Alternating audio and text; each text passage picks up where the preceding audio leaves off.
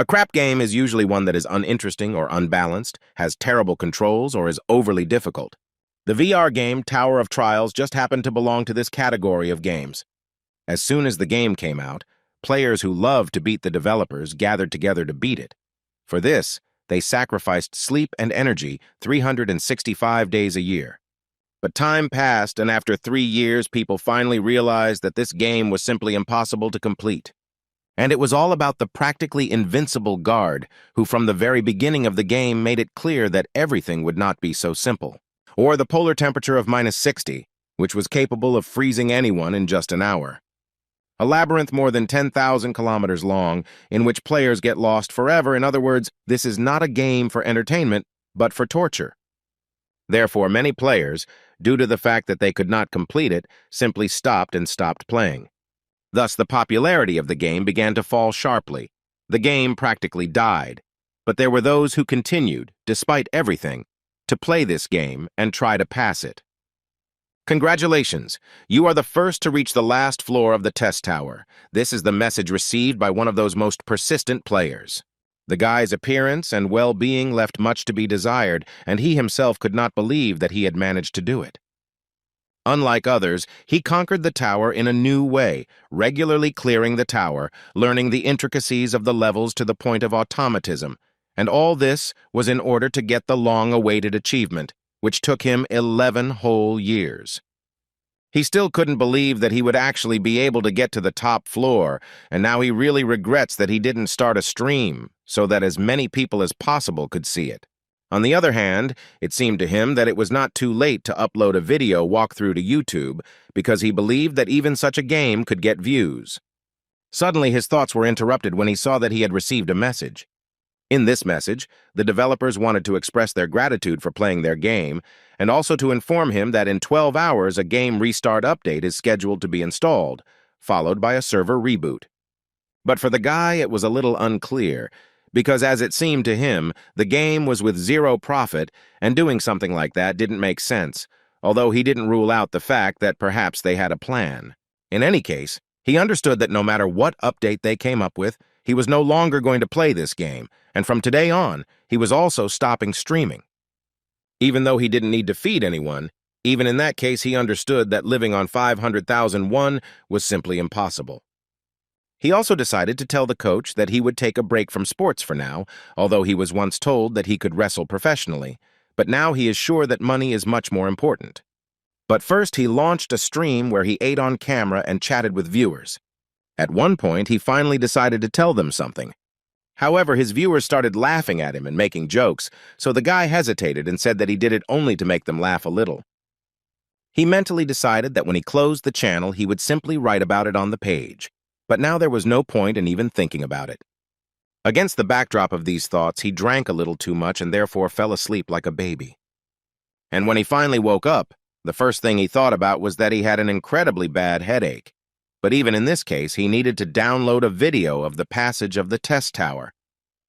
But when he turned on the computer and saw the main news of the day, his health suddenly faded into the background, and the whole point was that the test tower appeared in real life. People started discussing it, and many who played the game noticed that there is exactly the same tower in the game Tower of Trials, which was released 11 years ago. The guy, watching the broadcasts, noticed something more. Looking at everything that was happening, he realized that at the moment all this looked like a prologue, when you first enter the test tower. Suddenly, a message from the system appeared in front of him, stating that the installation of the first update for the test tower restart was complete. And then over the loudspeaker they informed all the players that they had to advance to the next floor of the tower within 90 days. Otherwise, in case of failure, humanity will completely disappear. The first update of the Test Tower reboot version, people quickly adapted to the new realities, and in the guy's head, there were only thoughts that he needed to immediately cool his head. After all, he understood that if the testing tower became real, then he couldn't just sit and wait with folded hands. He immediately decided that he needed to act quickly to get to the place where he could get this item first. Even though he had thoughts that humanity might disappear, inside he was still incredibly excited. At this time, people had already begun to gather in the capital, wanting to know when the trains would finally arrive to Busan, where they hoped to find salvation. But many believed that they could not stay in Korea at all and needed to immediately flee to another country. Although the news spread that this tower appeared in all countries and there is simply no point in fleeing to other countries, Jin Hyun-hak didn't waste any time. He purposefully tried to get to the place where the object was lying, which in his opinion could save his life. He approached one of the entrances to the dungeon and thought that now, in fact, is not the time to escape, but the time to fight. Jin Hyun knew very well that on the Korean server, this place was chosen as the area outside the tower, and there are about 30 of them around the world, and this is the closest one. As soon as he descended into the underground market of Seoul, the system notified him that he had entered a special area. There were already people there, and Jin Hyun understood perfectly well that all the people here had played the initial levels of the test tower. They all knew too much about each other here, so they looked at each other, but for now it was the only thing they could do. The number of items that will appear here is limited. Getting at least 5 pieces will be incredible luck, when suddenly his thoughts were interrupted by some person who somehow knew the name of Jin Hek. And when the guy turned around, his interlocutor was very glad that it was really him, although according to him, he was not surprised that Jin Hyuk came here, because he spent whole days in this game. This guy was a streamer and partner of the Paprika channel. This is a YouTube channel that has 500,000 subscribers. His name was John Soo, or as people call it, a celebrity. And also, by a lucky coincidence, he was the president of the company he had a contract with, so Jin Hyuk confidently told him that now was the time to start streaming. John Soo didn't think so. He asked the guy to just look around. What's going on? People definitely don't have time for streams now. After which he finally decided to find out what he had approached Jin Hyuk for, namely what floor he had managed to reach, because as far as he knew, he had been playing it all the time, and before Jin Hyuk could answer, John Soo immediately suggested taking advantage of it, since they were colleagues. Jin Hyuk was disgusted even to talk to this man because he deceived streamers, forcing them to sign unfavorable contracts. Even with a large number of streams, they went into the minus. Since the contract had already entered into force, the streamers could do nothing about it and were forced to follow its terms. In the end, the comrades with whom they started working together from the very bottom left the company one after another. And now this person tells him that Jin Hyuk plays well and has interesting streams. Therefore, John Soo agreed to change the terms of the contract, and in return he would help him get out of this horror. But Jin Hyuk did not fall for his tricks and immediately told him that the world had changed, and therefore he suggested that Jung Suk not to speak to him in such a tone, after which he hit him. He hit him hard enough that the man started yelling at him. But Jin Hyuk only felt better. He thought that he could even breathe easier after this. But in any case, you need to be prepared, because any minute now, what he feared most at this stage should appear. From minute to minute, a heavy rain began to fall from the sky. People immediately noticed this and started shouting that it was also in the game Tower of Trials, and Jin Hyuk continued to think that his memories were accurate, and it made him happy. Immediately after this, the system notified all players that the mangrove tree of greed was beginning to grow. The ripening fruits of this tree increased the level of strength, agility, endurance, and magic. Jin Hyuk, like no one else, understood that these were incredibly good items, but unfortunately, there were only 4 of them. And not only Jin Hyuk thought about this, but also other participants in the game, who immediately began to make their way to these fruits in order to capture them. This caused animalistic attitudes towards each other. People were ready to do anything to take this fruit for themselves. Even after he was hit, John Soo tried to convey to Jin Hyuk that if they united and divided the fruit between the two, they would still be able to benefit. Jin Hyuk continued to look at him with disdain, while Jung Soo yelled at him that the fruit was already ripe and he was late, so he also lost.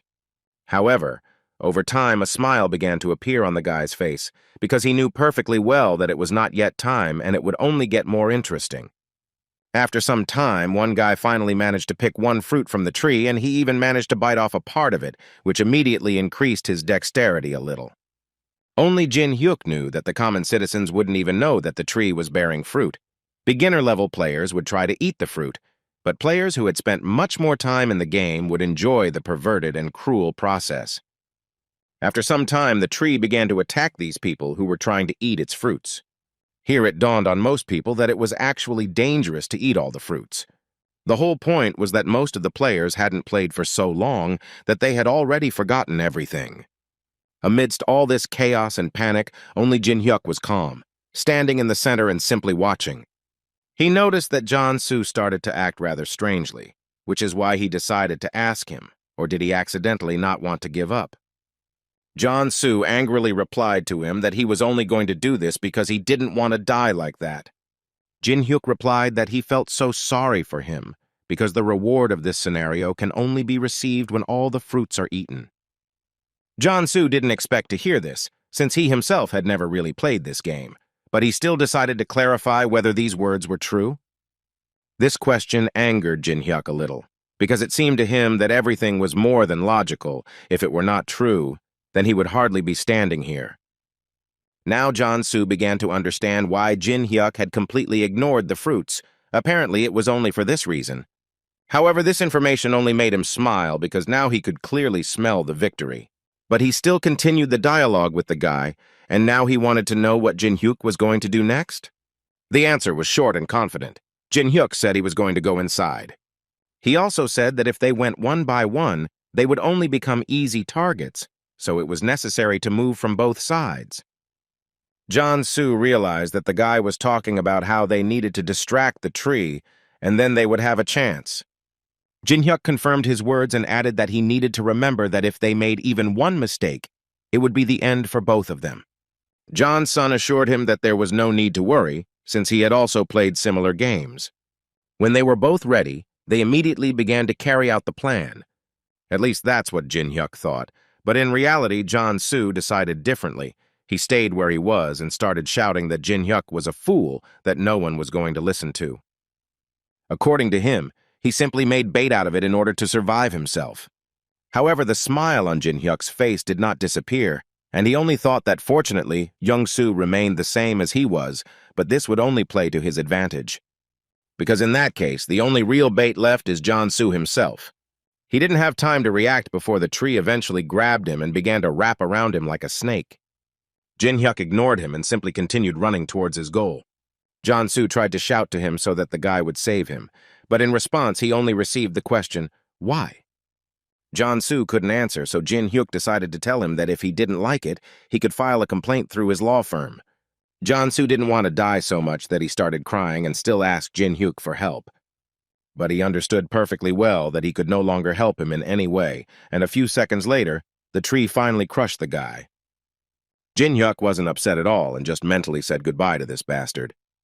However, there was no time to relax because the tree continued to attack him. Although, judging by Jin-hyuk's movements, one could say with certainty that it wasn't that difficult for him to dodge.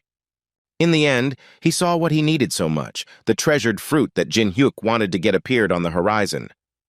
He immediately noticed the core of the mangrove tree, and thus once again became convinced that everything was as in the game, and now he needed to find a trajectory, provoke the tree to attack, and get to the roots.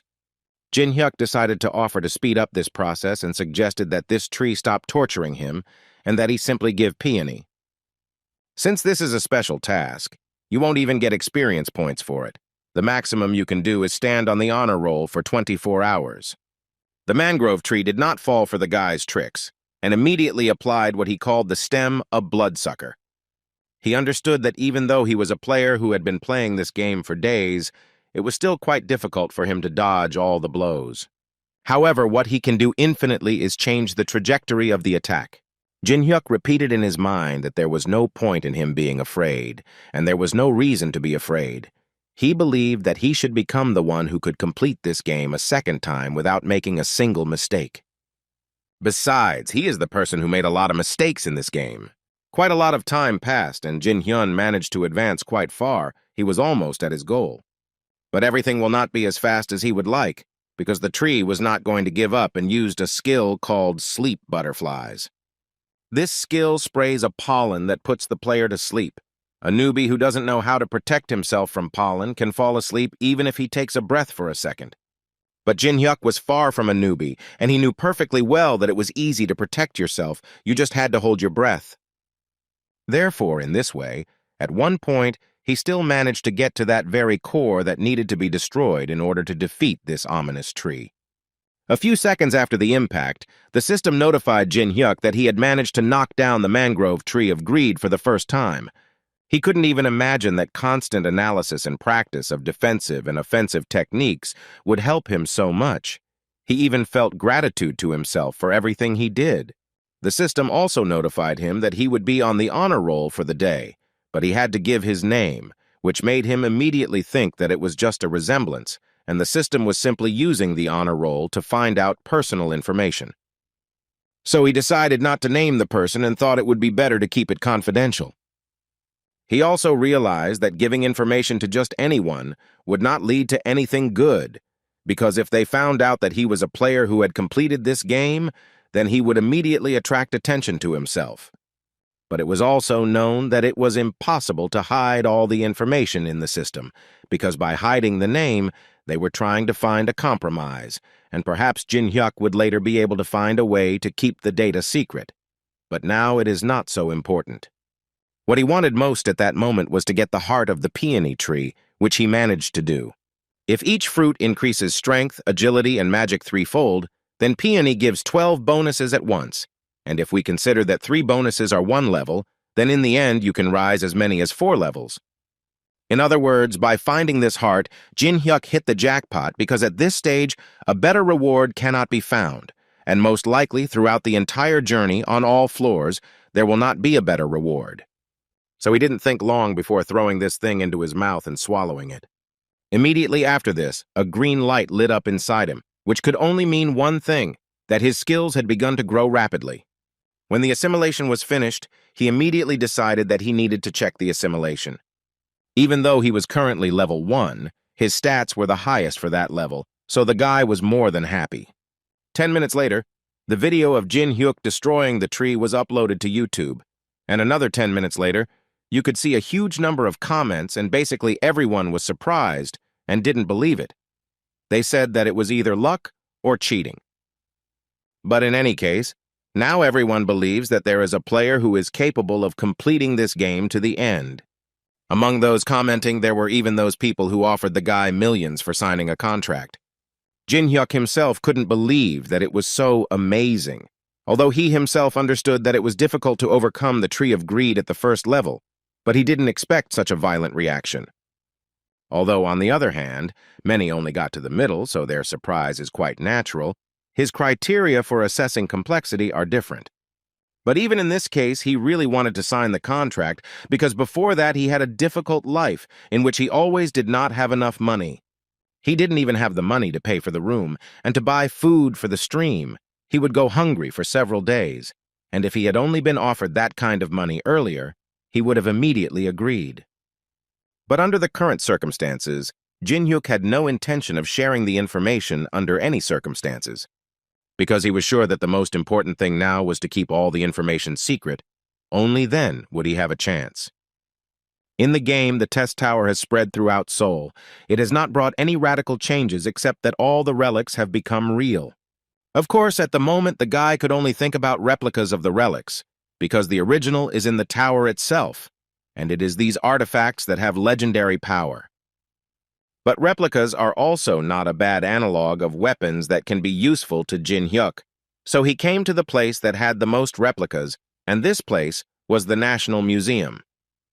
In the game, it was believed that if a museum contains a huge number of relics, then it can be considered a treasure trove.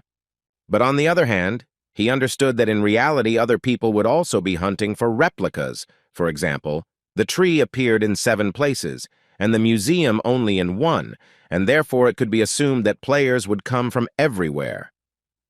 And among them there will not be ordinary players, but those who have spent many hours in this game, which will make it quite difficult for Jin Hyuk. But he decided that there was no point in waiting, so he first entered the museum and immediately noticed that it was too quiet. However, after a few minutes, he still noticed that there were those who arrived first.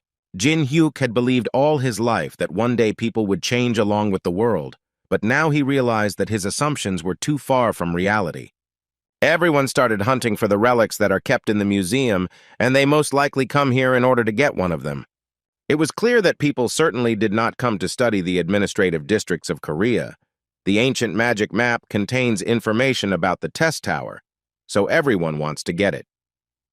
The location of labyrinths and historical places, the location of monsters and objects was also indicated there, and most likely, there is no person who would not be interested in this map. Even though it only contains information about 10 floors, it is still enough to become the item that everyone wants to get. But everyone also wants to get this map for the reason that none of them knows that the real relics are hidden below, underground. The fights between people continued until one moment they were stopped by a scream. It was created by one of the players, who ordered them all to stop, and whoever did not listen to him would suffer at his hand. But the majority, although they stopped, still began to laugh at him, because in their opinion, he would not be able to scare them. And so they decided to tell him that since he was so brave, they would also play this game, and so they assured him that if his finger moved, it would cut off his head. After that, it dawned on the guy that words would clearly not be enough here, so he decided to try on his strength and show them who should behave normally here. The faces of those who spoke to him suddenly changed, because they did not expect to see that this guy already had abilities. And while they were thinking, he repeated once more, telling them that the map belonged to him, so they had better move. It seemed that no one would contradict him, but suddenly, at one point, they still disagreed with him, and it was an old man who told him that he would be forced to disagree. The boy looked at him with contempt and asked him a question in which he became interested to know whether the old man had gone crazy. The man answered him that he was far from being an old man, but Min Jong-woo, and if his words were to be believed, then it was in his name to live in friendship and brotherhood. But the guy didn't care. He asked the old man to assess the situation and understand that he was capable of twisting his head off in a split second. Min Jong couldn't help but notice that this guy had a tongue sharper than a knife and needed to slow down a bit. But before the boy could say a word, the old man decided to ask him a question, in which he wanted to know what he thought would be faster, if he broke his neck or if he burned him to the ground. The guy's face immediately showed surprise and fear, and that was quite normal because no one expected to see magic at such an early stage. However, to his great regret, it was already too late, and the old man still used his magic. After a few minutes, only embers remained of this boor, and now he will hardly be able to threaten anyone. A girl immediately approached the old man and noted that since he possessed magic, this was a good reason for cooperation, and in response, Min Jong asked her to finish what she had started. Besides, she had already received the item in her hands. Yuri, that was the name of this girl who treated this game with a smile, but was always ready to do what was needed of her. And in order to complete her task, she needs only one figure, and if someone interferes, he will do everything. A few seconds later, a huge monster appeared from a small figure, and the girl immediately told them that whoever moved from the spot would become her enemy, and to make it more convincing, she decided to remind them that this monster starts eating from the head. Therefore, she suggested that they not make any unnecessary movements and still cooperate. It would be much safer for them. Regular players didn't expect to see so many experienced players in this place. But they still decided to throw down their weapons and surrender, because they understood that at the moment there was simply no point in fighting. However, this was only at first glance, because a few seconds later, a guy appeared in the center of the hall, walking slowly and telling them that they had made too much of a mess. Jin Hyuk didn't understand them. Did they really have no respect for art? But it's good that at least the card didn't tear. The girl immediately started to get nervous and call the guy names, telling him that he was apparently stupid because he didn't understand anything. Without thinking twice, she ordered her pet to destroy Jin Hyuk to show everyone that she was not joking and that all this was quite serious. The monster and his huge spear immediately rushed into attack. At one point, it seemed that soon there would be nothing left of the guy. But Jin Hyuk was not a simple player, and the girl did not think about this, and this gave him the opportunity to parry the blow. The people around were shocked that the guy managed to block the blow, and he did it with just one hand.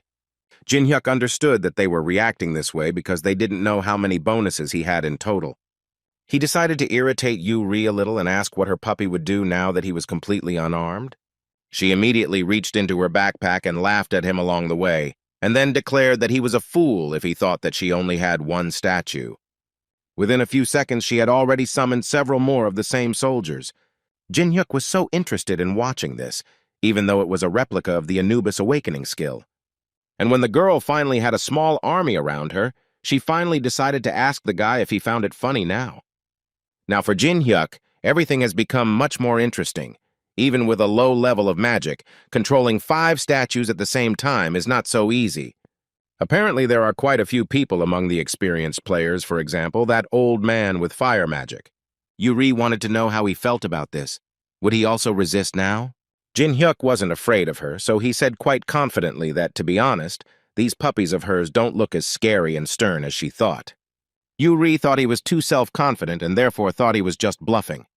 Jin Hyuk didn't argue with her, and only wanted to offer to teach her a lesson that she would have to remember for the rest of her life. In this game, it is impossible to estimate the difference in strength theoretically, so he decided to demonstrate to the girl how big the gap was between them, and for this he decided to use a skill called Tiger Among the Pines.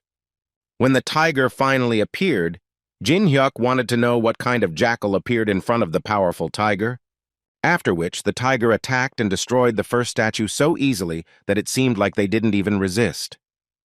The statues were destroyed one by one, and Yuri couldn't believe it, although deep down she knew that the guy's skill was much stronger than her statues. She had, of course, heard that there were different ways to use relics, but this technique was definitely new to her. Plus, she saw that the guy's magic was much stronger than hers, which caused fear inside her. So at one point, he made her sit on her knees and start crying. The fear of this guy won. Everything was so unclear in her head because she was actually confident in the power of the statues. But now, when she looked at this guy, she only wanted to know who he was? Jin Hyuk, instead of answering, asked her to simply give him what she had hidden. She pretended that she didn't understand what he was talking about and what she was supposed to give him. In that case, Jin Hyuk had to get down on her knees and tell her directly that he was waiting for her to give him Tutankhamun's mask. Yuri started to get angry because she knew that this mask was actually useless in Korea. But Jin Hyuk didn't care about this at all, and in order for her to give him the mask faster, he decided to use the tiger. After which, the girl gave him a relic called Tutankhamun's mask. Jin Hyuk liked this because in such a short time he was able to get the second relic quite quickly. Yuri suddenly decided to ask the guy if it was true that he was hunting for the map. Jin Hyuk actually forgot about it, but told the girl that she didn't need to know it at the moment. After which, he again approached his tiger and ordered him to stand here and make sure that no one followed the guy. With all the preparations complete, Jin Hyuk was finally ready to go for the Trial Tower's ultimate ability. A few minutes later, the guy stood next to the old man while the man mentally could not understand how Yuri could lose to him at all. In any case, now they stood together in front of the first-level passage and both were ready to enter it. However, the old man, unlike the boy, saw such a passage for the first time. He noticed that neither physical impact nor magic could help to pass such a barrier. Although Jin Hyuk knew perfectly well that in this case, magic works in a completely opposite direction. Jin Hyuk tried to read this gate, and over time he managed to find a solution to this problem, so he confidently said that he knew how to destroy this passage, but he immediately warned the old man that he had one condition. According to him, it is not very difficult, but the old man will have to use flame magic without stopping. Only in this way will they be able to weaken the passage. The old man understood him and immediately wanted to know until when he needed to do this, to which Jin Hyuk confidently replied that this needed to be done until he collected all the necessary relics and came back. In other words, Jin Hyuk was suggesting that the old man use his magic outside while he climbed inside, which the man didn't like very much. The guy immediately told him that it was impossible to use strong magic from the inside for a long time to weaken the passage, although it was hard to believe. But at the moment this was the only way. But Jin Hyuk promised to give him the card for this, because he really needed another relic. But the old man decided for himself that there was a lot of trouble and absolutely no benefit for him. In other words, this was the worst outcome for him, but he still clarified, or would Jin Hyuk definitely give him the card? The guy assured him that this would be the case, because he really didn't want to make an enemy in the form of a holder of cyclical magic.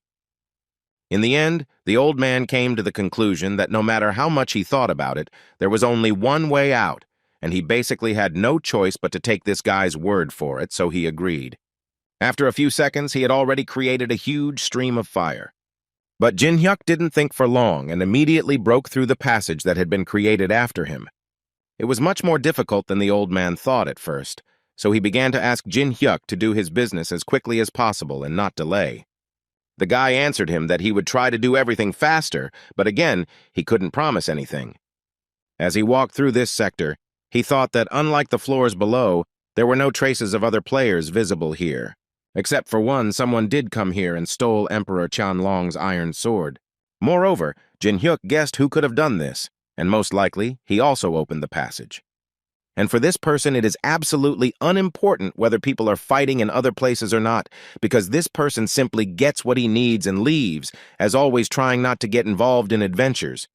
But in any case, Jin-hyuk was glad that that guy didn't take the relics he needed. The first thing he turned his attention to was the Lee Dynasty coins. This relic allows him to use an ability that is only meant for him. To create the perfect skill, you need the final piece of the puzzle. Jin-hyun knew very well that if two relics were combined, they would begin to interact and create a completely new relic. Additionally, if the player wants an even more powerful relic, he can pay his own price. Which is what Jinchen did, after which the system notified him that the interaction of the three relics was beginning. And then they received an even more pleasant notification that the almost impossible combination of elements was successful. Thus, he managed to obtain a relic called the Eye of Truth, thanks to which one can open another person's information window and recognize whether the words spoken are false or true. This item can be used 3 times a day. Jin-hyun also realized that the Eye of Truth was the most powerful among the 5 existing ones, but the reason he came to the museum was completely different. Because he performed this manipulation, he received a new skill as a reward. The ability to copy and save various abilities, combine them, and create more powerful skills. This is a great opportunity to become the strongest, a weapon that belongs only to him. This skill was called fusion, and now Jin-hyun became much stronger. Suddenly, his thoughts were interrupted by the same old man who had been releasing fire all this time so that the gate would not close. At that moment, Jin-hyun decided to test his new skill that he had received, and it seemed to him that the old man was just the perfect option. When he decided to do this, the system sent him a message, which said that Min Jung-woo had been wearing a mask and hiding his emotions all his life, so in order to copy his skill, he needed to expose his true self, or in other words, piss him off. The old man continued to shout at him and was already starting to get very angry with him. Jin-hyuk calmly told him that he could no longer use this skill. The old man didn't really understand what the guy was talking about and why he was suddenly asking him for such a thing. If you believe the guy's words, he had already stopped the effect of the magic a long time ago, so the old man did not play any role in blocking the passage. Jin-hyun smiled because he understood perfectly well that nothing could have happened to the passage from the beginning, because they couldn't even leave a scratch. But due to the fact that the old man had been using magic all this time, his mana was at 0. Now that he is more than sure that the old man cannot do anything to him, he is ready to move on to the next stage, that is, to start to piss the old man off. Besides, he knows absolutely everything about the tower, so he simply doesn't need a map containing information about 10 floors. But he also doesn't intend to give it to anyone just like that. Therefore, he decided to burn it completely, because he had already said that he did not need it, because he understood that if the map existed, then someone would be able to master the information of 10 floors, then the secret of his ability would be at risk.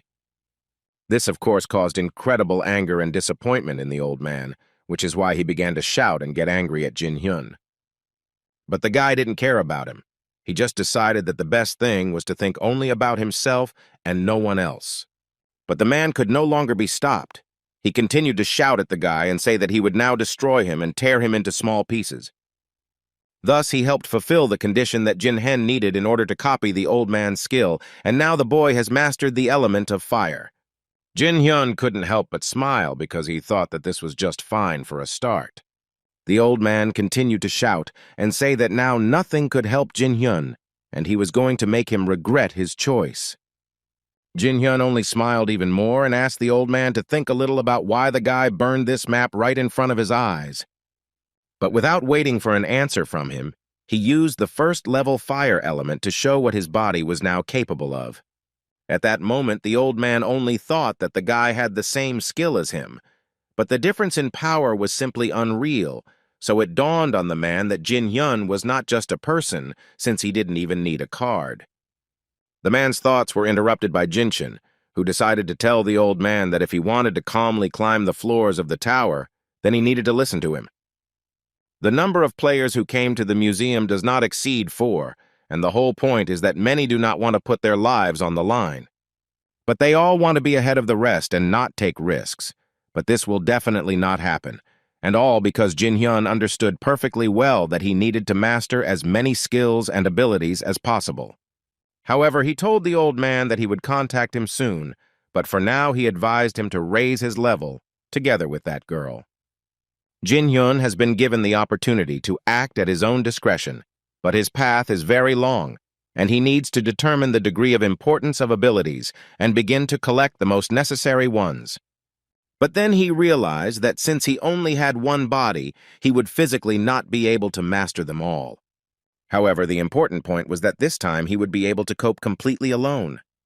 Suddenly, his thoughts were interrupted by his stomach, which informed the guy that he was quite hungry, and it would be nice for him to have a snack.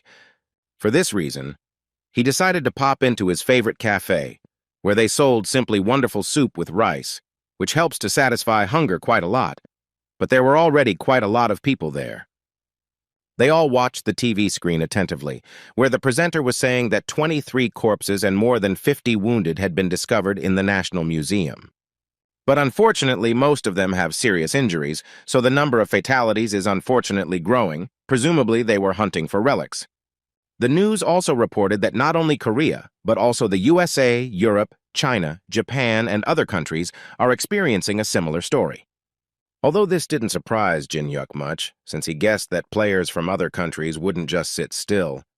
Then the TV showed footage that clearly showed Jin Hyuk and his tiger attacking other players. People couldn't believe it. It seemed to them that an ordinary person was definitely not capable of this, although they still didn't rule out that this was the same person who was so actively discussed in the chat. But when they showed the video of the battle with the mangrove tree, people realized that this was definitely the guy the whole city was talking about, which clearly didn't please Jin Hyuk, because he understood that since many people already knew him, he should think about a disguise.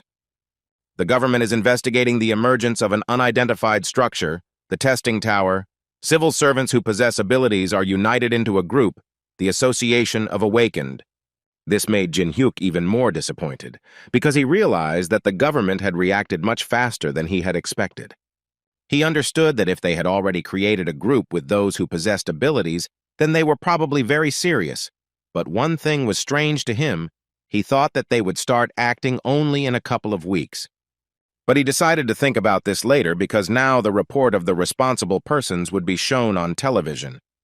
The first to speak was the association leader Han Sang-jin, who first said that he was here to gather all the awakened. Depending on the level, he and his team offered a minimum annual salary of 60 million won and the title of a 7th-level civil servant. However, he immediately added that the exception was the man who had just been shown on air. After all, they decided to provide Jin Hyuk with special conditions, which consisted of the fact that if he still decided to join them, then they would try to fulfill all his demands. Even though people didn't know who the guy really was, they were incredibly jealous that they weren't in his place. Although Jin Hyuk didn't intend to think so, because he understood perfectly well that the state was simply taking him for a fool, so he immediately decided that no matter what they offered, he wouldn't be interested in it. After all, he, like no one else, understood that one experienced player is more significant than 100 mediocre ones, and Han Sang-jin knows this, so he is trying to lure the guy. The name is an ace up his sleeve. But what was more interesting was that Jin Hyuk wouldn't mind knowing the reason why Han Sang-jin was leading the association. Was it because he had a good ability? Although, on the other hand, he did not rule out another option, that the man could have played the test tower for a long time, and since it turned out that way, Jin Hyuk wanted to check it, because in that case, he would be able to copy his skill if it was worthy. When the hour hand points to a new time, the test tower opens, and when it finally happened, An incredibly huge number of people gathered inside her, including Jin Hyuk, who could not believe that this reality was no different from the game. When players enter the tower, they immediately receive 100 coins.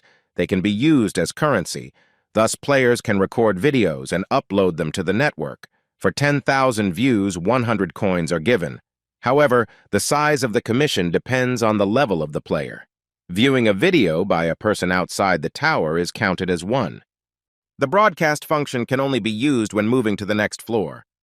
The system also immediately notified each player that cheating views and other illegal actions will be punished, and the punishments will be very severe.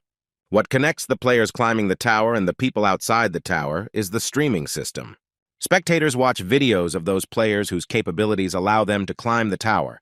This system is the most exciting feature of the test tower, because with popularity come those very coins that are so important in this tower.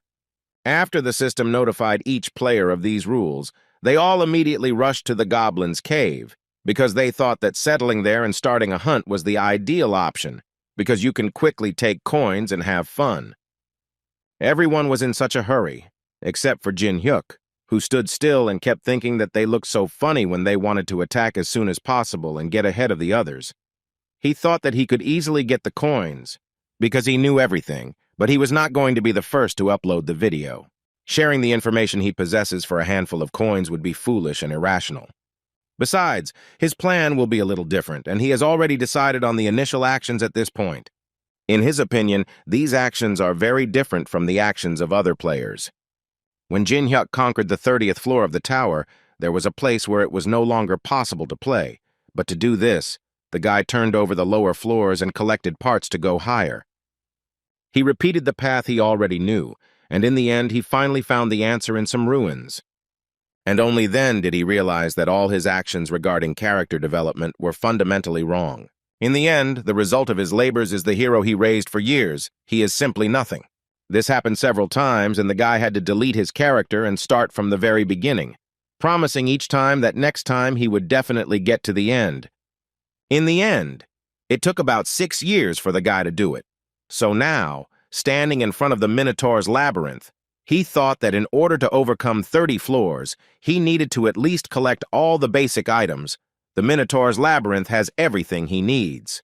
But most of all, he didn't think about ever returning here. It was so long ago. For him, it was not very pleasant and so exciting at the same time that he did not know what to do with himself. But in any case, he was more than ready to finally begin his journey, which he was going to walk without a single mistake.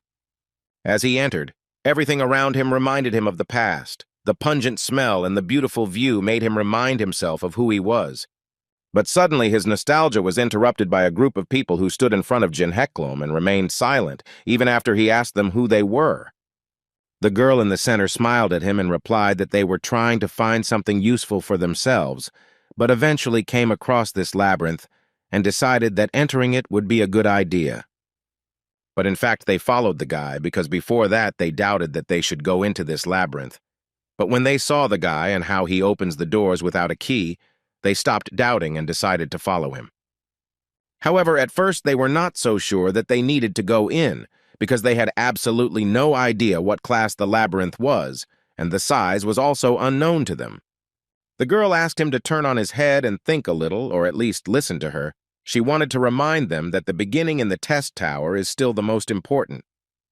Besides, she thought that the guy was on the first level, and the labyrinth wasn't that dangerous, since he was able to enter without a key, especially since the labyrinth was on the first floor. They understood this perfectly well, but they were still interested to know whether this guy would share with them. The girl smiled and answered with confidence that of course this would not happen. And so she decided to suggest that they make it so that this guy would remain in the labyrinth forever. And when they met, the girl told the guy that since they met, it would be nice for them to go through it together, because she thought that it would be easier to do it in company.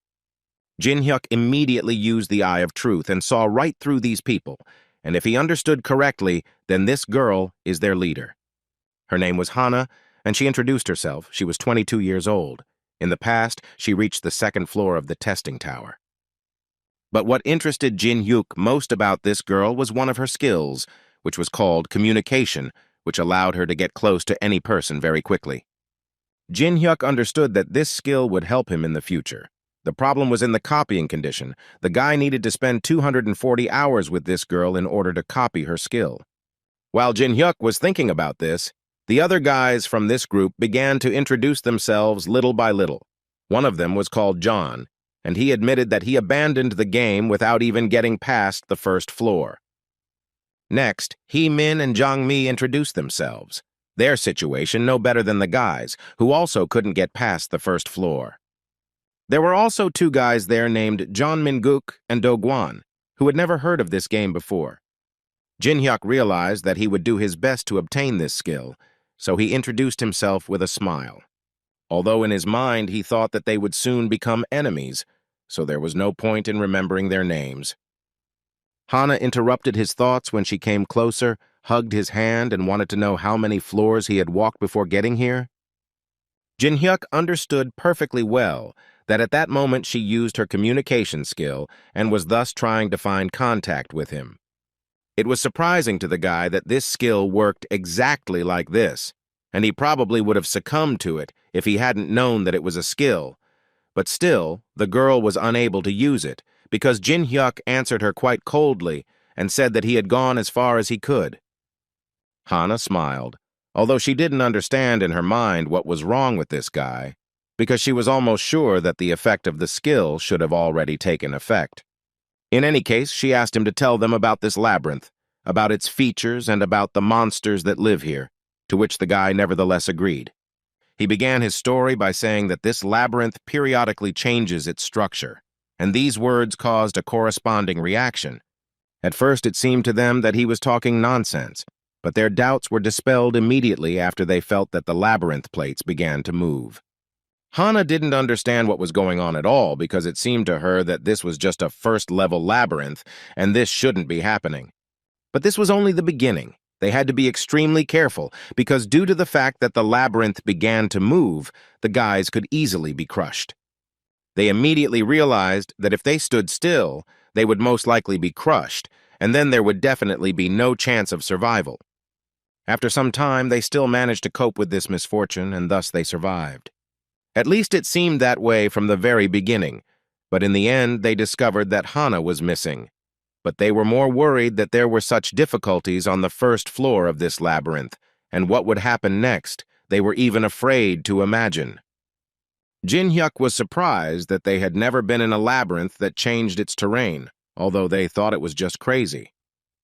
They immediately decided that it was too dangerous for the first level, and they needed to get out of here as soon as possible. The first thing they wanted to do was ask Hee Min to use her skill to find a way out of here. But she wanted to say in tears that while the labyrinth was changing its terrain, her skills stopped working, so in this case, she would not be able to help them. In other words, she wanted to say that they were stuck here and couldn't get out. Jin Hyuk was curious to know why they entered the labyrinth so calmly, but now he understands that all they were counting on was navigation skill. These newbies went into the labyrinth thinking that it would be no more difficult for them than going to the store. But now, it was clear to him what was wrong with these guys. He was more interested in the fact that that thing should soon reveal itself. Suddenly, Hana turned to the guy and started yelling at him that he was a scoundrel for not warning them that the labyrinth could move. She also decided to blame him for the fact that they received so many wounds, even though they tried to dodge all this time. The other guys supported her, saying that he was indeed to blame for deliberately hiding the information, and Mina disappeared only because of him. He sighed heavily and answered them that he did not force them to go with him. Hana immediately froze because she didn't understand how he even found out about this, and Jin Hyuk added that it was entirely their idea because he didn't drag them here. One of them got even more angry and started shouting that he didn't want to hear anything more from a scumbag like Jin Hyuk, especially since he was now in a bad mood because they ended up stuck. But suddenly the guys' words were interrupted when they heard the cry of a beast, and when they turned around they saw a monster. It was a huge minotaur. Hana, looking at this monster, already then understood that they were most likely finished, and now they had a good chance of staying in this labyrinth forever.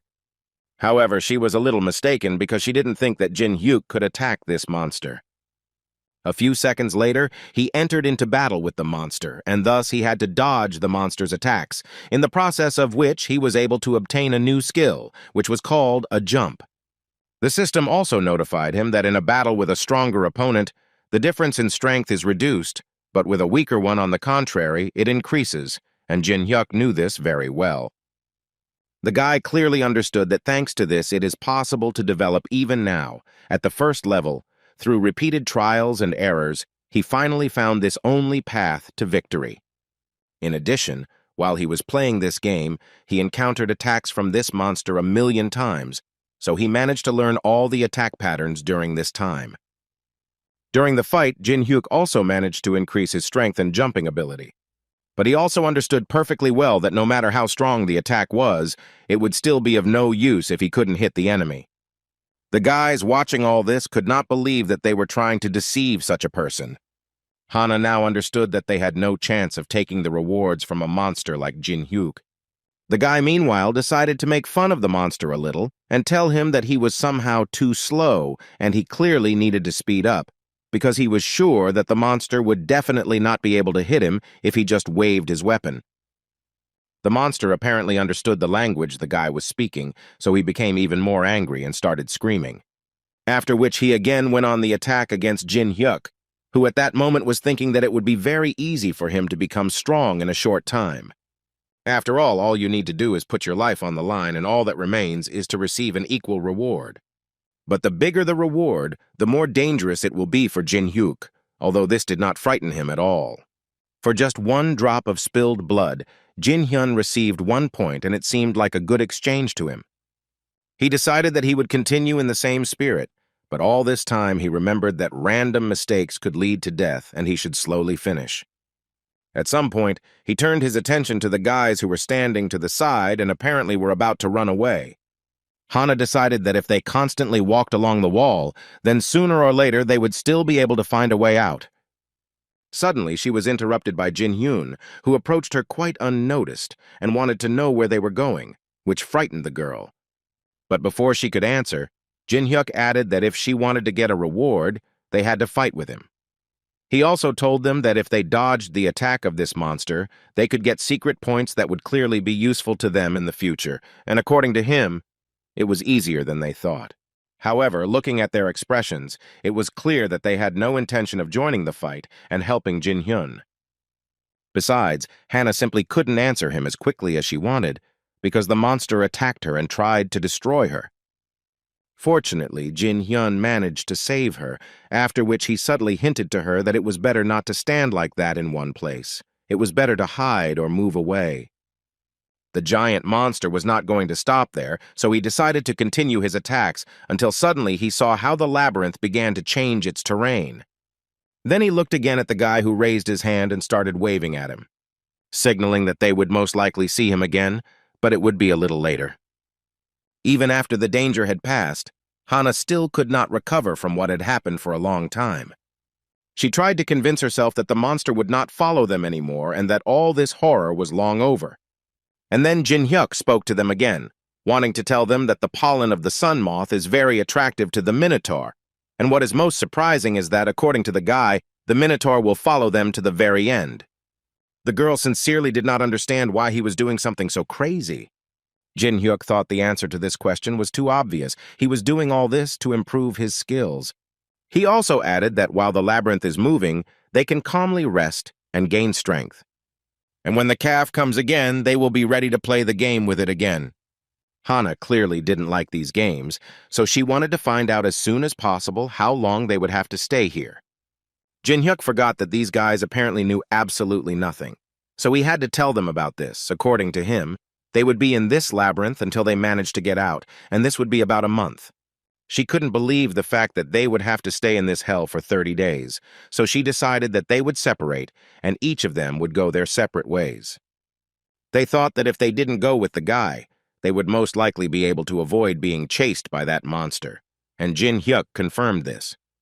But then, with a smile, I decided to ask them in which direction they were planning to move.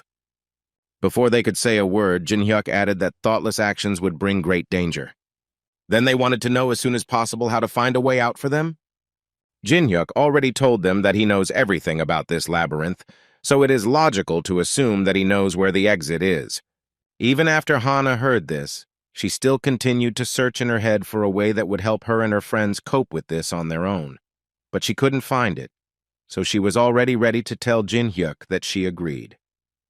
But he interrupted her in order to tell her that in this world, you have to pay for everything, and for leveling up weak players, of course, too, because that's exactly what the guy will be doing.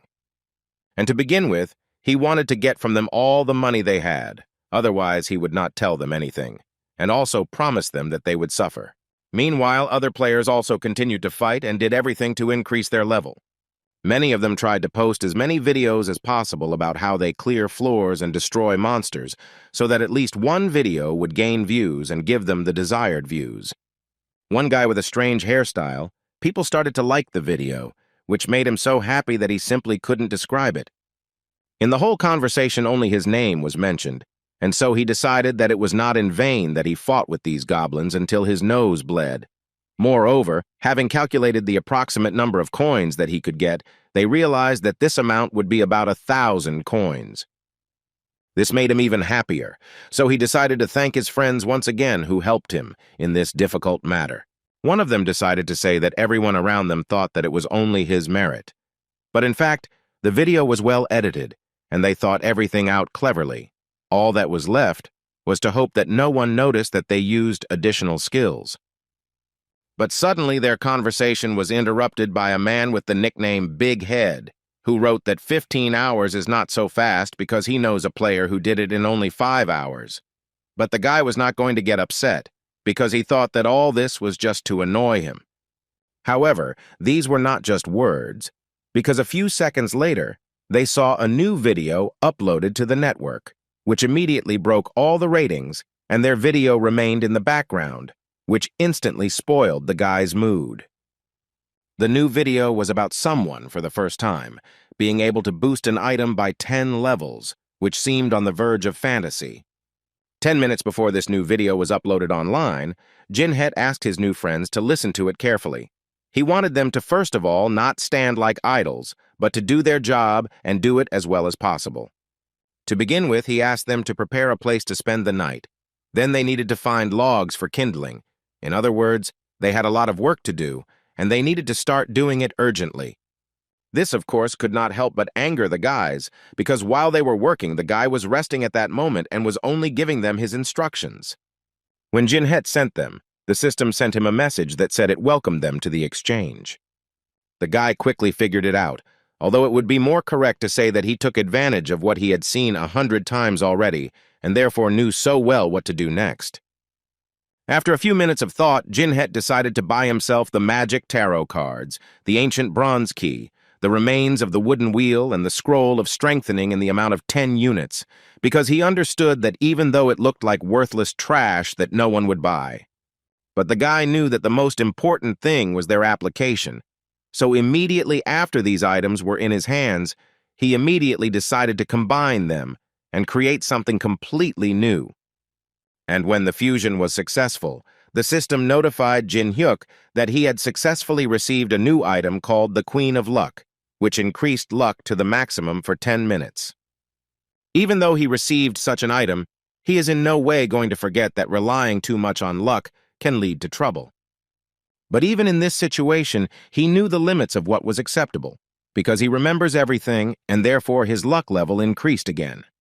The probability of a successful enhancement is less than 1%, although the enhancer has such a probability, but he has the maximum level of luck, so he decided to direct all his luck to the dagger.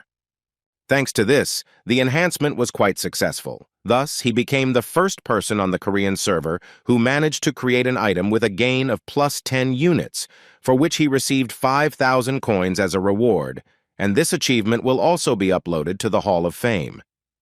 Jin-hyuk was very happy that he finally got something useful, and not some junk that no one needed. 10 days of torment had passed since then, and the boys had already begun to think that they would rather die than live such a life. The whole point was that they had to make a fire out of twigs every day. At first, they slept on the floor, but then they decided to make a sleeping bag out of moss, which, although it was better than the floor, was still far from what they wanted, and for food they only had mushrooms and moss. But it wasn't all that terrible, because the most terrible thing was the Minotaur, who periodically appeared in their lives. Each time for them it is a one-way race that borders on their life, and the only one who takes the situation calmly is Jinhet. With each passing second, they thought more and more that they would soon die, and also assured themselves that Jinhet was simply using them, and then at one moment, he would take and abandon them. In the chat, people also couldn't find anything about this guy because he was constantly getting an error, but some of them were sure that he was a person who had passed at least 10 levels. And Hannah, reading all these comments, began to understand that all these people were left outside the tower only so that they could sponsor the players. But she still had one hope in the form of the Raven Guild. But in the chat, she was immediately upset when they said that she would have to wait 3 whole weeks because the road to this labyrinth is not that short. All this forced her to propose to her friend a plan, which in her opinion was the only one that could help them. Namely, she wanted them to destroy this guy and then take his things and hide in a recently found cave until they came for them. But in this regard, she believed that they had only one problem, and it was that she had no idea how to get rid of him. The guy who was sitting next to her suggested that she smash his head in while he was sleeping. Thus, he believed that he definitely would not be able to survive. But at the last moment, right before the blow, she still stopped him and asked him not to do it, because according to her, it was a bad idea, because this guy had incredible reflexes, and if he noticed the swing, it would be the end for them. After which, she said that if they attack directly or carry out a quick attack, then they have no chance of winning. Perhaps, as soon as they are about to attack, he will be able to carry out a lightning counterattack, and then they will definitely not be able to do anything. At that time, he did not understand what she wanted to offer him, because he believed that they could not simply continue to suffer like this. In response to these words, she told that her brother was a member of the Black Crow Guild, and he once gave her something in case of dangerous situations. It was a poison, a drop of which could eliminate as many as 100 trolls, that is, the poisonous saliva of a giant bee. She assured her friend that if they were to do what they had planned, they had to do it for sure, so that they would not regret it later. After some time, Jin Hyun, looking at their food, already wanted to vomit. The thing was, they were eating mushrooms and moss for dinner again, and he had the feeling that they were filming a survival show. But the girl did not understand his surprise, because it seemed to her that it was too stupid to expect good food here, and if he still wanted something better so much, then he could easily hunt rats or moths, which irritated Jin Hyuk, because Hannah had recently begun to be rude to him too often. He endured and asked her to bring him some water, which was standing behind her, and he asked Chol Sik to add some more mushrooms for him. He was absolutely not against it, because he thought that it was not food, but a complete horror, so he constantly told the guy that since he wanted them so much, he could eat as much as he wanted. Hannah, at this moment, mentally thought only about how they would get rid of this guy, and the last straw for her patience was that he made them pretend to be servants, which they are not. But Jin Hyuk still ate the mushrooms that the guys had deliberately poisoned. Smiles immediately appeared on their faces, and they were already waiting for the guy to feel bad and for them to finally be free. Suddenly, Hannah's thoughts were interrupted when she saw Ka Cheol Sik start to choke after eating some mushrooms. And a few seconds later, he died completely, which the girl simply could not believe. At this time, Jin Hyuk laughed at them because they thought that he would eat what they prepared for him, and the girl was even more surprised because she realized that apparently Jin Hyuk knew that they had slipped him poison. The guy confirmed this and told her that he had switched the plates while they were not looking. But it wasn't even this that angered him the most, but the fact that they turned on a hidden broadcast, and this, in his opinion, was a very cruel violation of the rules. She pretended that he was talking complete nonsense and asked him to provide her with proof since he was so sure of it. Jin Hyuk continued to talk to her absolutely calmly and suggested that she think a little, because they both know that the broadcast can be turned on when a person fights with a boss to move to the next floor, and for cheating and other violations, certain measures are planned to be applied. But if it is established that there were no violations, then the complainant will be punished. And while Jinshin was filing a complaint, he noted that Hannah could at least control her facial expression, because everything is clearly visible on her. Well, when the complaint was officially sent, a strange circle appeared around the girl, and all the comments from the broadcast appeared behind her, and Jin-het turned out to be right. The viewers who watched this broadcast were also fined. They will not be able to watch the video for a month, and after 2 similar violations, the users will be banned forever. And as for the player, today she will find out what a cruel fate is. Immediately after these words of the system, the monster that had been chasing them for so long appeared. He was so angry that he was ready to destroy everyone in his path. Jin-hyun suddenly stood in front of Hannah, and so she had hope that he would fight the monster this time too. He continued to ignore her, and she continued to try to call him and find out which way she should run this time. It was so surprising for him because he did not understand how she could be so shameless. A couple of minutes ago, she tried to poison him, and now she asks him to help her. She didn't know what to answer him, so she decided to remind him of what he had been telling her all this time. Suddenly, Jin-het, looking at the girl, saw a message from the system which notified him that the copying conditions were met, and now he could use the communication skill. After which he coldly told her that he no longer needed her. She didn't have time to ask what it meant before he left, and all that was left was to shout after him that he would regret it because her brother was in the Thieves' Guild. After these words, she heard a response from the guy, who told her that time would show who would need to be afraid. And then he demonstratively dealt an incredibly powerful blow to this monster. The guy felt that even though it was small, he still had some damage, so he was glad that he had not pumped up the skill called Power Surge in vain.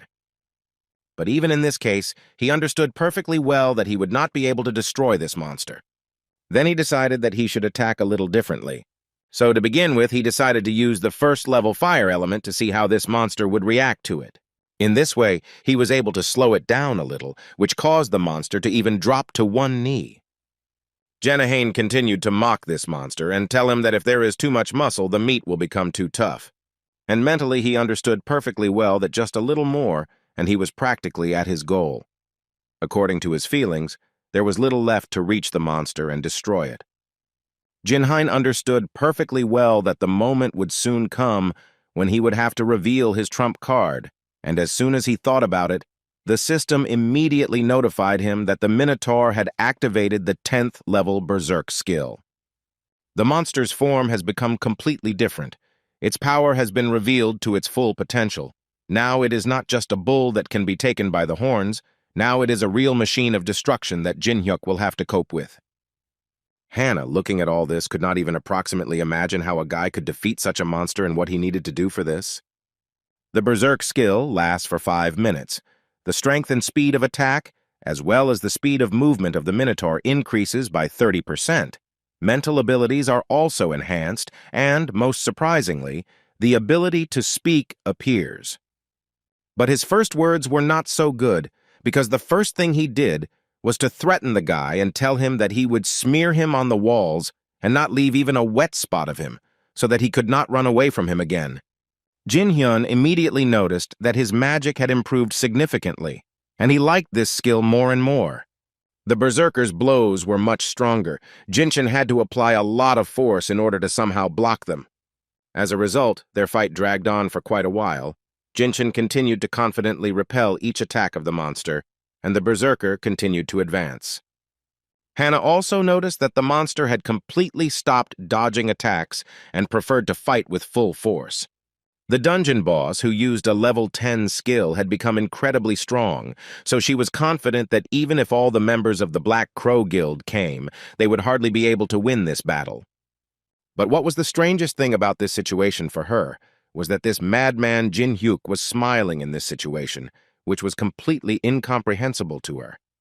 The whole world froze no matter how the guy ran. In reality, it seemed that he was walking in place. He felt helpless in the frozen reality. But now he realized that it doesn't matter whether it's reality or a game. Life is still hellishly difficult, but the world he's in at the moment rewards his efforts. It was with these thoughts that he destroyed his opponent, who was trying to tear him to pieces. At least that's how it seemed at first glance. But a little later it became clear that this monster is not as simple as it might seem. He decided to strike back and shouted at Jin-hyun that he was trying so hard, but still couldn't make even a small scratch. Suddenly, his words were interrupted when he realized that he was no longer able to strike. His arms and body literally did not obey him, and Jin Hyun at that moment happily noted that his 5 minutes in which he should have managed had successfully expired. The Berserk skill gives the creature incredible strength for 5 minutes, but the skill has one important nuance. The one who used this skill loses consciousness for 24 hours. Thus, Minotaur immediately after the end of this skill fell into a coma for 24 hours, and Jin Hyun was happy that he was able to increase the power surge by 57 units. He also did not forget that there were only 20 days left, and if he continued as he planned, he would be able to increase his statistics to the first 100 points. Hannah was still there and watching everything, so at one point she decided to ask the guy if everything was over, to which he answered her that this monster had simply fallen into a deep sleep and would return to normal in 24 hours. In other words, he wanted to tell her that the labyrinth would change again, and in about a day, he would hunt them again. After which he turned to her and reminded her that they still had 20 days left to spend in this place. As he had said earlier, they would definitely need to spend a month here. Exactly 20 days had passed since then, and Jin Hen still had to fight with this Minotaur, who had been hunting him all this time. But on the good news, Jin Hyun was able to increase his strength to 100 points while fighting this monster. Therefore, with each subsequent day, this monster seemed weaker and weaker to him, because of which at one point it simply became uninteresting for him to fight with him. Their last fight didn't last long. Jin Hyuk was able to quickly destroy this bull, after which he turned his attention to the girl with whom he must decide what to do next. She thought in her mind that he would finish her off, but then he suddenly told her that he was recruiting trainees for his squad, which surprised the girl greatly. Hannah stood and just looked at him, not understanding what was going on and what kind of squad this was, and he could only notice that she was behaving too sluggishly, and apparently she was simply not interested. But the girl immediately changed and began to say that she was very interested in this and that she would incredibly like to get into such a group. Before accepting her into this group, Jin Hyuk wanted to ask her how she could be useful in his group, to which the girl almost immediately responded that her ability to communicate would definitely be useful to him for managing people. Although the guy himself understood that this skill was no longer relevant since he himself had it, so he asked the girl to come up with another reason why he should take her. She decided to promise him that she would never, under any circumstances, betray him, but Jin Hyuk thought that this was too weak. Hannah fell silent, and Jin Hyuk decided to announce his decision, but she immediately stopped him and asked him to give her some time. The guy immediately stated that he was not going to wait for anything. Besides, time was up and it was time to finish with her. Therefore, the girl had to reveal her last secret, which was that she had Bram's ring and she was ready to give it to the guy if only he would spare her. She fell to her knees and began to tell him that her brother wanted to exchange the dynasty's ginseng for him, but now she wanted to give it to the guy, just so that he would not touch her. And then the guy froze because he couldn't believe that Bram's ring had been with the ravens all this time, and he was looking for it in a completely different place.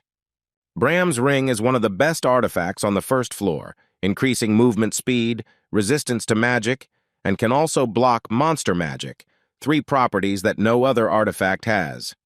Jin Hyuk decided to use the Eye of Truth and check if Hana was telling the truth, and this skill showed that Hana was not lying, which made the guy smile, because he understood that the girl was not bluffing and she was really ready to give up that artifact. So after thinking a little, he still told her that she had passed the interview and was now a full-fledged member of his group, and she was glad that she had managed to survive. He immediately warned her about 2 conditions. The first is that they do not pay wages to interns, and the second is that she will have to appear at his first call, and it does not matter to him where she is and when he wants to see her. And now, when the girl heard these 2 points, Jin Hyuk offered her to sign the contract, which surprised the girl a little. She didn't think that she would have to sign the contract. Jin Hyuk didn't understand her surprise because they really had to sign this contract, but before that, he wanted to combine 2 skills, the element of fire and Hannah's skill, which was called communication. Eventually, he obtained a skill that was known as the Brand of Destruction, and with a smile on his face, he noted that from this skill, she might feel a little pain.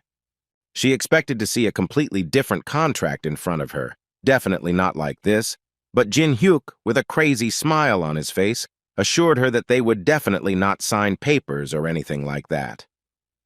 He was going to engrave the mark of destruction on Hannah's face, and then festively announce that she had been accepted into his group. The peculiarity of this skill was that the one who was engraved with this symbol could not disobey the engraver. A few hours later, they left the labyrinth, and the system notified the guy that he had passed the labyrinth for the first time and congratulated him on it. Also, each player who managed to pass the labyrinth was given a reward of 5,000 coins, and the girl considered that this was the very reward for all her torment. But apparently she was so happy in vain, because right after the coins appeared on her account, Jin Hyuk approached her and politely asked her to give him all the coins. Now Jin Hyuk had more than 10,000 coins in his account, and it warmed his heart that there were no other players with more coins than him. He also did not forget to tell the girl that she had to bring him Bram's ring within 3 days, although she immediately told him that it was too little. But Jin Hyuk didn't care about this, and to make her hurry, he reduced this period even more and gave her only 2 days, which was catastrophically little. Hannah realized that it was better for her not to argue with him and to do what he told her. After some time, news appeared on all the news that the strongest guild in Korea was planning to defeat the boss of the 3rd floor. The Tangan Guild is the strongest guild in Korea, and the stakes are very high for this guild, even though the tower is fought by players from the USA and Europe. Some were waiting for China's help, but one of the main experts kept saying that instead of waiting for help from the outside, it would be better to capture the tower on their own, especially since he believed that the Tangan Guild would be able to cope with it. Jin Hyuk didn't support such zeal because he understood that with the current development, going to the boss of the 3rd floor was too dangerous. But on the other hand, he understood why they were in such a hurry. They wanted to get as many resources as possible that were located on the floors of the tower. However, the thing is that 90 days are given for each floor. In other words, there is no need to go to the 3rd floor, and even to the 2nd, there is no particular point. After all, if they do not strengthen the rear, but constantly move forward, then sooner or later, they will not be able to cope with the difficulty of the level, because of which they risk losing, and then there will definitely be no second attempt. Therefore, Jin Hyuk decided not to rush into this, and first decided to collect all the necessary information for the last month. To find the truth among the lies and gossip, he decided to turn to people he could trust. It was not one person, and they were all so different. Among them was a man with the nickname Bald Head, and his real name was Tae Min. Also in this group was a girl nicknamed Fire Fist, whose real name was Yu Yeon Hwa. When Jin Hyuk saw them in real life, he was a little surprised, because they looked completely different. He played with these guys 2 years ago. He would never have thought that his first band would be created exactly like this. The only thing that didn't change was the skills that the guys got, as Jin Hyuk expected. This time, Tae Min got the title of King of Machines. The guy didn't have any serious shortcomings, and his magic was powerful. As for Yeon Hwa, her ability was called Taekwondo Master, and her ability helps in close combat. He also noticed the fact that they were almost the same level, and most likely they hunted together. And this did not surprise Jin Hyuk much because they had gotten along well with each other before. The conditions for copying their skills were quite unusual, since the system found out that they were long-time friends of the guy. Then the condition for copying was that when they reached the 20th floor together, he would be able to copy their abilities. Suddenly, his thoughts were interrupted by Tae Mi, who tried to tell him that it was Captain Boring's turn, which made him a little angry because his name was Jin Hyuk, and he asked everyone to call him that. Although he understood perfectly well that he was also to blame for this, because his nickname was Captain Boring, and he came up with it himself 11 years ago. In any case, he decided to introduce himself once again to his old friends, who had not yet met him in this world. He told them that he was 27 years old and that he once streamed on Paprika TV. Hearing this, Tae Min remembered who he was and immediately told the guy that they could all relax since they had actually played together for so long. Those who wanted to use him, those who wanted to betray him, Jin Hyuk was so tired while he was among these hypocrites. Finally, he got into the company of people with whom he felt so comfortable and good. He learned from them about what happened while he was in the labyrinth. the development of the world's main guilds, streaming trends, and of course about the group of miners who created a certain factory and kidnapped people. Tae-min wanted to know in response where Jin-hyuk had been for the last month, since there had been no news from him. And before Jin-hyuk could say a word, Tae-min decided to ask him if the guy had taken the test, which surprised him because he didn't understand what kind of test they were even talking about. A few minutes later, they were already riding in a taxi, and the couple was telling him that when the tower first appeared, a stream of players rushed inside, but from the second floor, the number of deaths increased. Therefore, in the end, the association set a limit, and now only those who pass the test can go up to the second floor. Also, after passing this test, each player is given an individual code, like the one on Yonghwa's hand.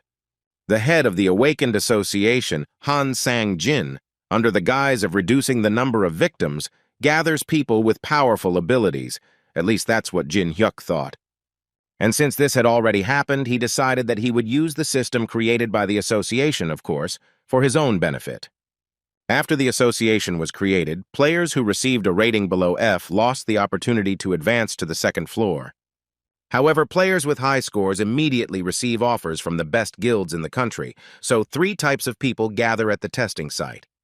The first are those people who are madly eager to gain the right to enter the tower, and those who want to show their right of entry to the whole world, such as Park Ha-jin, who is a rising star of the Raven Guild.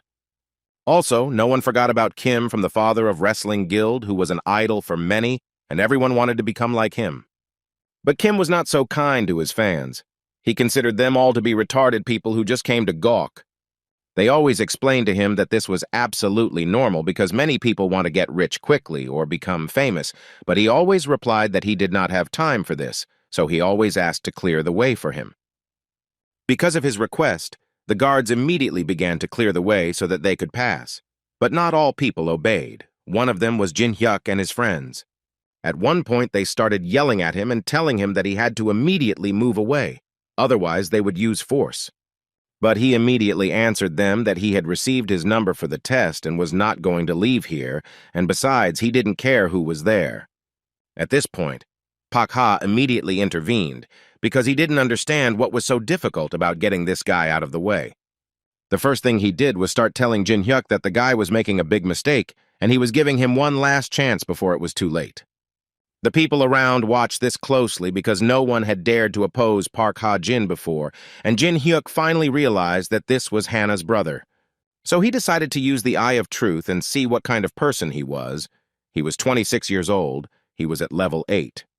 The conditions for copying his skills were unusual. Jin-hyuk needed to raise the target's interest to the maximum. Then he would be able to successfully copy the ability. The system also notified him that if he raised his hostility to the maximum, he would be able to copy another skill, which certainly interested the guy. Park Ha continued to say unpleasant things to Jin-hyuk, and of course it didn't go without threats. Everything continued until Hannah approached them and saw the man with whom her brother was arguing. Looking into his eyes, she immediately realized that things were bad for them. But she didn't have time to do anything or even say anything before Jin-hyuk broke Park Ha's finger. Everyone around was shocked by what they saw, because most were afraid to even talk to Park Ha, and this guy broke his finger. Which made him even more angry, after which he didn't think for long before going on the attack. But his attack ended in failure, due to the fact that Jin-hyuk instantly dodged and even managed to launch his own counterattack. Everything happened so quickly that most didn't even have time to see how Jin-hyuk managed to strike. It seemed to everyone that Park Ha just fell in one moment, and that was it. Hannah realized that it was better for her not to show herself in front of Jin-hyuk in front of so many people, but she was most worried about what he was doing here at all. Kim stopped the whole mess and ordered the boys to calm down immediately or he would have to use force. Upon seeing this guy, Jin-hyuk immediately used the Eye of Truth to read his skills and understand what this guy is capable of. But in the end, he failed to do it because the system showed him an error. The whole point was that the skill could not be used due to too big a difference in levels. Jin-hyuk heard that this guy had already reached level 20, but in any case, he wasn't going to be afraid of him, and told this Kim to his face that Park Ha didn't need a nanny, to which he immediately received a sharp response from Kim that he was a pretty useful guy. This made Jinshin smile, because he knew very well what the word useful meant. After all, this guy was doing everything to deliver some forbidden things to China. From the expression on Kim's face, it was immediately clear that he didn't understand how this kid even knew about such information. Jin-hyuk thought that Kim was asking him the wrong questions, because in reality it didn't matter where he learned this. What was important was something else. For example, how to get rid of the side effects that these drugs cause. This was the last straw. Kim used a skill called dungeon, and thus protected the two of them from other people. He did this so that their conversation would remain confidential, and Jin-hyuk was completely prepared for such a conversation. So he immediately asked the man for 10 dungeons. But for Kim, this was quite a lot, so he asked Jin-hyuk to first prove that he was not lying to them. The item needed to restore stamina and mana is the Goryeo Dynasty Ginseng. But if you just eat it, there will be a side effect, or in other words, magical poisoning. Jin-hyuk assumed that Kim was currently suffering from this, but he hastened to assure him that 3 items could help with this: Corasian juice, moonstone, and most importantly, the mandrake root. And according to his feelings, they cannot find the mandrake root only, so he was ready to happily tell them where it can be found. Everything that Jin-hyuk just said matched the words of the scouts and researchers who spoke with Kim, so he began to trust the guy. But still, he doubted some things and he wanted to know who this guy was. However, he had to believe him, even though he took out his sword and immediately warned the guy that he had to do everything as he said without tricks. Otherwise, the consequences for him would be irreparable. And in his mind, he couldn't stop thinking about the fact that this guy had asked for as many as 10 of the most valuable dungeons, and that this was an excessively high price for him. So at one point he decided that he would do things a little differently and finish everything they started here. But suddenly his thoughts were interrupted when at one moment he felt incredible pressure on his body, and then, when he looked at Jin-hyuk, he heard from him that if Kim had not yet understood, then his life and their deal were currently in his hands. Tai Min and his girlfriend were currently fighting with other players who were trying to interrupt Jin-hyuk's conversation. As the conversation suddenly ended and the dungeon skill ceased to operate, Jin-hyuk asked Manhwa to calm down first, as she was obviously already on edge and ready to destroy anyone. They both immediately ran up to the guy to find out how he was feeling, because it seemed to them that he had just been kidnapped. But he immediately calmed them down and assured them that he was actually fine. He also added that he and Kim actually found common ground, and now everything will be different. Meanwhile, Park Hui pestered Kim, not understanding why the man suddenly decided to leave so quickly when he needed to punish Jin-hyuk. Moreover, according to him, he was ready to do it himself, if only the man would give him a chance. But his words and vows were suddenly interrupted when Kim approached him and grabbed him by the neck, then lifted him up and said only that it was time for the guy to finally understand the fact that he was not his equal. After which he warned him that if he did something like that again, he would greatly regret it. He almost strangled him, but in the end he heard the answer he wanted to hear.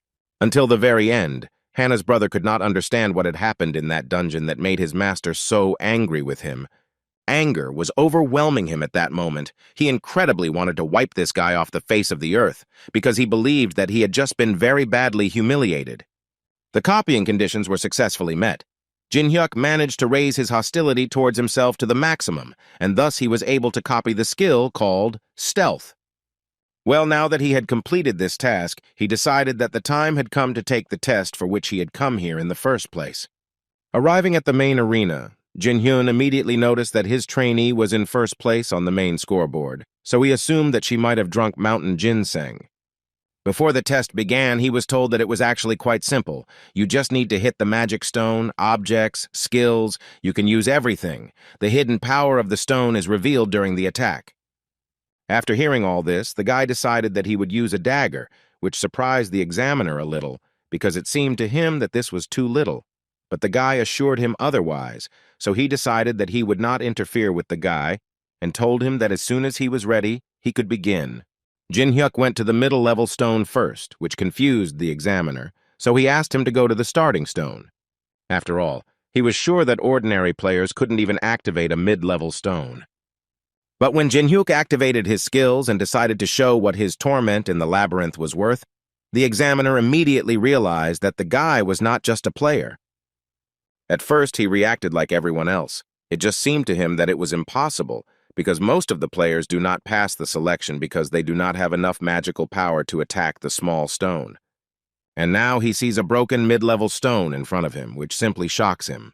As a result, after such a blow, the examiner noticed that the guy had an S rank, which he needed to immediately report to his superiors, so he immediately began to pick up the phone.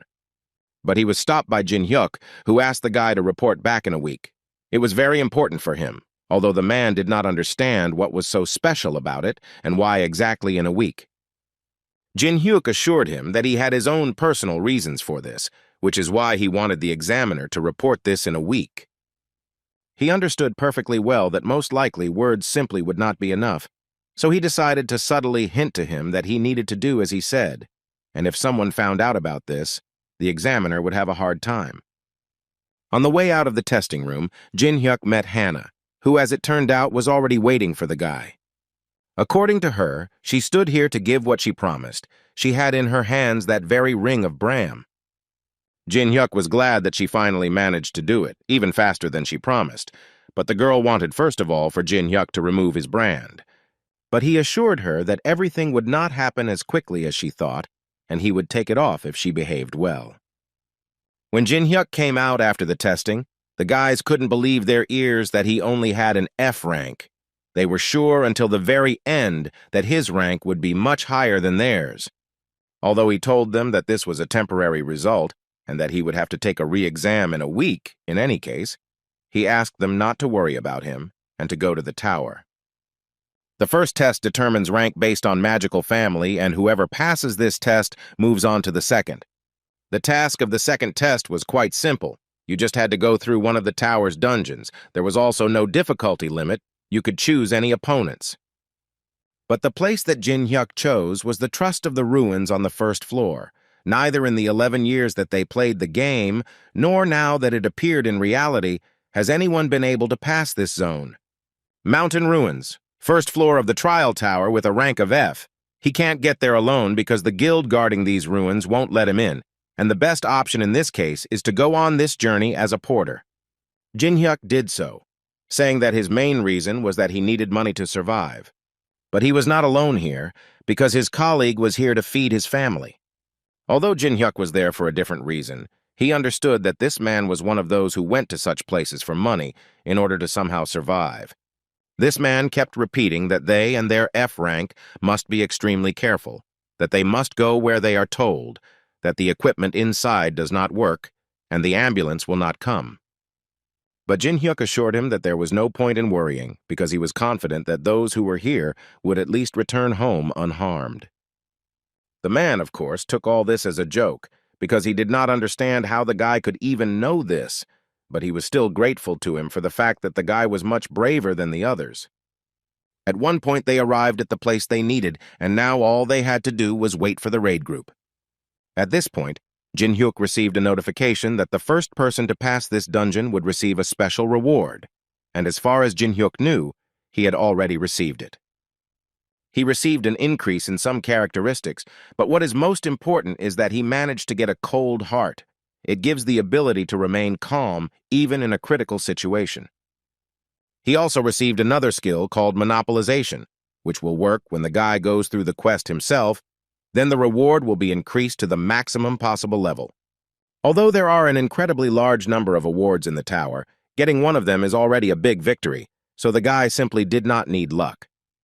But suddenly his thoughts and joy were interrupted by a teleporter, which worked, and the raid group arrived at the site.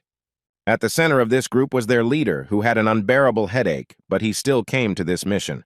It was a raid group called Parhe, and that guy was apparently the leader. At least that's what the guys thought. Jin Hyuk used the Eye of Truth and immediately saw that this guy's name was Song Jung-hwan, and he was the first to start giving orders. The conditions for copying his abilities were very difficult in Jin Hyuk's opinion, because he had to earn Song Jung-hwa's trust during the raid. The guy understood that at the moment they were in different groups, and it would be incredibly difficult to earn the trust of such a person.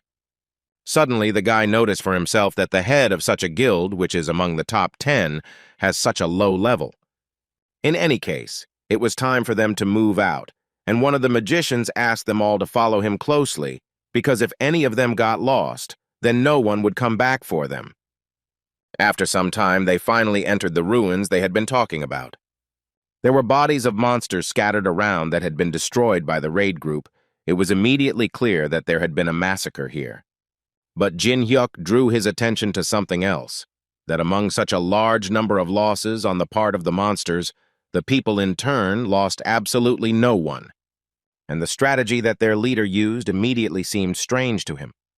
Suddenly his thoughts were interrupted when his new friend approached him and asked the guy not to stand like a statue, but to go do his job, that is, distribute food and groceries.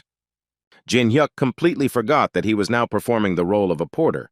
Moreover, according to the man, he had to help foreigners today.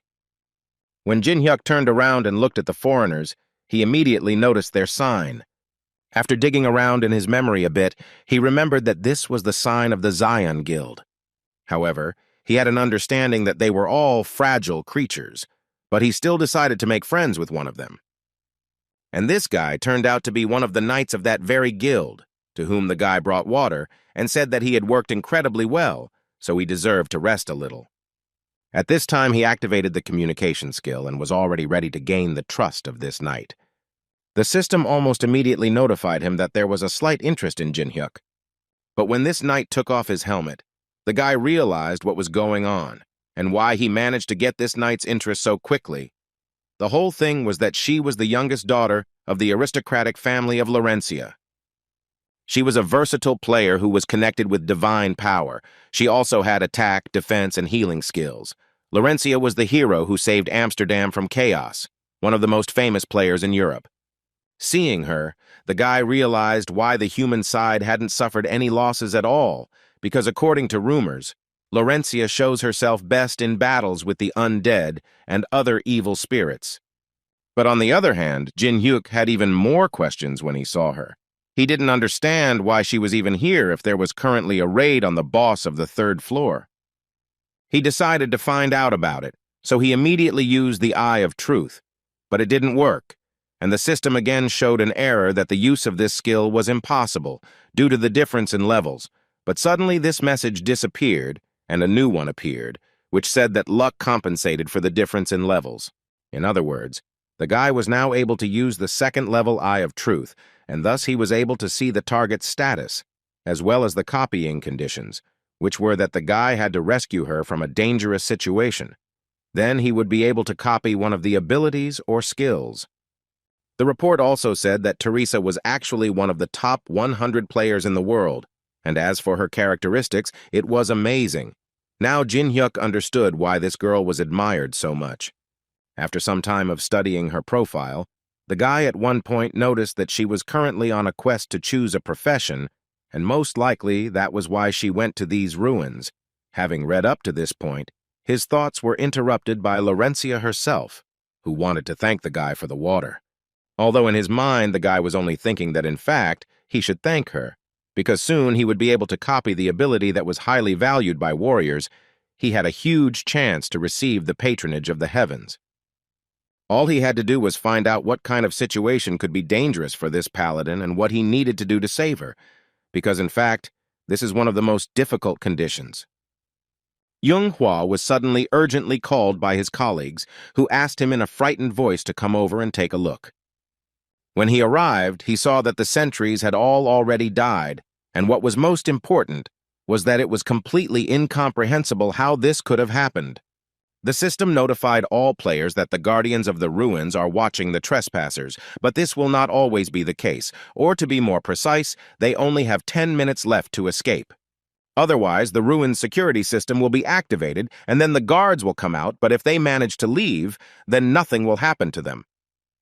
Hua immediately grabbed his head and started screaming, because he couldn't even imagine what kind of idiot activated it. And he also understood that now they had no choice, because this system was already in combat mode and would most likely destroy them. The 10 minutes that this system gave the guys to leave was too little, and if they stay, then most likely they will all die, because he was well aware of the fact that fighting the guards with their forces was suicide. At least half, or even more, would die. But on the other hand, he understood that if they evacuated innocent people in 10 minutes, but thoughts were creeping in one after another, he didn't know what to do in that case, because he had actually been working so long to become the head of the guild, and he only needed to finish one raid successfully. But apparently luck was not on his side today. In the end, he made a rather strange decision. He announced to everyone that they were still continuing the raid. This obviously caused surprise among the other players, who simply couldn't help but notice that they weren't even halfway through, and the guards would soon start attacking them from all sides, and so they thought that this was a pretty bad idea. But he wasn't going to listen to them, so he immediately asked them to stop chatting and follow him. If something happened, he would definitely take full responsibility. Besides, he believed that even without a second team, they had a great chance of success. At least he wanted to believe it because Saint Teresa was with them, and she would help them in any case. One of the players started running around the dungeon and talking about how the guards had woken up and that they would all come to them soon. But everyone he told this to believed that there was no point in worrying because such a huge guild as Parhe would not act without countermeasures. The loners believed that all they had to do at the moment was obey the leader, and then everything would definitely be fine. But suddenly one of them fell silent because he heard a strange pressure hanging over him. It was a huge hand of one of the guards, which ultimately crushed him, leaving the guy no chance. Then they finally realized that they were not in the most advantageous and safe situation, and they urgently needed to come up with something. As soon as they saw the guards, they immediately began to prepare for battle. They sent tanks forward, porters back, thus they created a formation. All tanks received various kinds of improvements, and Sun Jong Hwan activated steel protection. Also, when they finally gathered into a full-fledged structure, he activated a skill called second-level combat concentration. The magicians also took an active part in this resistance, and the guards were getting closer and closer to them. And a few seconds later, the battle with the dungeon guards began. The battle was not easy. Many guys asked for reinforcements on their flanks because they understood perfectly well that they might not cope. But everything was so difficult that the leader simply could not give them additional people, which is why many could not stand it and eventually died. Yoonghwa was well aware of the fact that there would be casualties in any case. In his opinion, it was inevitable. Besides, at such a moment, he thought about solo players last of all. First, he wanted to save his people. Unlike guild players who act in a coordinated manner, solo players in such battles immediately get lost and therefore quickly die.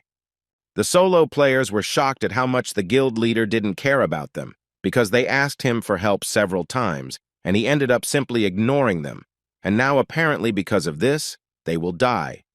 But suddenly, hope appeared when Laurentia rushed into the battle, using a skill called the fourth-level cross, and thereby destroying several guards at once. She immediately realized that 2 guards had passed through the raid group's positions, so it was obvious that the non-combat units were in danger. Laurentia immediately decided that she needed to hurry up and cover the rear. The guards of the dungeon meanwhile reached the carriers, who understood perfectly well that they would not be able to defeat even one of them, so they realized that most likely it would be the end for them. And as soon as one of the guards swung, his body fell apart into small pieces, and then Jeekin appeared in front of the man's face, who reminded him that he had promised him from the very beginning that they would all return home alive. After which, he used the element of fire and again began to destroy one guard after another. He did not destroy them completely in order to give the guild the opportunity to do so, because he understood perfectly well that he could not destroy them because he needed to remain at level 1. But still, he couldn't get the thought out of his head about what could have awakened the high-level guardians of the ruins, because in his opinion, there was absolutely no point in it. Suddenly, the porter Jin Hyuk was talking to disappeared right before his eyes, and when he turned around, he saw Laurentia, who moved the porter away from the guy, and then said that she considered the guy a good person, but he ultimately decided to threaten others with his knife. And so she decided to assume that perhaps it was Jin Hyuk who woke up the guards, but first she wanted to arrest him to find out. Jin Hyuk definitely didn't expect things to turn out this way. He didn't expect that he could be accused of something like that at all. But he won't be able to just stand there because Laurentia decided to attack him right away, but he was able to dodge the attack in time. This made her even more angry, and she asked him not to resist, because if he continued to do this, then she would have to harm him, which she really did not want. Jin-hyuk, in response, tried to convey to her that there was a misunderstanding between them and suggested that they calmly discuss everything, but she was not going to do this. She believed that first she needed to arrest him, and only then would she listen to his excuses.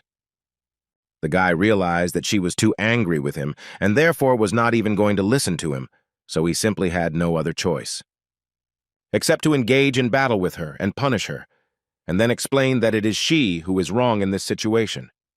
When she was disarmed, he pointed his knife at her and once again, in a convincing tone, told her that it was not he who woke the guards. Moreover, he tried to convince her that if he needed it, he would destroy them all with his own hands, after which the same man intervened in their dialogue, who did not understand why Laurencia was doing this because Jin-hyuk saved his life and did not try to intimidate her. At that moment, she realized how stupid a thing she had managed to do. She immediately stood up and began to ask him for forgiveness for this, although Jin-hyuk assured her that everything was fine because his actions looked suspicious and she had the right to do so. After a short time of conversation, she found out that his name was Jin-hyuk and that he was hiding his identity, which was not entirely clear to her, and she wanted to know the reason. But the guy answered her pretty quickly. He said that his reason was very similar to the girl's reason because he knew that she invited the Zion Guild for cover, but in fact, she secretly wants to get the contract of St. Peter for the quest to choose a profession, and he needs one item, the receipt of which no one should know about. He also told her that he knew absolutely all the strategies for passing these ruins, and then even suggested working together because their items were in the same place. The guild leader at that moment was shouting that they should go forward, coordinating their actions, and he did not support the fact that they wanted to go alone. Laurencia told him the opposite and added that according to her map, there were only 20 kilometers left. Besides, the strategy was known to everyone. Moreover, she believed that nothing would change if she wasn't there. Besides, according to the agreement before the battle with the boss, all squad leaders had the same rights. Thus, she successfully pressured the guild master, and he agreed to her conditions, but only immediately added to her that she must return before they reached the boss room, to which she agreed and promised that she would join them before the battle began. She would also like to take one of the porters, to which the head of the guild immediately agreed, saying that she could actually do whatever she wanted. He only asked her to return on time. All the porters who were there immediately realized that if they went with Laurencia, it was most likely a one-way ticket, so they looked away and tried to do everything possible that she did not choose one of them. But suddenly, from the crowd of porters, a hand was raised. It was Jin-hyuk who proposed his candidacy himself. According to him, he would not mind going with her. He was immediately attacked by other porters who believed that he, as an inexperienced person, should not do this, because they believed that there is nothing more important than life, and no matter how sacred it was for him, he still did not need to do this. Jin-hyun understood perfectly well that no matter what he said, they still wouldn't understand him, so he decided to go a little different way, and for this, he wanted to ask them if they had ever had such a situation when they were so fired up by one idea that they were ready to do everything in order to bring it to life. They didn't know what to answer him, when suddenly the guy himself started screaming about how right now his love was burning inside him. According to him, it was so big that he was ready to lose his life. After these words, he simply left with Laurencia, and the other porters fell silent and were unable to say a single word. After some time traveling through this dungeon, they came to a place where they came across a huge number of monsters. Taking a closer look, they realized why so many monsters were concentrated in this particular place. It was because of that sarcophagus. They understood that the things they needed so much were located there. Jin-hyun himself understood this. He wanted to make sure that the girl understood it. She answered him that she was perfectly aware of everything, and as soon as she said this, a notification from the system immediately appeared in front of them, or rather a warning that the owner of the abode of the fallen was watching them. Jin-hyuk was sure that they were talking about the boss at the moment, because he had never been interested in the players, but now he decided to show himself. Laurencia suddenly interrupted his thoughts to point out that these words were definitely from the boss, but she didn't quite understand what these words could mean. She didn't want to believe that the boss saw them as enemies. But Jin Hyuk immediately convinced her that this was far from true, because he was more than sure that the boss recognized him, although the girl did not quite understand where he got such confidence in all this. So she decided to talk to him a little about it. She reminded him of how he told her that he knew the way to get through, and he confirmed it again. And when he did this, she wanted to ask him what she needed to do then. What was her role in this game? After a while, Laurencia jumped right into the center of the crowd of monsters and activated a skill called the Song of Battle, which increased all of her stats by 3 times for 3 minutes. Sometime before, Jin Hyuk told her that her task was actually quite simple. According to him, she had to attract the attention of the undead as much as possible. He understood in advance that if she released divine energy, then all attention would be focused only on her. Which is what she did. First of all, she activated the 5th level Saint skill and began to destroy one monster after another. And while all the undead were running towards Laurencia, Jin Hyuk continued to run over their heads, with the understanding that if he ran over their heads, he would not engage in battle with them and would not accidentally increase his level. However, his plan was not as perfect as it might have seemed to him, because at one point something appeared before his eyes that the guy definitely did not expect to see here. The thing was that because of such powerful attacks by Laurencia, the elite undead were released, and after them the elite merci rose up. But in fact, Jin Hyuk was not upset, and was quite happy to see a mini-boss who could carry a lot of useful things inside himself. Suddenly he was attacked by a guard who appeared out of nowhere. Fortunately, the guy was able to dodge in time, which was a bit strange for this place, because the guy had absolutely no idea what this creature was doing here. He assumed that perhaps the matter was that the conditions had changed due to Laurencia's presence. In any case, he tried to quickly assess the situation. He immediately noticed that the fox was using his usual black lightning, and it would not be difficult to deal with him. But as for the flying monsters, he was clearly not sure, and he would definitely need to be as careful as possible with them. Overall, it didn't take him long to deal with these monsters, and he got even closer to the sarcophagus. He felt that Laurencia would also finish soon, and then there would be only one left, the skeleton. The guy didn't have time to start attacking this very skeleton when suddenly someone cut his body in half, and the blow was so strong and clear that the cut was not visible at all. And then Jin Hyuk heard a painfully familiar voice that told the guy that he had been looking for him for so long, the one who reads monsters like an open book. A few seconds later, a guy with a sword appeared in front of him who said that he was sure that Jin Hyuk would appear here, and that's why he was waiting for him. The guy pretended that he had absolutely no idea who this guy was and what he wanted. And this made this stranger even more angry, who was ready to burst because the guy didn't recognize him. Jin Hyuk decided not to interrogate him, and so used the Eye of Truth to find out who this guy was. This guy's name was Jong Song.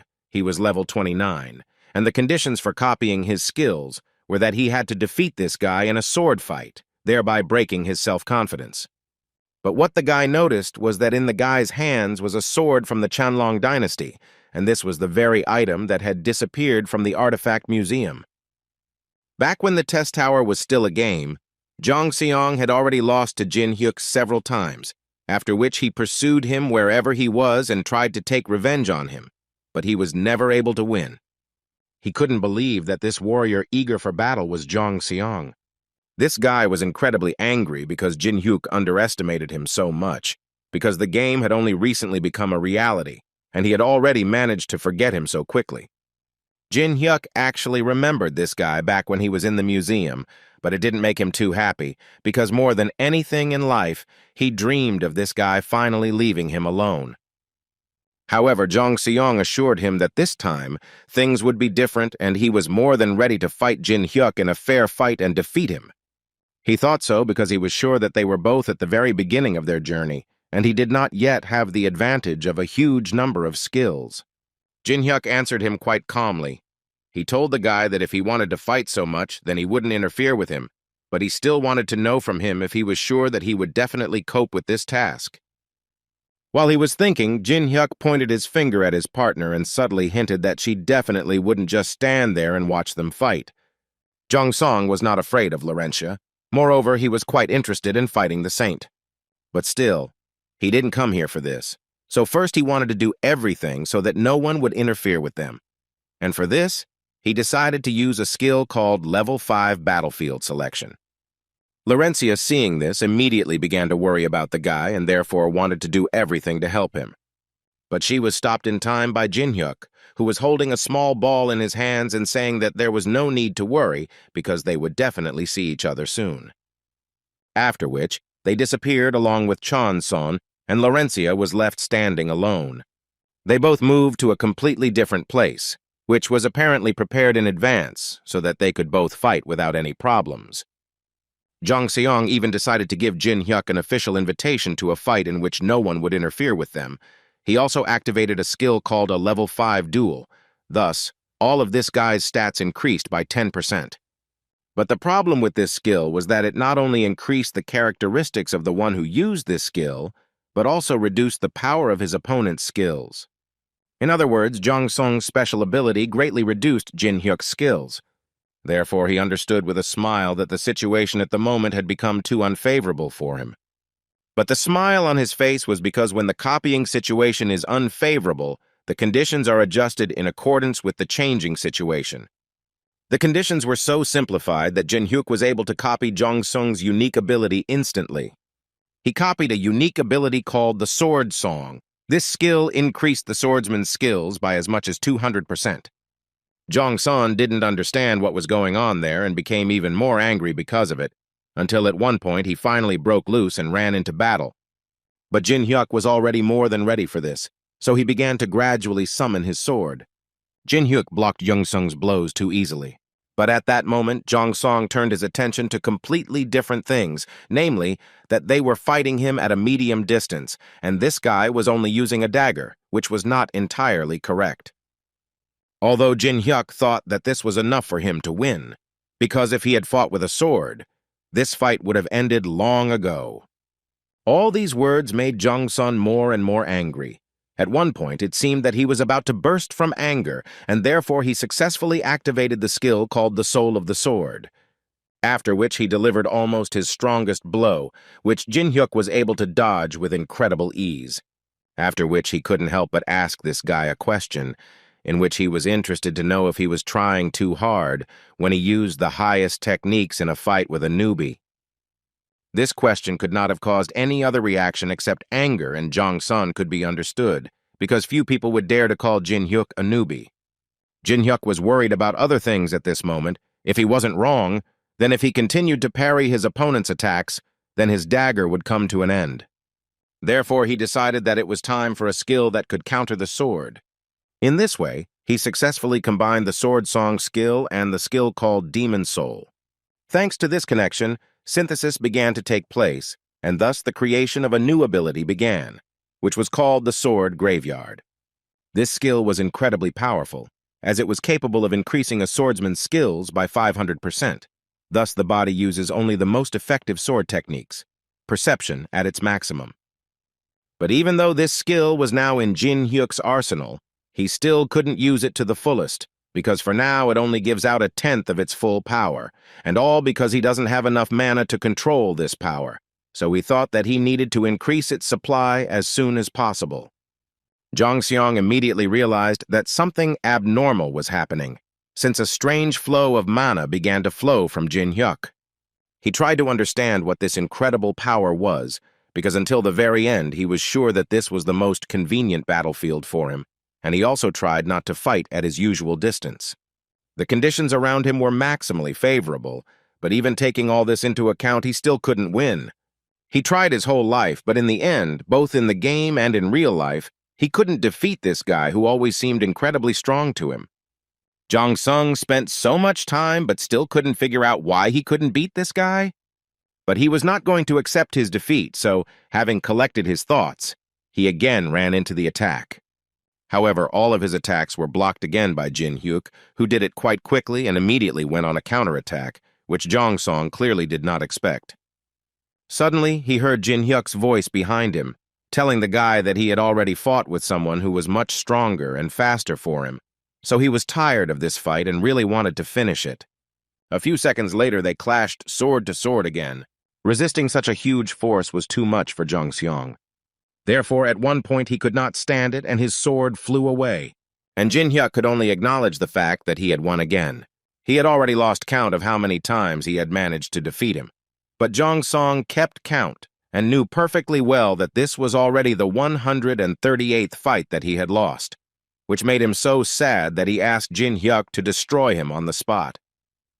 But instead of this, Jin Hyuk told him that next time it would be the 138th victory, and he would not destroy anyone.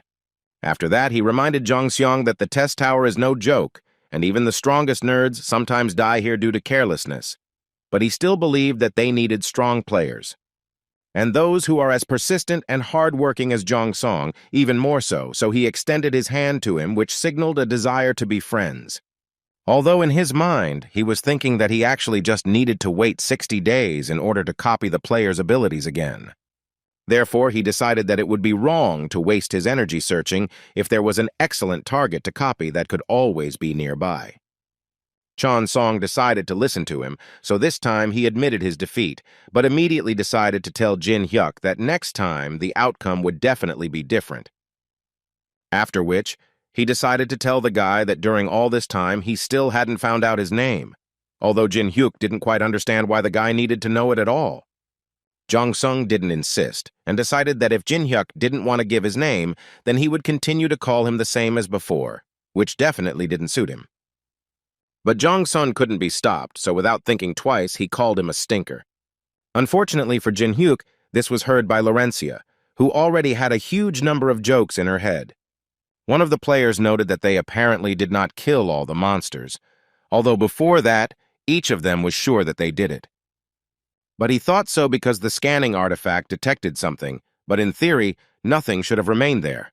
At least that's what they thought, because when this object came too close, they realized that it was a huge iron golem. But he was in no hurry to attack them, and apparently it was all because there was a vampire sitting on top of this golem, who elegantly descended and introduced himself as a higher vampire named Bellis. According to him, he is here because his main role is to accompany the owner of these ruins, the Lord. The guys immediately pointed their swords at him and wanted to know why he came here at all. Bellis, looking at them, almost immediately determined which of them was the leader of this group, so he decided to tell him that he came here in order to provide him with one very interesting proposal. After which he began to talk about how he was now going to give them a choice, which would consist of either they all following him without arguing, or there is a second option, which is that he will destroy them all with the help of his wonderful skill, which is called Plague, the level of which is completely unknown. The leader of the group froze in one place and only heard the cries of his people asking him to help, but he continued to stand and pretend that nothing was happening. It was clear that at that moment, fear was taking over the guy and he wanted to run away. But the vampire clearly wasn't going to give any of them such a chance, because according to him, only half would be able to go with him, the other half would leave this world in this dungeon. Meanwhile, Laurencia finally got her item that she had been dreaming about for so long, and as soon as she had it in her hands, she immediately used the skill Holy Power. Everything was in order to finally obtain an ability called Frozen Tear, which, when absorbed, strengthens magic, but it could not be used immediately after receiving it. At least, that's what Jin Hyuk thought, but in reality, Laurencia had skills that helped her make it so that Jin Hyuk immediately received plus 12 points to each of his characteristics, for which he was grateful to the girl. Suddenly, their dialogue was interrupted when a message appeared in front of the girl that the owner of the monastery was inviting them to his place. Of course, if she wanted to save the members of her group, then she needed to go to the farthest room. Laurencia couldn't believe that this was serious, because how could the entire squad suddenly end up as hostages? She immediately made the decision that she needed to act as soon as possible, because she believed that if she could save even one, then she should not hesitate and should do everything she could. But still, having such power inside herself, she was far from sure that she would be able to defeat the Lord, because she knew very well how strong he was. Moreover, no one insured them against the fact that they could fall into a trap prepared for them. She was almost certain that without a raid group, they could not even think about defeating the Lord, so she began to slightly regret leaving her squad because it seemed to her that if she had stayed with them, the outcome would have been different. By joining the party as a paladin, she simply wanted to protect the players, but was it really the wrong choice? Suddenly, her thoughts were interrupted by Chan Song, who decided to tell the girl something that, in fact, had nothing to do with it. So he decided that he would go there himself. And he decided to give Laurencia advice that would help him make decisions quite quickly in the future. He turned his gaze to Jin Hyuk and said that this man has no honor at all, in Jong Sun's opinion. He is just an egoist, and for this he simply hates him. But on the other hand, he knows him very well, so he can guarantee that if anyone can defeat the Lord, it is only him. After these words, he left, and Laurencia stood for some time and thought about the guy's words and at one point smiled and thanked him for the advice. And when she decided to do this, she immediately approached Jin Hyuk and told him that she accepted his invitation. He was glad to hear this, but still immediately noted that his services cost quite a lot. Laurencia immediately answered him that she was ready to pay as much as he needed. She just wanted him to help her. Jin Hyuk understood that it didn't matter what answer he gave her. The girl would go for it anyway. So he made a decision and agreed to it, and the system immediately notified him that the quest was accepted. A few minutes later, they arrived at the lair of the lord of this dungeon. And the first thing the girl noticed was the volume of mana that was in the air. It was simply enormous. Although Jin Hyuk believed that there was no need to be afraid, because now they had an idea of the enemy's strength. The guy was surprisingly calm, which confused the girl a little, especially after he said that the strongest does not always win in a battle. He also asked her to remember one very important thing, which was that no matter what happened there, she must believe him and do it until the end. After these words, they entered inside this huge castle. Coming a little closer to the throne, they saw that same lord, whose name was Alice, and according to her, she was already waiting for them. The first thing Jin Hyuk wanted to know was if his people were safe. Alice raised her hand and asked him to take a look himself if he was interested. Among all these people, Jin Hyuk at one point noticed Park Ha-jin, who apparently awakened the guards who attacked them. Anyway, at the moment it's not that important, and now he's talking to Alice, who was telling him that she invited them here because of the smell that was coming from him, which surprised the guy a little. Alice told him with a smile that the guy had an incredible smell of sweetness that she had smelled for the first time when she saw him. She gently bit her finger and repeated that the smell of his blood was so wonderful that she could not compare it to anything, a sweet aroma that excited her. Jin Hyuk heard such words from her for the first time, and he couldn't even imagine why she suddenly started talking about some sweet blood. Alice smiled and said that the guy seemed worried, given his facial expressions. Jin Hyuk believed that when a vampire talks about blood, a person cannot be calm. Alice assured him that he would like it because she always eats tasty food very slowly, and according to her calculations, he could live another 60 years. Jin Hyuk knew perfectly well that this meant that she would insert a tube into him and keep him with her, so he thanked her for her concern, but immediately replied that he did not want to live as an expensive dinner. Immediately after these words, he was wounded by a small blow to his cheek, and Alice added that his opinion did not matter at all. In other words, at the moment he has no choice. He answered her with a smile that he was so scared, but still, he asked her not to forget that he was not just saying this. Then he dropped to one knee and said that he was here to give her something that would be much sweeter than blood. This clearly interested Alice, but she immediately told him that he didn't have to suck up, because for them, for vampires, there is nothing more important than blood. In other words, she believed that no matter what the guy proposed to her, her opinion would not change anyway. Jin Hyuk continued to smile and tell her that she shouldn't be so confident. After all, he was here to offer her freedom, and from the look on Alice's face, it was clear that she was interested in this offer. The other vampires immediately started yelling at him and telling the guy that he simply had no right to talk about this. However, Alice immediately calmed them down and ordered them to shut their mouths while she listened to her guest. After which she turned to Jin Hyuk again and told him that it would be better for him to back up his words with actions. The guy immediately told her that if he didn't stand behind his words, he simply wouldn't have come here. And when he told her this, she was ready to listen to him. First, he introduced himself and said that his name was Kang Jin-hyuk, and he, as a representative of the Mains, vowed that he would do everything possible to free her. Main is the master of the abode of the fallen. He is the one who, because of money, revenge, personal convictions, turned away from people. Mains prevented players from climbing the tower and helped monsters located in labyrinths and ruins. Alice had, of course, heard about the Mains, but she didn't quite believe that the guy was one of them. Instead of evidence, he told her that he had established a connection with the temple on the 27th floor, and according to him, he was told there how to deceive the barrier covering the ruins, how to find Alice. He learned all this right there. Laurencia, watching and listening to everything the guy said, wondered what all this could mean and why he said that he was Main. Besides, she didn't quite understand why everyone around started to worry so much when they heard about this temple. But Alice still thought that it didn't matter to her whether he was Main or not. She reminded him that they had been locked up here for centuries. So all this was just empty chatter, and she dislikes chatterboxes the most, and moreover, she never believes them. And immediately after these words, she activated a skill called Blood Sphere. Although she still felt very sorry to destroy the guy, because she liked the smell of his blood incredibly much. But after he lied to her, she was simply forced to destroy him. However, Laurencia came to Jin-hyuk's defense, using her new Saint's defense to block all of Alice's attacks. It was incredibly difficult for her, and she could only hope that the divine power would cope with this attack. Alice at this moment simply could not stop laughing. She was amused by the fact that the girl was trying so hard against her usual attack.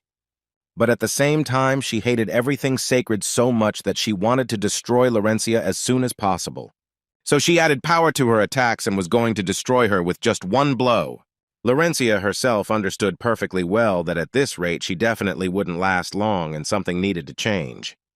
But on the other hand, she had a smile on her face because she believed in Jin-hyuk to the end, who, according to her feelings, was supposed to save them all. However, apparently this was a mistake, because a few seconds after these thoughts, the guy stuck his blade right into the girl's back. After which he turned to Alice again to tell her that if he could prove that it was not just a bluff, then she would be able to believe him? It was interesting for her, because she didn't expect that the guy could betray a comrade who had just protected him, but it still wasn't enough for her, and she wanted him to do something else.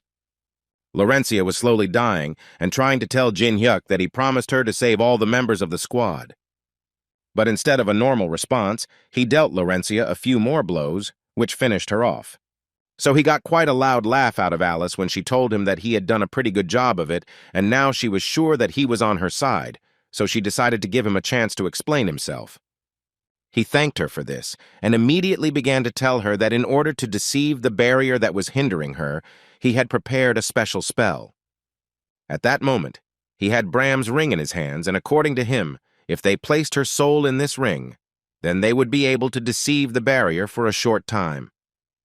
It was the first time Alice had heard of such a thing because she understood perfectly well that she needed to seal her soul. The reason why Jin-hyuk gave up all the experience points and stayed at level 1 is because of the soul transfer skill. After all, the peculiarity of this skill was that only a first-level player could activate it. Therefore, he complied with all the conditions in order to now use this skill, which can be used once a year and can only seal one soul at a time. And when he started doing this, he told Alice that in exactly 1 minute, this magic circle would disappear forever, and if she gave her consent, the spell would work, and then she would be free. So at the moment, the decision was hers. Alice at this point decided to contact Bellis, her loyal servant. Telepathically, she told him that it was very difficult for her to completely trust Jin-hyuk, so she decided to ask him to destroy Jin-hyuk immediately after he did something suspicious.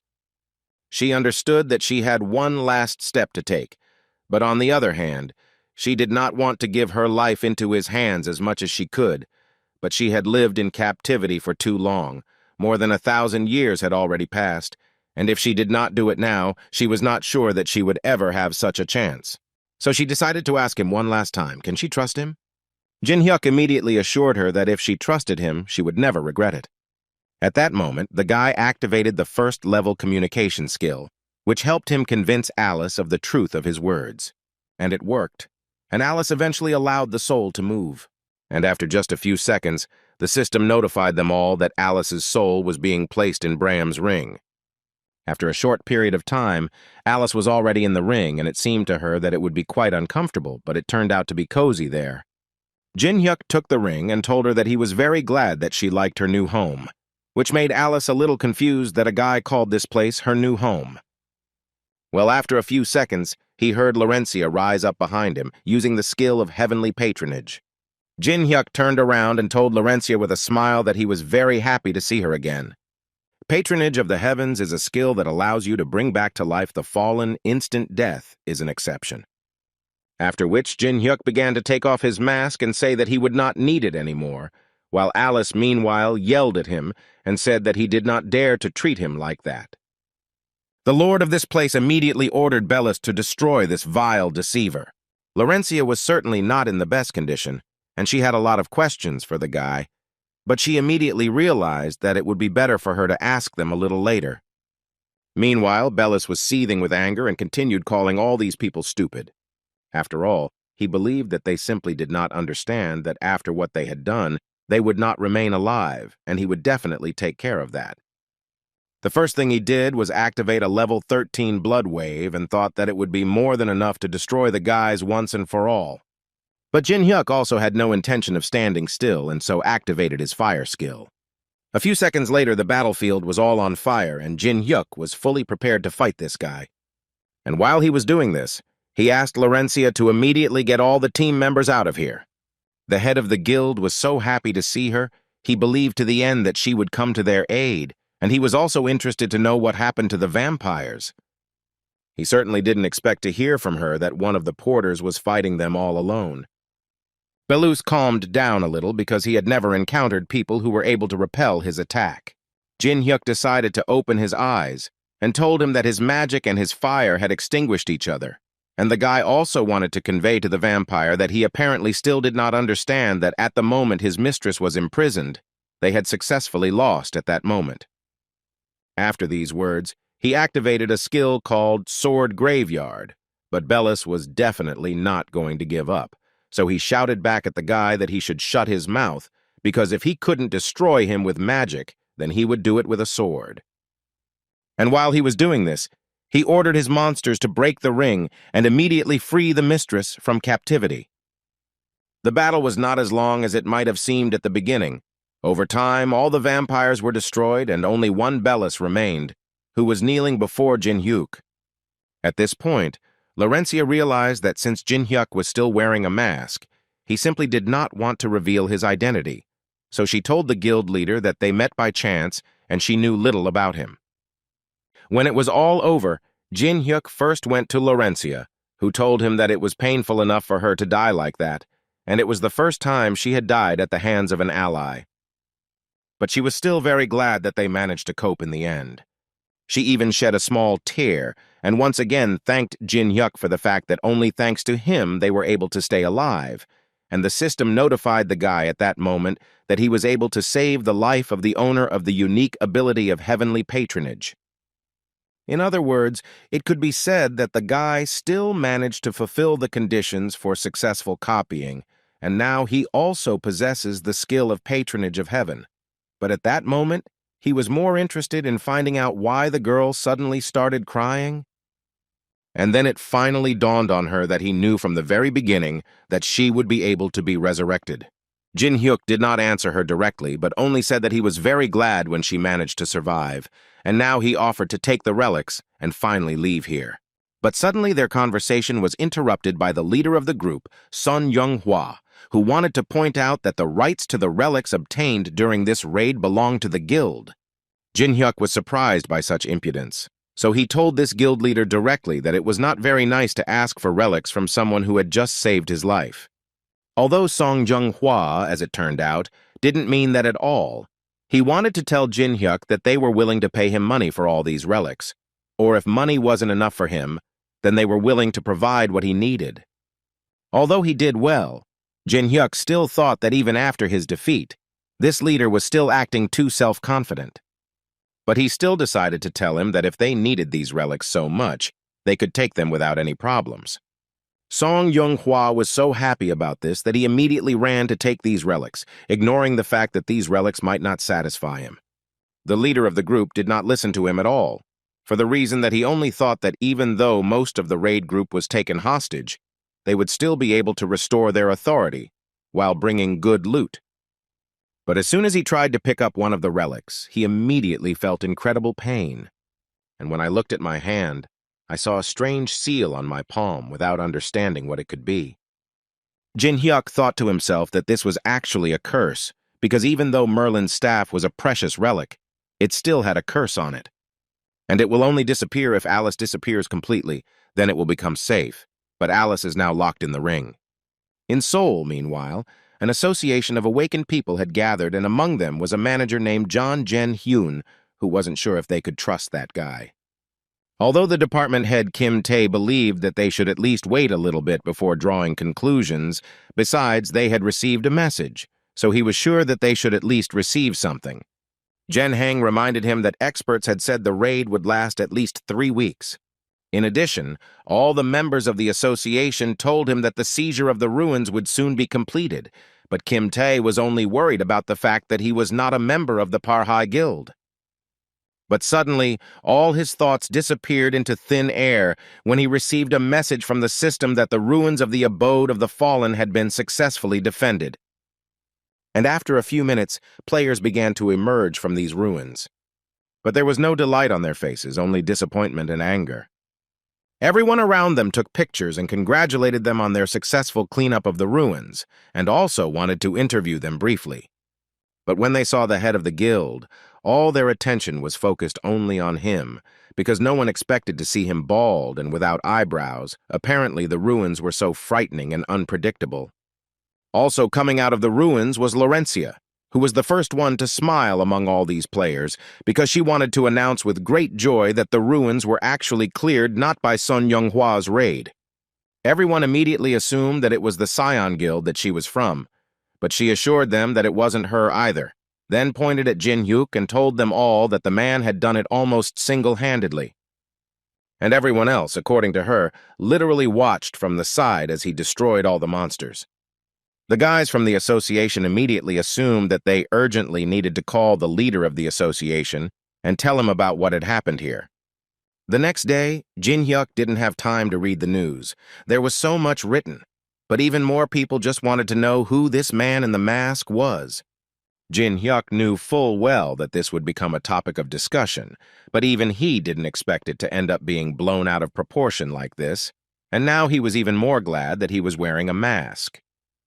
The only one who eventually saw the guy's face was Laurentia, but she immediately promised him that she would keep it all a secret and there would be no need to worry about it. And when he figured all this out, he decided that it was probably time for him to talk to that very vampire that he had locked inside that ring. Before he could turn to Alice, she began to shout at him and say that he had no right to put her in an empty and smelly pocket. Jin Hyuk didn't argue with her and just started waving the ring around to help her calm down a bit and come to her senses. She immediately realized that she was wrong and asked the guy to stop shaking her immediately. When Jin Hyuk finally stopped shaking her, she asked him to put himself in her shoes and think about how she felt, and also asked him to remember that vampires never forget a grudge. The guy thought that it was too little for her and that she needed a little more, but she immediately decided to take her words back and order him to stop doing this. This was a fatal mistake, because Jin Hyuk was not going to follow her orders, so he began to spin her as hard as possible. He did this for about 3 hours straight, which made her so ill that she could not say a single word. At one point, Jin Hyuk decided to tell her to stop crying and immediately get out of Bram's ring. And when she was finally free and left this prison, she immediately began to tell the guy that the very cherished moment of sweet revenge that she had dreamed of for so long had come. She was going to return to the guy everything that he had done to her, but at the same time, do it tenfold. But suddenly she noticed that she had become too small, and her strength had disappeared somewhere. Alice, of course, couldn't even imagine what it was, and Jin Hyuk laughed at her a little, but then he still explained to her that he had pulled out and materialized only a part of her body. In other words, she can now be called a mini version of Alice, because now she can only use 1% of her powers. although mentally, the guy understood perfectly well that even though he had imposed his restrictions on her, Alice, even in this state, was stronger than any vampire.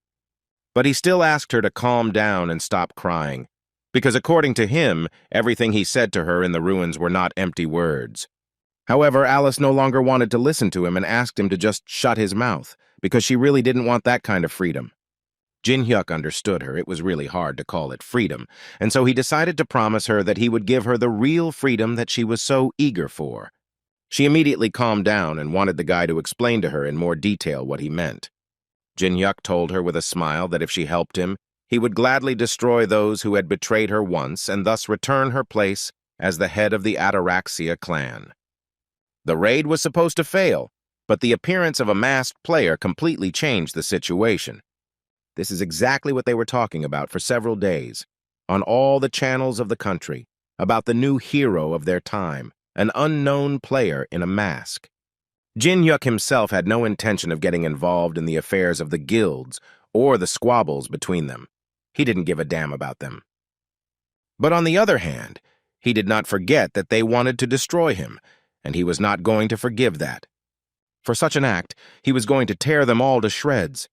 Meanwhile, in the upper floors of this building, Hannah's brother was kneeling, having been given a clear task to make sure that Jin-hyuk died in these ruins. But he ended up waking up the guards and achieving nothing, and because of some idiot he can't handle, their guild is losing its reputation and may cease to exist altogether. The head of the Black Crow Guild, Shin Gong-soo, told him about this. Suddenly, his screams were interrupted when the doors of his office were torn apart by fire, and then Jin-hyuk entered, who wanted to talk to the master of this guild. Singon didn't understand at all what was going on here and who this person was, so he immediately ordered the guards to seize him. At that moment, Hannah's brother understood perfectly well who this man was and what he was doing here, so he immediately decided that this was the only way to restore honor in the face of the head. So without thinking twice, he took out his blade and attacked Jin-hyuk, while thinking that he would again be called Park Ha-jin, the man with super arms. But then Jin-hyuk took off his mask and decided to say hello to Park Ha, who couldn't believe his eyes. Because he was distracted, he missed a fairly strong blow, which sent him flying to the side. Headmaster Shingong immediately realized that this was the same guy because of whom they lost their positions in the association, and so he decided to immediately tell the guy that he had no right to just walk around here. Jin-hyuk smiled at every word he said and also asked the man to stop yelling, because he felt like that wasn't what he should be worrying about right now. The leader didn't think for long and immediately took his katana in his hands and then activated the skill called the Flash Sword and was completely ready to attack Jin-hyuk. The man was confident that his sword was so strong that it could easily pierce the heart of this impudent man. But still, deep down, he doubted it because Jin-hyuk was somehow too relaxed. And apparently he tensed up for a reason, because after a few seconds, all that was left of his katana was the handle that he was holding on to. After which, Jin-hyuk put his feet on the table and told the man that he should also sit down and talk to him anyway. From the conversation, the man finally realized that the guy came here only because he ordered him to be destroyed in those ruins. The leader believed that this reason was not so significant that he had to destroy his entire guild. Jin-hyuk certainly didn't like these words, so he immediately decided to punish the man and threw a small coin at him, but the force was so great that it was a great blow, causing the guild leader to fall off his feet, after which he took another coin in his hands and told the man that such words were definitely not appropriate now and that he should think twice before saying something like that, unless of course he wanted to die early. The boss realized that he was not in a position to set his own conditions, so he immediately told the guy to stop. The man began to ask him to be more objective. He wanted to remind his interlocutor that they had a lot of people in this building right now. Jin-hyuk understood what the man was getting at, but he still wanted to hear from him why he was saying this at all. The leader literally started shouting at him that even if he destroyed him, many people would start pursuing him to take revenge. Blood for blood, revenge begets revenge, until one side forgives the other. There will be no end to the bloodshed. That's what the man meant. Jin-hyuk noted that even though it sounded like it was coming from his mouth, there was still meaning in it, blood and revenge, It seemed to him that these things really interfere with normal life. So he still offered to finish as the head of the guild wanted, but the man immediately felt that the guy did not understand him quite as he wanted.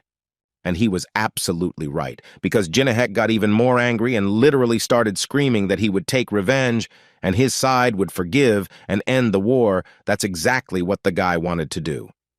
The chief asked him to stop and not be so rude because he didn't see any point in it, but it seemed like the guy couldn't be stopped.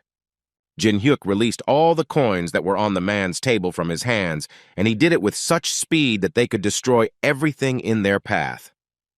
When it was finally over, Jin-hyuk came closer to Park Ha-jin to tell him that he only spared his life because of his sister, but he still advised him not to catch his eye for the rest of his life. Otherwise, he would suffer the same fate as his boss. After which he turned to the guard who stood behind him and was afraid to say even one word. Jin-hyuk decided to give him a chance, so he said that if he proved his usefulness, he would spare his life. But first, he wanted the guard to tell a little about himself. According to this guy, his name was Kim. He was 26 years old, and he does general work in this guild. He also said that he studied at Stanford, so he is ready to do any work that Jin-hyuk gives him. The guy was very happy to hear this, so he noted with a smile that the guy was apparently quite diligent, but he was obviously more interested in what he thought about this situation. But before Kim could answer this question, Jin-hyuk added that it was not particularly profitable to destroy such a guild, so he wanted it to continue to exist, but it would have a new leader, and it would be Kim. This obviously shocked the guy because he expected to hear anything but such things, but Jin-hyuk immediately told him that he shouldn't worry too much because he was offering him to become an official representative, nothing more. However, even in this case, Kim believed that if he became the guild master, no one would follow him, which Jin-hyuk agreed with. After all, if an ordinary member of the organization suddenly gets a high position, everyone will be against it. But in this case, everything will be different. Jin-hyuk immediately assured him that the guy does not have to worry about those who suddenly decide to disagree. But Kim was not entirely sure that Jin-hyuk would be able to deal with them himself. As it turned out, the guy had no intention of doing this from the very beginning. He never needed extra problems. According to him, he would give the guy a small thing that would do everything for him. Sometime after the end of another raid, the players of the Black Raven Guild returned to the headquarters. The first thing they noticed was that quite a lot of people had gathered near the main office. They decided to push these people away first to find out what had happened here and why there were so many people near their building. None of them expected to see the leader there, who had been thrown out of the window by someone. One of the main players of the guild immediately realized that the leader was dead, and he immediately ran into the office to find out who dared to give such an order. In place of the leader, he saw Kim, who was sitting in place and looking him straight in the eyes. This made him angry because he immediately thought that Kim was to blame for everything. He grabbed him by the tie and ordered him to immediately tell him what had happened here. Kim began to speak in a quiet and trembling voice about how the guild now had a new owner, after which he turned his attention to a rather cute girl who was standing behind Kim. That's why he didn't believe Kim that this little girl could destroy everything here. It seemed to him that it was just nonsense. But this guy had to be extremely careful in his expressions, because Alice hated being called a little girl. A few seconds later, an explosion thundered in the high-rise building where the guild office was located. Jin-hyuk couldn't believe his eyes. He gave Alice an entire guild to manage, and on the very first day she managed to blow everything up. About 2 months had passed since the tower had appeared. The world had changed rapidly during that time, and people had quickly adapted to the changes that were taking place. A man in a mask was shown on the news because he was of interest, because he had single-handedly cleared the ruins that large detachments could not handle. Only 2 people know that the masked man is a former porter. One of them was Uncle Kim, who was the leader of the porters, and he did a great job of keeping it a secret. The second person was Laurencia, who also promised to keep his secret. Jin-hyuk decided from the very beginning that there is when he is wearing a mask, and there is when he is without it. This way it will be easier for him to act. Thus, he prepared everything that was needed, and finally the time came to seize all power for himself. The next day, Jin-hyuk met with his friends, who decided to brag to him that during their separation, they had managed to level up a little. But at this point, they wanted to know a little more about the people who were standing behind them. because according to them, they said that they knew Jin-hyuk. The guy carefully came down and said that this was indeed the case, and since they had already met, he was ready to introduce them officially. He introduced Alice first, who he said was a player from Northern Europe, although he knew in his mind that if he told them she was a vampire, there would be a stir. After which he introduced Kim Hee-woon, who currently serves as the manager of the Black Crow Guild, and Jin-hyuk also said that he will be exploring dungeons and helping them with leveling up. Kim could barely hold back his tears because he was introduced as an equal player to them. He immediately thought that if compared to how Shin Gun-soo exploited him, then this treatment was just a reward.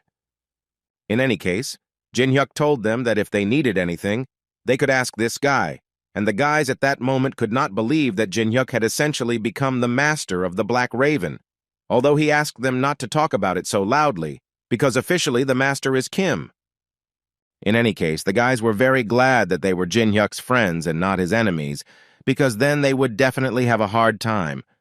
When the guys went away to talk to Kim a little, Jin-hyuk decided to ask Alice if she thought it was okay to destroy a building just because she was called a brat, to which she responded with the same scream that she didn't want to go that far, and besides, according to her, they started it first.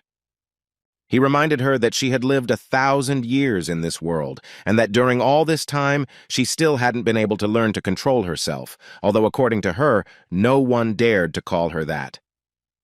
The guy no longer had enough patience for her, so he ordered her to go with him. Today, according to him, they would go on a driven hunt, where he needed her support. The girl didn't even think that there were still places left for hunting, which is why Jin-hyuk had to tell her that the 3rd floor had been cleared, and the 4th had not yet been opened. The most valuable dungeons were under the control of the guilds.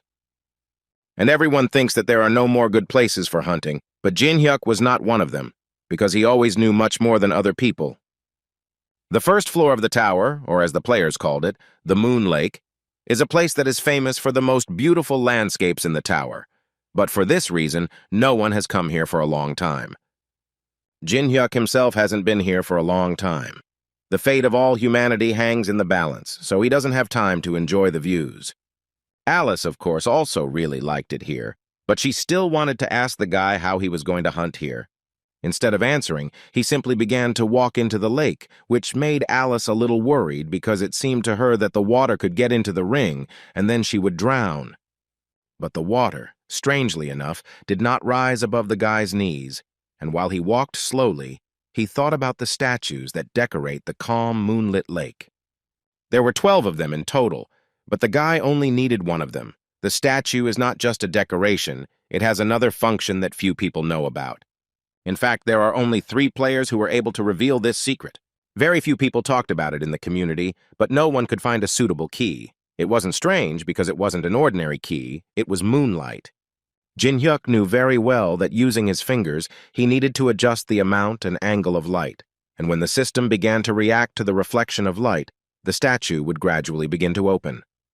And it will also pull the opening of the passage to the lower floors. After some time, they were able to get to the underground floor of the testing tower, which surprised Alice very much, because she never thought that this was even possible.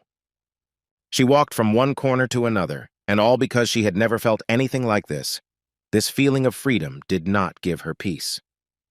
Suddenly, her thoughts were interrupted by Jin-hyuk, who suddenly became interested in knowing what she thought now. Was she glad that she had signed a contract with him? At first she blushed, but then immediately came to her senses and began to say that his words spoken then did not seem like a complete lie, and she was even ready to believe him.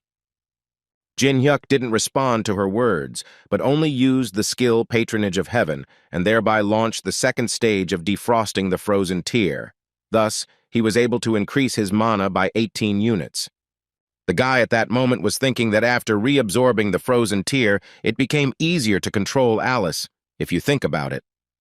Suddenly, he became interested in finding out if she considered herself just part of the game.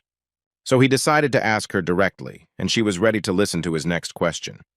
And as soon as he asked his question, suddenly a strange gap appeared between them, which blocked the guy's words and caused Alice to panic a little. Jin-hyuk didn't expect that such a question would have such an effect. Now it was clear that everything concerning the tower, all such words would be blocked. Well, or at least, He understood that he could not discuss this with those who lived inside the tower and already something.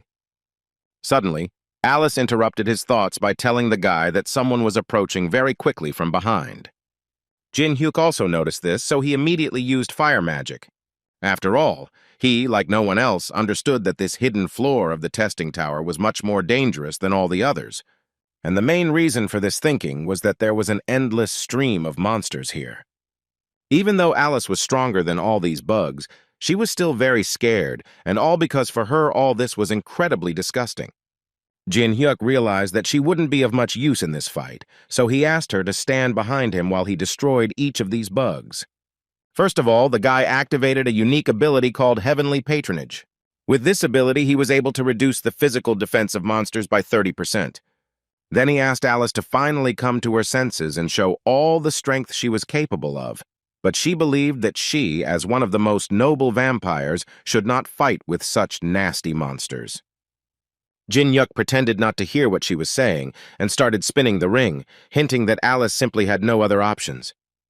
She realized that it would be better for her to enter this battle and destroy these monsters, and to begin with, she decided to activate a skill called Bloody Paths. This was exactly what Jin-hyuk needed. He was just missing something like this.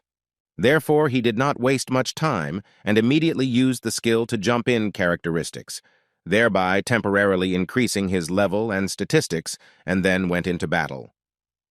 He destroyed the monsters quickly and mercilessly, and all because it was incredibly difficult for him to restrain himself all this time. While he remained at the first level, he accumulated so much stress. So he didn't spare his mana and used his skills one after another. The sword graveyard was no exception. At one point, Jin-hyuk began to cross the line and go a little crazy. He was literally screaming about how incredibly happy he was that they had appeared, because finally he could relax at least a little. Meanwhile, absolutely everyone had gathered in the Olympus meeting room. The head was not in the best mood, and when the time came, he finally decided to start these preparations. This man's name was Frederick. He was the head of the Titan Guild, and he was in such a mood at least for the reason that the 8th raid on the 4th floor ended in failure. According to him, out of 100 people divided into 15 detachments, only 9 people returned alive. And this was very surprising to him because he thought that the boss of the 3rd floor was quite ordinary. But his main feature was that he summoned thousands of statues, so they still could not defeat him.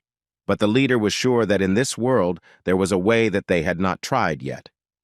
Teng Wei, the leader of the China Guild, was very disappointed when he heard this information because he thought that they had failed even with the divine artifact, so he didn't even know how they could get rid of those damn statues. Maria, the head of the Olympus Guild, believed that the 2nd and 3rd floors were completed too quickly, and good players had too little time to level up, which is why it is currently so difficult for them to pass the boss of the 3rd floor. And Baek Jin, the head of the 3rd squad of the Tangan Guild, agreed with her. He believed that they needed more level 15 players, and that was the reason why they couldn't get past the 3rd floor. And he also wanted to touch on the topic of the China Guild, monopolizing everything around them for the sake of controlling the magic crystals. Tai Wei immediately decided that this was not a simple statement, and thus it seemed to him that his guild had just been challenged, although Baek Jin believed that he had said nothing of the sort, only facts. Of course, an argument started between them. The head of the guild, China, argued that they were simply going through the tower for the sake of humanity, and he would not tolerate insults. But Baek Jin continued to prove that this was just another excuse. Guildmaster Titan asked them to stop this argument because it seemed to him that now was definitely not the time for them to argue with each other. Besides, they all gathered here to solve another problem. Maria asked him to speak out and tell what he thought about this situation. He turned even paler and said that things weren't going so well at the moment, if you believe him, that a message had arrived from Maine yesterday. According to him, they told the man that if all the guilds got together and fulfilled one of their conditions, then they would definitely help them, which was unacceptable for them. Because all these guys were wanted internationally, and they simply had no right to work with such worthless people. Laurencia was also at that meeting, and she understood perfectly well that they were all afraid to interact with Maine, and this was not surprising to her, because the influence of the guilds was already higher than the influence of the government. Moreover, in her opinion, the greater the influence, the more important moral character becomes, and they must act with this in mind. Head of Maine listened to their conditions and could not say anything else, except that they already knew perfectly well that they would definitely not be able to cope on their own. Everyone jumped up from their seats and did not understand where this creature had even appeared here. Baek Jin immediately started yelling at him because he believed that Maine had no right to appear here. But on the other hand, he was quite glad that this creature had come here, because he would be able to destroy it right here and now. The head of the Chinese guild agreed with Baek Jin for the first time, so he also took out his blade and was ready to help destroy this monster. Maine laughed at their heated words, but still asked them to stop for a second and first listen to the proposal, assuring them along the way that after hearing it, they would definitely change their minds. After which, he told them with a smile once again that they could work together since they were the ones who could easily defeat the boss of the third floor. Baek Jin thought that this was all nonsense, and therefore said that if they did decide to unite, then in that case there wouldn't even be 100 people, which meant that they simply physically wouldn't be able to cope with a huge army. But the old man told him that in fact it was not such a problem, because they could always create the army they needed, after which he decided to demonstrate this and used a skill called the Guardian of the Black Cemetery. A few seconds later, monsters began to emerge from the ground, and the old man just continued to thank all the warriors who died in this place. In other words, he believed that there were a lot of useful corpses here, and as they could see, among the Maine, there were many strong ones, for example, necromancers. Guildmaster Titan couldn't believe what he was seeing with his own eyes.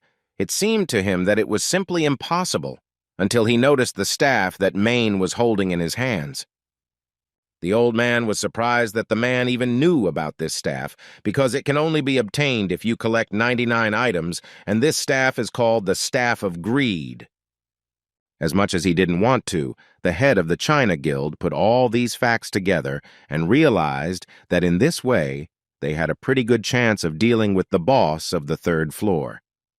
Maria immediately started yelling at him and telling him that he was saying things he didn't understand, that these were the damn Mainas, and that's why she thought that they simply couldn't get involved with them. Baek Jin completely agreed with her, and also believed that it would be more correct to destroy the leader of these monsters right here and now. Laurencia, watching all this, understood that events turned out completely differently than they should have happened, and cooperation with Maine, in her opinion, is complete madness. At one point, she really wanted Jin Hyuk to be here. Then nothing like this would have happened. At least that's what she thought. And now she stands there and simply doesn't understand what to do next. Suddenly, her thoughts were interrupted when the system notified the girl that she had received a request for a call from outside. And as soon as she picked up the phone, she immediately saw Jin Hyuk, who called the girl to find out how she was doing. But before the girl could answer, the guy immediately noticed the strange situation in which Laurencia was taking part. Old Man Maine heard another voice and asked the boy to appear since he had already cast his vote. Jin Hyuk didn't mind and switched their call to conference mode so that everyone else could see it. And then everyone saw the same man in the mask who cleared the dungeon on the first floor. Everyone thought that Jin Hyuk was an incredible player because he was able to clear the dungeon alone without anyone knowing. But even without that fact, all the big guilds from all over the world wanted to get this player. And now this super newbie has appeared right in front of them and is ready to talk a little. They had made such efforts to contact him, but they could not, and now that they saw him, everyone concerned was left with dry mouths from joy at his unexpected appearance. Among the people who were happy to see Jin Hyuk was Old Man Maine, who had actually also heard about the guy, about the player who was able to clear the first floor alone. But even knowing this, the old man still couldn't help but notice that this time the boss's capture would be on a completely different level, which made Jin Hyuk laugh a little, because he understood perfectly well that the old man was hinting that he was the only one who could defeat him. The old man did not hesitate and pointed to his huge army, which in his opinion would be enough to defeat the boss, and the guild leaders had given their consent to this. Jin Hyuk became even funnier, and he finally decided to ask the old man if he could really deal with the boss with this fake staff, which caused misunderstanding among everyone. The heart of a saint, a prison uniform anointed with oil, These are the two necessary ingredients that must be present during the creation of this staff, and as far as Jin Hyuk knows, the old man created the staff without them. Guildmaster Titan immediately asked the old man to give them proof that his words were true and that he was not trying to deceive them. But before the old man could say a word, Jin Hyuk decided to also add that the real staff of greed has a red stone under the skull. And what is most important is that on the open floors there are not some materials needed to create a real staff. After which he asked the leaders to also pay attention to the fact that the summoned zombies were too weak. These soldiers would not even last a quarter of a day in the boss's room. Therefore, the guy believed that if there was danger, he would simply abandon them, running away with the loot like a typical swindler. In response to these words, the old man could only say one word, which he called Jin Hyuk impudent. And then he began to tell them that they would regret not accepting his offer, and he also assured them that they would definitely not be so calm at their next meeting. After a few seconds, he disappeared completely, and now the only mystery left was what they should do next.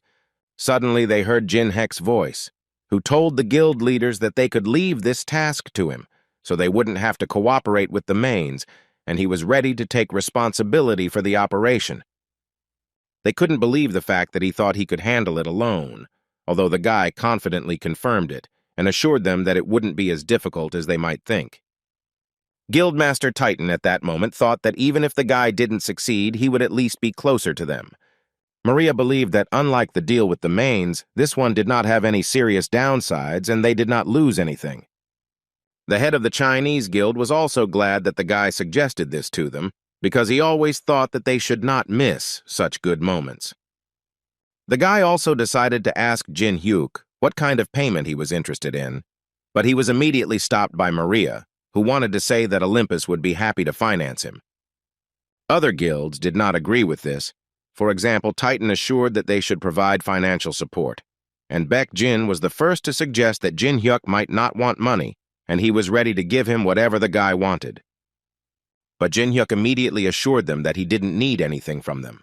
The only thing he asked was to restrict the entrance to other players and allow him to go there alone. Then he wouldn't need a reward. Maria then wanted to know why the guy was doing this at all. If he didn't demand any reward for it, this made them doubt that he was doing it honestly. Jin Hyuk responded to them that he was actually doing this because he thought it was the right decision, and also for the sake of his dear colleague.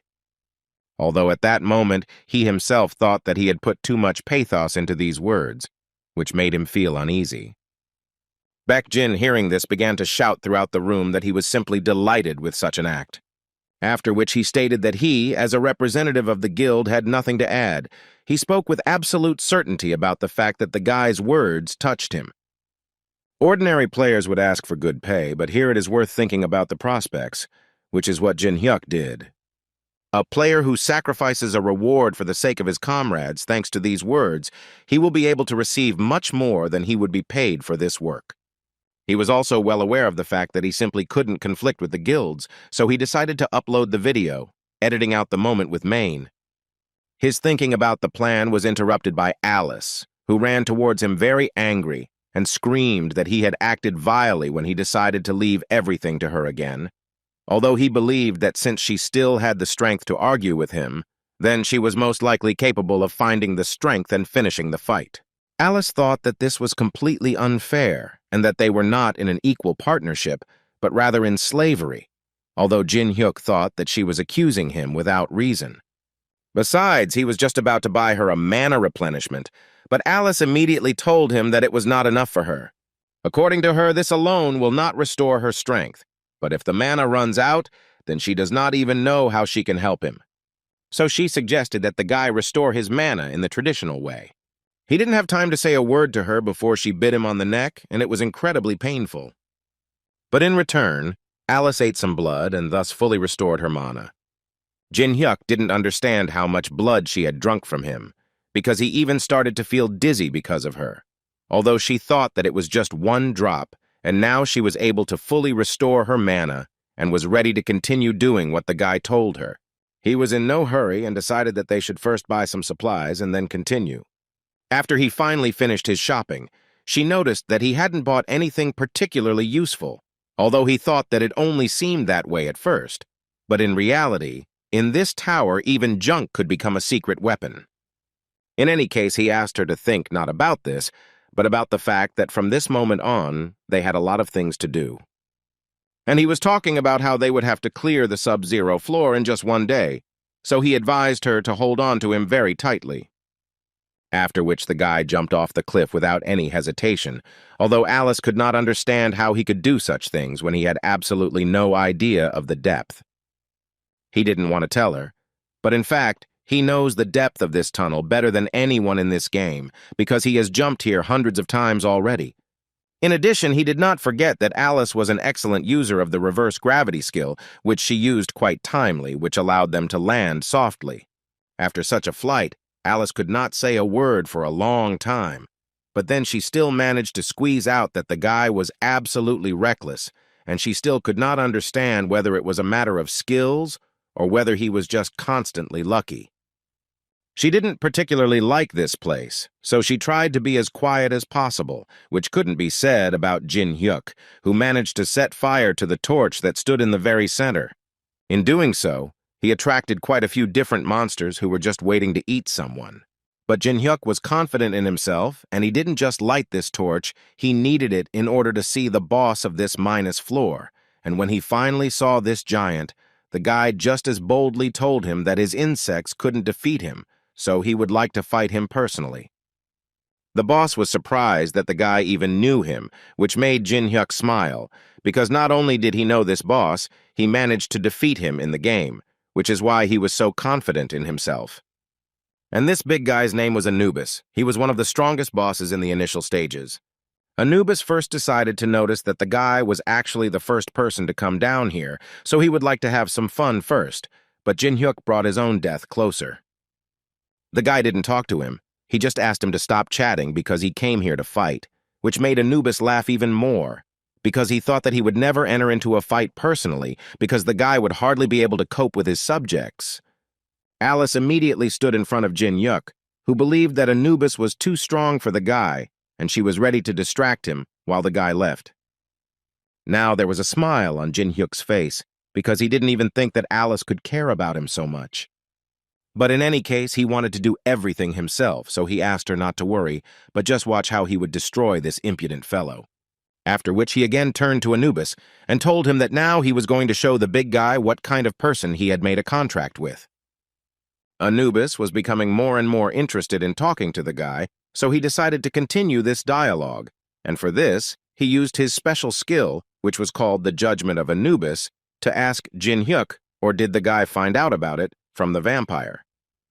Thus he asked the first question in his court, and Jin Hyuk at that moment thought that Anubis always uses this ability on the enemy, and when the enemy answers his questions, the absolute sentence is activated. While this trial was taking place, the system notified Jin Hyuk about the conditions for copying this skill. For this, Jin Hyuk needed to destroy the incarnation of Anubis, and he understood that if he got Anubis mad, he would receive the power, thanks to which he would be able to ask questions. Therefore, he answered rather briefly and noted that there was no other way he could have found out about this, which Anubis liked, so he asked a second question in which he wanted to find out, or did the guy come here for the hive? Jin Hyuk adopted the tactic of answering these questions quite briefly, so he answered this question in the same way, saying that it would fetch a lot of money on the black market. After which, Anubis decided to ask the guy one last question, in which he wanted to know if Jin Hyuk really thought that since he came to his territory, he would be able to stay alive. Jin Hyuk answered him quite confidently, saying that if he suddenly couldn't defeat him, then of course he would only have to pack up his things and give up. After this answer, the system notified everyone that the subject had answered all the questions, so Anubis' trial automatically began, and all of Jin Hyuk's characteristics were reduced by 50%. Now a representative would be needed to pass judgment, and Anubis took up this matter first. He became a monster named Zyont Mentis, and it is this huge praying mantis that will pass judgment on Jin Hyuk. The guy noted that he was quite impressed by his representative, but he still assured Anubis that a mini gramophone that could play one song at a time, and most importantly, could not be turned off while the music was playing would be quite enough for him. For Anubis, this was a rather strange decision, because he assumed that the guy had simply decided to cloud the representative's mind. But as soon as the melody the representative began to suffer, his movements became constrained. But as for the guy, on the contrary, he became even stronger, constantly repeating that you need to give yourself completely to music. Only then can you know its true power. And at the moment, the music that he found through trial and error was playing, the rhythm perfectly suited to every movement of the representative of Zyant Mentis. As always, following the rhythm of the melody, Jin-hyuk controlled this battle, not giving the representative a chance. Anubis couldn't believe his eyes when he realized that the melody allowed the guy to dodge every blow, and what was most surprising to him was that it was perfect timing, and no luck.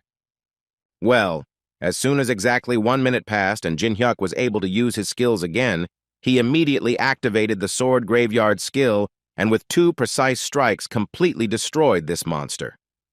At least that's how it seemed at first glance. But then Anubis assured the guy that he wouldn't be able to destroy his representative because Zaimont was able to recover in a matter of seconds. Jin-hyuk didn't argue with him about the fact that he couldn't destroy this praying mantis now, but the guy was sure that he could make him stop wanting to live. Alice, looking at this, simply stood in a stupor. Aura could not believe that Jin-hyuk was just playing with this praying mantis, although she guessed how strong this guy was, but she could never have thought that he had so much power. And then the thought came to her that such power as this guy had could help her take revenge. At some point, the mantis stopped actively attacking, and it was clear that he no longer wanted to continue, so Anubis had to yell at him to continue attacking. A proud warrior, a representative chosen by God, and at the last stage, Jin-hyuk still manages to destroy his faith in his own victory. He simply humiliated him and forced him to surrender on his own, which was signaled by the system message that Anubis was defeated. In other words, Zimond simply committed suicide, just to avoid continuing this fight, which shocked Anubis. After this, Jin-hyuk's level increased significantly, and the system also notified him that he could receive a new item, a magical tome of the Duchy of Peltaris, after studying which, one can learn ice magic, which interested the guy quite a lot, because he knew that this could only be seen on the middle floors. Without thinking twice, he used this opportunity, and after a few minutes he received a notification from the system that he was able to obtain the skill of creating ice. At that moment, Anubis had to admit that the guy was not a simple person, but he still believed that he had no chance if the guy suddenly decided to bet on this ability of ice. Jin-hyuk started laughing at him, and then with great pleasure reminded Anubis that he couldn't even attack him directly, because in reality, he was sitting on the 42nd floor. Anubis was surprised that the guy somehow understood that in front of him was just an image, and not a real appearance, but then he was even more confused as to why the guy was challenging him. Jin-hyuk himself couldn't name the exact reason. According to him, he was just having fun, so that was enough for him to do such things. But this made Anubis even more angry, which is why he started screaming. He obviously didn't like the fact that he was just some kind of entertainment for the guy. And to punish the guy for such words, he even decided to use one of his most powerful skills, which was called a beehive, inside of which there were countless bees. After which he freed the hive and ordered all the bees to destroy Jin-hyuk.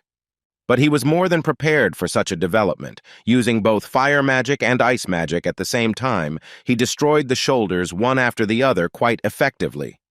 With this symbiosis, he was able to create a new skill called Daylight. This skill was incredibly rare. It allowed the owner to release magical power, had a fairly high power, and also limited the enemy's field of vision in battle.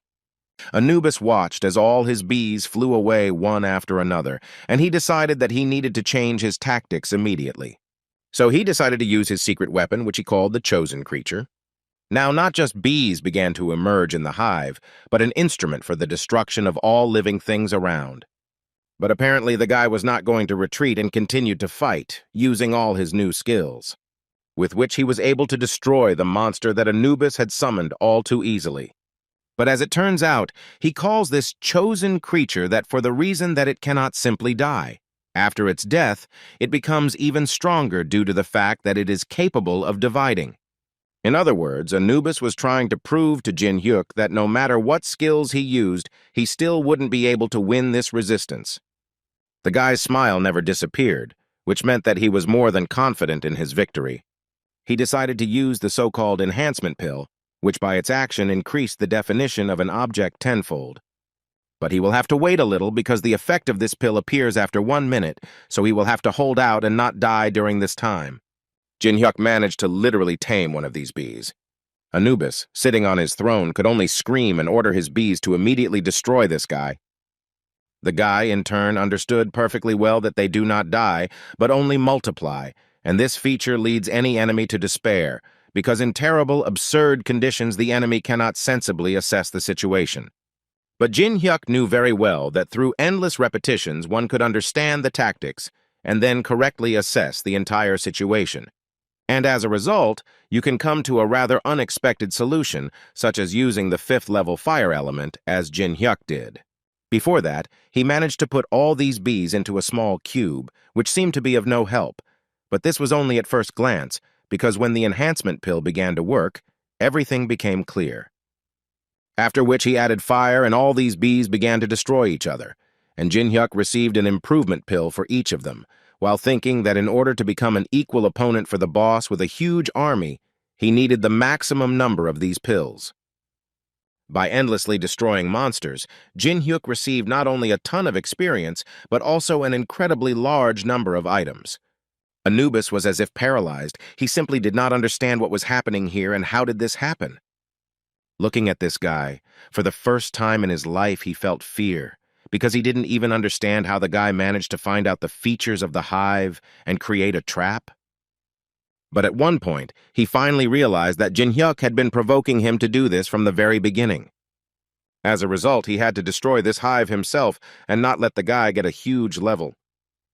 Jin Hyuk decided to continue to bully him, so he wanted to know why Anubis suddenly decided to stop it, because he was just getting into the swing of it.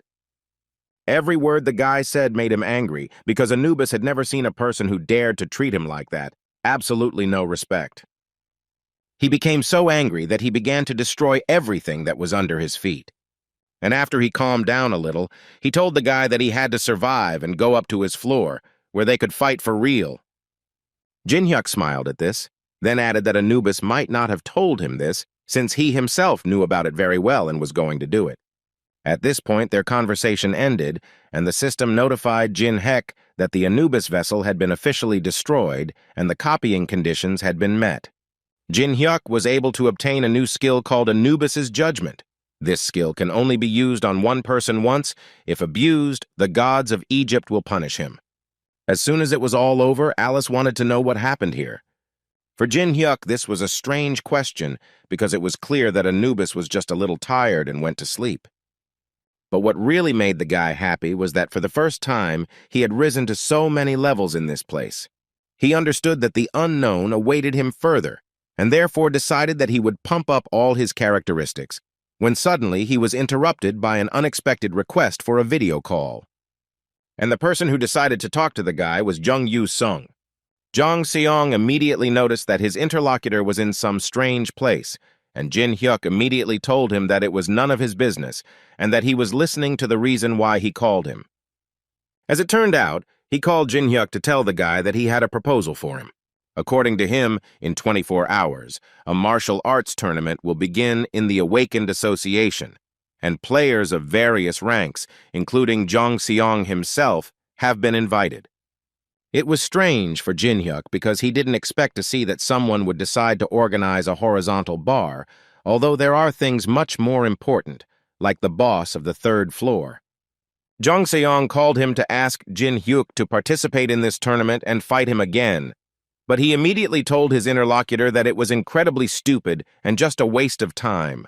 But Chon-sun had a very serious argument. He took out a pass to the black market from his pocket, which in his opinion Jin Hyuk definitely needed. As Jong Song explained, the black market is not a place where players can buy things with coins, but a secret market where invited participants can purchase items exclusively with real money.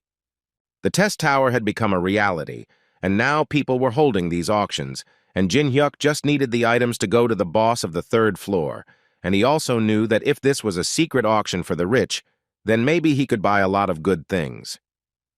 At that moment, the system notified him that his video had become a hot new item. The video was uploaded to a new channel created by an unknown person. Here you can see an unknown person in a mask, Laurencia and the leaders of large guilds. And since Jin Hyuk edited the moment with Maine, no one spoke badly about the guilds in any case. It is not profitable to conflict with such large guilds. In his opinion, people will react too predictably. And the player who was hiding under the mask found himself in the center of attention. Unknown, in front of the heads of guilds who failed several raids, Jin Hyuk confidently declares that he will go to him alone. Such a story simply cannot fail to interest. Considering that the same video can only be viewed once a day, 50 million views is a good figure. 100 coins for 10,000 views. Then for 50 million, there will be 500,000 coins, and if you take into account the commission, which is 90%, then he will be able to get 50,000 coins net. This was all clear, but now he would like to quickly sort out this tournament that he had to go to. If he understood everything correctly, then the organizer selected 24 players of A rank and above. After several failed raids on the third floor, the Awakened Association and the major guilds decided to widely distribute the recordings of this tournament to show the people the strength and greatness of the top players. In short, they just put on a show, and that's okay, because it was too obvious that not everyone watches YouTube. And here such an opportunity to show off the player's abilities is a pretty good way to diffuse the situation. Before he came to this tournament, he spoke with Jong Seong, who offered the guy to participate in this tournament, and in exchange he would give him access to the black market, although Jin Hyuk immediately warned him that he had not yet reached A rank, and he could not even participate in the tournament. But Jong Seong still insisted, and continued to say that the winner of the tournament would be given a choice in which he could choose a replica of the relic from the National Museum. And according to Jong Sun, the winner can invite a player who did not participate in the tournament to fight him. All this time, he was leading up to telling Jin Hyuk that this time he would do everything possible to defeat him in front of everyone.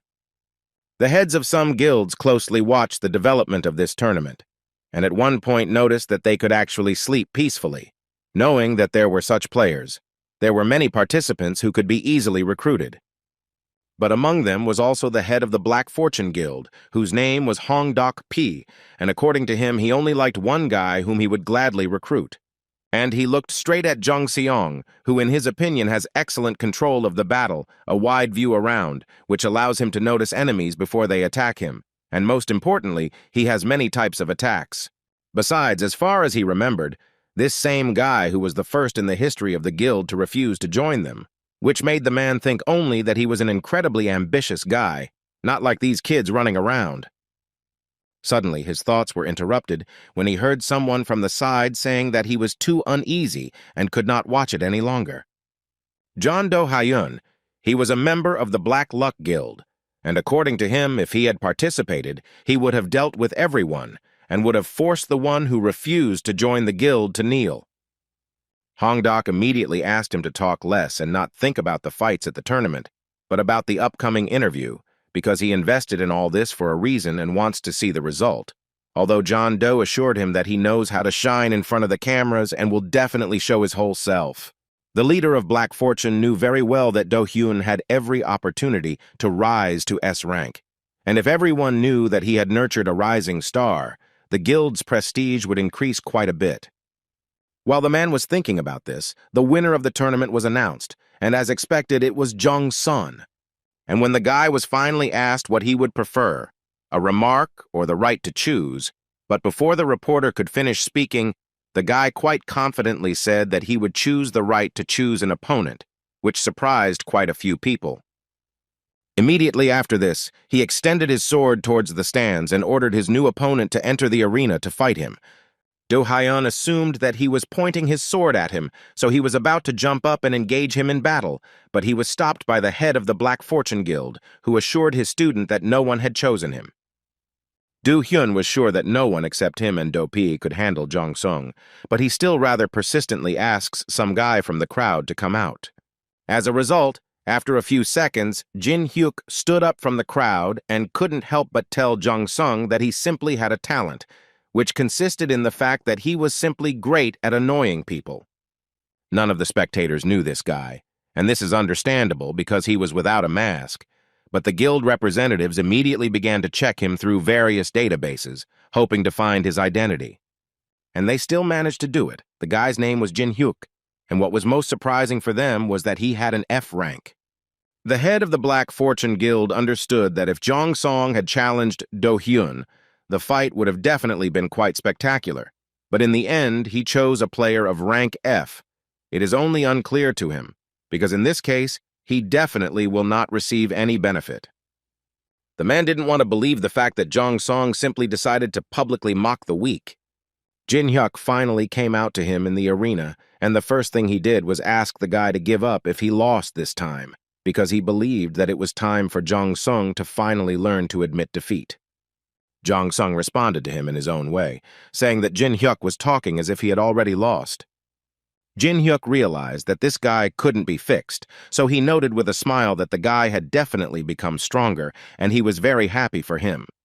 But this made Jong Sung even more angry because he didn't stop for a second and did everything to catch up with him. So today he was going to assure Jin Hyuk that the guy would have to fight with all his might to get that ticket, and right after these words he used a skill called Sword Soul, and he managed to pump this skill up to the 6th level. Jin Hyuk realized that he simply had no other choice, so he decided to accept this guy's challenge and, as a result, accepted his invitation to fight. The fight was quite interesting, and as a result, Jong Sun was again on his knees from helplessness and from not understanding where Jin Hyuk got so many different skills from. But before Jin Hyuk could give him an answer, the guy fell unconscious. So he had to go up to him and pull out the ticket from his pocket himself, which Jong Song had promised him before he fell. And when he finally found him, Jin Hyuk remarked that he would gladly take advantage of the invitation to the black market. Most of the spectators who watched this fight were amazed at how Jin Hyuk fought, but it was a shock to them because the entire arena already knew that he was only an F rank.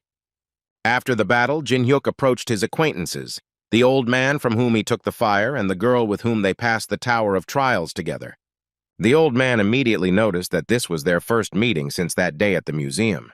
The guy understood perfectly well that their first meeting was a little cruel, but everything was in the past, and now he was offering them to be friends, and apparently they weren't entirely against it, because on the other hand, they understood perfectly well that they didn't particularly want to be his enemies. And since they had already agreed to live with him peacefully, he suggested that they listen to his request, but first he wanted to ask the girl for her phone number. He saw her doubts and immediately told her that if she suddenly didn't want to do this, then she didn't have to give him her number. The girl was about to say that she would probably refuse, but Jin Hyuk suddenly took out his phone and showed her the video, after which he added that she could of course refuse, if of course she could cope with the consequences.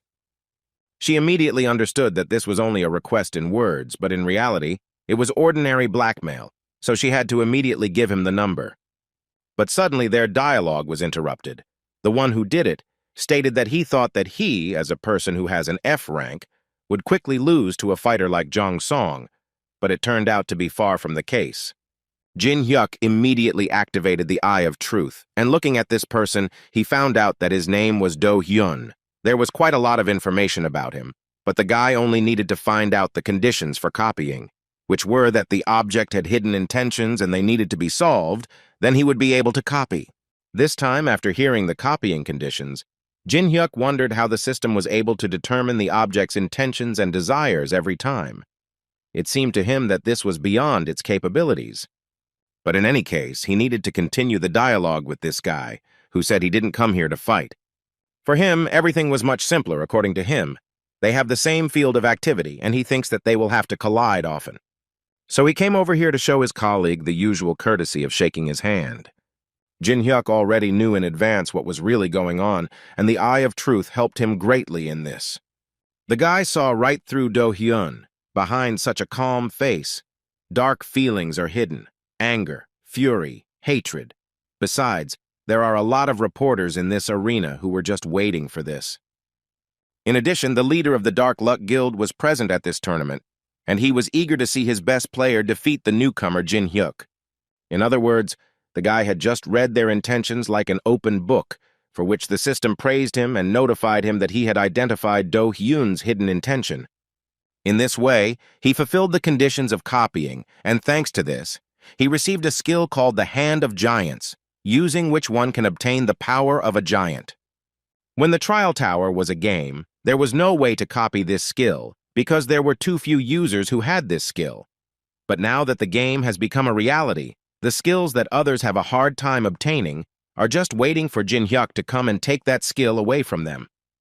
After which the guy noted that this was like a greeting on behalf of the Dark Luck Guild, which Do Hyun confirmed, and also immediately added that they knew very well that he was not a member of any guild, so they would be glad if he joined them.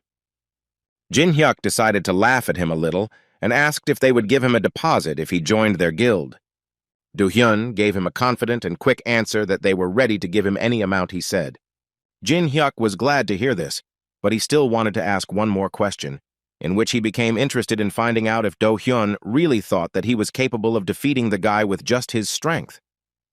Do Hyun seemed to be prepared for this question, so right after Jin Hyuk asked him, he began to squeeze his hand as hard as he could and started talking about how he would literally tear him into little pieces.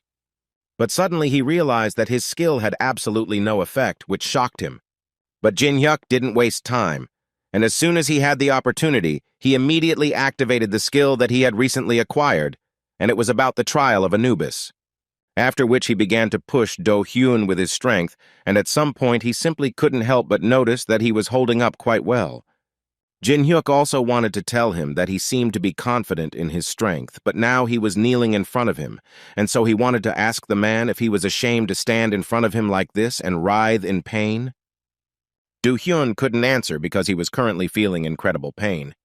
At some point it became so huge that he overcame himself and started yelling at Jin Hyuk to stop doing it. But the guy couldn't be stopped just like that. He got a little angry, so he decided to punish Do Hyun for such impudence and attempt to deceive him. The guy decided to punish him for deciding to deceive him when he started lying that they were supposedly colleagues. But suddenly his words were interrupted when an explosion thundered behind him. Jin Hyuk used the third level Eye of Truth again, and he did this to the head of the Black Fortune Guild, who was angry that the guy dared to beat up his student, in whom he had put so much effort for this day. Jin Hyuk didn't care about his anger at all at the moment. He just carefully read the copying conditions, which consisted of him having to break Hong Dok Pyo's pride. So without thinking for long, he told the man that he needed to behave a little more restrained and didn't have to be so aggressive. This, of course, angered the man even more, causing the area around him to become incredibly hot. Jin Hyuk, of course, understood that he could easily defeat this man, but he still decided to tell him that he did not plan to defeat the guildmaster yet, in order to anger the man even more.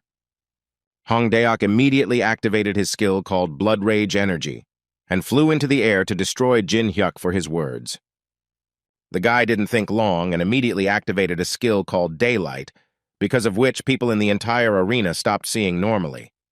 While no one was looking, he took out his blade and also activated the Power Surge skill, which would most likely be a surprise for the man. The head of Black Luck couldn't believe his eyes, because he immediately noticed that the guy managed to reflect even his energy, which seemed impossible. And he thought so because he was one of those people who were in the vanguard in the fight with the boss of the second floor, and now some boy considers himself his opponent. But suddenly, their fight was interrupted by some voice, which forced them both to stop fighting, because he believed that when the entire population was looking at them, they should show themselves with dignity. The owner of this voice was the head of the association, Han Sang-jin, who appeared in the arena quite unexpectedly. Jin Hyuk was also not prepared to see the head of all awakened in Korea. The leader of Black Fortune immediately began to tell Han San that he came here at the right time because this guy had turned a player who was in his guild into a rag.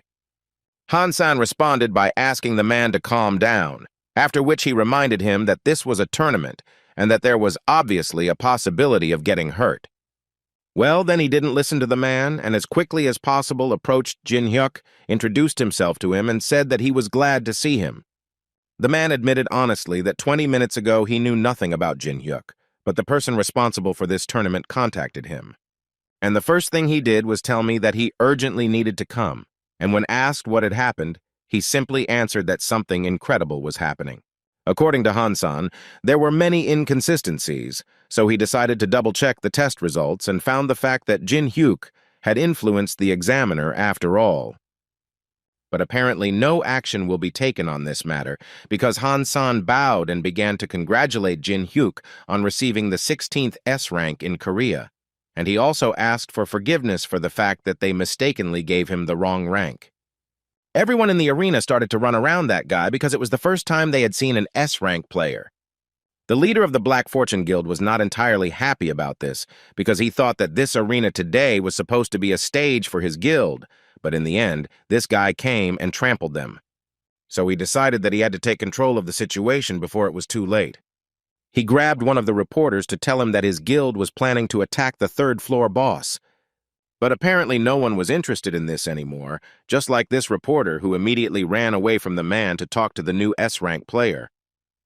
When Hyuk became completely disappointed in himself and began to leave this arena, the conditions for copying the skill were successfully fulfilled, and Jin Hyuk received another new ability to his collection. The reaction to the appearance of a new rank 16 player was good, and Jighek obviously liked it. He was also very happy that the head of the association decided to provide him with a private jet on which he would fly to Las Vegas, and all this was as an apology. Now Jin Hyuk understood perfectly why everyone wanted a high rank so much, because in that case, the attitude was completely different.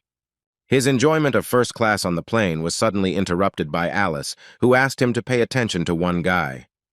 He stood next to the stewardess and spoke sweetly, and Jin Hyuk immediately noticed him. Alice wanted to say that this guy smelled really bad. She had a suspicion that there was something dangerous in his blood, which is why she was afraid to even taste his blood. Jin Hyuk didn't really want to pay attention to her words, but she asked him to take it seriously because she was more than sure that this was not an easy guy. He still thought about it, because he understood that if Alice said so, then there was definitely something in him, because she considered all people as an ordinary bag of blood. Therefore, he still decided to use the eye of truth, after which he saw that this guy turned out to be Main. The conditions for copying his ability depended on the degree of closeness to the object. However, for maximum closeness, Jin Hyuk will have to join the Main Association. He couldn't even imagine that that guy was one of the Mains because he walks around with a rather imperturbable face, so it's quite difficult to believe. Suddenly, this same guy approached Jin Hyuk because he recognized him as the same player who recently received S rank. At that moment, Jin Hyuk was thinking that this was definitely not a simple coincidence, and that this guy had apparently boarded this plane on purpose, which meant that after the news that he had an S rank, not only large guilds began to be interested in the guy. The guy kept praising Jin Hyuk and telling him that he saw him on TV and it was just amazing to him, after which he realized that he had not introduced himself and decided to correct this oversight by telling that his name was Alex. According to Alex, they met by a happy coincidence of fate, and since this had already happened, the guy decided to offer him a little drink, because he believed that on a long journey, nothing helps pass the time as well as alcohol. Jin Hyuk decided to play along with him, and so he agreed with Alex and decided to drink with him after all. Alex took out an expensive cognac and began to talk about himself, how his cosmetics business was progressing, what difficulties he had to endure after the appearance of the testing tower. At that moment, he couldn't even suspect that this smiling face of Jin Hyuk actually already knew everything about him. But at some point, he finally told Jin Hyuk that he actually came to Korea not to run a cosmetics business, but to expand it and start something new, for example, to do business with the awakened. But no matter how hard he tries to do this, unfortunately, he has one problem that he has not yet been able to solve. After which he began to talk about that very masked player that all of Korea and some neighboring countries already know about. Jin Hyuk also supported this dialogue and said that he saw how that guy suggested attacking the third boss, and Alex immediately added that they actually also wanted to take part in the raid of the third-floor boss, but he unfortunately got in their way, which is why such an unpleasant situation arose. Alex didn't even want to take into account what the guy in the mask said about how all this was only for the sake of protecting his comrades, because he refused them with the words that he needed to do something alone and so that they wouldn't interfere. Jin Hyuk listening to him attentively, suggested that it seemed that Alex was personally acquainted with the unknown person, to which the guy agreed. But for the player, it was surprising that Alex was able to lie to him with such a calm face. That's why he wanted to ask Jin Hyuk for one favor, which was that it would be nice if he went with them to the third floor, to the boss's room. According to him, it would be a great help for them. Jin Hyuk immediately pretended to be surprised by such a proposal because from what he heard, the unknown person said that he would fight the boss alone. Alex, in response, handed him a bottle of cognac and said that since S-Rank is given the right of freedom of action, this means that no one will touch them. In addition to everything, they will be able to get items from the third floor. Jin Hyuk understood that even the big guilds allowed the unknown person to go through the floor alone, and they would most likely block the entrance to the boss room. But he still thought that this person's request was too serious for him because he had only just received S-Rank, and he already wanted Jin Hyuk to go against the decision of the major guilds. Alex didn't think long before answering, and immediately reminded Jin Hyuk that he was just a businessman. With this phrase, he wanted to say that if he asks for a lot, then he is ready to pay a lot for it. After which, a small bottle began to appear on his hands, according to Alex.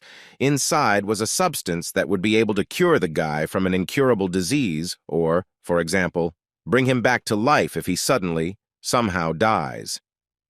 Jin Hyuk couldn't believe his eyes because looking at this elixir, he immediately thought about what the main association could have done to get this rare thing. These thoughts eventually led Jin Hyuk to tell Alex that he was actually interested.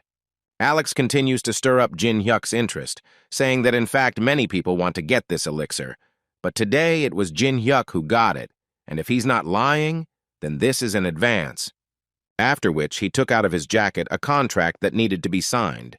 It was not just a piece of paper, it was Alex's special skill, which was called a contract with a dead person. While Jin Hyuk was thinking, Alex didn't stop and continued to talk about how such a chance comes along very rarely. On the surface, it was a normal contract, but the guy understood perfectly well that if he did not fulfill the terms of the contract, he would be cursed and then killed. But the solution to this problem was quite simple. He just needed to not sign this agreement, and then he would not need to think about unnecessary problems.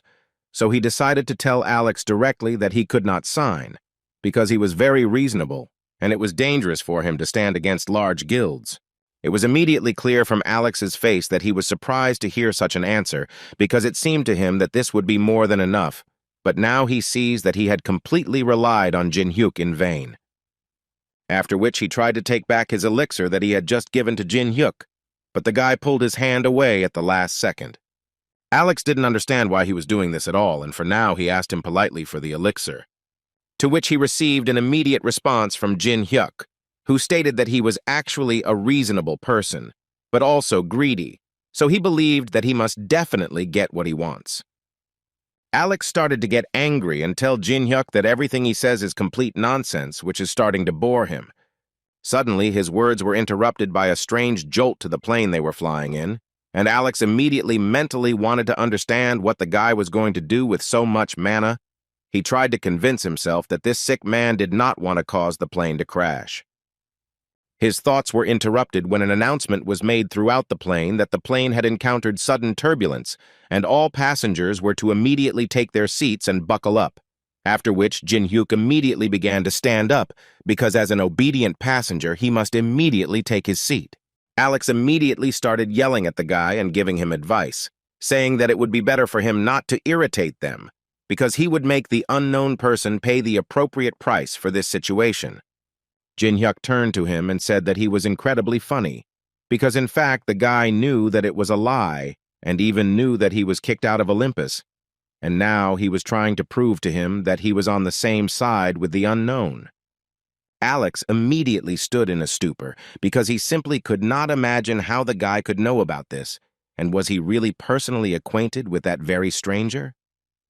But on the other hand, he also understood the fact that the big guilds might share information with him after he was given S-Rank.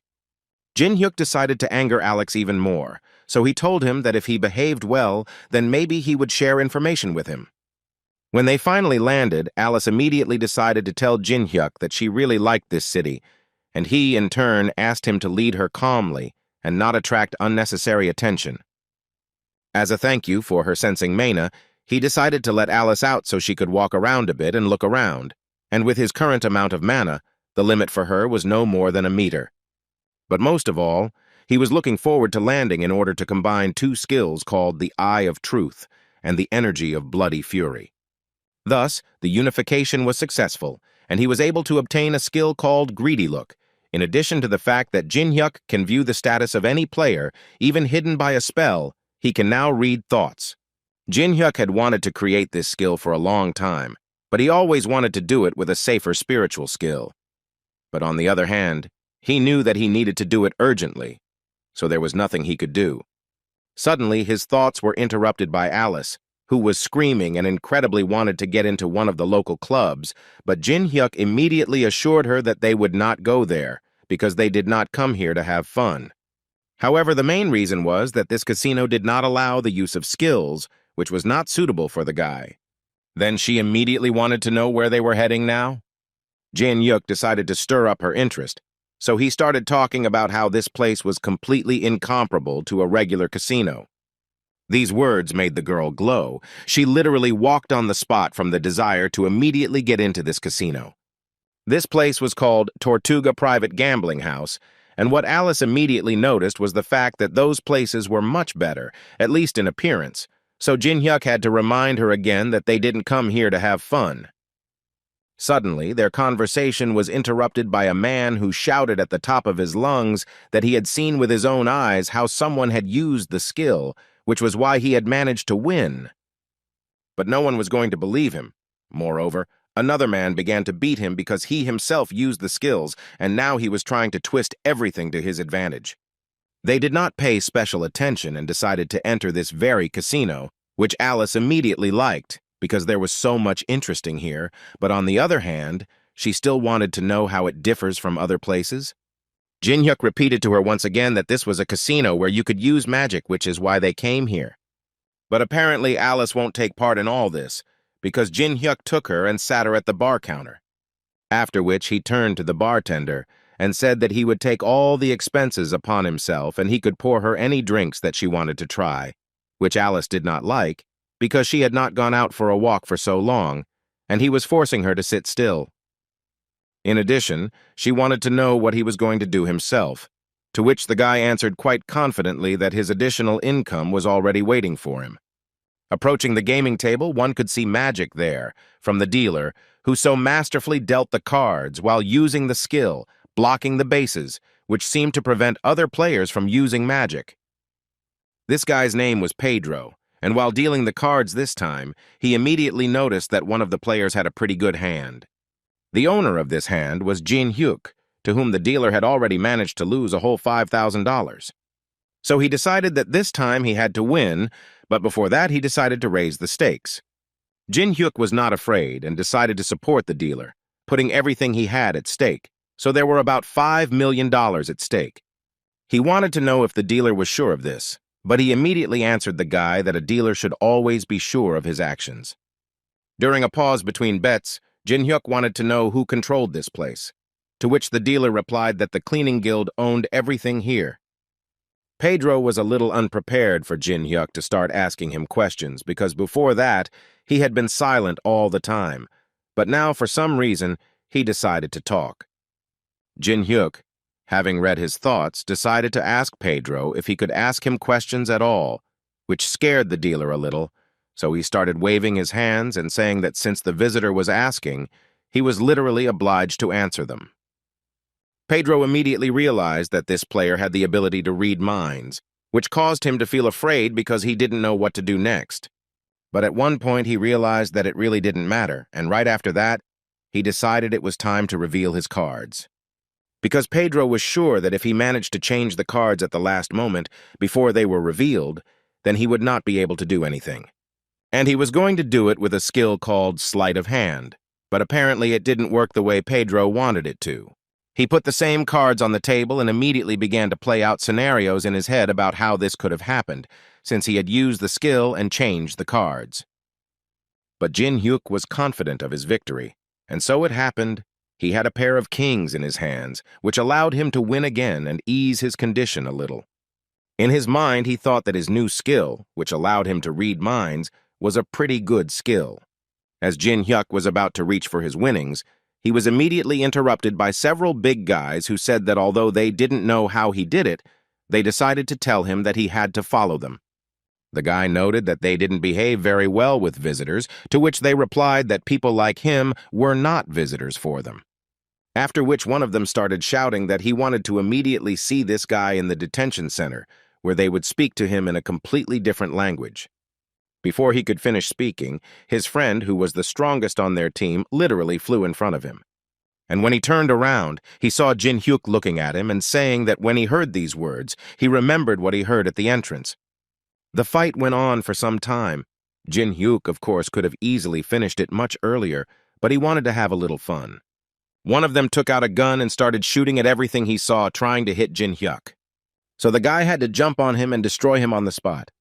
While something like a catastrophe was happening there, Alice was slowly enjoying the cocktails that the bartender was pouring for her. She especially liked the cocktail called the Kiss of Fire.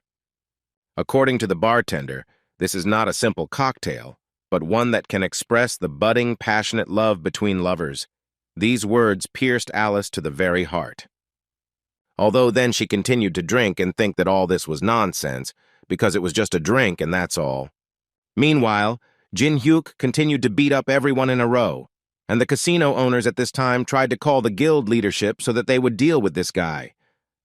Their leader understood that there was something clearly wrong with this guy, even taking into account the fact that they were currently in a crime-ridden area, but even here it was incredibly difficult to find such an unstoppable destroyer. His assistant interrupted the man's thoughts, saying that he had found something and asked him to look at it, which at first seemed like complete nonsense to the man, because they had more important things to do right now. But then he looked anyway. And then he realized who they were really dealing with. According to his assistant, they were dealing with a person who had recently received an S rank in Korea, and this player's name was Jin Hyuk. Now inside him there was only fear, because he understood that there were too few such people in the whole world. Even in America, there were only about 20 of them, and now one of them was right in front of him. The man understood that if this guy continued to destroy everything here, he would eventually simply destroy this casino into small pieces. So he made an immediate decision. He shouted and ordered all his men to stop immediately, after which he took off his jacket and fell to his knees in front of Jin Hyuk, and then began to ask the guy for forgiveness, because he did not recognize him and therefore behaved so tactlessly and asked to spare them this time. Jin Hyuk had just started the fun, and then suddenly the man decided to end everything. So the guy became curious to know why he suddenly started apologizing. Was it really all because he found out what rank the guy had? The man immediately tried to justify himself, telling the guy that he didn't really mean it. But Jin Hyuk wasn't going to believe him, because he knew very well that this place was originally like this, and the main proverb here was that the one who gets beaten is the fool. After which the guy noted that he made a bet, won an average amount, but they intervened, and then also caused moral damage. So if you count everything, then he will only need $10 million to cover all the winnings, as well as moral damage. Jin Hyuk thought he told them quite clearly. Either they pay him $10 million, or they will have to close their establishment. After some time, this amount was credited to the guy's account, and now he mentally understood that this should be enough for him to get the desired item at the auction. When he left the casino, a car was already waiting for him, the driver of which explained to Jin Hyuk that he had come to pick him up to take him to the auction hall. On the way, Jin Hyuk noticed that the car was so tinted that it was simply impossible to see what was outside, and so he came to the conclusion that the auction location was apparently being hidden, but this captivated him even more, and he wanted to get there as soon as possible. They arrived quite quickly, and as soon as Jin Hyuk got out of the car, the driver wished him a good time and immediately got ready to leave. The guy hadn't even managed to get far enough when Alice immediately started to address him, wanting to remind Jin Hyuk of his promise 1,000 times, but he asked her to wait for her, because he was specifically going to a quiet place. And as soon as he released her, she immediately began to talk about how this place was simply wonderful, and it was simply ideal for someone like her, just as noble. Jin-hyuk was glad that she liked him so much, but he still wanted her to draw as little attention to herself as possible because they were already going to the auction. The guy told her that there were too many extra eyes here that could cause them problems, so for this reason he asked her to behave more carefully. Suddenly their dialogue was interrupted by Alice, who began to cover her nose, and all because there was a simply terrible smell around. At first, Jin-hyuk didn't understand what was going on, but then he turned around and noticed the staff, from which the smell was apparently emanating. And the owner of this staff was Julius Zedrick, at least that's how he introduced himself, and he also added that he was the teacher of the guy standing behind him. And this student was Alex, who most likely got it for being subjected to no result, and also lost the jar with the elixir. In any case, Jin-hyuk didn't wait long before activating his greedy eye and seeing who this Julius really was. As a result, as Jin-hyuk expected, this necromancer has simply amazing abilities. Necromancy and his abilities are combined perfectly, because with minimal mana costs, they can use a lot of magic, so everyone wants to get this skill. But the guy really liked the conditions for copying. Because Zedrick was disappointed with his student's failure, Jin-hyuk would have to become his student and learn dark magic from him, and only then would he be able to copy his skill or ability. But first, Jin-hyuk decided to talk to him. He told him that he had a great experience flying with his student on that plane. The old man was glad. According to him, he came here specifically to clarify again about the information he had. It was about the unknown, because for them, he was quite a big problem. Jin-hyuk was glad that this old man was so straightforward. This way they could save time. But still the guy decided to answer him that at the moment they were in such a beautiful place that he suggested the old man to discuss it a little later. Zedrick stopped him and assured the guy that there would definitely not be another time. So he once again insisted that Jin-hyuk should tell him the information about this now. The boy took his staff away from him and told the old man that he seemed to have missed the moment when this became his concern at all. Well, after that, he successfully left, which angered Alex even more, who literally exploded with anger because of the way this guy was behaving. Zedrick stopped Alex and asked him to stop because, in fact, there were other ways that would help him stop this guy and achieve his goal. At that moment, Alice was thinking about getting rid of these stinking people who were making her incredibly angry. But Jin-hyuk assured her that it wasn't worth doing, because that way they would make even more noise, and that certainly wouldn't make things any easier. Besides, he wants to buy just one item, and after that they will leave here. They entered the hall just in time, where the annual black market auction had already begun.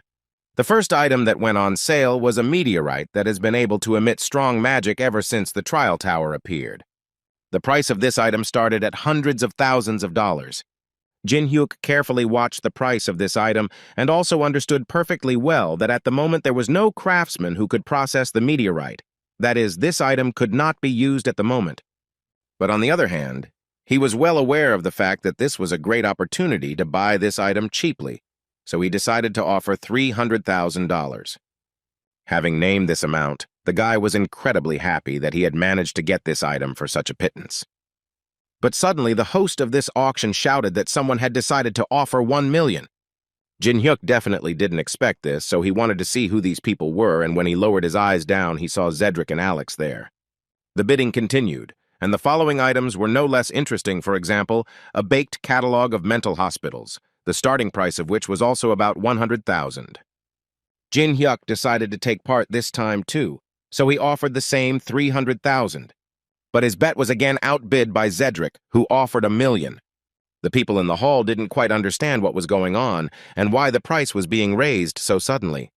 In the end, the second item went for $1 million, to an old man from the front row. Now the guy understood the tactics of this old man. He simply decided to buy out everything that Jin-hyuk had his eye on. The next lot, found in South America, is a relic of the Mayan civilization, but before the host could finish speaking, Jin-hyuk raised his sign and offered $500,000. Alice didn't quite understand the logic of his actions because he hadn't even finished listening yet and had already decided to buy, but Jin-hyuk assured her that he had a plan. A few seconds later, the bet was once again outbid by Zedrick, who again offered $1 million. This time, Jin Hyuk decided not to stop so easily and offered $1.5 million. Zedric also didn't skimp and immediately offered $3 million. And as soon as he did this, the guy lowered his sign and did not continue this bargaining. So the next item was sold for $3 million to that same old gentleman in the front row. All subsequent lots were sold to Zedric, who raised his sign every time Jin Hyuk did. At one point, Alex had to ask his teacher to slow down a bit, because otherwise they would have to pay too much. For such offers, he got it again, because Zedric believed that they could not allow the guy to get what he wanted so much. The old man was sure that even though they would suffer losses, they had enough money to take away everything the guy was aiming for, and then they would be able to exchange all these items for information about the unknown. The next lot, according to the presenter, was for true connoisseurs, after which he finally presented the first chessboard.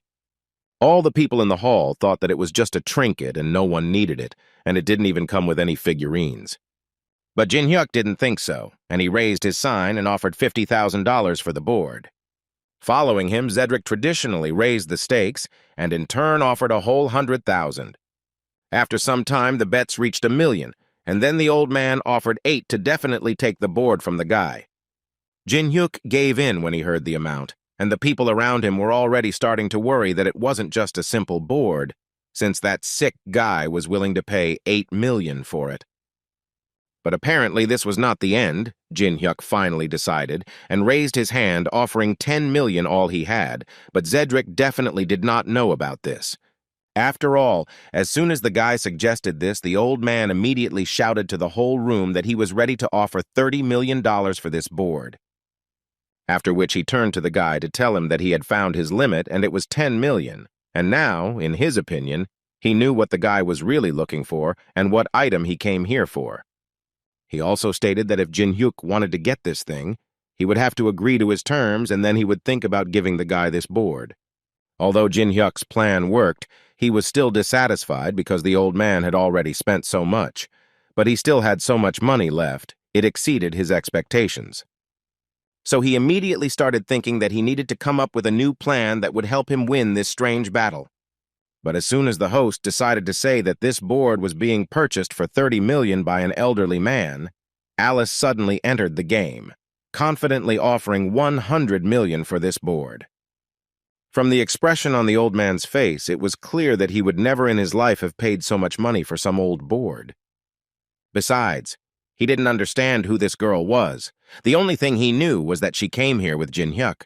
He had the realization in his head that he had already spent more than $70 million on all sorts of trash, and if he stopped now, it would be a complete defeat. So he decided to continue this battle and eventually offered $110 million for the old chessboard. But it was not as simple as the old man thought, because as soon as he named his price, Alice intervened again and offered $200 million for it. The old man couldn't stand it this time, and immediately turned to her to say that she most likely didn't have $200 million to make such bets. The host of the event also joined the old man's accusations and said that it was not that they did not trust her. They just wanted her to provide a certificate of the balance on her account. She didn't think twice and used her magic to show off her wealth, which was definitely enough to buy up all the items here. For people who understand, the crown alone, which was among all this goodness, is worth more than $500 million. Zedric realized that he was not dealing with an ordinary little thing, and she was definitely not just a person. But he couldn't shake the thought that the only thing more dangerous than this girl was Jin Hyuk, who was keeping this mysterious girl under his control.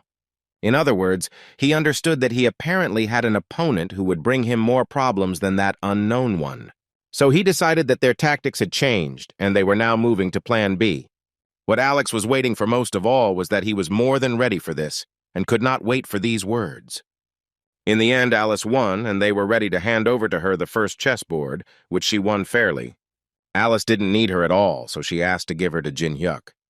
The guy thought she was being too kind to him, but she assured him that she had planned to sort out all this junk anyway, and besides, she couldn't stand to see these people looking down on her contractor. Jin Hyuk didn't even know that this little one was capable of saying words that were worthy of praise.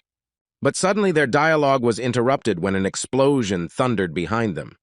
The place where this auction took place began to collapse literally before our eyes. People quite obviously started running away, and it was all accompanied by panic. But this was only the beginning, because Alex took out his scalpel and began to cut people, telling them along the way that they had nowhere to rush, because they were all just victims. Afterwards, he decided to activate a skill called Magic Melt. The hall literally began to sink, and most of the people were already ready to die, and among them there were children. So Jin Hyuk eventually had to intervene, because he thought Alex had crossed all boundaries. The skill that Alex used was somehow disgusting to Jin Hyuk. Although Alex himself did not think so, in his opinion, the monsters he created from human souls were incredibly beautiful. On the other hand, Alex wanted to praise Jin Hyuk himself, who deservedly received the S-Rank, since he was standing on his feet, even under the influence of such strong magic. The man also couldn't help but add that he clearly remembers how Jin Hyuk insulted him on the plane. And now that he has been given an order that allows him to no longer hold back, he is ready to show everything he is capable of. He tried to attack the guy, but Jin Hyuk was much faster than Alex expected. But this did not stop him from continuing to attack Jin Hyuk, and also at the same time finding out where that small and impudent rich woman had gone. Jin Hyuk, without thinking for long, answered him that she did not like these nasty guys, so she ran away a long time ago, although mentally he knew that Alice's body returned back to the pendant, since it would need all the magical energy. He understood that these monsters would gradually become stronger and stronger, so he simply needed to finish this fight as soon as possible. To begin with, he decided to use a skill called Sword Graveyard, with which he destroyed most of the monsters. Alex continued to actively talk to Jin Hyuk, telling him that he was simply amazing because he didn't even have time to keep up with him. But on the other hand, he said it was so nice when the amount of resources exceeded expectations. Jin Hyuk was not stupid, and immediately understood that in this way the guy wanted to drag out the battle and exhaust him. Only in this way, in his opinion, he would be able to win. If he understood correctly, then these monsters feed on the powers of these people and remain in the ranks, and the enemy runs out of mana, and as far as Jin Hyuk remembers, this is their standard tactic. This is how necromancers like Maina's clan fight. But Jin Hyuk definitely wasn't going to give up.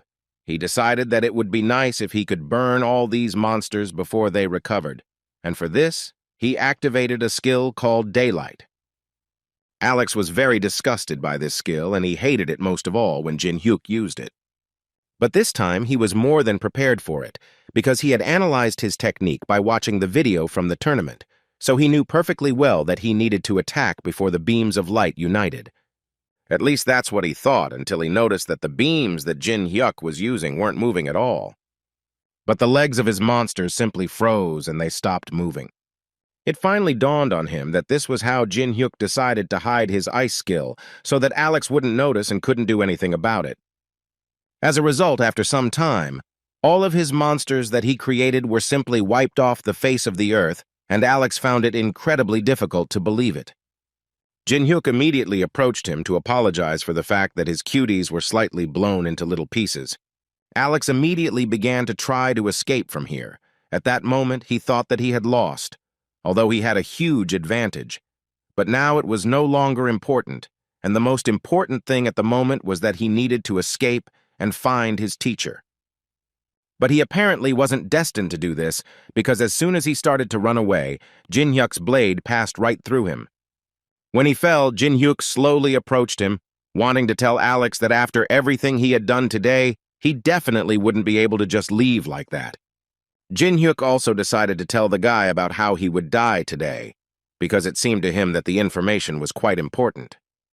According to him, over the next half hour, blood will accumulate in his lungs, and when they fill with blood, he will begin to choke. It seemed to him that the worst death was to burn a person alive, but suffocation seemed to him no less an easy death. But still, Jin Hyuk did not consider himself a monster and was ready to make sure that the guy did not suffer for so long. He took out the elixir and told Alex that it would help him, but only if he told him everything he knew about the main association. Inside Alex, hope was born that he could survive, but the problem was that the blood filled his internal organs so quickly that he could hardly speak. But he still decided to find a way out of this situation and began to try to write with his own blood. However, Jin-hyuk didn't like this and stepped on his hand, not allowing him to continue doing what he had planned. And then he added that if Alex didn't want to tell him, then unfortunately nothing could be done about it. And then it finally dawned on Alex that Jin-hyuk wasn't really going to listen to him. The last gesture Jin-hyuk made before leaving was to throw the business card and tell the guy that he no longer needed it, after which he turned around and started to leave, saying that Alex deserved to die a long and painful death because he was a damn scumbag. But before leaving, he decided to do one more thing. He saw among all the junk that they wanted to sell at auction a safe that was created by Michelangelo, and in it most likely lay the heart of Ichthyosaurus. Jin-hyuk immediately took these items and combined them into one, and as a result, he managed to create a huge subspace for inventory. Suddenly, his celebration of receiving a new item was interrupted by someone's voice. And when he turned around, he saw a man standing there with his son and thanking Jin-hyuk for saving them. The little boy was so scared, but even he plucked up his courage and said thank you to Jin-hyuk.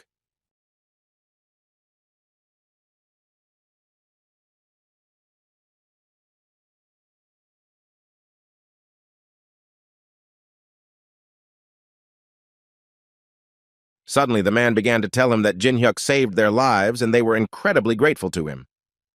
In addition, the guy saved the host's only son, whom he treasures so much, so he decided that he would not inform on the guy if he suddenly decided to take something for himself.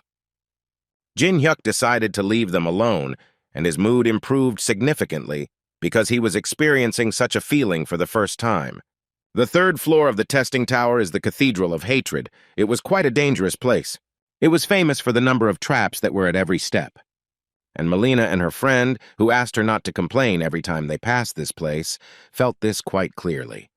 But this made her even more angry because she thought that she shouldn't worry about what kind of mood this guy was in. But he advised her to do it, because otherwise, she risked dying. Their sweet conversation was interrupted at one point by an unknown being who ordered them to stop immediately, and he also added that he simply could not believe that they had somehow survived 10 years together. He was always curious to know why they always behaved like cats and dogs. In any case, this is not the main issue now. According to him, he called them here because a new character has appeared who requires special attention, and his name is Jin-hyuk. Melanie thought that this guy was doing so well in the test tower only because he had played a lot before, but she felt that this did not mean that he was stronger than other players. But the man in the mask thought that they had to be careful, because in his opinion, there was a chance that this guy had already risen above them, although this only made her smile, because she had not yet seen this guy rise to the 20th floor. Her boyfriend also thought that he was wrong to think so, because according to him, they chose an unpopular virtual reality, the test tower, to hide from the surveillance of the international police, and therefore they know the tower well. Millennia once again agreed with the guy and added that most likely, this Jin-hyuk was just playing this game because he had nothing to do, and now he is a hero who is a little better at it, but in her opinion, he is still not a threat to them. Moreover, she believed that only a mentally ill person could try to complete this game. This creature understood that the guys would not take his words seriously, but he was glad at least that they understood each other. But he would continue to think that this guy simply could not be underestimated. In the end, he decided that they simply had to eliminate this potential threat, so he ordered the guys together to follow Kedrick. They treated it as a joke, but still decided to fulfill the old man's request so that he would finally calm down. Meanwhile, Jin-hyuk's friends were practicing wrestling, but at one point the girl apparently overdid it a bit and struck too hard. At this point the training ended and Tae decided to show Nuna some rather interesting news. The conversation was about the very person who wears a mask and thereby hides his identity. Nuna thought that this guy was no different from other players and was bluffing in the same way. He agreed with her, but partly because he was sure that there was something special about him. They decided to turn on the news on TV, where they showed this man in a mask when he finally came to the Temple of the Tree of Man in the room of the third boss. And this place is incredibly popular, because if you answer 3 questions of this strange tree, then he will give an item with a skill as a reward. But now absolutely every player understands that the main difficulty of this task is that this tree asks incredibly difficult questions, which are almost impossible to answer. He saw Jin-hyuk. The tree smiled and said that in fact he hadn't had visitors for a long time and therefore he was very happy to see the guy. He assumed that the guy came to him to solve his riddles, and Jin-hyuk immediately confirmed this information, asking the tree to quickly ask him the most interesting riddles that he has. This creature agreed to these conditions, but before that, he reminded Jin-hyuk that if the guy answered 3 questions, he would give him the piece of paper that he would choose. However, he asked the guy to remember the fact that if he suddenly makes a mistake and gives the wrong answer, he will punish him. The first question, the essence of this question, was that the tree wanted to know from the guy, what is the optimal depth and temperature for the life of kellhorns in seawater? These questions were impossible. Everyone who watched TV understood that the answers to such questions cannot be found out just like that.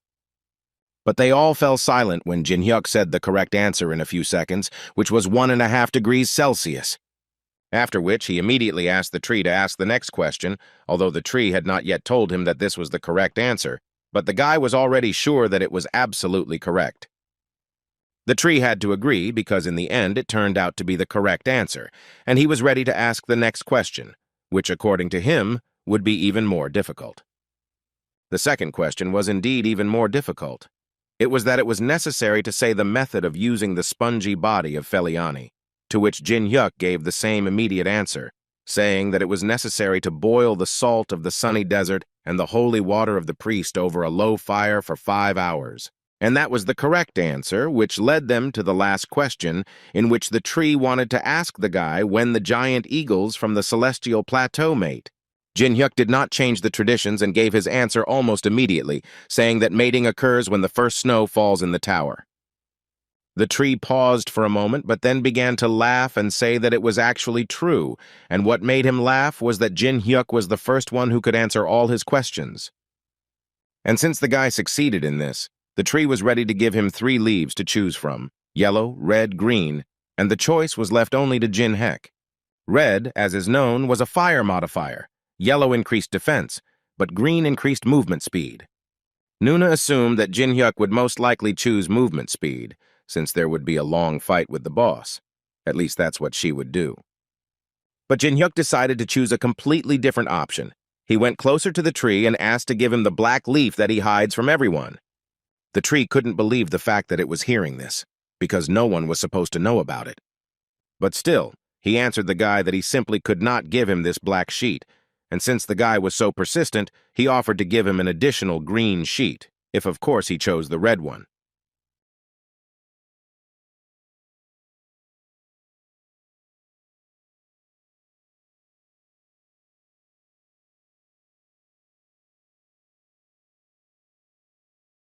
But he still decided to insist and asked the tree to give him the black leaf.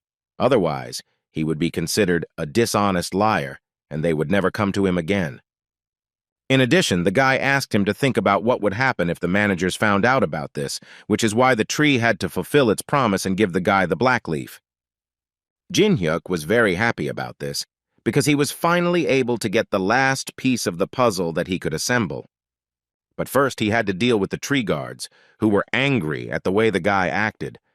2 guys standing near the portal were talking about how the masked guy had already started raiding the 3rd floor boss, which was surprising to them because no one thought he could do it so quickly. Besides, they thought that they could go home peacefully because no one would come here, unless it was some crazy person, but they were still ordered, so they had to stand in defense. But suddenly the conversation between these 2 guys was interrupted when they noticed that they were the only 2 left near the entrance to the dungeon. Well, a few seconds later they saw an old man in front of them who had bound everyone with dark magic and asked his assistant to do everything quickly because the unknown man in the mask had already started and they also needed to hurry. Meanwhile, Jin-hyuk gradually walked further and further along the 3rd floor, approaching the boss. An incredibly large number of people watched this action, and watching all of this gave them goosebumps. But most of them didn't believe that the guy would ultimately be able to defeat this boss, although Jin-hyuk didn't care about their comments because he had his own plan, which he obediently adhered to. Suddenly, he saw a stream of dark energy from the side which appeared unexpectedly. He understood that apparently someone else had appeared here, although he asked the guild leaders to do everything possible so that he could enter this floor alone, but apparently they did not listen to him. Jin Hyuk came closer to see what was going on there. He saw that the army of necromancers was fighting with the army of warriors of the boss of the third floor. These were mains, and from Jin Hyuk's observations, they were a little stronger than the monsters from the third floor. So Jin Hyuk decided to even the odds a bit and began attacking the main army. At first they didn't understand what was going on, but then they finally saw that there was a person there who was actively attacking them. One of the main mages of the main army noted that there was only one of him here, so they should eliminate him as soon as possible and continue their offensive. But everything will definitely not be as simple as they planned, because Jin Hyuk activated the skill of heavenly patronage. The mains began to realize that they wouldn't be able to control him just like that, since he was using a holy skill. So Zedric started getting reports that most of their attack groups had been destroyed, and they needed to do something. But he was not in the best mood, so he asked them to close their mouths, because he himself could see perfectly well what was happening here. He understood that they had created 4 teams in advance to effectively control the undead. One of them was destroyed, and if the first one was destroyed and the network was broken, then the control would be completely destroyed. While Zedric was thinking about what to do next, Jin Hyuk slowly got closer and closer to them. After some time, he was informed that the first team had also been destroyed, and if this continued, they would simply be surrounded. Zedric got incredibly angry and started yelling at the guy because he always ruined everything. So he decided to deal with this guy here once and for all. And to do this, he decided to use a skill called Pyramid Guardian, even though he was warned that if he did this, then he would not have any mana left to fight the boss. But Zedric didn't care about this at all, because he had already decided that he would concentrate all his mana into this skill and destroy the guy. That's why he managed to wake up the Guardians, who, in his opinion, were supposed to destroy the guy in the mask. Using this skill, he instantly felt weakness inside himself, because he used a huge amount of mana, which he would not be able to replenish for a long time. But he had one idea, so he asked his assistant to come closer. And when he did this, the old man simply pumped out all the energy from him, even life energy, just to replenish a little of his mana. Jin Hyuk noticed this, and although he understood what kind of person this Zedric was, he still had a hard time believing that he could absorb the energy of his comrades. But in any case, he was already in the ranks and ready to start a real fight. Now the old man wanted to ask the guy how he liked his army. According to him, she is capable of many things. His mummies were not simple and were capable of doing things that ordinary monsters cannot do. He admitted that he had prepared these creatures for the third boss, but now his goal had changed dramatically, and he believed that if he could destroy Jin Hyuk here, then this risk would be justified, and he had not come down here in vain. So all he wanted to ask Jin Hyuk was to finally die, so that he would calm down and not think about it. Even though Jin Hyuk turned off the broadcast, this fight still had viewers. This was observed by Millennia and her partner, who immediately saw that this guy was simply amazing, because they had not seen Zedric give it his all for a long time.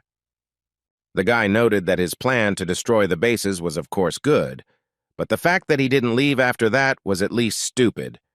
It seemed to him that the guy in the mask had miscalculated the balance of power and would therefore pay for it. He assumed that he most likely saw the skeleton and the knights, and therefore thought that he could cope. But he did not take into account that Zedric still had many problematic abilities. Based on everything he had just said, he could confidently say that there was no point in them interfering in this fight. Jin Hyuk certainly didn't think so. In his head there were memories of that very experience. His teacher always told him that his sword was strong and sharp, but on the other hand, he was straining himself too much, and his mistake was that it was just a dissipation of power. He asked him to remember that a true master should always be able to deliver a good blow using a minimum of force. He always used his rope as an example, which, according to him, moves freely, like the wind, is responsive and flexible and fickle. And what is most important is that he must release energy in time and create with it a certain blow. That was when Jin Hyuk first heard about it, and that was when the master first asked him if the boy wanted to learn his spiritual sword art, Chuhangomu. These memories allowed Jin-hyuk to recover part of his Chuhongomu's spiritual sword art skill, and he could now produce it. Zedric was surprised when he saw such a picture, because looking at the guy and his spiritual art, one could notice that he was so strong that he attracted everything around him. At one point, the system notified the guy that he could now use the 5th type of sword dance, which he immediately did. Zedric couldn't believe his eyes because only half a year had passed since the world had changed, and this guy already had such enormous power. All these thoughts were interrupted when his staff exploded right in his hands and made the old man acknowledge the boy's strength. He realized that he had to run because he couldn't win this fight, but deep down he knew that it was already too late. Hysterically, he began shouting to his subjects that they should detain the guy and protect him, but no one heard him. At that moment, Jin-hyuk slowly approached the man and told him that he now understood where Alex got such habits from. He was just like the teacher. It was disgusting to him that he first boasted about his advantage, and when he realized that he couldn't win, he immediately ran away. Hearing these words, it finally dawned on the old man that he had already heard these words, and that it was Jin-hyuk who had told him this. But unfortunately for him, it was already too late, because Jin-hyuk used fire magic and asked the man to tell his student that he was worried that he would be bored alone, so he was sending his teacher to hell as well. After Zedric's death, the summoned creatures began to come to their senses, and the dark magicians immediately noticed this. It quickly dawned on them that if this had happened, then Zedric had most likely lost, which seemed impossible to them. But it was too late to change anything. All of Zedric's warriors had gone to the next world after him. After this fight, Jin-hyuk noted to himself that it was not easy to use soul destruction at this level. He did not even deny the fact that he was overtired. And to solve this problem, he decided to purchase a solution to replenish mid-level mana.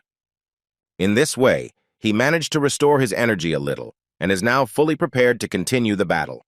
On the way to the boss, he noticed a small shield on the floor, which made him feel nostalgic because he used to be incredibly fond of shields. And it will definitely come in handy when he enters into battle with the guards of the Temple of the Lord of the Four. These monsters could not speak. Their only function was to destroy anyone who came to them. But this was to Jin-hyuk's advantage, because he definitely did not come here to talk. So as soon as they struck him for the first time, he immediately used his sword skill and destroyed them in just a few seconds. At least that's what it seemed like at first glance, but that was just the beginning. So the guy had to ask them to give him the key because he was tired of beating them up. At some point, the key leading to the main hall reacted, and then the system notified the guy that the creature behind the gate responded to the call. Jin-hyuk understood what was happening, and it was unexpected for him that the creature behind the doors decided to act for sure. The thing is that they almost immediately decided to challenge their big brother to a fight. The big guy's first words were that it had been a long time since the 4 great heavenly kings had summoned him, so he didn't think that there would be a person among the visitors who would pose a threat sufficient to use the key. Jin-hyuk didn't say much, but only assured this creature that he was going to do everything to destroy the boss of this floor. Big Brother immediately noticed that the guy was telling him very interesting things, so he decided to point out that although he was not sure about the rest, he definitely recognized his bravery. Jin-hyuk understood that the creature he was talking to was taking all these words as a joke, but he decided to repeat once again that he was very tired and therefore wanted to end all this as soon as possible, although his big brother assured him that he would still like to continue the conversation with him. But Jin-hyuk apparently wasn't in that mood, and he confirmed it with words, saying that chatting with statues was such a fun thing. Although the statue asked him to think again, because every moment of life is the greatest gift, and whoever does not appreciate it is simply stupid. Big Brother thought that the boy would be better off enjoying this moment because when he died, he would be missed incredibly much. But since the guy wanted it, the statue simply couldn't refuse him, so it also started the fight. It was a pretty strong attack, but Jin-hyuk still managed to block it, all thanks to the shield he picked up. Mentally, he understood that his opponent's strength was simply enormous, and when he tried to block it, his body simply crumbled, but he still forced himself to endure it. Besides, he was sure that he would definitely have one chance, which he would have to use. Big Brother was surprised that his little opponent was finally able to resist the sonic attacks, something that hadn't happened for a long time. But this couldn't help but make him happy, because in this case, this fight becomes more and more interesting. Jin Hyuk didn't wait long and used the ice creation skill. In this way, he wanted to protect himself from the massive attacks of his enemy. After which he tried to attack his big brother with his shield, but in the end, he just caught it in his hand and laughed and told the boy that all these were such pathetic tricks. And since the boy was so persistent, the big brother decided to show him what real magic is. But suddenly he realized that his magic was not working, and there was a blade inside his hand. But it was not this that surprised him, but the fact that Jin Hyuk's poison began to work, which was literally impossible. The guy happily told this creature that this skill was called blood energy. The principle of operation was that if you wound once, you can continuously inflict damage. In any case, the big brother praised the guy for his efforts, but immediately told him that such a trick would definitely not work twice, and that there was simply no point in this technique. Moreover, as the guy himself sees, he managed to take away only one arm from his opponent, which is clearly not enough for victory. Jin Hyuk wasn't going to argue with this. He also noted that he knew that the same method couldn't be used on him twice. But in the end, Jin Hyuk decided to ask his big brother a question and find out from him if he knew that he had just received exactly what he needed.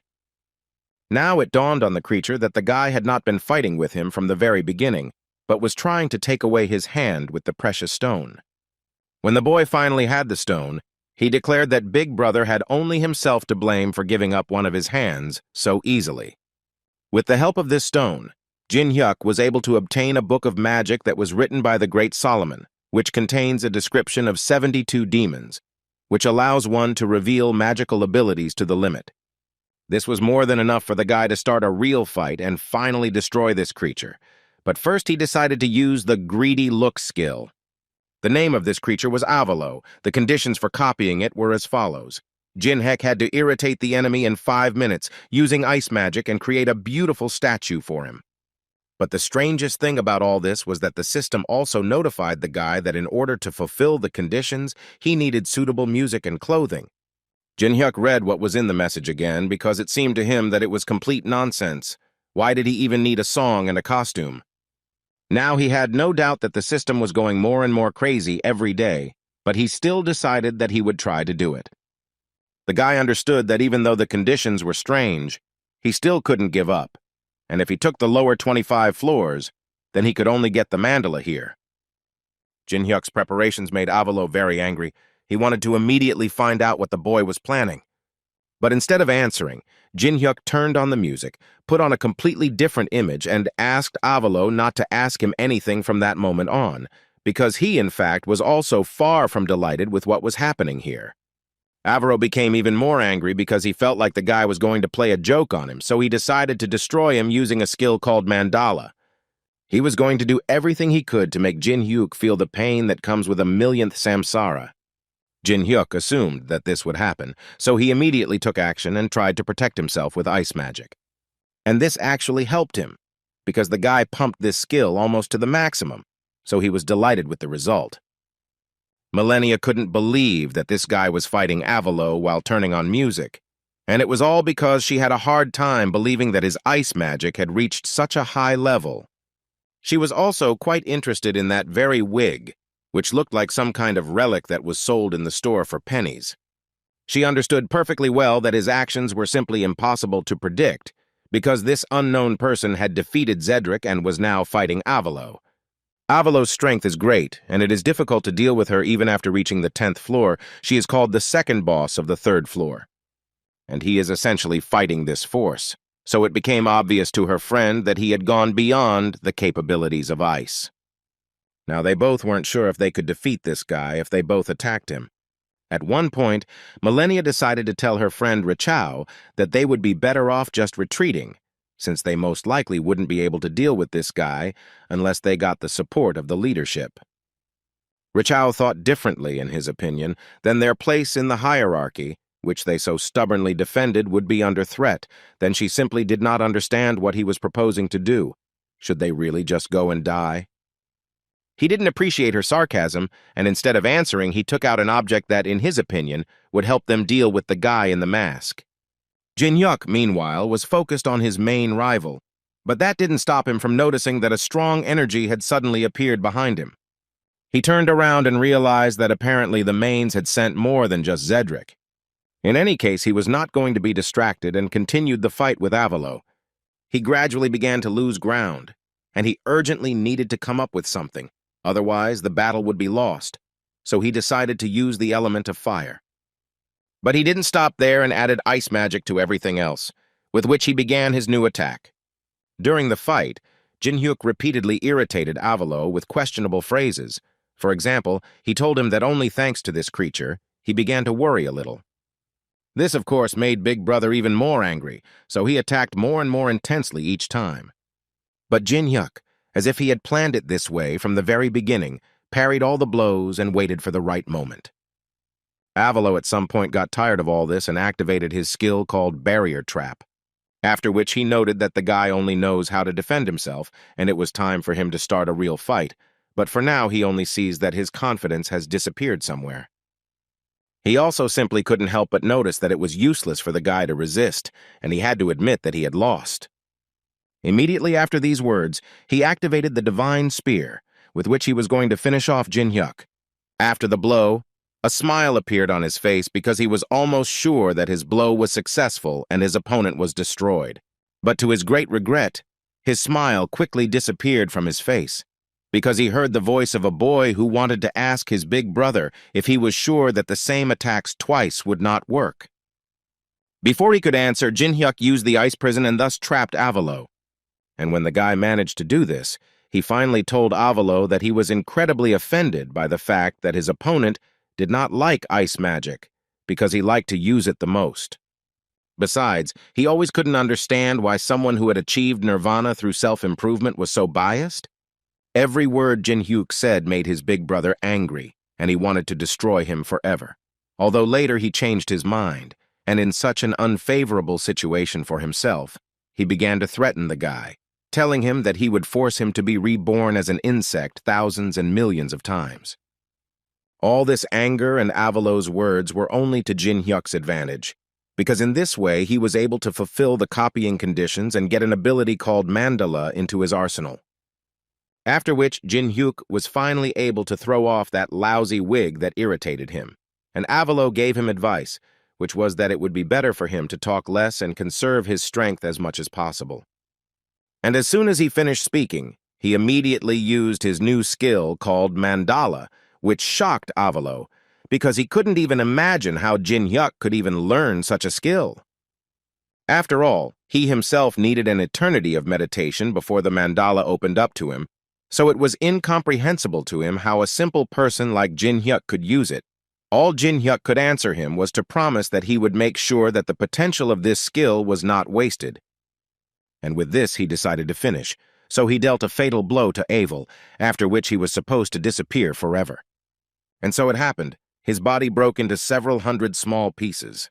But what was most important for Jinhyuk was to get the very key that he came here for. This key, regardless of the situation and the owner's level, could summon the boss of this territory. However, it can only be used on the 3rd floor. Jinhyuk was in no hurry to use it, because he understood that in life everything is much more difficult to go through, and in addition to everything, all of this became quite noticeable. He had defeated too many strong enemies lately, so it was no surprise that he was a little overtired. He decided that he would spend his level-up points on mana so that his mana reserve would be much larger than it was now. Almost immediately he felt the difference, although it was not enough, but he still decided that he needed to prepare something for mana regeneration next time. Suddenly the thought came to his mind that there were still enemies not far from him, so he had no time to rest. The Tower of Trials is a place with a special atmosphere. With the onset of night, the temperature quickly drops, and the aggressiveness and strength of monsters increases. So at night, most players leave the tower or stop hunting and look for a safe place. But Jinhyuk decided to do something a little different from what other players do. His plans included eating and sleeping as well as possible. So he started cooking. This time he managed to catch a giant shrimp, which was found only in the river near the temple on the 3rd floor.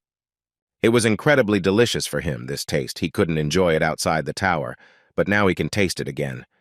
At that moment, the thought came to his mind that it would be nice to copy some cooking skill next time. But suddenly he was interrupted by Melania and Richao, who asked the guy for permission so that they could join him and stay until dawn, because according to them, they had to leave before dark, but in the end, they were unable to do so. Jin Hyuk didn't mind and allowed the boys to sit down next to the fire, where, in his opinion, it wasn't as cold as in other places. They sat down and introduced themselves one by one, after which Jin Hyuk noted that from their appearance, it seemed like they had suffered a lot, considering how hard it was in the tower at night. After which he noted that he had cooked too much today, and therefore invited his guests to help themselves. It was immediately obvious from their faces that they were incredibly hungry and clearly wouldn't mind having a little something to eat. Suddenly, Richao intervened and said that they were very pleased that he offered them, but they don't really eat what strangers offer them, especially from a person who hides his face. Jin Hyuk noted that he was surprised that they were bothered by the mask, but according to Richao, this is not surprising, because in their time, they put on a mask when they want to hide something. After these words, the guy noted that he could actually take off this mask if they were so uncomfortable. After all, they were sitting at the same fire. They definitely didn't expect such a proposal, so they were all for Jin Hyuk doing it. But before he took off his mask, he suggested that they play a very interesting game. It seemed to him that they were all very interested in learning as much information about each other as possible, so he suggested asking each other 3 questions, and if they answered all his questions, he would gladly take off his mask. Richao was carefully considering this proposal at this moment. He understood that on the one hand, this was an incredibly easy task, because they only needed to answer questions, but at the same time, no one was forcing them to tell the truth. So in any case, he believed that they were in a winning position. These thoughts made him agree, and Melania was not against playing such a game from the very beginning. And once they agreed, Melania suggested using a coin to decide who they would start with. It was not an easy coin. It behaved as the girl ordered it to, so it was not surprising that Jin Hyuk would be the first to answer the questions. This coin was called Caligula. Its main ability was that you could choose a target and pour magic into this coin, after which you could influence the opponent's mind. Melania started by saying that if she asked the guy his name or guild, he most likely wouldn't answer. So she decided to find out if any of the guy's friends were nearby. It was a pretty normal question for Jin Hyuk to ask, since she wanted to know what they were going to be dealing with. But unfortunately for them, he came here alone, so it was easy for him to answer that question. Now it was Jin Hyuk's turn, and he decided to ask them a question in which he wanted to know why they only watched the boss, although it seemed like they wanted to destroy him. The girl did not think long about the answer, and immediately said that they were actually waiting for the right moment to enter the temple, and they also did not forget that this place had a bad reputation, and they believed that they needed to be as careful as possible. After that, it was her turn again, and she wanted to know the main reason why he came to the tower. Jin Hyuk also understood why she was asking this question, because if their interest coincided, then she would most likely want to lure him to her side, so he answered with a question, saying that if he told them his reasons, would they be able to help him in carrying out his plans. Melania didn't think long and immediately told him that they would try to do everything possible, and if their interest coincided, then most likely they would be able to help him, because according to them, they were capable of a lot. Then Jin Hyuk decided to ask his last question, and if they answered, he would definitely take off his mask, as he promised. The last thing he was interested in was whether the main association really thought that the 2 of them were enough to stand against him.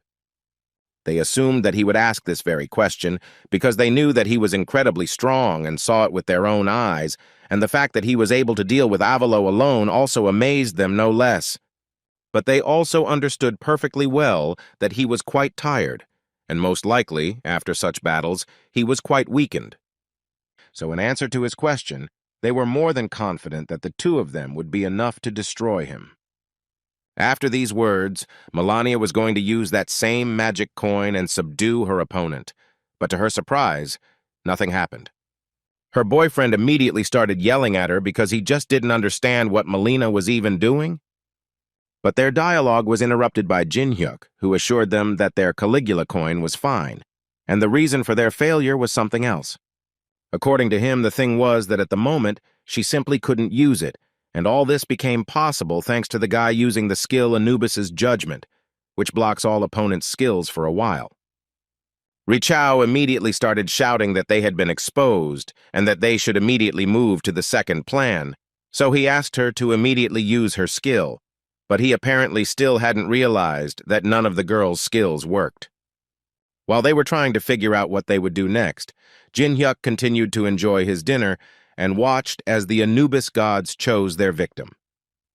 From the expressions on the boys' faces, it immediately became clear that they had never seen anything like this in their lives, and therefore were not ready to fight such enemies. Guardians of the Earth, the Great Commander, and next to him was the Commander of the Afterlife. That's who the guys will have to fight with. Richao realized at that moment that the sacrifice had awakened the pillars, meaning that those shrimp were not just food.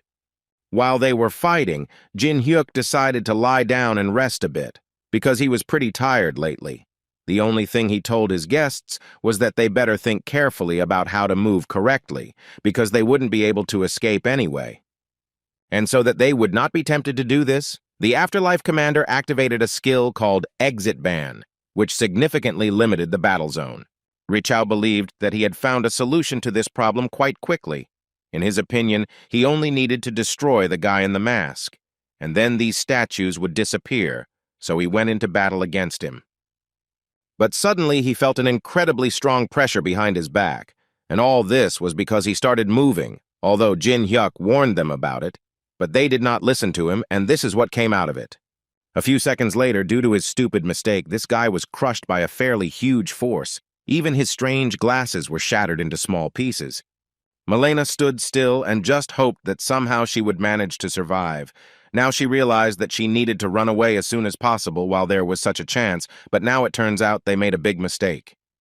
Suddenly her thoughts were interrupted when she heard Jin-hyuk's voice, who noted that they had successfully sorted out her situation, so he decided to offer her to move straight to the conversation. Before that, he activated the greedy eye. But to Jin-hyuk's great regret, the system notified him that the skill's effect was cancelled due to the difference in levels, which upset him, because even the skill luck didn't help this time. In any case, he did not despair and still decided to talk to the girl, only this time, he warned her that she must answer his questions sincerely, otherwise the same thing awaits her as her friend. Jin-hyuk decided to start by telling the girl that he had heard about the mains, but he couldn't understand their motives. His question was that if they didn't climb the tower, then humanity would disappear, and the gist of the question was that he simply didn't understand why they were bothering the players at all. The girl was about to answer, when suddenly she was interrupted by Richao, who reminded her that she had no right to say this, and that it would be better for her to die than to tell about this, and that immediately after this act, punishment awaited him. The statue literally crushed the guy in front of the girl, and Jin-hyuk immediately after that told her that she should be true to the idea to the end, and if she is, then it's cool. But he still asked her to think about what time is best to do this, and, most importantly, in what place. In other words, Jin-hyuk asked her to remember that he does not leave alive those who attempt on his life, only if she tells him the necessary information, then he will spare her life. She hardly believed it, but the guy assured her that information was expensive, and at the moment he could equate it to the girl's life. The girl fell for it and nevertheless began to tell him that she actually did not know the real names of those who sent them here, because they call them Lancelots. In addition, according to the girl, there is another group of 11 people, but she is in the group of hired exterminators, so she knows little about this. These words were true because Jin-hyuk was still able to use a greedy look, which showed that the girl was telling the truth, so he asked her to continue. She started talking about how if they collected the 12 cursed relics of the tower, then even if humanity disappeared, they would still be able to survive, and moreover, they would have to receive a large reward for it. This is where her story ended, because she convinced the guy that, unfortunately, she didn't know anything else. And this was also true. She really didn't know anything else. Jin-hyuk was thinking at this moment that he had managed to get too little information, but even based on this, he was now sure that these people were just crazy, and they were much worse than he could have imagined. He understood that the main's goal was to summon the devil, By doing this, they were confident that they could survive even if humanity disappeared. This gave him the understanding that they were crazy, and now he would act based on this information. After these thoughts, he thanked the girl and said that her information was quite useful for him, and then she was glad that she could finally leave. But the guy immediately upset her by saying that this was not entirely true, which caused the girl to panic because he clearly told her that he would leave her alive if she told him everything she knew. He began to smoothly approach her and along the way tell her that she shouldn't worry because he's not one of those people who doesn't keep his promises. But there was one thing. He was ready to let her go only after they signed an agreement, after which the guy used a skill called the Soul Brand. After signing this agreement, she would be obliged to obey him. She immediately understood what this could mean for her, and if she was right, then it was 100 times worse than simply dying. The next day, Jin-hyuk successfully reached the very place where the boss of the 3rd floor lived, although it seemed like there was an absolutely ordinary settlement around here. And at that very moment, he needed to use the very key that he was able to obtain during the last test. When Jin-hyuk used the key as intended, a purple flash appeared in front of him, which meant that the guy was doing everything correctly. A few seconds later, the guy received a notification from the system, which informed him that the boss of the 3rd floor was responding to his call. The gates gradually began to open, and later, body parts slowly began to appear from them, and then a huge stone statue appeared, along with its small army. But that was not the end, because as soon as these statues finished coming out, a man came out through this small portal, who wanted to know who dared to disturb his peace. Jin-hyuk immediately activated his greedy gaze to see who this person was. Luckily, this time the skill compensated for the difference in levels, and Jin-hyuk learned that this was the boss of the 3rd floor, and his name was Mukon. But the main problem was that due to the huge difference in levels, copying was simply impossible. Mukon interrupted his thoughts when he began to tell about how many tried to fight against his army. But only he summoned him, using the key. Only, he couldn't understand one thing. Where was the guy's army? He wouldn't fight alone against Mukon's 100,000-strong army. Hearing this question, Jin-hyuk, of course, smiled and decided to show Mukon his army, using the first chessboard. In doing so, he summoned almost 3,000 chess pieces, but it was too obvious that these were not simple pieces. Mukon smiled and noted that this was actually an interesting idea. With this method, it seemed to him that one could become a replacement for an entire army. But it seemed to him that this little thing would not be able to do anything against his huge army. Although Jin-hyuk interrupted him and asked him to wait a little because he was not finished yet, and he would still show what his army was really capable of. After which he used the same amount of enhancement pills as his soldiers had and applied them to each of the soldiers. This was already more interesting for Mukon, and he wanted to watch what would happen next. Long before this, the old man, who was an excellent fire handler, asked his assistant to prepare a few more pieces without him because his joints were hurting very badly. Yuri was very angry about this because they didn't even have a goal, which made her very angry. She would at least understand how much time they had left, but as it is, they just make sculptures until they are told that it's enough. Meanwhile, Jin-hyuk was saying that he was very pleased that his opponent, the boss of the 3rd floor, recognized him so quickly, because hearing recognition from someone who was just sitting on his 3rd floor and hiding behind the servants was very honorable. Although all these words were sarcasm, and Jin-hyuk made it clear to him that he did not consider him a strong enemy. Mukon heard such words addressed to him for the first time. He was always considered a strong boss, and was always feared, but this guy clearly doesn't think so.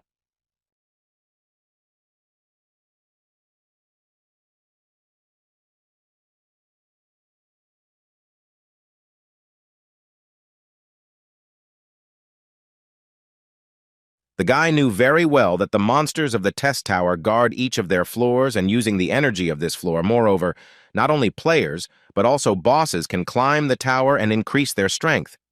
These words eventually caused Mukon to burst into laughter.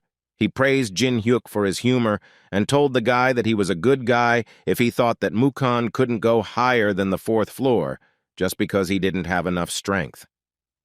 Jin-hyuk didn't quite understand why he was laughing, but he confirmed this information once again, Mukon did not argue with him and told the guy that he could think whatever he wanted, but in Mukon's opinion, the guy's main plan was to piss off his opponent. Only now, he asked the guy not to forget that the difference in the size of the army and the level of tactics was obvious, so he was almost certain that the guy simply would not be able to win. After these words, he simply sent the 1st Battalion, which had about 1,000 statues in the vanguard, and then Jin Hyuk understood perfectly well that in this way, Mukon wanted to see how he would react. But the guy did not retreat, but on the contrary was ready to accept this fight. And for this, he used a skill called the first chessboard. Then, as an experienced chess player, he began to control his army, ordering them to move according to the rules of chess. The battle began, and Mukon's soldiers began to actively attack Jin Hyuk's chess army. But the guy forbade them to move and ordered them to stand still and not let them pass. And after some time, he himself began to attack with the help of the rook chess pieces, which used a hail of arrows. In this way, he was able to inflict quite a lot of damage on the soldiers of Mukon's army. But this was only the beginning, because then his figures began to use the fire skill, which allowed the guy to deal with the first detachment of Mukon's army. The boss continued to smile, although he was surprised that the guy was able to deal with the advance group so quickly. But he did not wait and immediately sent the 2nd, 3rd, and 4th battalions into battle, which in his opinion should have finished this battle. Jin Hyuk also did not remain idle and ordered his knight figures to activate a wedge formation with which he intended to break through their formation faster than lightning. At first glance, everything worked out for him, and Mukon's other battalions also began to disintegrate into small pieces. The smile on the boss's face began to disappear, and thoughts began to appear in his head that this guy was quite skilled in managing an army. Timely switching to attack or defense, precise and timely orders, all this allowed the guy to fight quite successfully. But still, at one point he noticed that there was a hole in the guy's formation, which looked too appetizing to him, but on the other hand, he understood that it could be a poisoned treat that the guy had prepared especially for him. So in order to avoid getting into trouble, Mukon decided to activate a skill called weakness detection. The system gave him the result, which was that if he destroyed the crown, then the figures stop moving. The crown can only be a king or a queen. Based on this, he understood that if he managed to destroy the crown, then victory would be in his hands. So at some point, he started laughing and literally screaming that this was too obvious a trick. Now it became clear to him that this guy was making a mistake that even beginners don't make. In any case, now he knows his enemy's plan and immediately orders his warriors to break through. But Jin Hyuk decides to ignore this and orders his soldiers to advance further, because now his enemy has 3,000 soldiers less. Although Mukon understood the guy's plan perfectly well, in his opinion, he specially lured him by opening the center and showing the bait in the form of a crown. But in the end, he still figured out the guy and was now more than ready to finish this fight. But before that, he wanted to tell Jin Hyuk that the guy had come far enough and it was worthy of praise, because he still managed to get to him while having such a small army. Jin Hyuk asked him not to talk nonsense because he actually knows that Mukon left that passage on purpose. Mukon asked him to stop the battle, because for him, everything was already too obvious. He gave the crown to this little girl and got through to him with such small forces, but he would not allow the guy to achieve more. After which he decided to use one of his skills and thus end the fight on that note. His skill was that he used 2 huge statues that were supposed to destroy both the guy and his army along with him. These statues could speak, and they found it a little funny that in the whole world there were no better warriors, and they decided to send this little one, who in their opinion was completely unsuitable in proportions as a strong man. But all these words and actions of Jin Hyuk's opponent made the guy laugh, which irritated Mukon even more. Some time before this, Alice couldn't believe her ears that the guy was actually going to go there alone. He joked that she must be really worried since she was saying that, but she was probably really worried about the guy, and that's why she wanted to remind Jin Hyuk that he wasn't the guardian of the 3rd floor for nothing. Jin Hyuk noted that this was the first time she said that she considered someone strong. Was she really afraid of this boss, which angered the girl, because the guy dared to compare the Lord of the Night with this lazy guy? In any case, She was more than sure that if he had not imprisoned her then, she would clearly have been a real queen. But now she can only play this role in the chess game that Jin-hyuk created. She was more than confident that even in the state she was in, she would still be able to deal with a dozen of these stone soldiers. And so it happened. She activated her blood spear skill and successfully began to destroy one monster after another.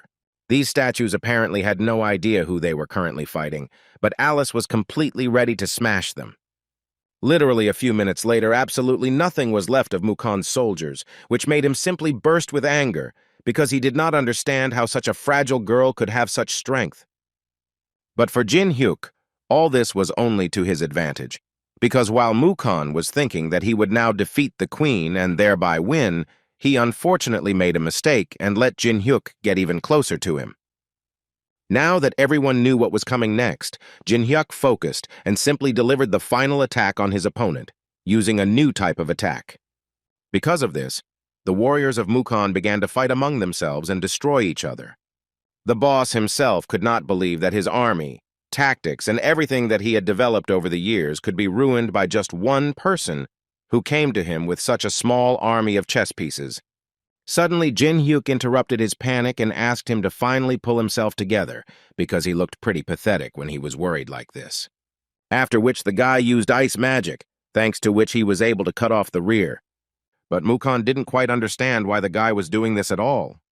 However, after a few minutes, he finally realized what was happening here, so he immediately began ordering his warriors to stop this guy. Jin-hyuk did not retreat, but on the contrary, began to attack even more. Using the mandala skill, he thought that as soon as it smelled like something was going to get fried, Mukhan immediately decided to leave everything to his servants and tried to escape. But there was only a smile on his face, because he was finally able to use two of his favorite skills at the same time, which worked in unison. Thanks to which, in the end, he still managed to checkmate, destroying the boss of the third floor, leaving him no chance. A few seconds after that very blow from the guy, the system notified him that Mukhan, the boss of the third floor, was defeated, thanks to which the entrance to the fourth floor was opened, the time for conquering which was 3 months. After defeating the boss, Jin-hyuk, without thinking twice, invested all the points he had received back into developing his mana, after which he decided to look at the drop he had received. The treasures that can be obtained after eliminating a monster are divided into ranks by color. From the first 10 floors, only red ones drop, and this is the lowest rank. But this time, the guy's surprise knew no bounds because he came across an orange box, which usually begins to appear to players after the 10th level. He guessed that it might be due to the effect of the monopolized skill that was triggered when he received a reward alone. In any case, he hurried and opened the box, which contained a pink diamond, a primary right, soft grain, living water, a sunseed, and a snail that could breathe fire. The guy definitely didn't expect to see such a number of items, so he was happy. But as it turned out later, this was not the end, because at the very bottom of this box, there was something else that would clearly be useful to the guy in the future.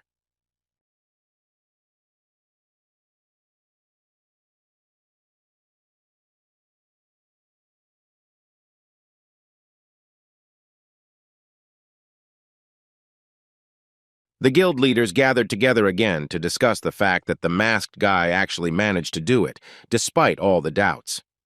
But this couldn't help but make them happy, because in addition to the fact that they received the birth of a new hero, now they have as many as 90 days to prepare for the next floor, during which time they will need to have time to pump up as hard as possible.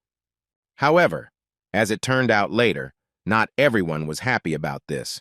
One of the guild leaders stood up and started shouting that they were idiots if they thought that this raid would benefit them, and all because the guy got all the items and points and they didn't get anything out of it. Laurencia couldn't stand it, so she immediately intervened in this conversation and reminded the gentlemen that they were so desperate that they almost united with the mains. But thanks to this guy, humanity got another 90 days without involving the mains. So she just didn't understand how he could say such a thing after the guy helped them cope with such a crisis? She even asked Beck and Maria to tell him something, but at that moment they seemed to swallow their tongues and just listened silently. Laurencia couldn't believe it. She thought they were on her side, but apparently they agreed with him. The girl simply didn't want to believe that everyone thought the same way as Tang Wei. Their silence meant consent, so she decided that she simply had no other choice, and therefore she announced that she was immediately leaving this organization. Maria immediately started yelling at her and asking her to say that it was a stupid joke. And if not, then she asked her to think about it. After all, she had done so much so that she could join here. The Titan leader also noted that their associations are not a walk-through yard where you can't just enter or leave. Only people who can really protect humanity receive an invitation, so the elite is gathered here. And so he wanted to warn her that if she suddenly decided to leave them, then she would no longer be able to return. Besides, it seemed stupid to them to trust their lives to this man. But this angered Laurencia even more, and without a drop of regret, she opened the doors and left, telling them along the way that she would trust him again, as she had already done once. Meanwhile, Jin-hyuk was walking along the beach after the raid and thinking that he had money to spare, so he decided that it was time for him to rent a good hotel and have a good rest. Suddenly, his thoughts were interrupted by a call from Manhwa, although in fact she had called more than once. But the guy could not pick up the phone because he was in the tower. She called the guy to tell him that her grandfather, unfortunately, does not open his eyes. Jin-hyuk tensed up and immediately wanted to ask her where she was at the moment. Manhwa, aka Fire Fist, is the granddaughter of the legendary martial artist Yoo Chung-yeon, a great master in the field of Korean martial arts, and she was so similar to her grandfather because she was just as steadfast, active, and cheerful. But when the guy saw her in the hospital, he immediately noted that it was the first time he saw her in such a state. He immediately came closer to her and asked her to slowly tell him what happened here. Manhwa started her story by saying that it started around the time of the appearance of the test tower, or more precisely during the Incheon incident, but at that time, Jin-hyuk was in the labyrinth with Hannah. Anyway, according to Manhwa, her grandfather was there at the time. If the stories are to be believed, then the grandfather defeated the monsters that awakened after the outbreak, but ended up getting seriously injured, and by this time he was never able to recover. But that's not the worst of it, because now he's getting even worse, and every day his condition is getting worse and worse. Looking at this big guy, the guy couldn't believe that this was the same Yoo Chun-yeon, who was always considered the strongest man in Korea. In any case, Jin-hyuk did not wait long, and at the first opportunity decided to copy his skill, but for this, he would have to save his life. But what is most interesting is that the man allegedly has never been to the tower, although he has skills. At that moment, the old man's attending physician entered the room, and the first thing he wanted to know from Manhwa was what was going on here. It was an A-rank doctor who wanted to immediately warn Jin-hyuk that even an S-rank person would not be able to help here. The guy immediately noticed that this doctor was somehow hostile towards him, so he decided to answer him in the same manner, saying that he came here to help his old friend. After these words, the doctor asked the guy for forgiveness for the misunderstanding because he was embarrassed, thinking that he, the famous Jin-hyuk, who decided to become a brilliant doctor. Then the girl intervened in their dialogue again, reminding the doctor that the best local specialists in this field were here. But for some reason her grandfather still had not recovered. The doctor assured her that they were doing everything they could, but even with the help of modern equipment, they were not able to study the diseases that appeared due to the influence of the tower, and he could only hope that they would be able to understand that they were doing everything they could, that it depended on them. She realized that she had attacked the doctor in vain, so she had to ask him for forgiveness, because in fact she had simply given in to her emotions. Manhwa decided to ask her friend Jin-hyuk to leave so as not to disturb the doctors, but suddenly she noticed that something was clearly wrong with him. The guy was incredibly angry at that moment. It was clear that he was ready to destroy someone. And the whole thing was that he used his skill, which allowed him to read minds, and began to hear how these so-called doctors only pretended to treat the old man, although in fact they didn't care about him at all, and they wanted Jin-hyuk to leave as soon as possible, because he only interfered with them doing nothing. The doctor at this point explained to Manhwa that due to the conflict of energy between his techniques and the tower's magic, he fell into a coma. He also added that they wanted to use the method of healing with magic stones, which they are currently researching, but the price of the raw materials is high. Manhwa immediately assured them that there was no need to worry about money because she was ready to do anything, but she would get the money, and the rest did not matter to her, as long as her grandfather was healthy. But before the doctor could respond to these words, Jin-hyuk intervened in their conversation, who simply could not stand the fact that this doctor was talking all this nonsense and was also extorting money. Other doctors came to the defense of this alleged doctor, asking Jin-hyuk to watch his words because accusations of extortion are a very serious crime. The doctor himself thought that all this was complete nonsense, and he also asked him not to forget that since he was God's guest, he could not say whatever he wanted. And at that moment, he himself was thinking that Jin-hyuk was most likely bluffing because he definitely couldn't find out anything. But on the other hand, even if they were caught, he still wouldn't be able to find their accounts for cryptocurrency wallets registered under fake names. But apparently, this guy didn't even imagine that Jin-hyuk was reading all his thoughts, but he realized it right after Jin-hyuk publicly started repeating every thought of the guy, including fake accounts, noting the fact that apparently the doctor went too far. For a long time, Manhwa couldn't understand what they were talking about and what kind of fake accounts they were. But the doctor was not going to give up and immediately demanded proof from Jin-hyuk, because such accusations cannot be thrown out just like that. At the same time, this doctor continued to panic, and there was a war of opinions inside him. He could not understand who this Jin-hyuk was and how he found out about their affairs. But at one point, the doctor's thoughts went in the wrong direction, and he began to fear that Jin-hyuk knew that the Black Luck Guild had contact with the inhabitant. Fear immediately appeared inside Jin-hyuk because he did not believe that the inhabitant had even made contact with people. Jin-hyuk still can't get his head around the fact that Hongdok-pyo had contact with an inhabitant because for the tower's inhabitants, people are a serious external threat, but then the guy will have to understand what they are thinking at all. Suddenly, his thoughts were interrupted when Grandpa Manhwa became even worse, causing the medical equipment to start beeping. Manhwa, for obvious reasons, was afraid for her grandfather and began screaming for him to be saved. That same doctor jumped up and started running away because he understood what would happen to him if this old man suddenly died. But before he could run out, the doors closed right in front of him, and Manhwa did it with her foot, after which she wanted to ask him where he was going. Besides, she could assume that since he started running away so quickly, he really did have something to hide and something to worry about. Without waiting for an answer from him, she immediately warned him that if her grandfather died, he would hardly leave here alive. She was interrupted in time by Jin-hyuk, who reminded her that the most important thing at the moment was treating her grandfather. This doctor immediately began to say that he was just about to go get the necessary medicines. But what should he do now if they simply do not let him do it? Besides, he asked not to forget that only thanks to them, Yu Chun-yong is somehow holding on. Jin-hyuk reminded him that he had already been caught, and it was time to stop talking nonsense. And to make sure he got it, he asked Manhwa to hit him on the head once, which she did happily and made it clear that it would be better for this doctor to remain silent until he was told to speak. While she was doing this, Jin-hyuk stood next to the man and thought about how the overflow of mana made this case incredibly difficult. He also understood that an ordinary person would have long since gone to the next world.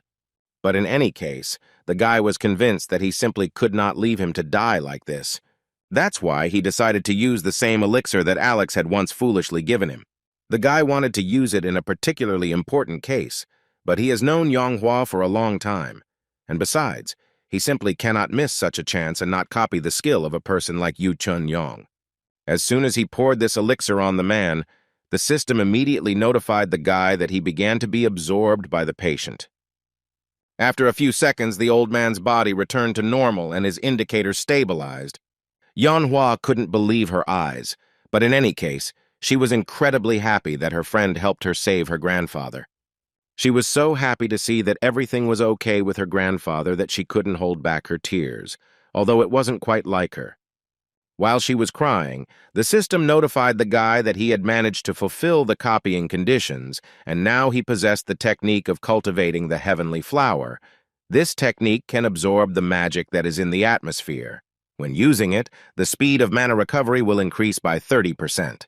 The non-doctor at that moment simply could not believe his eyes. Could the old man really be cured, which was simply impossible for him? In any case, he immediately realized that he had to leave as soon as possible. But before he could do this, Jin-hyuk helped him a little with this. He pushed him out of the room and immediately said that they would talk to him separately. The guy immediately wanted to know from Jin-hyuk what he was going to do with him. Destroy him? Jin-hyuk immediately calmed him down and said that he was not going to destroy him just because he had appropriated some money, but he would only let him go after he returned the money that he had managed to steal during this time. The guy thought that this was a pretty good offer, especially since he would explain everything to Yong-hui himself. This little doctor didn't really believe that the guy would just let him go. For him, it was all quite suspicious. Jin-hyuk interrupted his thoughts and asked the question again, but this time, at the end, he added a clarification. Does he want to live? But the guy decided to listen to Jin-hyuk and did everything the guy told him, after which he really let him go, and this little doctor started running away from this hospital at breakneck speed. At least it seemed that way at first glance, but in fact Jin-hyuk let him go, and Alice asked him to follow him, because Jin-hyuk was very interested to know where this guy was in such a hurry. Alice couldn't believe that Jin-hyuk ended up letting this guy go on purpose. He explained to her that in reality, even if they had put pressure on this guy, they still wouldn't have gotten much information. So he decided to find out where their base was, as well as where their leaders were. Now it dawned on her why the guy had done this, after which she immediately flew off to follow the little doctor. Jin-hyuk himself decided to return to the old man's room to check how the elixir had been absorbed, and Manhwa asked to leave. And as soon as everyone left, Jin-hyuk turned to the man and told him that everyone had already left, and he could wake up. Right after this phrase, the man opened his eyes and told the guy that he was quite surprised that the guy found out that he had been pretending all this time, because it seemed to him that he was doing it perfectly. Although Jin-hyuk noted that he did indeed do everything perfectly, he just used his own methods that helped him figure out the old man. In any case, the guy assured the man that he understood him perfectly. He appeared so suddenly and cured him. So being on guard is exactly what is needed in this situation. He himself would have treated himself with suspicion. These words made the old man laugh incredibly hard. He literally started to burst out laughing and talking about how the guy understands people incredibly well, so much so that he guessed all his thoughts, that he didn't even have anything to add. Jin-hyuk was glad that he was completely okay because Manhwa was so worried about him, so much so that she even asked for help, although she usually never does that. But now he is sitting with him to ask him one question that has been bothering him for a long time, and the man was ready to answer any question, if of course he knows the answer. Jin-hyuk didn't think for long and immediately wanted to know what happened during that explosion. The man started telling him that he was on his way to a conference when it all started. Then the tower showed itself for the first time, and monsters were everywhere. The police tried to resist and fight back, but against such monsters, ordinary weapons clearly did not work. That's why Grandpa Manhwa had to join the fight. It's not for nothing that he is considered the strongest man in Korea. That day, he decided that he would take on the monsters himself, and he asked the police to evacuate people while he dealt with the monsters. But he didn't take into account the fact that at the head of these monsters was a man who said with a smile that it was rare to meet a worthy person in this world. The old man already at that moment understood perfectly well that he would somehow cope with these huge guys. But he didn't understand what to do with this character who appeared unexpectedly. Before he had time to think about it, he immediately received a rather strong attack that dealt an incredibly huge amount of damage. Grandfather was already ready to say goodbye to his life because his body no longer obeyed him. This is the last thing he remembers. Then he woke up in the hospital, but what he can say with absolute certainty is that he has never seen a person in his life who is capable of controlling a speed sword like that. Given everything his grandfather had told him, Jin-hyuk could only assume that this meant that the Murim forces that dominated the 21st floor had begun to behave extremely unpredictably. They were quite persistent guys who used any possible means and methods to achieve their goals. Even when Jin Hyuk was just playing the tower, it was quite difficult because of them. But at the moment, he was most interested in the question in which he wanted to know what they wanted to achieve when they got out into the outside world. Jin Hyuk thought for a bit and decided to tell the old man that the one who attacked him was actually a resident of the tower, but he didn't think that they would get out of the tower, which is why it now seems to him that the situation could become seriously complicated. Grandfather seemed not to hear him, and instead of an adequate answer, he decided to offer Jin Hyuk to marry his granddaughter, since they were such good friends. But Jin Hyuk immediately assured him that they were not in such a relationship. The man continued the dialogue and began to say that perhaps he was not very smart, but with age, he began to understand many things quite well, for example, people. He was often told that to become skilled in any field, you need to spend at least 10 hours in it, and he actually believed that there was some truth in these words.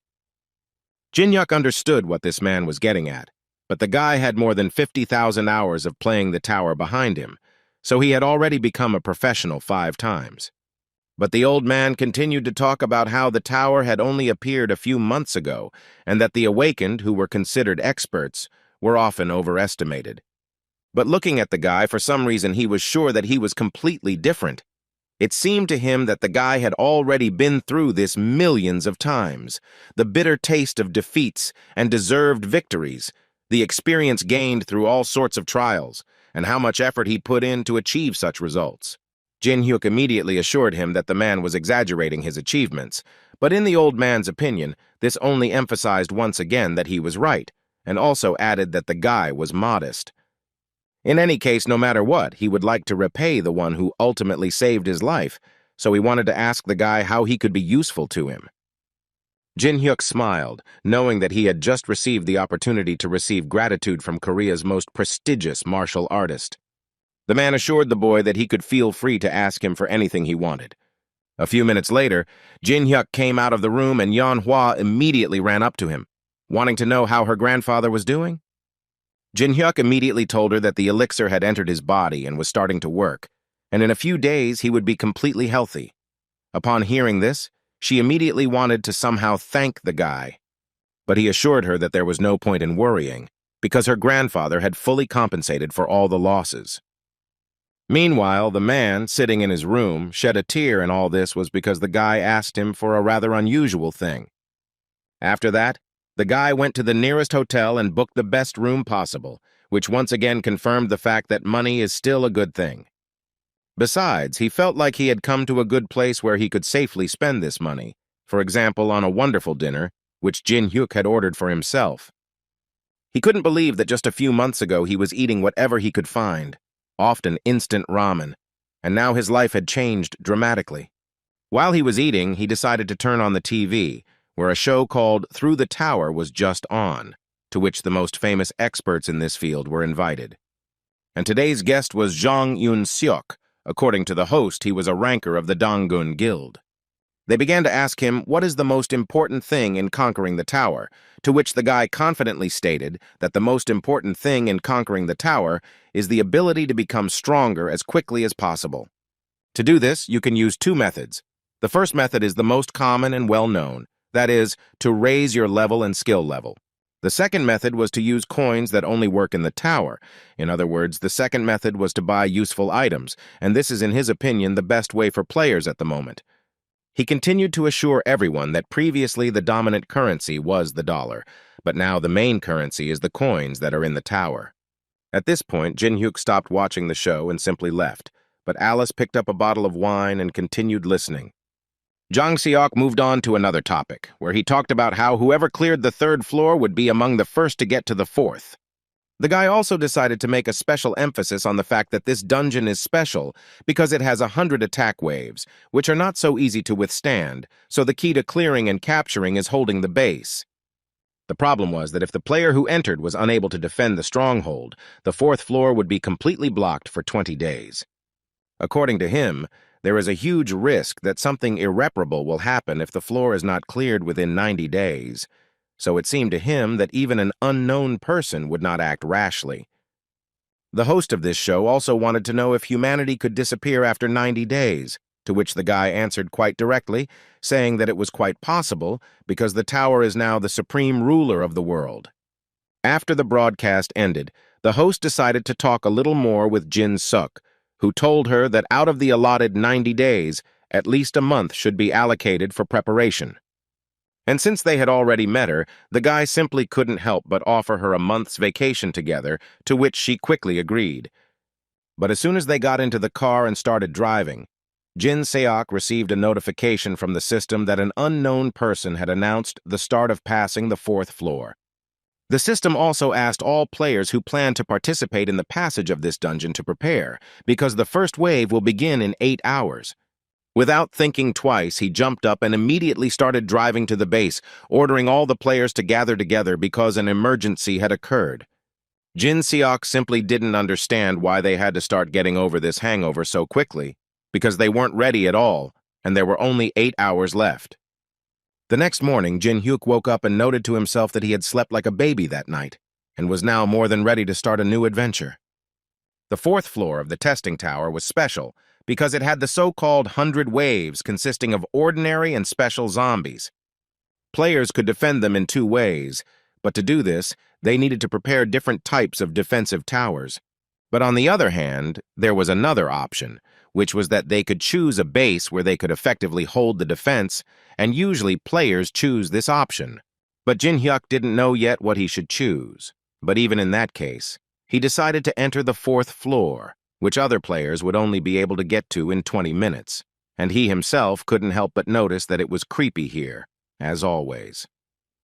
Anyway, he only had 20 minutes, so he had to hurry to get into position, so he arrived at the World Cup Stadium. It was in this place that he decided to exercise his right to establish a base. Immediately after this, the guy used his soft grains and also applied living water, which allowed him to grow some plants in this area. At this point, his preparations were complete and he could finally return. While he was doing this, there were already players in the starting area, and there were quite a lot of them, because everyone wanted to pump up their abilities as quickly as possible. Jin Hyuk watched them from above and immediately noticed that all the famous guilds had sent their players. Laurencia and his friends also came here, but they certainly didn't expect to see Laurencia here, who seemed to hold a good position in the council.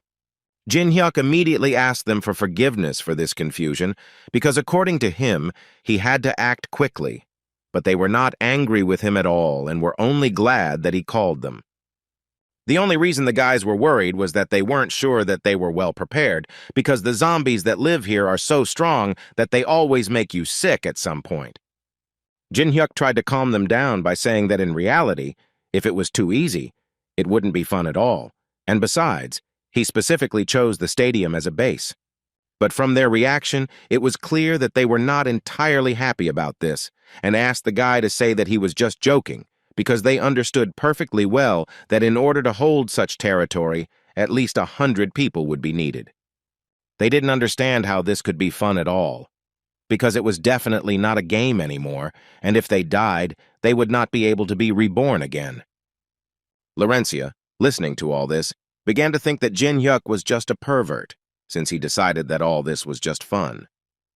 Although at that moment he continued to convince them that there was simply no point in killing themselves like that, because it seemed to him that the stadium was the best place to destroy hordes of opponents. But suddenly his speech was interrupted by Laurencia, who really wanted to ask him one question. But before that, she reminded the guy that 5 people would be needed to protect the base, and as you can see, there were only 4 of them here.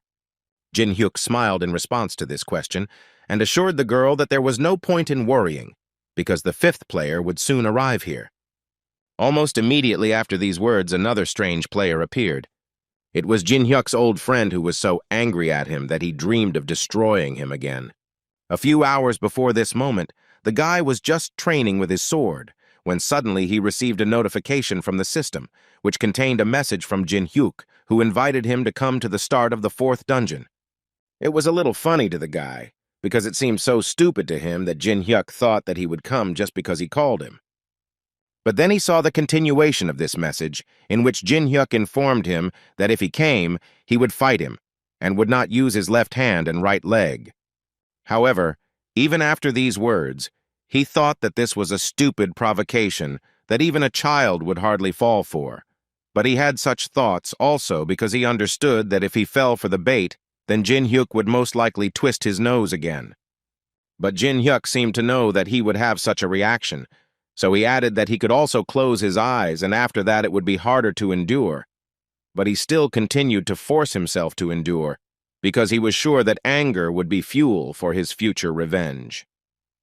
Jin Hyuk realized that he definitely wouldn't be able to get to him this way, so he had to say that apparently Yu Sung was just scared and the guy couldn't stand it anymore. That's why he came here, to show how wrong Jin Hyuk was when he said such words to him. As soon as Jin Hyuk saw it, he immediately thought that the attribute sword is an item that is capable of conducting elemental magic, and also allows you to eliminate the main weakness of swordsmen, which is long-range combat. Meanwhile, Yu Sung was boiling with anger even more because Jin Hyuk called him a coward, and he came here solely to show him here and now who he really is. Jin Hyuk immediately answered him and said that this was all very well, of course, but he would like to remind him that the guy was still walking around with an unfinished sword. Yu Sung didn't really understand what Jin Hyuk was talking about and asked him to explain what it meant. Without thinking twice, Jin Hyuk said that this is what it means. The attribute sword, according to him, is certainly not a bad thing, but only in its finished state does it fully reveal itself as a weapon. He also immediately added that the random drop on this floor contains an item that will complement the sword, and as far as Jin Hyuk knows, the guy just needs the fire attribute.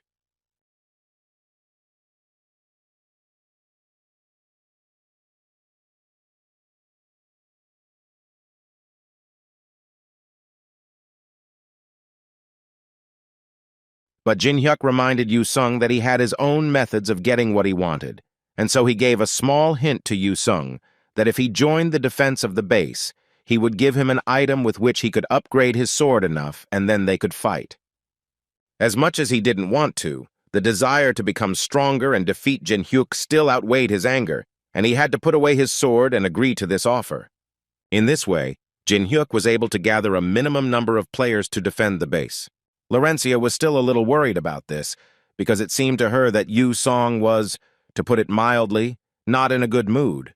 But Jin Hyuk calmed her down and assured her that as long as the agreement was in effect, he would definitely not betray them.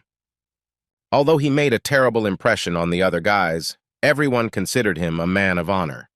Manhwa suddenly interrupted this situation when she took out the swords that she was asked to give to him. These swords were called the Twin Dragon Swords, and Jin Hyuk understood perfectly well that because of the test tower, the ancient relics received magical power comparable to the power of artifacts, and he was even a little scared to hold such things in his hands.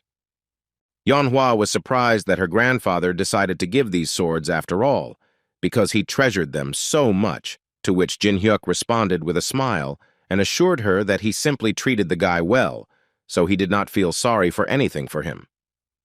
During these conversations, they came to their new base, which had previously been captured by Jin Hyuk.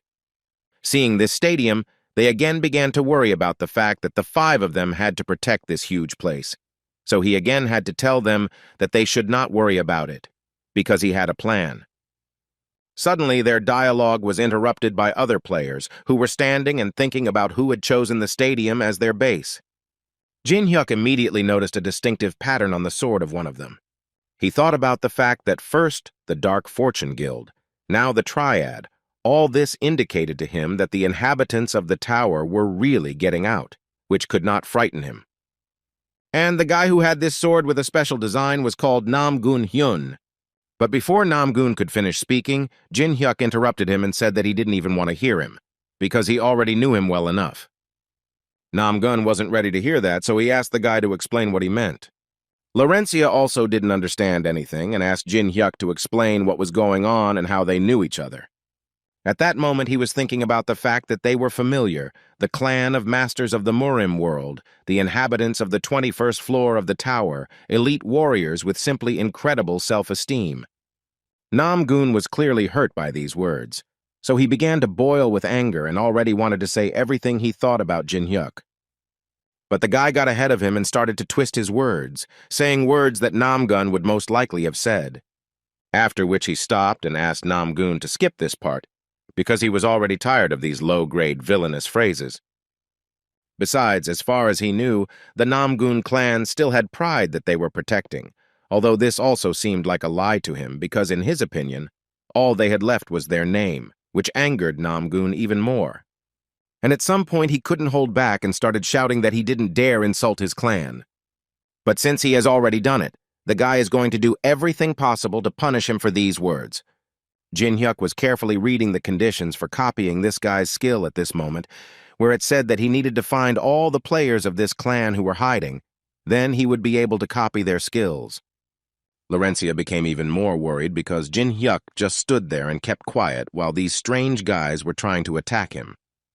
But at that moment, the only thought in his head was that he didn't really care what their task was.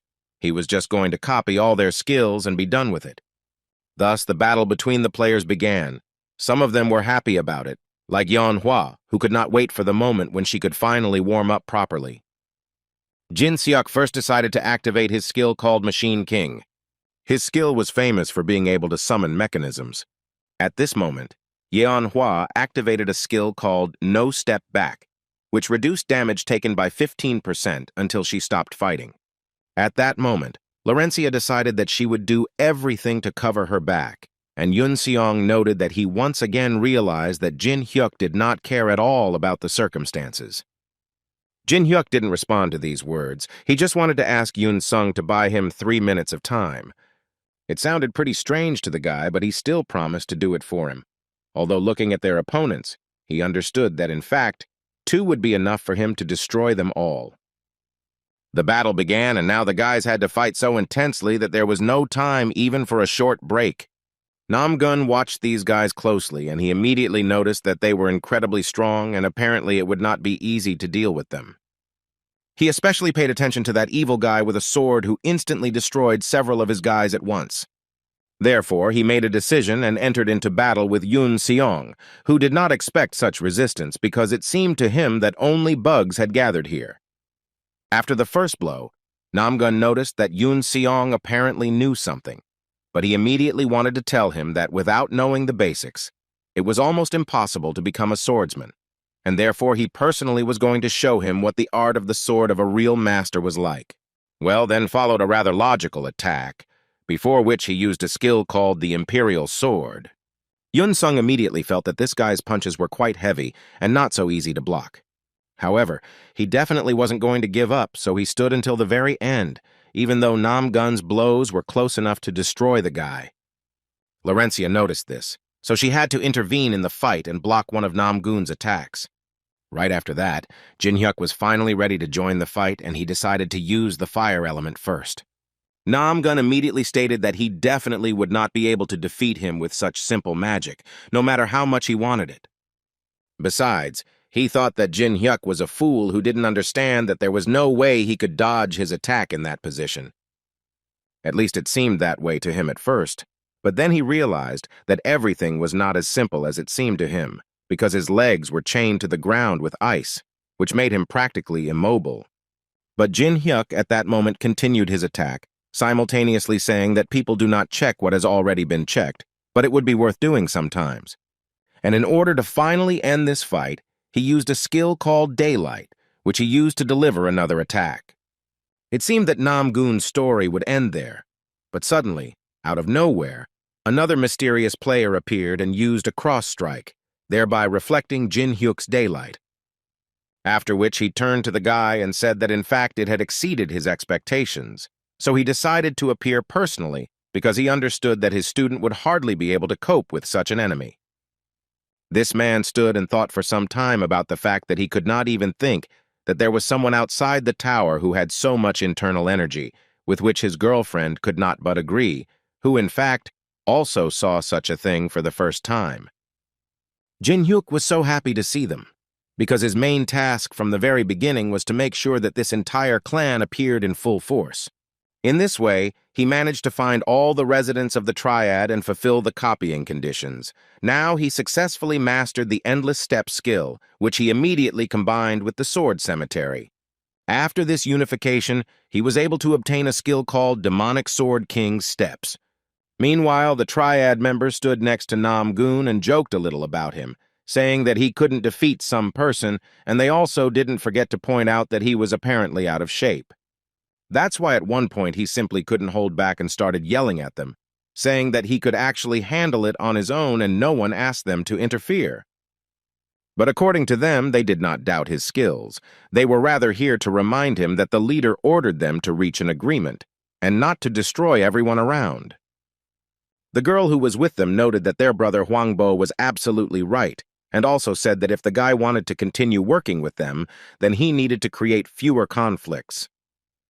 Nam-gun was angry that they were explaining everything to him like a child, although he wanted to explain to them that their enemy was not what they thought, because he came here already knowing that they were from the tower.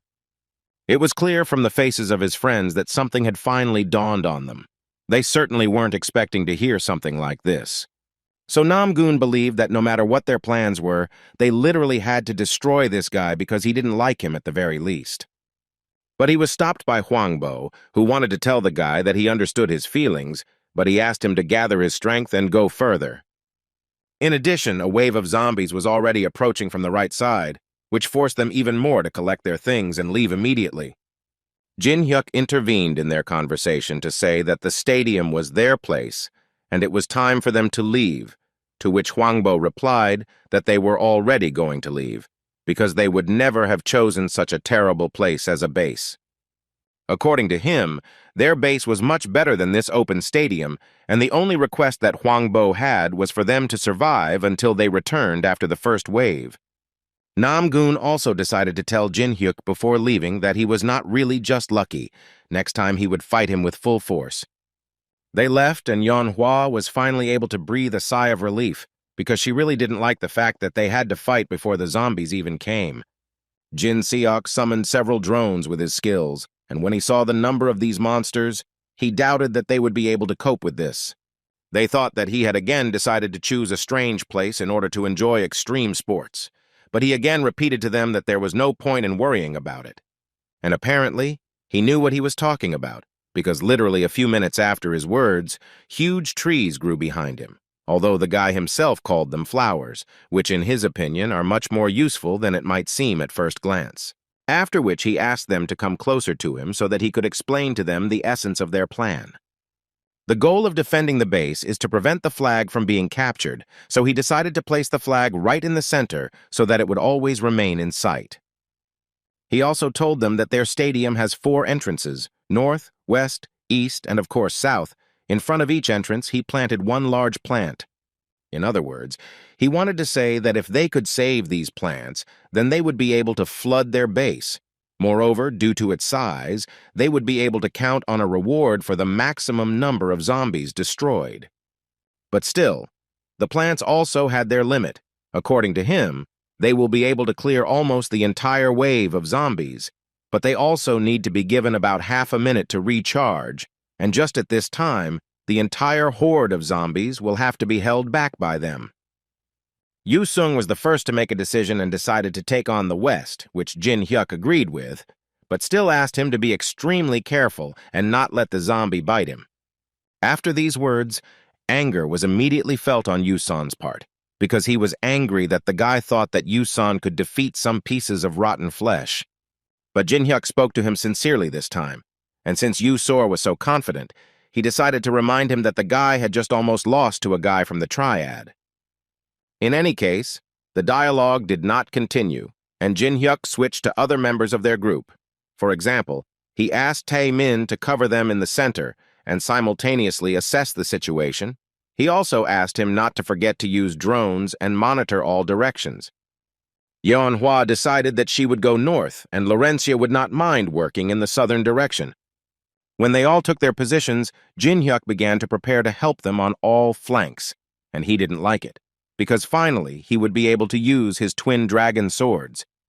After a few minutes, the zombies began to advance, and as expected, there were an incredibly large number of them. The flowers that Jin Hyuk planted immediately began to perform their function, burning the zombies one after another. The guys definitely didn't expect these flowers to be so strong. They felt like they were definitely much stronger than regular defensive towers. After some time, the very moment came when the flowers could not perform their function, so Jin Hyuk informed the guys that from this second the real battle began. After some time, the first wave of zombies came to an end and people still managed to repel their attack. According to the system notification, the second wave should start in about 3 hours, and this was too fast for the players because most of them barely survived the first wave. The head of the Dangun Guild, Sun Jonghwan, assured his guys that there was really nothing to worry about. It was important to gather their strength and get some rest, and while they were doing this, he suggested that they think about the items and experience that they could get for completing this level, after which he and his assistant assessed the base of the Triad Guild, who had chosen a supermarket for themselves, and it also became known recently that they had chosen a new type of defense that helps protect narrow passages, which made them even more vulnerable. But suddenly his thoughts were interrupted when his guys asked him to take a look at the team that had taken the stadium as their base. But they were more surprised by the fact that there were only 5 participants. Hearing this, he immediately decided to see how this was possible. He immediately saw huge flowers that were releasing fire, and the guy didn't even have a rough idea of what needed to be done with these flowers to make them so strong. But on the other hand, he simply couldn't help but turn his attention to the guys who were fighting there. It was immediately clear from the video that even the zombies, with their huge herd, couldn't crush them. All these guys were quite famous among the players because they were all famous newcomers. But Song Chong was most interested in another character, namely Laurencia, who was his ideal. As soon as he saw Mrs. Laurencia, who saved his life, he immediately went crazy and ordered all his people to vote for the video with him. After they finally got through and finished the battle with the zombies, Jin Hyuk calculated the energy of the sun, and this time he got almost 2,000 units of energy.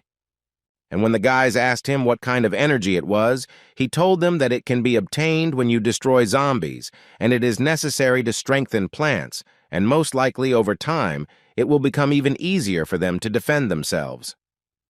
After these words, he gave the girls 2 more grains each and asked them to plant 2 more flowers in the east and south.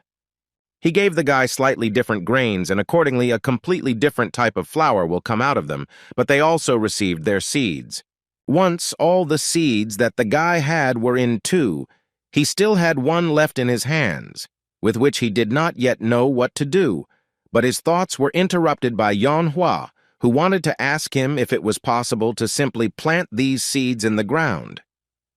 He immediately answered her that if they did that, it would not grow in the time they needed. The thing was that in order for them to grow quickly, they needed to use a special fertilizer that Jin Hyuk created with his magic. He literally fed these little monsters this fertilizer and begged them like crazy to grow as fast as possible. At one point, the guys began to think that Jin Hyuk was finally going crazy, and they became interested in finding out how long they would need to stay in the tower to turn into such a person. In other words, the guy wanted to convey to them that if you give these plants fertilizer, they will grow very quickly, but he also did not forget to ask them to take care of them until the next wave. While he was telling them all this, Laurencia immediately noticed that the guy was going somewhere, and she wanted to know where he was going. According to him, everything was quite simple. He needed to clean up a bit. Stepping outside the stadium, he immediately noticed that almost all the players were busy collecting supplies, and this was not entirely surprising since they were preparing for a long battle. But he still thought that they were doing it in vain, because in his opinion, only simpletons were preparing for a long battle. Entering the very building where he had not been for a long time, if he was not mistaken, about 8 years had passed since the last time he was here. But no matter how dirty it was there, he still found it very pleasant to be there. Even the view from the window was preserved. However, he definitely didn't come here for the view from the window, but for something else, so as soon as he was ready, he immediately got down to business. Having entered this magic mirror from one side, he managed to come out from a completely different side, and in a completely different place. At that moment, Nam-gun was smashing all the walls around him and screaming about how incredibly badly he wanted to finish off Jin Hyuk. His sister usually doesn't agree with her brother's words, but this time she still agreed with him because she didn't really like this guy either. While she understood that they needed to increase their influence, she also felt that it was not at all necessary to unite with someone who simply could not be controlled. Namgoon couldn't believe his ears that his sister, for the first time in her life, decided to take his side and agreed with him. But his older brother at that moment was thinking about how they had secretly met with people outside many times, but unlike him, no one could expose them, so he was primarily interested in how this guy managed to expose their identities. The thought also wandered through his mind that perhaps if he were removed, as Hen had said, there would be no reason to worry. Suddenly, his thoughts were interrupted by a small earthquake that began so unexpectedly. One of the clan immediately ran out of the warehouse and said that a monster had appeared there. And after a while, Jin-hyuk came out of the warehouse, bringing with him a small gift in the form of a red gourmet flower. However, he immediately had to ask for forgiveness for the fact that this flower ate all the food that was in the warehouse. They immediately started yelling at him and saying that although they didn't yet know what he was planning, they asked him to stop immediately before things got even worse. Jin-hyuk immediately gave them a clear answer that he would not do this without a good reason, which made his older brother even more angry, so he continued to tell Jin-hyuk that he had no idea what he was getting himself into. The guy pretended not to hear him and asked him to repeat what he said about his queen. Although no one had told him about the queen, and the expressions on the boys' faces only made it clear once again that they didn't even roughly understand how he knew all this. Without waiting for them to tell him themselves, Jin-hyuk began to say that if a base defended by more than 200 people falls before the third wave, then the mistress of the fourth floor, nicknamed the Queen, will definitely appear. But what worried him more was thinking about how he could do so as to fulfill this condition. And then he realized that the entire Triad Guild had decided to help him by coming to this place. Namgoon's sister pointed out that the Queen could not be defeated even by uniting, so she did not understand why someone who knew this very well wanted to summon her so much. Jin-hyuk told her that the answer to this question is quite simple. He is just too lazy to clear out the fucking zombies 100 times, so he would like to do everything as quickly as possible. Therefore, leaving his pet here, the guy immediately disappeared from the scene of the crime, finally wishing the guys to disappear from this world as soon as possible. After a fairly short amount of time, the system began to notify other players that the supermarket base had been destroyed. Ten saw with the help of a drone that the supermarket was being destroyed, which was a bit of a shock for the guys, because they knew perfectly well that this was the base of those who were fighting them. Manhwa just wanted it to have nothing to do with Jin-hyuk, although Yu-sung was almost certain that it had something to do with him. The system also notified the guys that special conditions had been met, so from that second, a unique event would begin. In other words, the boss of the fourth floor, whose name was Padariel, was born, and she was not in the best mood, so she was going to punish the humans for making her wake up. The guys thought that it was just a system error, because they didn't understand how the boss of the fourth floor could come to the battle so quickly, because they had just cleared the floor of zombies. So where did the boss come from? Yu-sung was the only one who didn't panic as much as the others because he understood that Jin-hyuk was definitely involved in all of this. But the only thing he didn't understand was what he wanted to achieve when he called the boss of the fourth floor so quickly. The guy himself, meanwhile, stood on one of the high-rise buildings and looked at this ruined city with the thought that this was once a beautiful place. In any case, now he has a completely different task, which he can only complete if he uses the item he received after destroying the boss of the third floor. And this item was called the Solar Eclipse Stone. And the time has come for the guy to use it, which is what he actually did. Laurencia suddenly felt like her powers had literally been reduced by half, causing fear to appear inside her. But the skills with the darkness attribute, on the contrary, increased by 100%, which was a bit unexpected for the boss of the fourth floor. She immediately realized that one of the people was involved in this, who immediately seemed to her to be impudent, whom she wanted to find and destroy. After some time, the system notified the guy that the boss of the fourth floor was directing the entire attack to the Sanam Stadium. But given the guy's attitude, he believed that it would only benefit him. Almost all the players, having heard that the boss of the fourth floor was out hunting, immediately began to run away. At this time, Jin-hyuk managed to post a video where he talked about how he cleaned up after the triad. This video instantly gained a lot of views. His team members couldn't understand when he managed to film this video and how it managed to get so many views in such a short time. But the saddest thing is that they understood perfectly well that Jin Hyuk would most likely bring these monsters to their base, which they definitely did not like. Laurencia still hoped that the destruction of the Triad base was not their doing, but Jin Hyuk did not give her a final answer, which made her doubt even more. Yu-song also wanted to ask the guy if he did it or not, because it was important for them to know. But without waiting for an answer from him, Yu-song immediately wanted to ask the guy if he had a way to defeat the queen. He already had an answer to this question. According to him, he still has one way. Yu-sung expected to hear some other plan, but it was not at all as he thought, because at some point Jin Hyuk simply pointed his finger at him and said that this time, the main role in all of this would be played by Yu-sung. While they were talking and discussing what they would do next, the queen slowly approached them. And when she finally came to the stadium, she immediately saw the very guy she had been looking for so long. So she immediately said that he was her target, and she ordered the rest to be destroyed. The guys immediately entered into battle with them, and almost immediately realized that these were not the ordinary zombies that they destroyed in the first stage, but some special ones. The queen of this floor continued to attack until at one point she was stopped by a huge block of ice. Inside, which was the entire Jin Hyuk team, they were all frozen and therefore did not move. Looking around, she found a small diamond that she immediately liked, so she picked it up. Sometime before this, Yu-sung transferred 100,000 coins to Jin Hyuk's account and constantly repeated that Jin Hyuk would not live to see the end of the tower.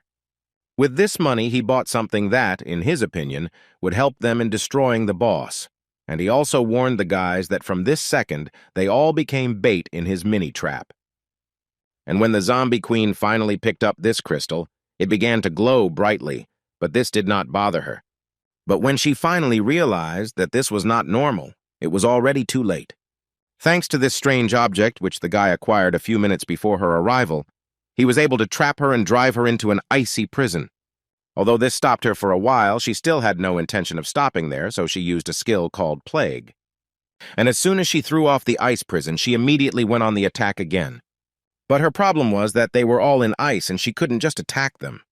While the queen was trying to do all this, Jin Hyuk decided to use another skill of his, which was called Demonic Sword King Steps, to attack her fortress. This is something the queen definitely did not want to allow, and she immediately chased after him. Pendarial, the womb of the dead, nicknamed the queen, her level, her skills, and especially her deadly poison attacks. The essence of passing the fourth floor is to protect the base, but this rule applies not only to players, but also to zombies. And now, since the queen is in the stadium, it means that the defense of her base is weakened. But considering that she was already chasing him, it could be said that she somehow figured out his plan too quickly. But in his opinion, it was already too late, because he had had a good time and he should have enough time to do everything he had planned. And as soon as he reached the queen's base, he immediately used the sword graveyard skill, which destroyed the first defending zombies. The guy didn't really like this floor when he played the game because everything was disgusting here, so he wanted to finish everything as quickly as possible. Therefore, as soon as he saw the flag, he immediately started running towards it. But right in front of the flag itself, the one Jin Hyuk didn't want to see the most appeared. And he was a fairly well-known guard who protected the queen's flag and was called the Butcher. Jin Hyuk felt even more disgusted by this place, so he hurried to deal with this big guy as quickly as possible. First, he used his swords to stop the Butcher's weapons, and then he took off to use fire magic, thanks to which he was supposed to finish off this monster. Of course, the guy wouldn't be able to destroy a monster with such a regeneration speed so quickly, so he decided that it would be better to limit its normal vision first. Because of this, the Butcher began to fight the guy blindly, which was only to Jin Hyuk's advantage, because now he was able to land a good blow one after another. Well, when he had prepared the ground to finish off this big guy, the guy finally used his skill called Mandala. This was Jin Hyuk's 31st victory, for which he received the scissors with a soul thirsty for revenge. And now that he had finally finished off this creature, he could finish this floor with a clear conscience, and to do this, he needed to capture the flag that was so close to him. But as he got closer to the flag, the system suddenly bombarded Jin Hyuk with notifications, which said that a certain black gansha was showing the guy its presence. A representative of the Egyptian gods was making him a business proposal. Jin-hyuk understood perfectly well that this name actually hid Anubis, who, in Jin-hyuk's opinion, should have sat quietly for some time after he spent his strength on the -first floor. So he hugged the flag with his hand and shouted to the sky that he was listening to him. He appeared in the sky and let out a long howl that could mean many things. But the guy assumed that this could mean that this creature was very angry, and since he decided to do so, Jin-hyuk suggested that he simply take the flag and end the conversation.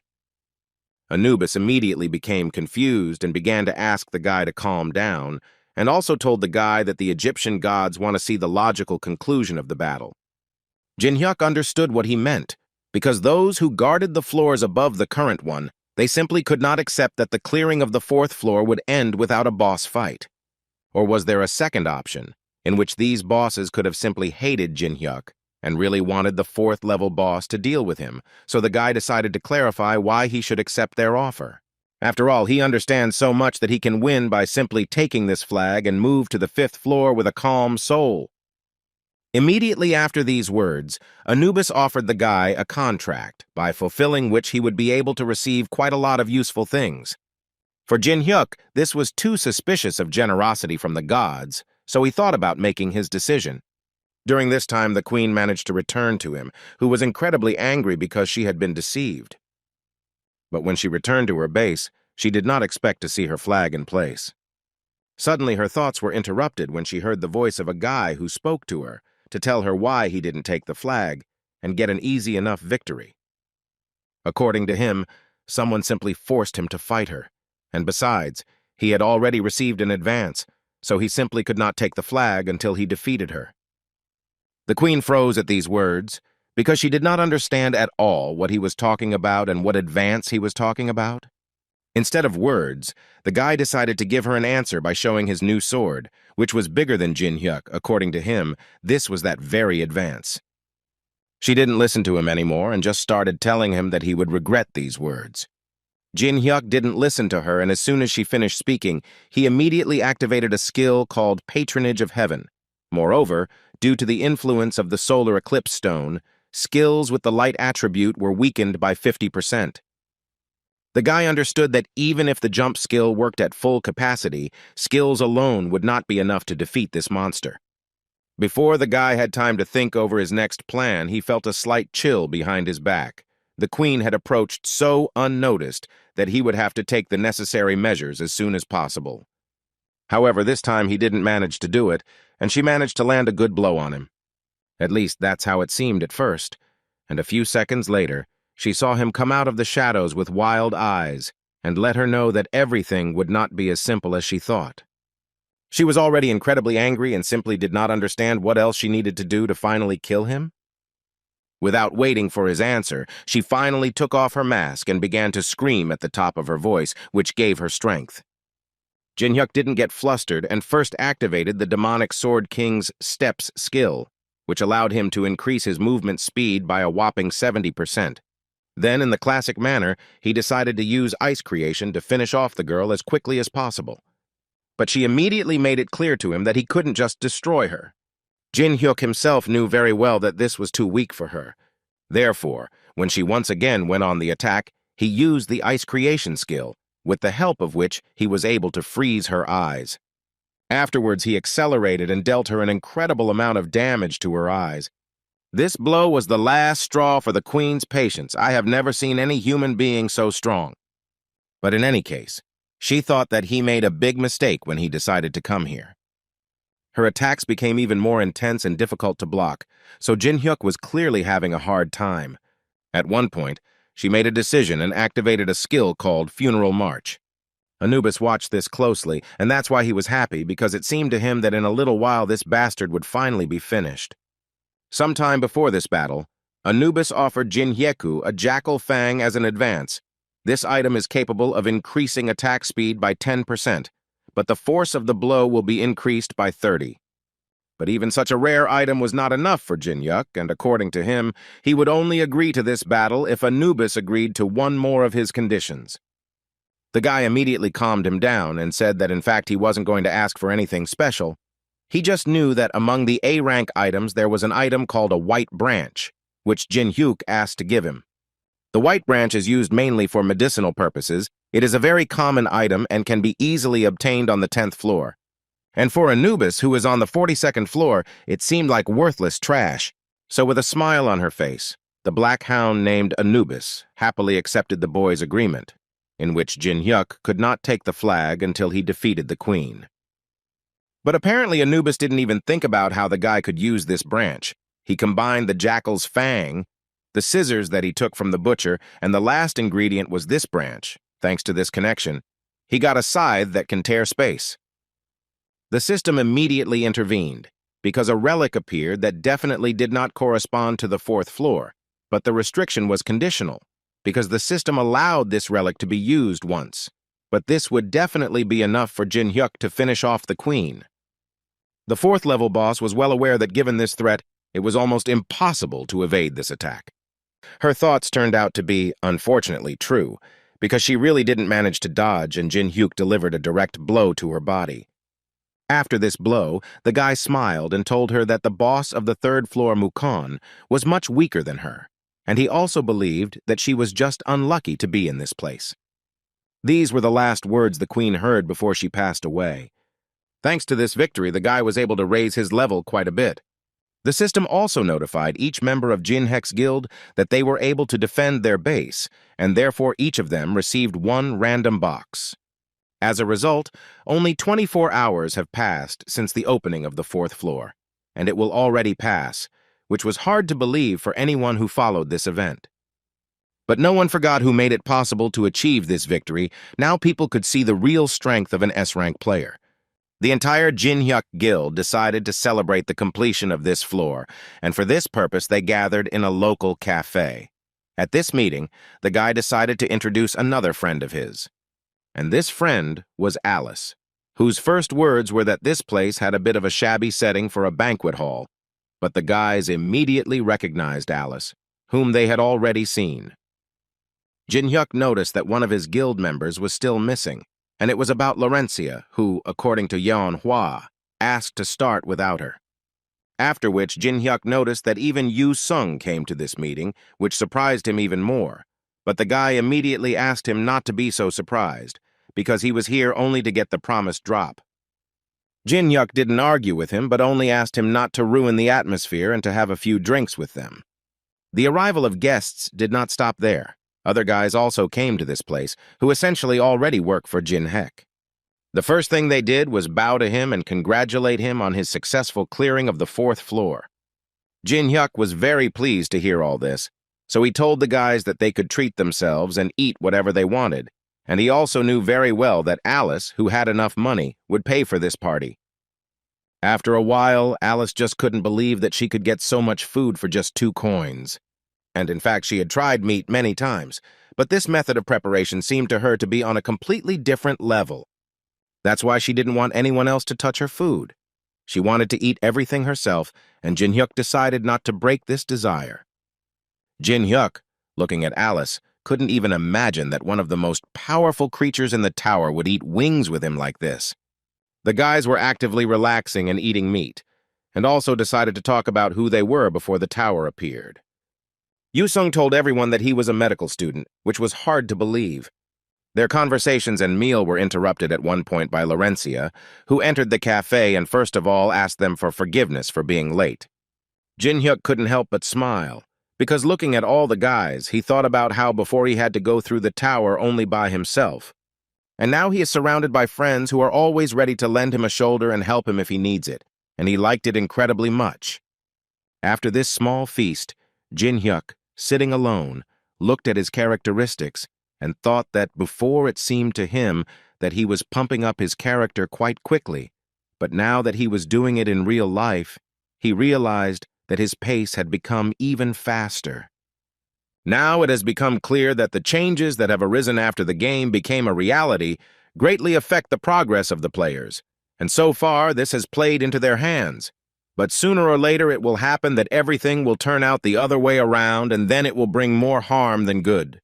But in any case, this will be later, And now the guy decided that it was high time to see what reward he received for completing the fourth floor, and it was a scroll of high-quality enhancement. Jin-hyuk decided to use this scroll on the skill that he uses most often, and it was the ice creation skill, which he has been using quite often lately. Thanks to this scroll, the guy was able to improve his skill up to the 8th level. Then he opened a random A-rank box, but in fact it turned out to be a roulette, thanks to which the guy could get a random A-rank item. The system notified him that he needed to press the red button, which was located in the middle, and also that time was limited, and the guy needed to do it as quickly as possible. But he understood perfectly well that all this was a cheap trick. If you do not stop the rotation, the loud sound and visual effects will begin to cause anxiety in a person. Therefore, due to this reason, most people panic and press the button, which is absolutely forbidden to do. And the guy found out about this when he was looking for various bugs, and since then he suspects that this function was specially added as a reward for patience. You had to spin the roulette 36 times, and on the 37th spin, the speed of the roulette would decrease by 99%, and thus you could get the desired A-rank item. But the most important thing is that Jin-hyuk gave Yu-sung the opportunity to get the item he needed. But because of this method, a logical question arose about how much time Jin-hyuk spent in this game. In any case, Yu-sung was incredibly happy about his new soul, because it seemed to him that now he could defeat absolutely anyone. Although Jin-hyuk decided to keep quiet and did not tell the guy that when receiving an item in this way there is a small side effect, which is that the item can only be used for 1 week. Jin-hyuk liked to watch Yu-sung's joy, but most of all he wanted to see the guy in a week, what he would say and think then. But Jin-hyuk himself, in turn, received a 3-colored medicine, and considering the fact that the item can only be used for 1 week, the guy thought that this was the best option with which he could clear the next floor. And finally, the last thing he will need in order to pass the next floor, and probably the most important, is a pass to the large library of magic.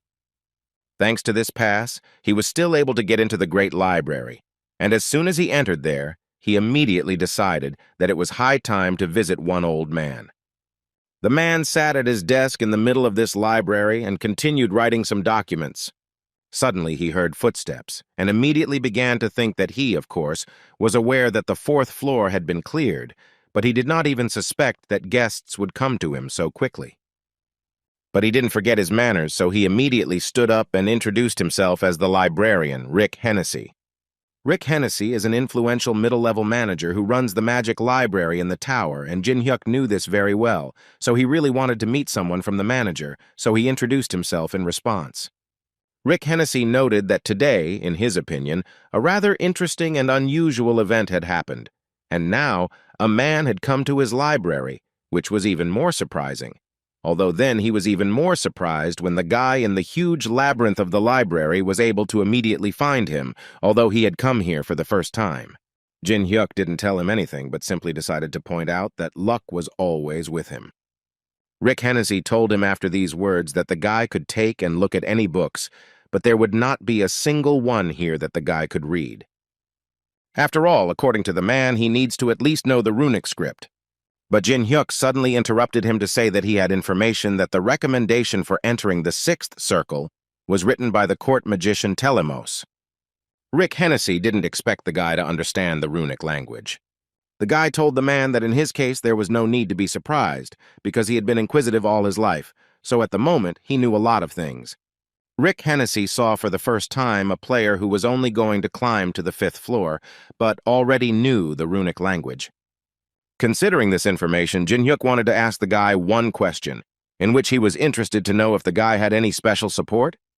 Jin-hyuk turned around and immediately activated Anubis's court, after which he added that in truth the Egyptian gods were behind him, and thanks to them, he was able to come here and get information about the tower. Hennessy wasn't exactly sure if it was even possible, but on the other hand, he really did feel Anubis's energy. Jin-hyuk noted that they seemed to value him, which is why they shared some of their power. Rick Hennessy seemed to realize that he was not talking to a common man, so he decided to tell the guy that since he was a worthy person, he should be treated with dignity. So he took off his hat, bowed, and told the boy that he had misjudged the important guest, for which he was a little ashamed and for which he would like to ask forgiveness. Jin-hyuk, listening to Rick Hennessy, couldn't stop thinking that if Anubis saw this, he would simply strangle himself from indignation. Meanwhile, Rick Hennessy decided to give the guy one of the books as a gift to prove the sincerity of his apology. Jin-hyuk decided to ask the man if he could choose anything he wanted. Rick Hennessy immediately answered him that the guy could pick a book for himself, especially since the man would really like to offer a suitable book for an important guest. It didn't take Jin-hyuk much time to do this, and he quickly chose the book he needed. The man immediately asked the boy to think again, although he thought that it was a pretty good grimoire, but it seemed to him that he would only be able to read it when he mastered the ancient runic language.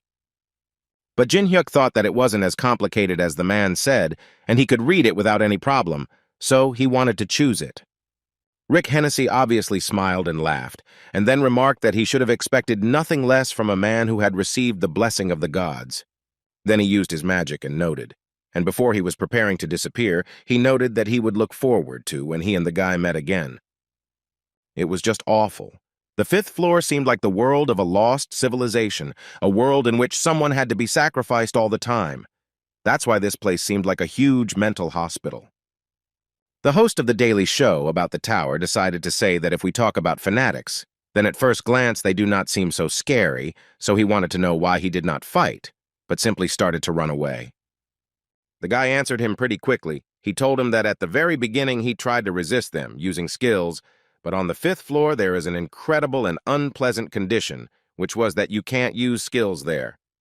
The player, remembering this, almost immediately began to cry because he could not even call up the inventory window, so he had to use the stone of return, which was in his pocket. Thus, he was barely able to save his life. Laurencia immediately showed this video to Jin-hyuk and then asked the guy to take her with him. He didn't think long and immediately answered her that he wouldn't do it, although she couldn't understand why he was so against it.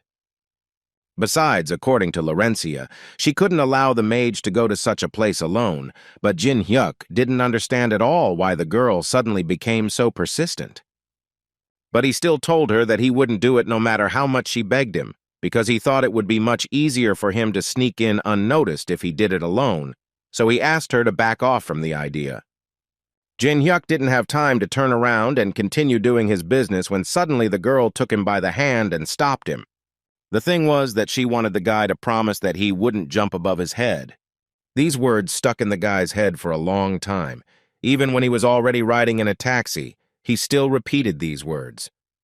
But suddenly his thoughts about this conversation were interrupted when he received a notification from the system, which informed the guy that he received a gift from Caladium. Jin-hyuk had heard this name before. He knew that Caladium was a kingdom and they were known to him as enemies of Murim. As a gift, the guy received a skill called Concealment of Smell. From the name, it was clear that this skill makes it possible to hide one's own smell, breath, and signs of presence. But the guy was more surprised by the fact that they went against the tower and gave him this gift. In other words, it was like they were starting to contact the players they were interested in, just like Murim did. And on top of that, the guy was confident that he would be able to put this skill to good use. With such thoughts, he entered the territory of the fifth floor, where the system immediately notified him that all skills were disabled. But immediately after that, it reminded Jin-hyuk that he was the owner of the ancient grimoire of Macedrian. So one of his skills was unlocked, and now he could use the greedy gaze. Now it was perfectly clear why Jin-hyuk had chosen this particular book in the library, but he certainly wouldn't stop using it there. The guy was going to save this book for future use. While the guy was thinking about this, other guys started arriving and found themselves at the same starting point. At this point, he decided to leave them and proceed to go through the floor. But suddenly, he heard the system notify him that the tracking bracelet had been activated, which the guy did not expect to see. But when it happened, the guy quickly realized what was going on and who was behind it. A few seconds later, Laurencia appeared on this floor, saying that she was more than sure that he would not keep his promise, so she decided to follow him.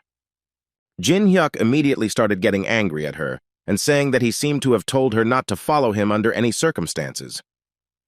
Laurencia thought that he would be glad to see her, so in response, she told him that he shouldn't scold someone who came because he was worried about him. But these words did not lift the guy's mood at all, and he still thought that he would have to change the plan, and apparently it would need to be done very quickly. At that moment, Laurencia noticed how all the people around her started to rummage through their pockets and say that something appeared in their pocket. She reached into her pocket, where she found a flashlight, after which she turned to Jin Hyuk to find out what he had found. The guy was not entirely happy to hear this question because, unfortunately, he got a pen, which, in Laurencia's opinion, would definitely not be useful in this place. Although Jin Hyuk certainly didn't share this thought with her, he believed that his subject would be one of the most useful. The girl did not argue with him and wanted to turn on the flashlight so that they could see what was around them, but Jin Hyuk quickly stopped her. Other players didn't know what would happen if they turned on the flashlight in the wrong place. Therefore, a few seconds after they tried to illuminate this place for themselves, they were faced with the fact that a whole crowd of some inadequate people started running towards them. While they were trying to escape from them, Jin Hyuk and Laurencia took a completely different tactic, hiding nearby and watching everything closely. After a few minutes, Laurencia suggested that it would be a good idea for them to save those people. However, Jin Hyuk immediately decided to tell her that from this second on, she would have to follow him and listen only to him, since she had already come here.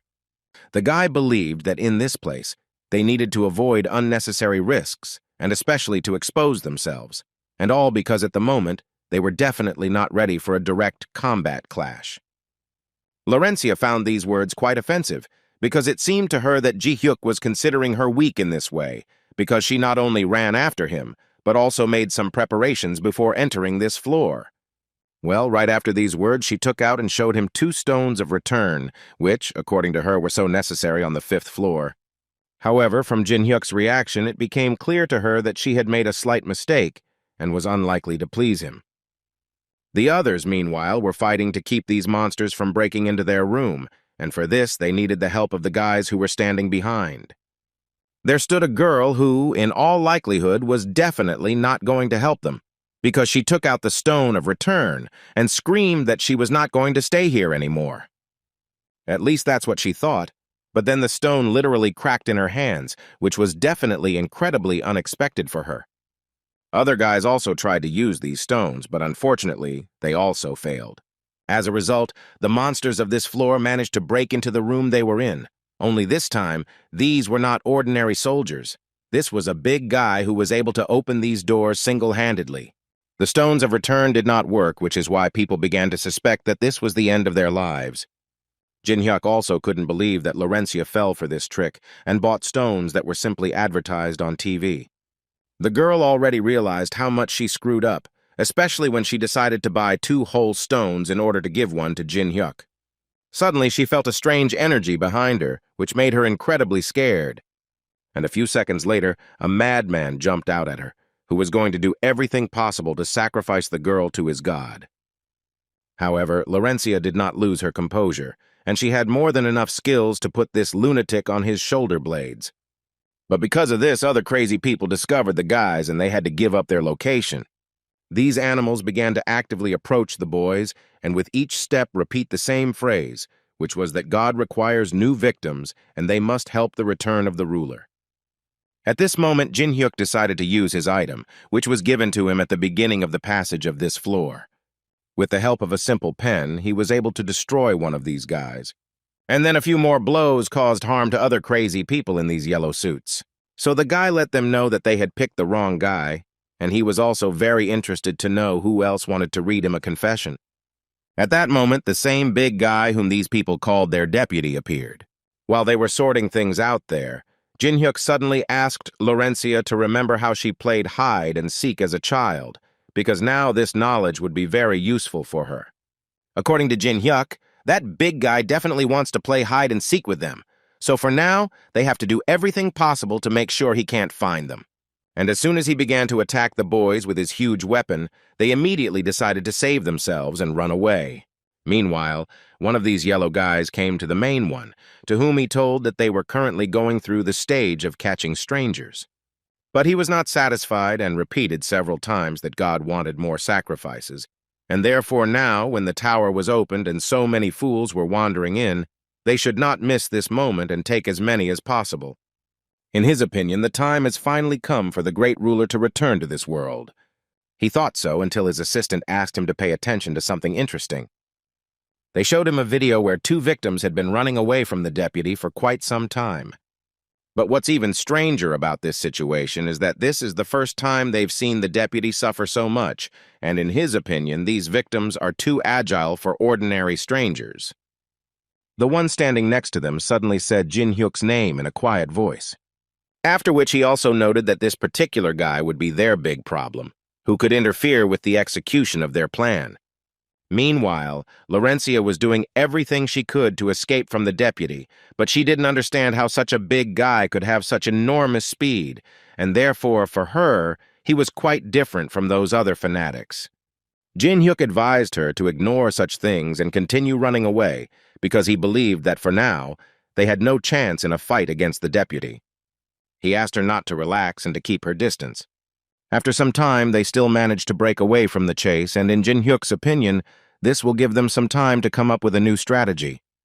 Jin Heka immediately asked Laurencia to listen to him carefully, because he had an idea that should help them in this case. To begin with, he suggested that she lure this big guy, which was unexpected for Laurencia, because they had just managed to get rid of him. The guy calmed her down and said that everything was fine, and in any case, they would have to face him in order to pass the floor, and while he was distracting him, she would need to find other people and evacuate, because he understood that everyone had relied on the stone of return and had come here, and now they couldn't get out of here. And he, in turn, will try to clear the 5th floor as quickly as possible, even though it has become more difficult. And at that moment, Laurencia finally realized that she had actually been in his way from the very beginning. When they finally discussed the plan, the guy took a small stone and immediately showed himself to the big guy, telling him that he was pretty bad at playing hide-and-seek. The deputy didn't think for long and immediately ran after the guy, and the first phase of their plan was successful. But before starting, Jin Hyuk gave her something and said that she could use this item, but she should do it when she felt it was necessary.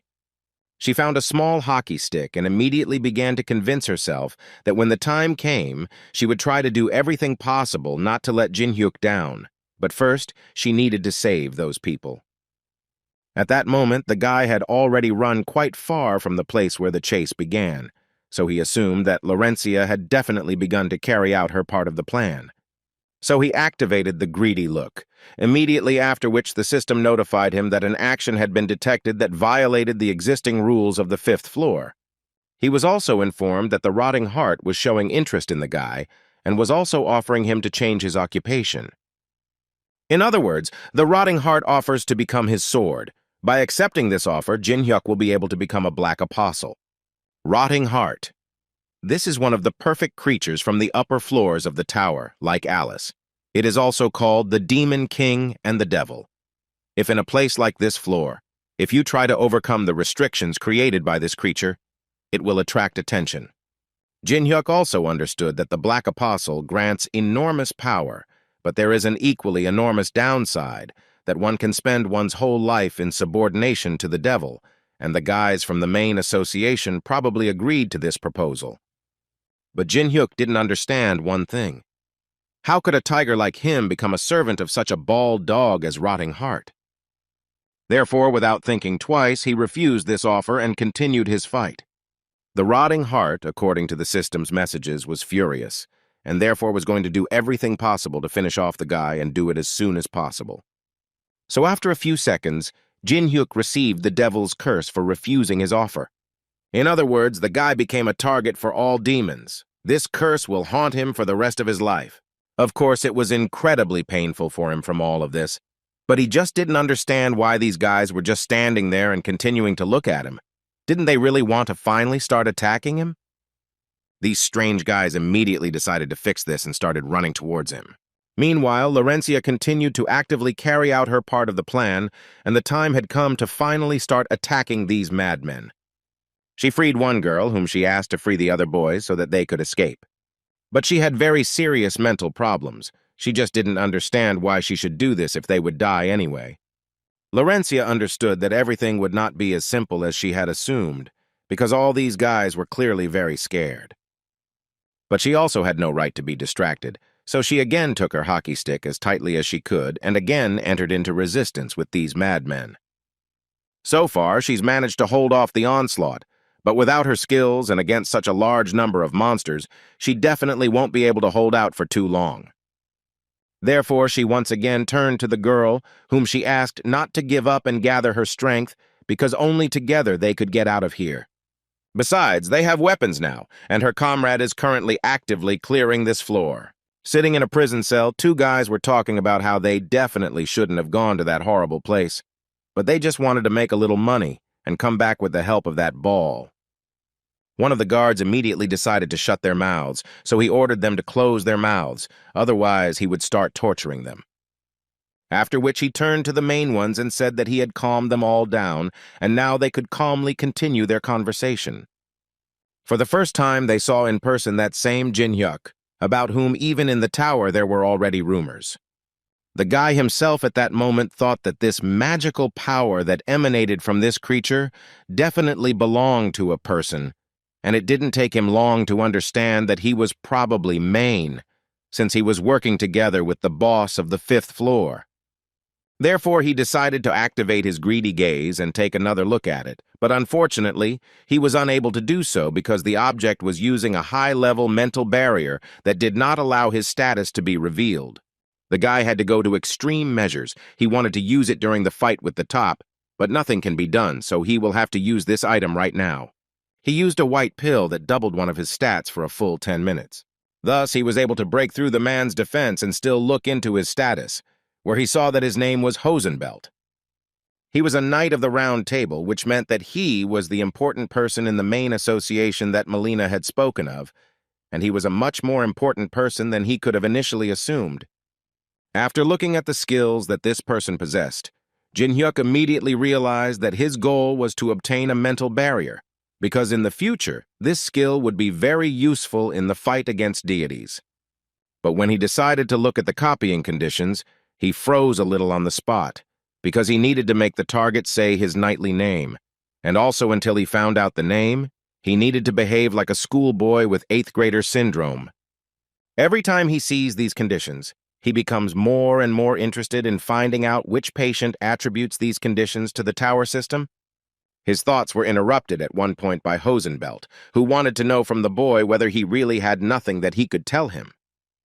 Jin-hyuk at this moment was trying to collect his thoughts and still turn into an 8th grader, so he answered the man that he had just suppressed the great darkness within himself, so he was busy with this and could not answer him. This caused a rather expected reaction from them, or to be more precise, the silence that arose between them described the situation exactly. One of them decided to make sure once again that this was the man Hosenbelt had told him about, because at first glance he seemed incredibly strange to them.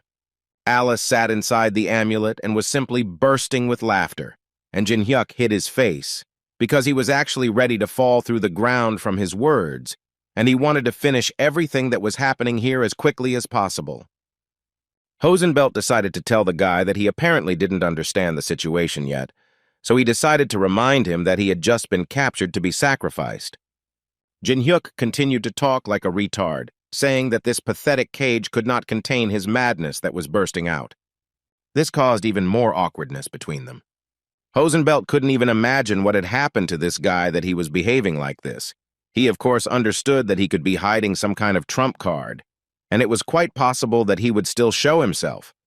The man, despite his words, still continued to say that he knew perfectly well that the guy had a lot of strength, but he also did not forget to remind the guy that he would hardly be able to survive in a place where his skills did not work. Suddenly, his words were interrupted by a terrible scream coming from the neighboring cell. The man, without thinking twice, used this chance to scare the boys once again, telling them that these were the screams of a victim and that soon they would all feel it for themselves. According to him, a painful and terrible death awaits them, which is almost impossible to endure in a sane mind. But he had a proposal on this matter, which was that if the guy told him everything he knew about the unknown, then he would give him the key.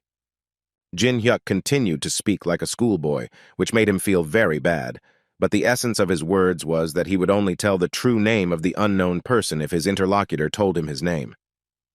Hosenbelt understood that his name would soon cease to exist anyway, and so for him it was a fairly equal exchange, and without thinking twice he introduced himself and called himself Lancelot. Jin Hyuk immediately received a notification that he had managed to fulfill the copying conditions, and now he had access to the mental barrier skill, which protects the guy's consciousness from being read. And when he did this, the man expected that now the guy would do the same and finally name the name of the unknown person. The boy smiled and said that he would only say that name once, so he asked Hosenbelt to listen carefully. Immediately after the boy kept his promise and said the name, the man threw him the key and stated that he also wanted to keep his promise. After that, he put on a mask, and all he could wish for the guy in the end was an easy death. While they were talking, one of the prisoners picked up the key and immediately tried to open the cage. But his disappointment knew no bounds when he realized that in fact this key did not fit this lock, and at that moment Jin Hyuk decided to lie down a little and rest, because it was clear to him from the very beginning that this was a common trick. The guy was more worried about Laurencia. He tried to believe that everything was okay with her. Meanwhile, the girl found herself in a similar situation to Jin Hyuk. She was also put in a cell and forced to wait until she was taken away for sacrifice. Although these creatures, who managed to catch her, did not even think that there were such people with whom it would be so difficult, because this girl defeated no less than 24 people. But on the other hand, this is good, because she obviously has a lot of life force, and God will most likely be pleased with this. When she came to, the first thing she saw was other prisoners fighting among themselves and blaming each other for being the only ones who got there. She immediately jumped up from her seat and ordered them to stop immediately. The same girl, who was the first to receive a chance for salvation, decided to tell the saint that she had no idea who she was protecting. According to her, at the moment she is protecting the man who lives in this tower. Laurencia immediately turned around to look at the girl and saw a small child who was just as scared as the others. The players all believed that if it weren't for people like her, then the tower wouldn't exist at all, and accordingly, they wouldn't have ended up here either. But Laurencia certainly didn't think so she grabbed the girl's hand and said that it really didn't matter whether she was a resident of the tower or not. Here they were all equal, since they were destined to be victims. After such a tense conversation, the guys finally calmed down, and Laurencia decided to talk a little with this girl and find out her name, and also promised that while she was next to her, no one would harm her. She definitely didn't have to worry about that. Having heard these words, the girl nevertheless accepted these words and said her name. Her name was Andrea. Laurencia told her with a smile that the girl had a very beautiful name, and then introduced herself.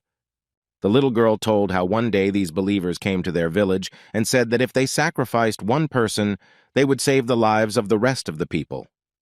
Hearing this, the villagers almost immediately decided to choose Adria, and their main argument in this case was that she had no parents and no one would be sad for her.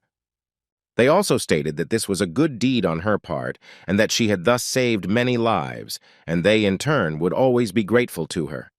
Laurencia decided to hug the girl and told her that she understood perfectly well that she must have been very lonely since she had gone through something like that. At that moment, the girl had a thought in her head that even though Andrea was a resident of the tower, she was still no different from ordinary people.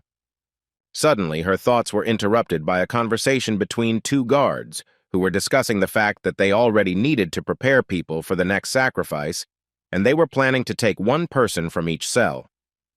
One of them noted that if they themselves could not choose who would go, then they would send everyone, so he advised the prisoners to do everything possible to save their lives and live a few more minutes. Most of them, of course, started to panic from such words. It was quite obvious that they didn't want to die. But suddenly the realization came to them that they could give away this little girl, whom no one considered a human being anyway. Laurencia immediately stood up for her and asked her to understand that there was no point in rushing yet. The guard who was watching all this was only glad that they were arguing among themselves, because that way God would be even more pleased. In the cell where Jin Hyuk was, everything was quite simple. The guy himself put forward his candidacy, and no one really argued with it. Everyone who was chosen for sacrifice this time had their hands tied and were sent to a room where it was unclear what awaited them. But Jin Hyuk wasn't at all scared by this, and on the way all he did was swallow one of the pills that he managed to get at the previous stage. And when he finally did this, then all the preparations were completed and he could begin to act.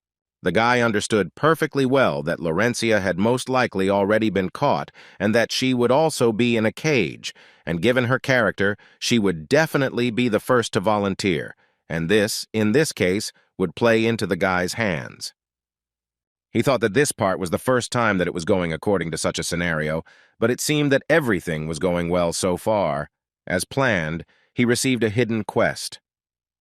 This quest was that fanatics who take the lives of others become villains, and when a villain is eliminated, the villain's characteristics increase by 1 unit, and when the leader is destroyed, by as many as 30 units, which clearly interested Jin Hyuk. When they finally entered the hall where the sacrifices were taking place, the first thing he noticed was that there were too many of these creatures here. The other players couldn't calmly watch all this, so they felt sick, although it seemed to Jin Hyuk that everything here wasn't so bad that it made him feel sick. But suddenly Jin Hyuk's satisfied face changed to a surprised one, because he saw what he feared most. The host of this event announced that the next victim would be the girl who decided to sacrifice herself, protecting a girl she did not know at all, and this was Laurencia, who, judging by her appearance, felt very, very bad. The host continued to shout at the top of his voice into his microphone that the blood of this excellent victim would grace today's sacrificial ritual.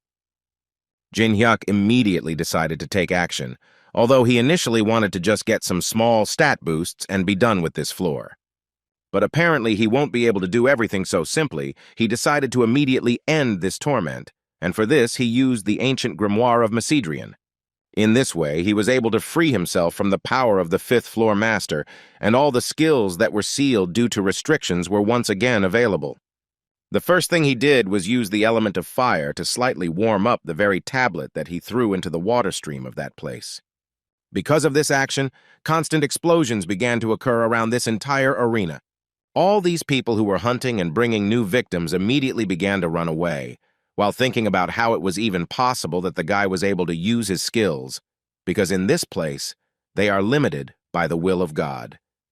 Next, Jin Hyuk successfully freed Laurencia, who even after the shackles were removed, did not come to her senses. The girl's condition was very bad, which made the guy even more angry. He absolutely didn't care about all the improvements in characteristics and similar things for which he came here. Now he has a new goal, which was that he was going to simply destroy them all. And for this, he used a dark pill, the effect of which was not fully known. But immediately after that, a huge smoke screen appeared around the entire arena. Jin Hyuk specifically created such an invisible dome so that these guys could not even try to escape or dodge his attacks. And in order to do this much faster, he decided to use a skill called the Sword Graveyard. Some of them tried to fight back, but most just fell to their knees and began to pray for their god to help them. But considering that they saw the energy of demons with their own eyes, it gave them an understanding that prayers were unlikely to help them today. After a few seconds, Jin Hyuk began to destroy them one by one, increasing his stats in the process. A few hours before, the players tried to take the child away from Laurencia in order to give her up to be torn apart. But they didn't even imagine that Laurencia would be able to fight back, because her skills were unavailable, and this was their main mistake. Laurencia immediately made it clear to them that she was capable of defeating them even if they attacked at the same time. They realized that it would probably be Laurencia who would choose the victim. After they calmed down a bit, she turned to Andrea and told the girl not to worry and just stay here for a bit, because she would soon return and take her with her. This was the last thing Laurencia remembered, and when she regained consciousness, she saw Jin Hyuk in front of her, who declared that apparently the only one here who tried to jump above her head was Laurencia. She didn't argue with him. Jin Hyuk freed her and immediately began to develop a plan on how he would deal with the boss of this floor. Laurencia interrupted his thoughts when she told him that she urgently needed to look somewhere. A few minutes later, they were already in the section where the prison cells were, and Laurencia was still able to fulfill her promise and returned to pick up Andrea, who was waiting for her impatiently. Jin Hyuk, looking at this picture, did not quite understand what was going on here. Laurencia tried to explain to him that the girl was a resident of the tower and she was captured by fanatics so that she would become a victim. The guy wasn't entirely happy that he was wasting his precious 10 minutes on such things, because the grimoire wouldn't last forever, and he still needed to destroy the boss. But suddenly, a perfect thought came into his head when he realized that this girl was a resident of the tower. Then a lot changed for the guy. To begin with, Jin-hyuk decided to ask the girl why she did not become a believer, because the locals ardently believe in their god. Andrea thought for a bit and still answered him that she did not want to believe that such a god existed. According to her, the villagers sold her because she had no parents who could protect her. So now she thought that if God really exists, then he is the creator of a real hell, in which there is only despair. And if God had such plans for her life from the start, then she considered him a complete bastard. After these words, Jin-hyuk decided to tell her that perhaps this would not completely console her, but according to him, his story was similar. Immediately after birth, he was left in an orphanage and had to survive alone, so he knows better than anyone that it is very difficult to live without parents. This was the first time Laurencia had seen Jin-hyuk share his personal life with someone. Meanwhile, he continued to convince the girl that in the end, she still needed to move on with her life, because nothing would change, even if she hated everything and suffered. Adria actually thought about this herself often, but she believed that she would not be able to live normally as long as the cult leader was alive. Jin-hyuk agreed with her and noted that as long as he was alive, nothing would change, but the guy, in turn, was going to make this place a little cleaner. He promised the girl that he would try to make sure that she tried to live in a world that would be freed from the oppression of this scoundrel's will. And to do this, he activated a skill called the Brand of Destruction, and told her that in exchange she should become his subordinate. Adria was not against such a deal because in this case she saw only advantages for herself. And when the guy performed his ritual, he noticed that now he and the girl were one and would try to do everything together. Laurencia watched this closely and was happy at first, but then it suddenly dawned on her that Jin-hyuk hadn't done anything like that to her. At this point, they ended their conversations and began searching for the boss of the 5th floor, and also at this point, Jin-hyuk's grimoire expired, and now all his skills were blocked again. According to Jin-hyuk, their leader is very different from ordinary fanatics, although he cannot use skills like them, but in terms of strength, he is definitely not inferior to the destroyer. Hearing this, Laurencia immediately assumed that the guy would then be able to suppress his skills, just like he did in the last battle, and that was what the guy had originally planned to do. But unfortunately, this option can no longer be used because the time when he could use the skills has passed. Jin-hyuk, of course, understood that he could easily try to attack himself, but the relic that the boss possessed was very dangerous, so he himself was unlikely to cope with him. If Jin-hyuk is not mistaken, then this relic is called a pot that can absorb evil spirits, a relic that can be ordered to destroy a chosen target. Laurencia, hearing this, realized that things were not going well for them, and that things would clearly be tough for them. But Jin-hyuk still thought it was worth trying, for the reason that the relic has a cooldown before reuse, and its role in this case is very important. The guy asked her to get to him while the relic was on recharge and destroy it. While they were discussing this plan, they came rather quietly to the place where they were already expected. Before entering, the guy asked them to remember everything he told them, and he also noted that if they remember all this, then most likely they will be able to win. As soon as Jin-hyuk saw the one he came for, the first thing he did was to ask him where his friend was, who went with him everywhere, to which he received a rather short answer. The man told him that he got his and left. This made the guy a little angry, because he wanted to destroy them both in one place, but apparently he would have to wait a little longer before he could get to that guy. Jin-hyuk didn't have much time to think, because this madman threw off his robe and shouted that although he didn't know how the guy managed to use his skills here, he would still do everything possible to sacrifice the guy and make him repent for all his evil deeds. Laurencia, meanwhile, noticed the very relic that Jin-hyuk had told her about. The guy didn't just stand there and decided to start attacking first. Meanwhile, Laurencia also did not stand still, and having come up from behind, she tied his mouth. But unfortunately, the girl did not have enough strength to hold back this monster, and in the end he simply threw her away. Afterwards, he turned around and directed all his strength at Jin-hyuk, who was running towards him at that moment. However, everything was definitely not as simple as it might have seemed to the boss, because Jin-hyuk easily dodged the attack and delivered his blow quite accurately.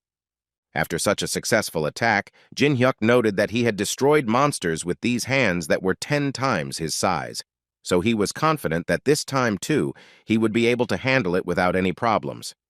Apparently, this inadequate person didn't think so, because he immediately started laughing at Jin-hyuk's words and telling him that it was a good blow, but unfortunately for him, it was the last successful blow. He took his relic in his hands and declared that the boy would become his first victim, and apparently the most pleasant. He used his relic in the hopes that he would be able to destroy the guy. Laurencia was collected at this moment, because she understood that this was the very moment that Jin-hyuk mentioned. At that moment, he shouted and decided to remind her that she should not forget his words and remember that this relic has a fairly long recharge before reuse.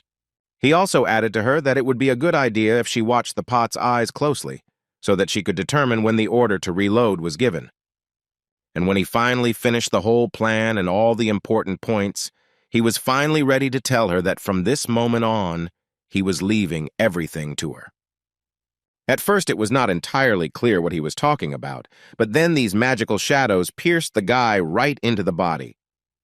She immediately jumped up and ran to help Jin-hyuk, who had fallen unconscious. At this point, the system notified Jin-hyuk that he had died, and since he was now in this state, the devil's curse was disappearing. Meanwhile, this demon was so happy that he managed to get such a fresh victim, and now he was more than sure that the Great One would definitely be very happy with her. Laurencia continued to ask Jin-hyuk to open his eyes and show some signs of life. But this inadequate guy apparently enjoyed his victory, because he really liked seeing how the girl suffered when she saw the death of her comrade. But when she raised her gaze to him, he immediately added that if she didn't have enough torment, then he was simply obliged to add it to her. Adria became too scared because in her eyes everything was very bad. Because she started crying, she was seen by a man in a mask who was not averse to profiting from another small victim who came to him. But he did not take into account the fact that Laurencia could not be destroyed so easily and that she was still capable of continuing the fight. And when she finally landed a successful blow on this creature, she immediately told him that he could not even count on getting Adria into his hands. Although this madman was only glad that the victim still had strength, because this way he could play with her a little more. Laurencia finally realized that it would be very difficult for her to defeat this monster without her skills. While she was making a plan of action, she had to dodge all the attacks for as long as possible, and so far she was doing quite well at it. At one point, a very interesting thought came into her head, but first, she needed to turn off the light, which she did with the help of the shards. The madman still thought that the girl was trying in vain because it wouldn't help her anyway. Laurencia found a place where she could rest a little until she figured out what to do next. She also thought that after this, his view should be greatly reduced. She understood that first she had to take his artifact from him, because if he used it again, then she definitely wouldn't have a chance of success.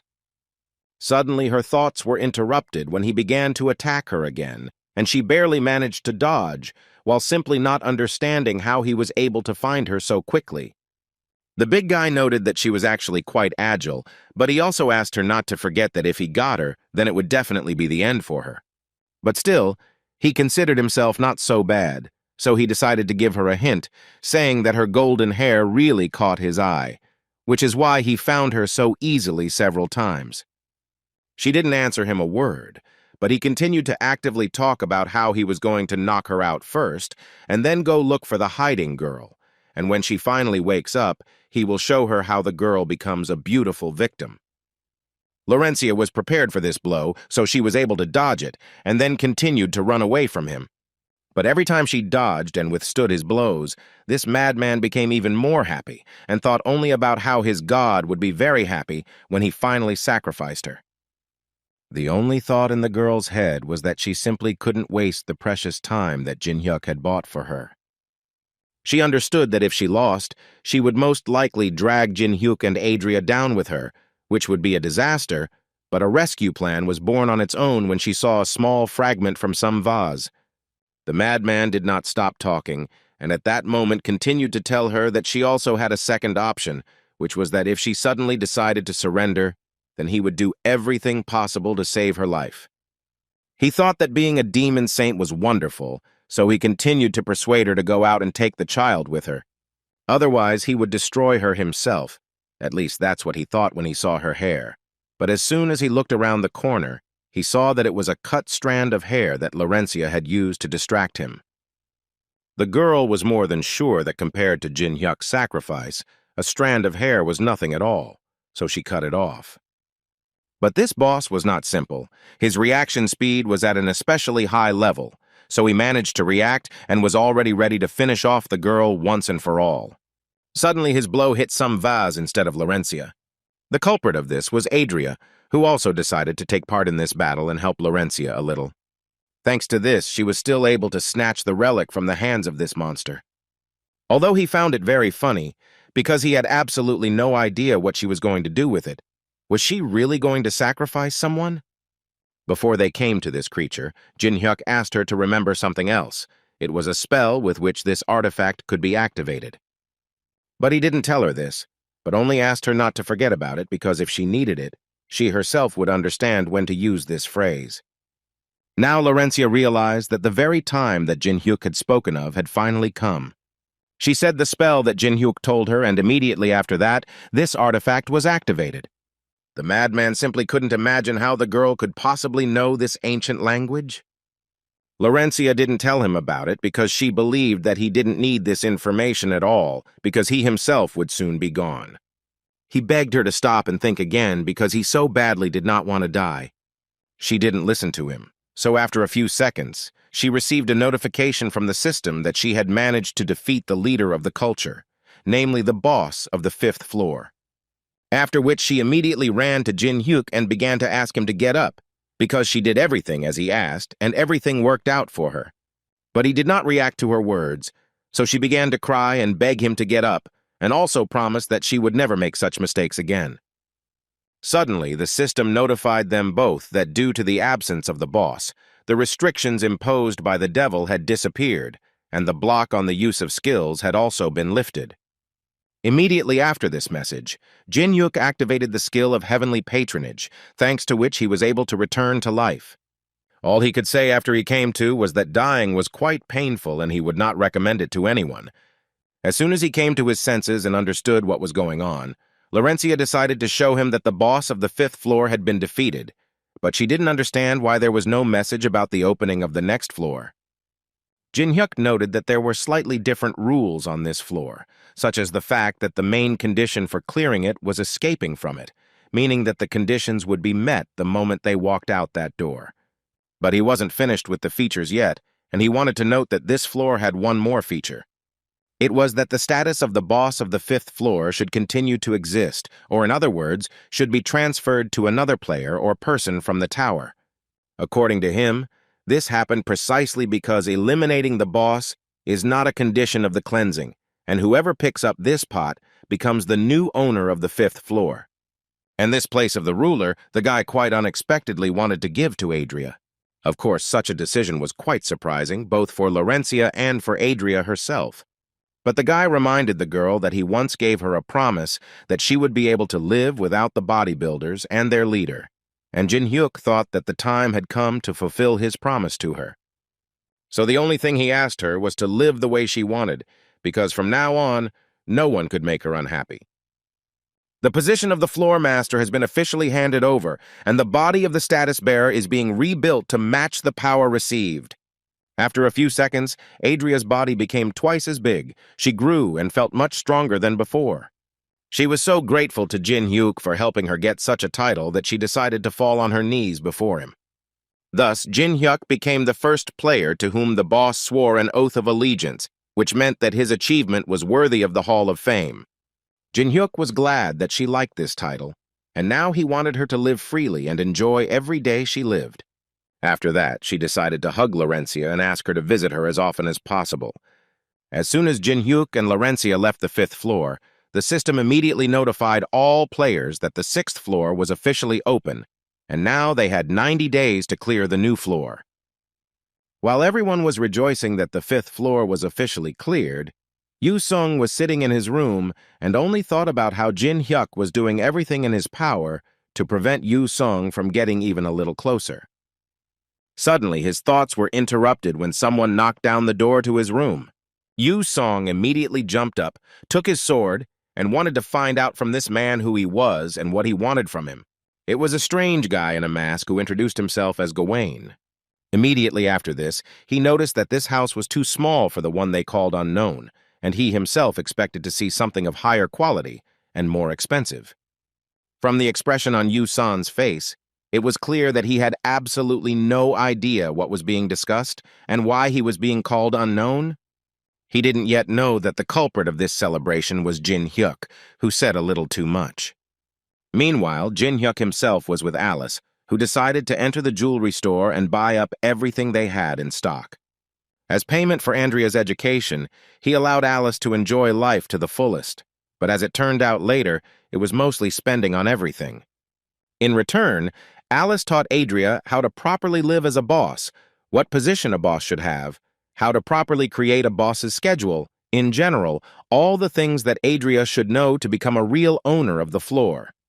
And Jin Hyuk was glad that his characteristics had increased by several levels, and thanks to the 5th floor, he was able to raise his adaptation to 78 units. The guilds that raised rankers thanks to the dungeon have now pumped them up to about level 30, but it will be impossible to find a player with better characteristics than Jin Hyuk.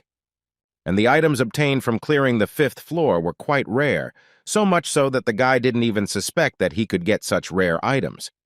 One of these items was a barrier-piercing mirror, capable of connecting Jin Hyuk to a desired location, which is located on the first 10 floors of the tower. Jin Hyuk knew that he now had a lot to prepare before he entered the next floor. So he decided to call his old friend Kim, who picked up the phone immediately and was ready to listen to Jin Hyuk. The guy was glad that Kim was so responsible in his position, so he immediately went on to tell Kim that he had one request for him. Before the guy told him the essence of his request, Kim decided to tell him that he became so famous that there is no channel where he is not shown. Also, many want to join his guild, and all this thanks to his popularity. According to Kim, about 100 people come every day, but that's not the most important thing now. He first wanted to know how he could help Jin Hyuk. The guy told him that first he would send him some kind of list, according to which he would have to book everything that was listed there, which was a little strange for Kim. Jin Hyuk assured him that there was nothing difficult, and he would definitely cope with this task. But that was not all. He also wanted Kim to arrange a meeting for him with representatives of one guild.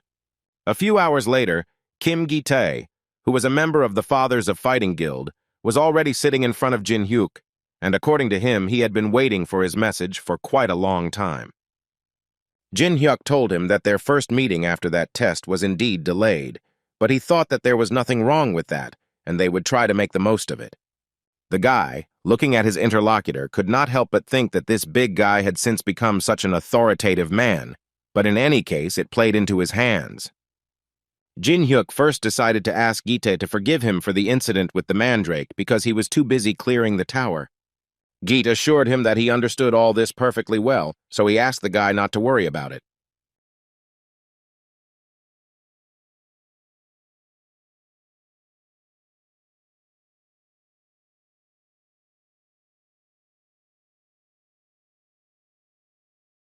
And when the man confirmed this information, Jin Hyuk noted that in that case, he would only like to receive one dungeon. Jeet clearly started to get angry, because the guy ended up asking for one A-rank dungeon on the 3rd floor instead of 10 dungeons on the 1st floor.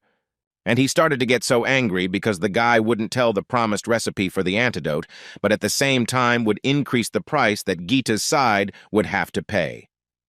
Jin Hyuk didn't hide it, and confirmed everything that Gita had just told him.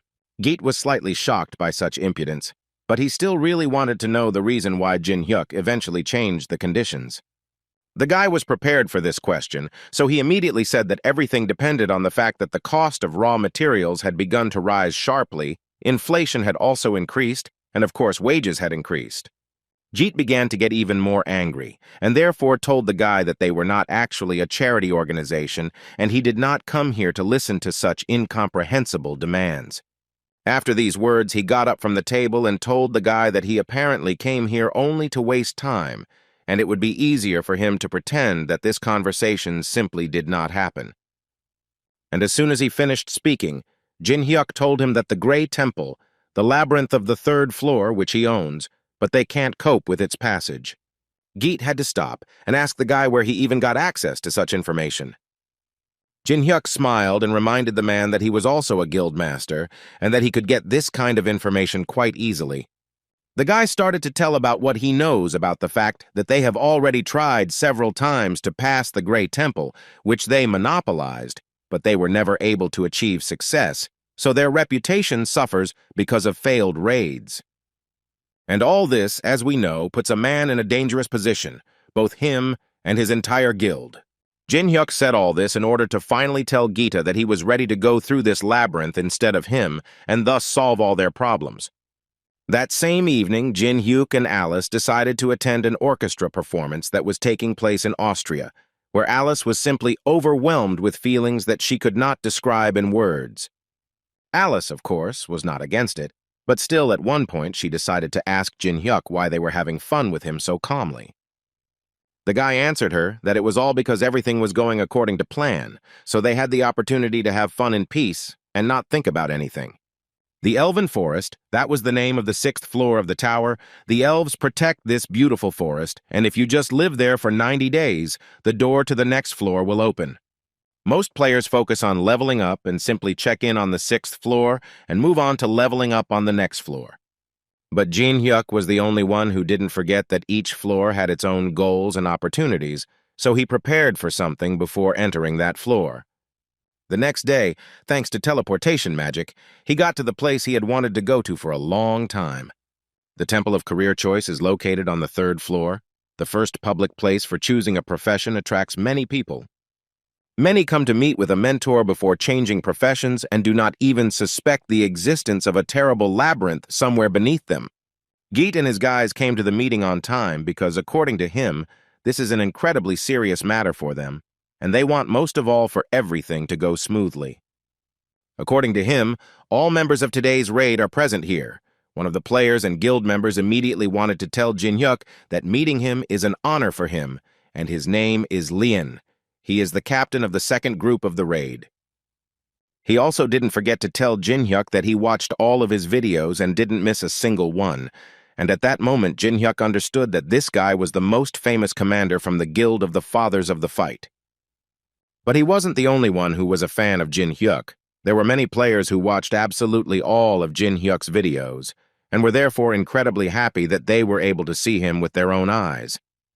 Geet already regretted taking them all because it seemed to him that they were going on a raid and not to Jin Hyuk's fan meeting. But on the other hand, he understood that even the best guys from his guild were fans of Jin Hyuk, and this only once again confirmed his great strength. Therefore, he decided to say that although Lien was formally the leader, Jin Hyuk would still exercise overall command, and he also informed him that he had the right to take whatever he liked from the spoils. According to him, only one thing was important to him. He wanted them to win. Jin Hyuk was glad that Gita said that because he thought he would kill him if he suddenly lied, but in reality there was no need for that anymore.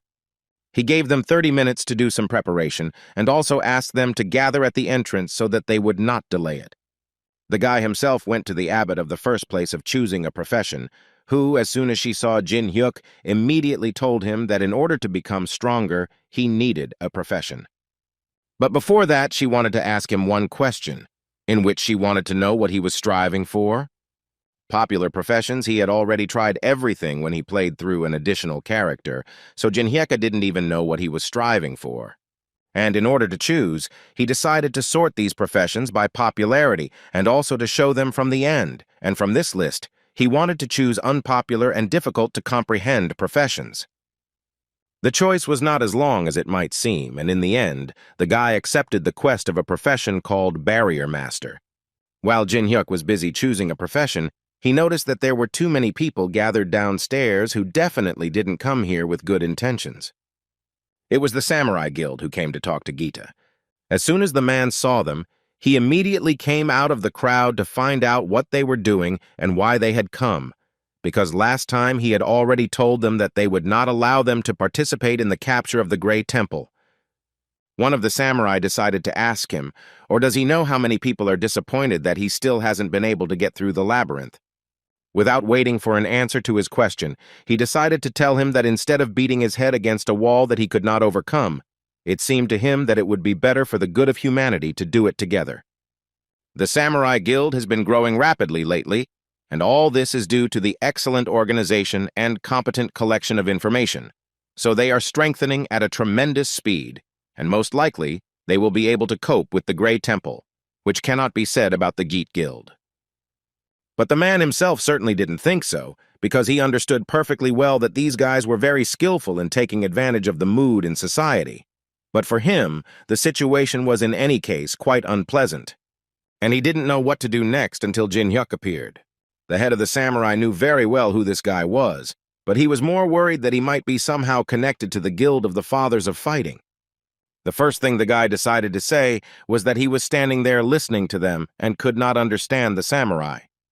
They say that the fathers of the struggle have weak strategies, and because of this they cannot pass this labyrinth. But as far as Jin Hyuk understands, the samurai themselves are no different from them. One of the samurai was about to teach this impudent man a lesson, but he was stopped in time by the leader, who reminded him that they were currently talking to a man who had an S rank. He decided to calmly talk to Jin Hyuk and find out what these words meant, whether it was that they simply did not have enough strength, to which he gave them an answer, saying that it meant that they did not even reach normal standards. Lien, listening to this, was a little shocked, because at first he was glad that Jin Hyuk stood up for them, but then he realized that they were the same weaklings as the samurai. The head of the samurai decided not to argue with Jin Hyuk and immediately told him that his guild absolutely didn't care what the guy was talking about, because according to him, they had a power that couldn't compare to his. And if we believe his words, then this power was that they had a master who rose to the 30th floor of the tower, an absolute master. This couldn't help but interest Jin Hyuk, because before he thought that such people simply didn't exist. These words flew around, and after a few seconds, all the people around were discussing it. Now each of them understood why they had so confidently burst into the top guilds. In addition, the leader of the samurai said that they have detailed information about territories that no one has even reached yet, and no matter what traps and troubles they encounter along the way, they are able to prepare for them in advance. He believed that if they could use this information wisely, they would become the first heroes to save humanity from the tower. Well, of course, they certainly wouldn't be against becoming a little richer in the process of all this. Jin Hyuk didn't argue with him. He just wanted to know if this man was telling the truth, and for this he decided to use a greedy look. The system notified the guy that the target's words were true, which means that he at least believes in his words. But this does not mean that it is true, so the guy decided to find the one who is spreading this nonsense. Over time, he managed to find a strange man named Yamamoto. The strange thing about this guy was that he had an ability called partial foresight, which, depending on a person's experience, allowed him to look at the floors above. Learning about this was a pleasant surprise for Jin Hyuk, and now he is more than happy that everything turned out this way. No one knows that his ability is not a full vision of the future, so Yamamoto thought that if his ability is disguised as something else, then in this way, he can get an even better attitude towards himself. At least the guy was sure of this. He hoped that no one would ever find out about this, and then it would even be possible to consider that it was not such a lie. Only now he is far from sure of his plans, because he sincerely did not understand why that guy was looking at him like that.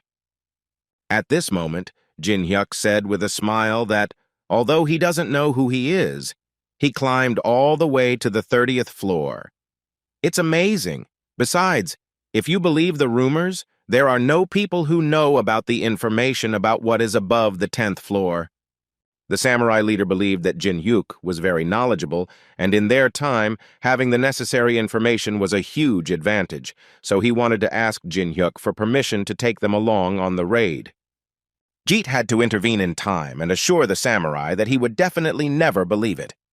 But he was stopped in time by Jin Hyuk, who noted that they should have told him about this earlier, and then they wouldn't have had to talk so much. In other words, he quickly agreed to go with them. The head of the samurai was expecting a slightly different answer. He believed to the end that they would have to fight to enter this labyrinth. But surprisingly, the guy agreed so easily. But in any case, he was very glad that finally there was a person with whom he could have a conversation. As for Commander Geet, he asked him to relax because when they finish the raid, their reputation will finally rise. After these words, Gita immediately came closer to Jin-hyuk to find out what was going on and for what reason the guy decided to let them enter the labyrinth with them. Jin-hyuk turned slightly towards him and asked him to calm down first, after which he decided to ask him if Jin-hyuk had not agreed to let them into the labyrinth. Then he would have continued to resist just so that the samurai would not enter. Geet confirmed this and added that he would never let them in, after which Jin-hyuk told him that this cannot be done because they really want to become heroes of humanity. And so, he believed that they should help them with this. In other words, he wanted to do everything to give these guys a chance to test the difficulty of passing this labyrinth.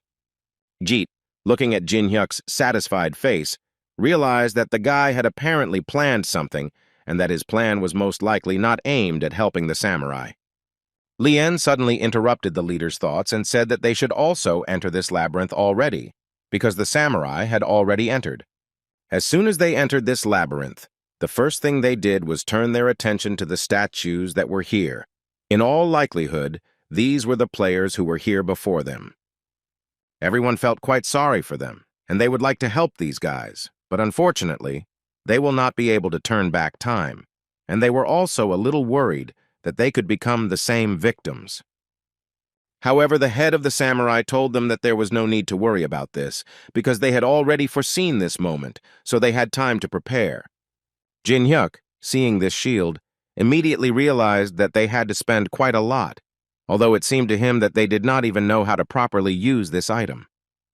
Suddenly, the system interrupted his thoughts when it sent him a message that a new task had appeared for him as the person who had first passed the tower.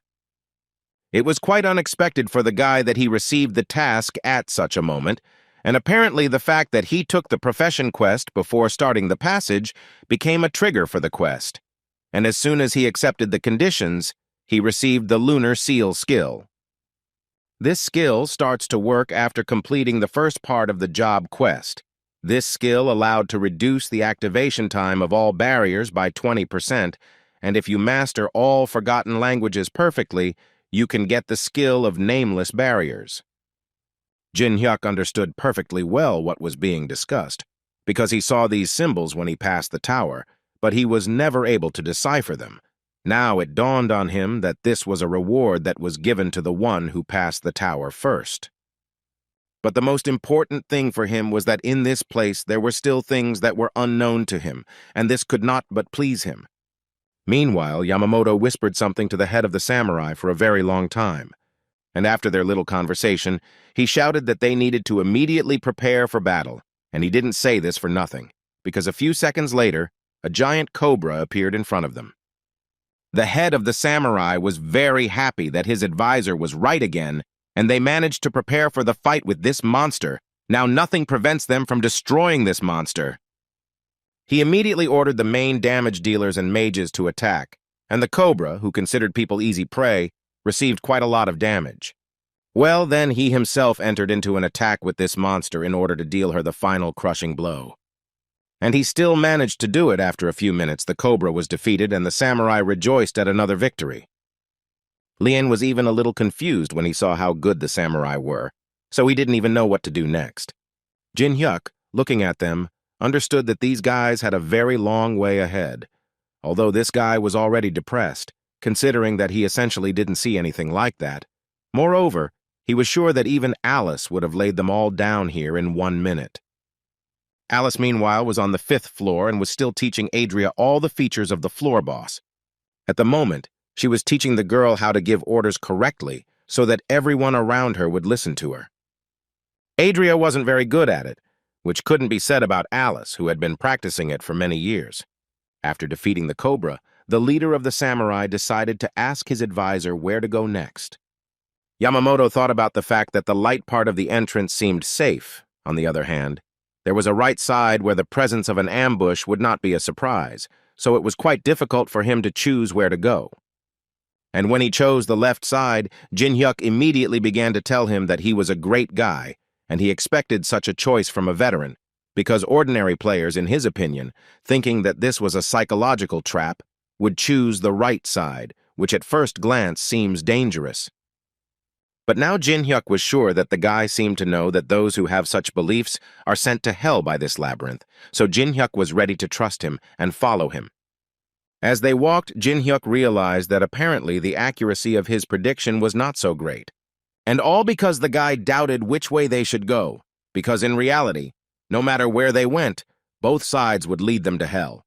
As soon as he thought about it, they immediately reached the very place where the trap begins to work.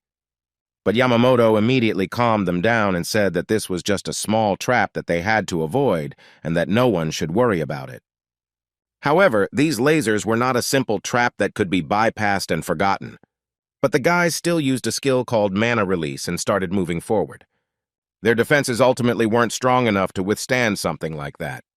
The leader immediately decided to take action and ordered his guys to immediately pour in as much mana as possible to strengthen the defense, although deep down he knew that this was unlikely to help them.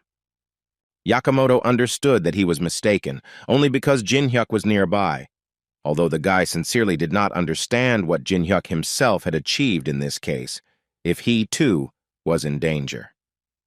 But the answer to this question quickly came, because Jin-hyuk finally entered the passage of this labyrinth, and in order to safely pass this trap, he used an imperfect physical barrier, and thus he was able to fulfill the first condition of the quest. Everyone around was shocked by this skill, because it was the first time they saw such a skill. Jin-hyuk understood that until he received a profession, this skill would not be as strong as he would like. Although on the other hand, the task of the quest was simply to activate this barrier, so it did not matter how strong it should be. He told everyone who followed him that they should stay under this barrier, and then nothing would happen to them. He in turn began to leave this barrier, and he did this in order to go and pick up the items. According to him, if you dodge the lasers about 300 times, then you can get quite rare items that are not on other floors, and he immediately invited several guys to follow him, because according to him, it was not as difficult as it might seem to them. He simply felt the rhythm of these lasers, so he easily dodged each of them. He did it so easily that everyone else thought it was just a walk in the park for him. Watching all this, it seemed to the guys that it was simply impossible, because the guys from the Samurai Guild tried so hard to walk a few meters without hurting themselves and still found themselves in such a difficult situation. And Jin-hyuk, in turn, goes through this labyrinth incredibly easily and still manages to smile. Before they entered the labyrinth, Lien approached Gite to ask him if it was a mistake to give such great powers to Jin-hyuk. The man gave him a short and clear answer, in which he told the guy that he was too young, so he did not quite understand that there are times when you need to accept the situation, even if you have to suffer losses. And if a guy is not sure that he can withstand it, then he will have to step back and give in to others. Now the guy understood perfectly why the head of his guild gave so much authority to Jin-hyuk, because this guy is just a madman who is capable of anything. Meanwhile, Jin-hyuk was able to dodge the lasers the required number of times, thereby completing the secret quest that the system offered him. For completing this quest, he received a burning flame, and he was very happy that the reward for his efforts turned out to be wonderful. But the samurai were not as lucky as Jin-hyuk, and many of them suffered serious losses. Many guys received injuries that were incompatible with life. Therefore, the head of this guild ordered them all to immediately rise and count the number of wounded and dead in order to more accurately assess their situation. Jin-hyuk, seeing that they were having such problems, decided to anger the samurai leader even more. So he told him that there was a limited number of places in his barrier, and he could no longer recruit people there. This obviously made the man even more angry, which is why he immediately ran up to the guy and started telling him that he was a scoundrel because they were all safe and sound, which is why it seemed to him that they knew long before that there would be a trap further on. Jin-hyuk, to the surprise of the samurai leader, answered quite calmly that he really knew that there would be a trap next, but he didn't quite understand what the problem was. The guy also decided to point out that no one pulled his tongue when he was talking some nonsense about a master who had climbed all the way to the 30th floor, so he agreed to go together. because they had straightened up so much and considered themselves much stronger. And now they have something against him. So Jin Hyuk asked him to think again and not shift the blame from the sick head to the healthy one. Besides, no one forced them to go with them. In response to these words, the man again began to insult the guy and tell him that their guild would definitely never forget such an act on his part. But apparently he did not understand that Jin Hyuk absolutely did not care about them.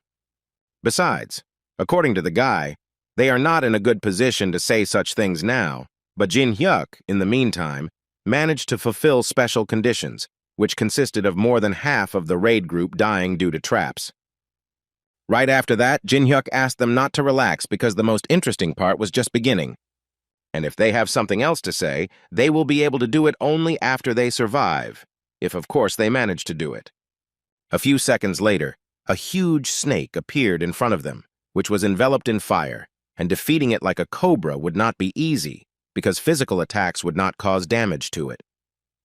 The leader of the samurai immediately realized that they had big problems because they didn't even have time to regroup, and the enemy was much stronger than the one who was before.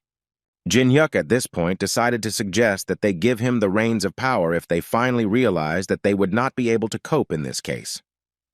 He also wanted the samurai to give him the shield he was holding in his hands, because in Jin Hyuk's opinion, he didn't know how to use it at all, and it would be better if Jin Hyuk was in charge of it. The man immediately started yelling at him, because he believed that no normal player would give away such an artifact just like that. Jin Hyuk didn't insist. He just smiled and said that he would still take this shield from him, but apparently he would have to do it when the samurai died. The fire-eating snake activated a furious stream that was going to burn everything around it, including all the players. The leader of the samurai understood perfectly well that they were essentially in a tunnel, and there was simply no point in hiding from this fire, because it would catch up with them anyway. So he gave his people over to be torn apart, and the only one he decided to protect was Yamamoto, whom he considered the most important member of their guild. But the flames were so strong that his body ended up simply fried, and even the legendary shield could not save his life. But Jin Hyuk wasn't particularly sad about this. On the contrary, he was glad that his new shield had finally come to him. Although he tried to help the samurai, they themselves didn't want it. He believed that even such a cool artifact in the hands of an ignoramus would not be able to reveal its power. The only one who managed to survive was Yamamoto, who only received a small burn, but he was least interested in this. At the moment, he only wanted to ask the guy about how he could act as if he knew everything in advance. Jin Hyuk thought that he could not give him an answer to this question because he himself could find out with the help of his skill, which amazed the guy, because he did not even imagine how Jin Hyuk could know about this. In any case, now he was very interested to find out from the guy what connects him with this tower, because the future connected with him is simply impossible to see. At one point, their conversation was interrupted by that same huge snake, which dealt another powerful stream of fire, so Jin Hyuk had to be distracted and block this blow with the help of ice magic. He then used the skill again to lock the snake in an ice prison. Now that he had dealt with the snake, Jin Hyuk answered the boy's question by saying what connects him to this tower. According to him, he can be called the god of this place, who was banished. Yamamoto thought that the guy was calling himself a deity, one of those beings that ruled the upper floors, because he simply had no other explanation. Besides, it was the only answer that explained why his skills were superior to those even unavailable to humans. These thoughts made him fall to his knees and start begging Jin Hyuk for forgiveness for making such a big mistake. Jin Hyuk inside was very amused by the fact that the guy took him for a deity, because if it were true, he would hardly have passed each floor. At the very least, he had made something like an elevator, but he did not say that to Yamamoto. He told him that he was now banished to a human body, which is why he appeared before them in this form, but he immediately wanted to assure him that when he goes to conquer the upper floors, it seems to him that Yamamoto will be very useful to him. The guy immediately began to thank him for being so generous and for appreciating him so highly. He also understood perfectly well that this was apparently the very chance that people get once in their lives, when the deity itself paid attention to him. Therefore, he did not think long before accepting this invitation, and said that it would be a great honor for him. Jin Hyuk was happy about this, but before making a contract with this guy, he told him that he must accept this mark, which gives him a guarantee that the guy will always be faithful to him, otherwise she will simply burn him to ashes. From his reaction, it was immediately clear that he was not at all against it, and besides, he was ready to hide everything that he had just heard. In the end, the monster that simply swept away the Samurai Guild was defeated by one player, for which Liam was very grateful to Jin Hyuk. He was just a little annoyed that they weren't of any help. Jin Hyuk told him that their gratitude was of course good, but he also wanted to point out that it was still too early to say that everything was already over, because he understood that she definitely would not watch her beloved pet being destroyed. At first, Liam didn't understand what Jin Hyuk was talking about, but then it dawned on him. So he immediately ran to his guys to tell them that they needed to immediately prepare for battle, and under no circumstances should they look her in the eyes. But unfortunately, it was already too late, because one of them was already in the hands of this monster, who with just one look was able to make a person freeze in place. He screamed at the sight of her and then turned into a stone statue, thereby dying. She was very angry that they all broke into her castle, so she was ready to destroy each of them. Her name was Medusa, and she was the boss of the Grey Temple, which the guys just entered. Liam tried to get everyone to focus and concentrate because they actually came here for this moment. After saying these words, he activated a skill called General Command and ordered his guys to engage her in battle while closing his eyes. But Medusa was not going to play these games with them, and immediately began to attack them, after which she said that she would not allow them to do whatever they wanted in her house. After several such attacks, she was able to destroy most of the squad. There was only one girl left, who was trying to understand if everything was okay, but she didn't open her eyes, which allowed Medusa to sneak up from behind and strike. At least that's what it seemed to her, but at the last moment she felt a rather strong blow hit her face. It was Jin Hyuk with his new shield. He told the guys that they were clearly unnecessary in this battle, so he asked them to leave immediately, and he would deal with this lady himself. They didn't argue with him and immediately started running away from here. Medusa, looking at this guy, did not understand why he looked her straight in the eyes and did not turn into stone. The thing was that the guy used a greedy look, which gave him immunity from petrification. But he told her that she was too weak, and such tricks simply would not work on him. It made her smile because she hadn't fought such a serious opponent for a long time. She was quite curious to know how strong this guy was, and for this she decided to use a skill called Gorgon's Territory. Thus the speed of casting spells increases by 30%, and the speed of movement decreases by 15%. She decided to attack him with all her might, and at the same time told him that from this moment on, he could not count on an easy death, because she was going to deal with him using the most brutal method that was known to her. Jin Hyuk also didn't intend to just stand still, and in order to somehow compensate for her skills, he used the Sword King's demonic steps, with his movement speed increasing by 70%. Medusa just didn't understand why she was using one of her most powerful skills, but still couldn't destroy this guy. After all, she even used the Gorgon's Territory, but he still managed to escape from her blow. And while she was thinking about this, Jin Hyuk used a skill called Sealed Coffin and placed a seal right on her forehead. In this way, he was able to fulfill the final condition that needed to be met in order to become a barrier installer, which was to successfully enclose a boss monster in a barrier. But such a prison turned out to be too fragile for Medusa, and she was able to escape from it quite quickly. Out of the two of them, Jin Hyuk understood that all this wasn't to lock her away forever. It was just a complete part of the quest. Their fight continued, and the guy already roughly understood what he needed to do in order to end this fight prematurely. To do this, he needed the giant's hands, which he used to throw 2 huge stones at the jellyfish. She easily broke them and screamed that these were all stupid attacks that would never work on her. Medusa began to ask him to stop throwing stones and to come up with something better. But she did this exactly until the moment when she realized that he was actively attacking, but at the same time not putting force into these blows, as if he did not want to harm her.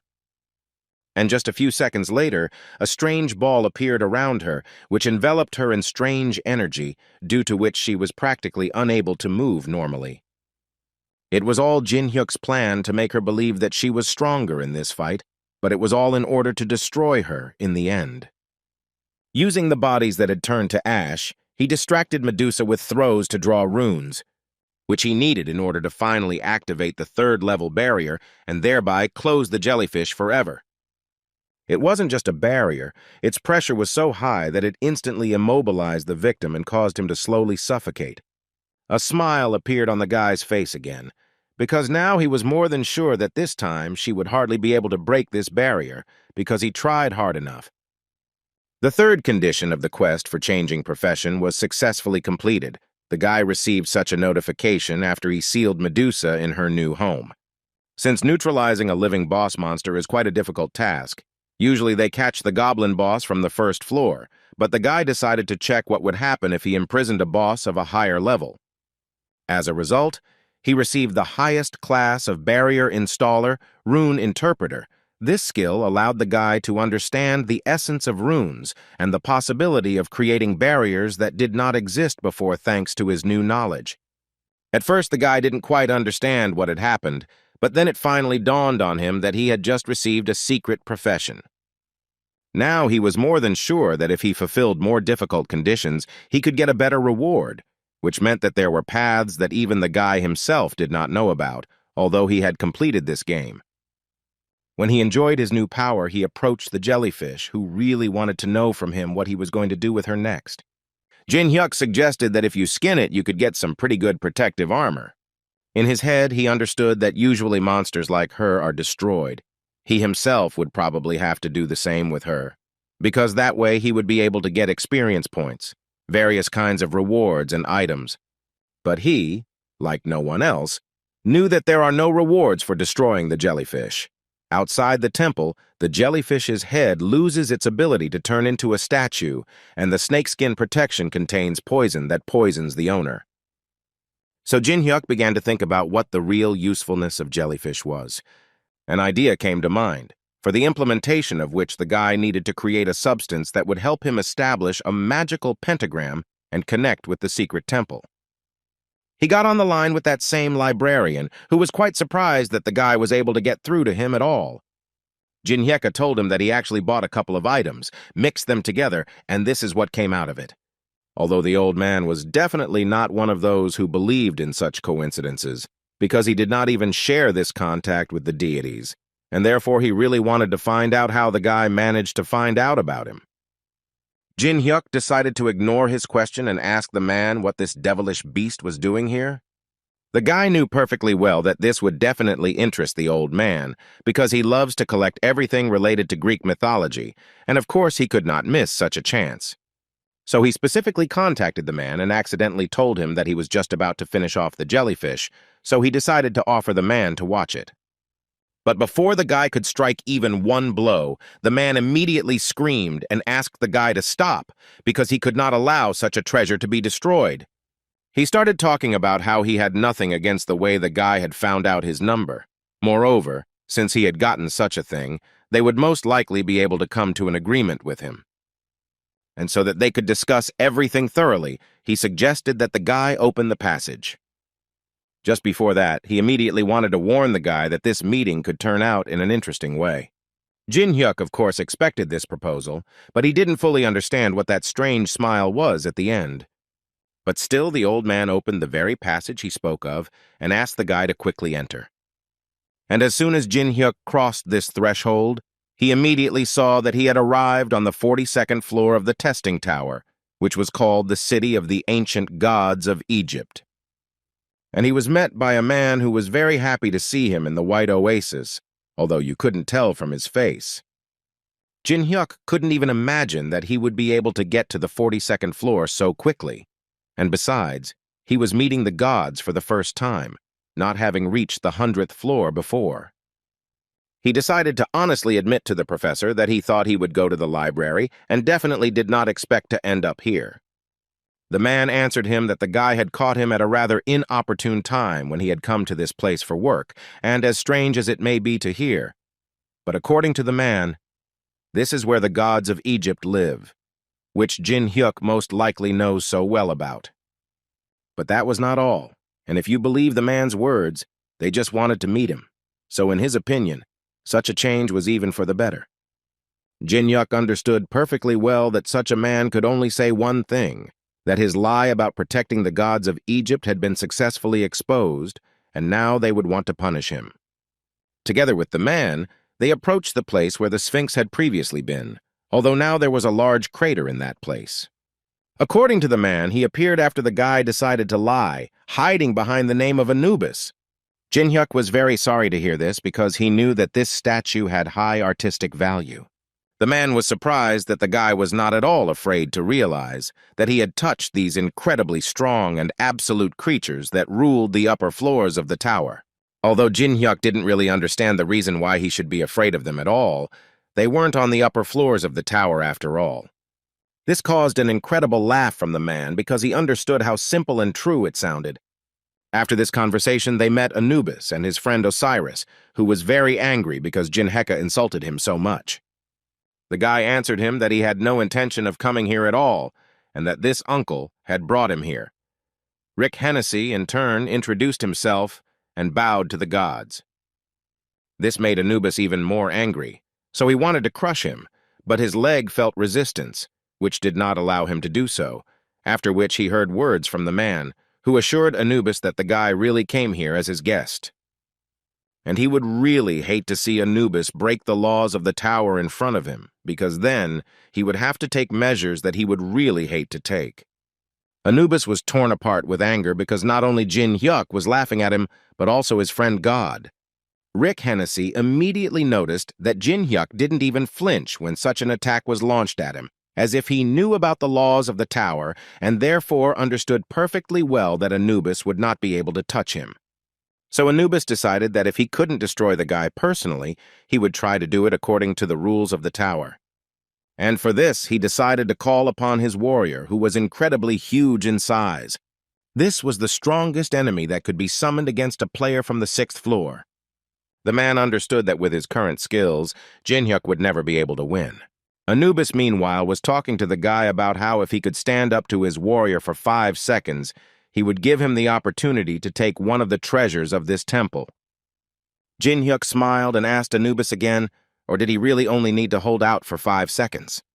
After which the guy went into the coin exchange and chose an item called royal blood, for which he had to pay a whole 2 million coins. After which he activated his heavenly patronage skill, simultaneously creating holy royal blood. Well, when he finished his preparation, he finally accepted the challenge to a duel that Anubis offered him. And as soon as he did this, the battle immediately began, and the guy activated the steps of the demonic sword, which increased his speed to incredible proportions. This whole combination of items and abilities allowed the guy to increase his damage to such a level that any blow he landed was fatal. Therefore, not even 5 seconds passed before the warrior chosen by Anubis fell. For both gods, this was an incredible surprise. They simply could not believe that the guy managed to do something like this, because no one even thought that a person who was only on the 6th floor could defeat the warrior chosen by Anubis. Jin-hyuk's face was full of smiles at this moment, because he understood that now he could finally choose an item from the treasury. But Anubis immediately ordered him not to rush to do this, because he believed that it was unfair, since one cannot attack immediately after accepting the duel. However, before Anubis could finish speaking, he was interrupted by Horus, the god of the sun, who noted that he himself had made the promise and no one had forced him to do so, and he also wanted to remind him of the consequences that awaited him if he suddenly decided to break the rules of the tower.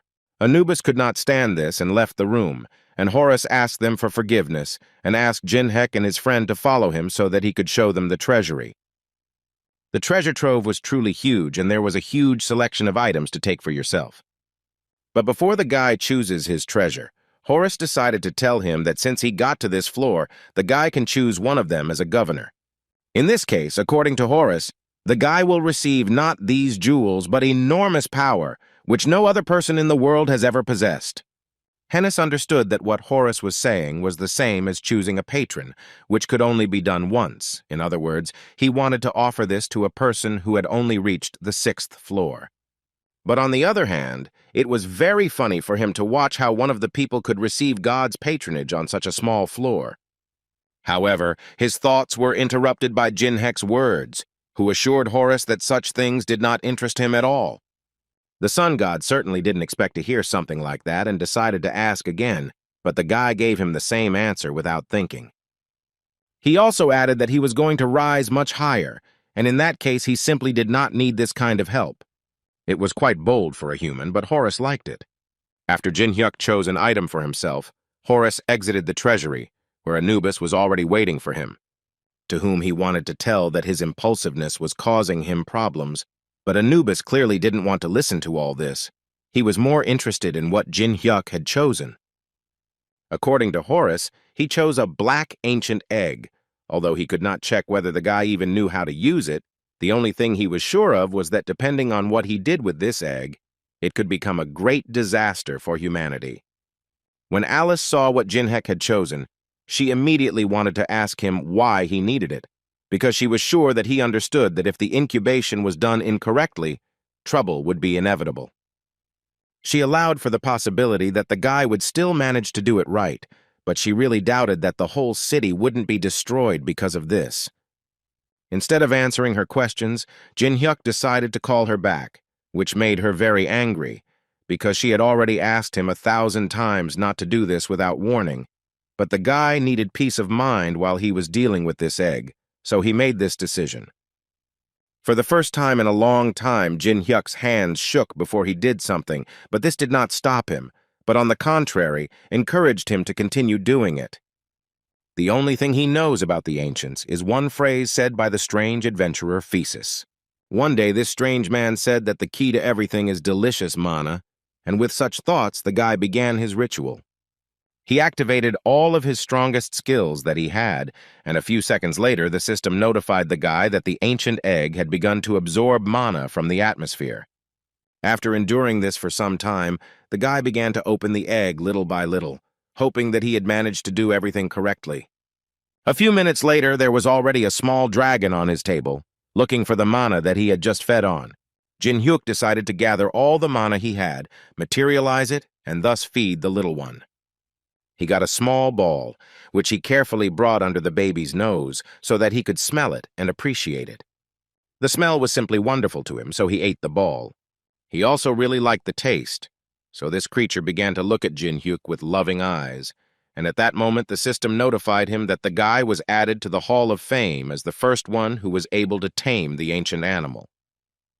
The system also advised him to give the pet a name, so that they could strengthen the bond between them.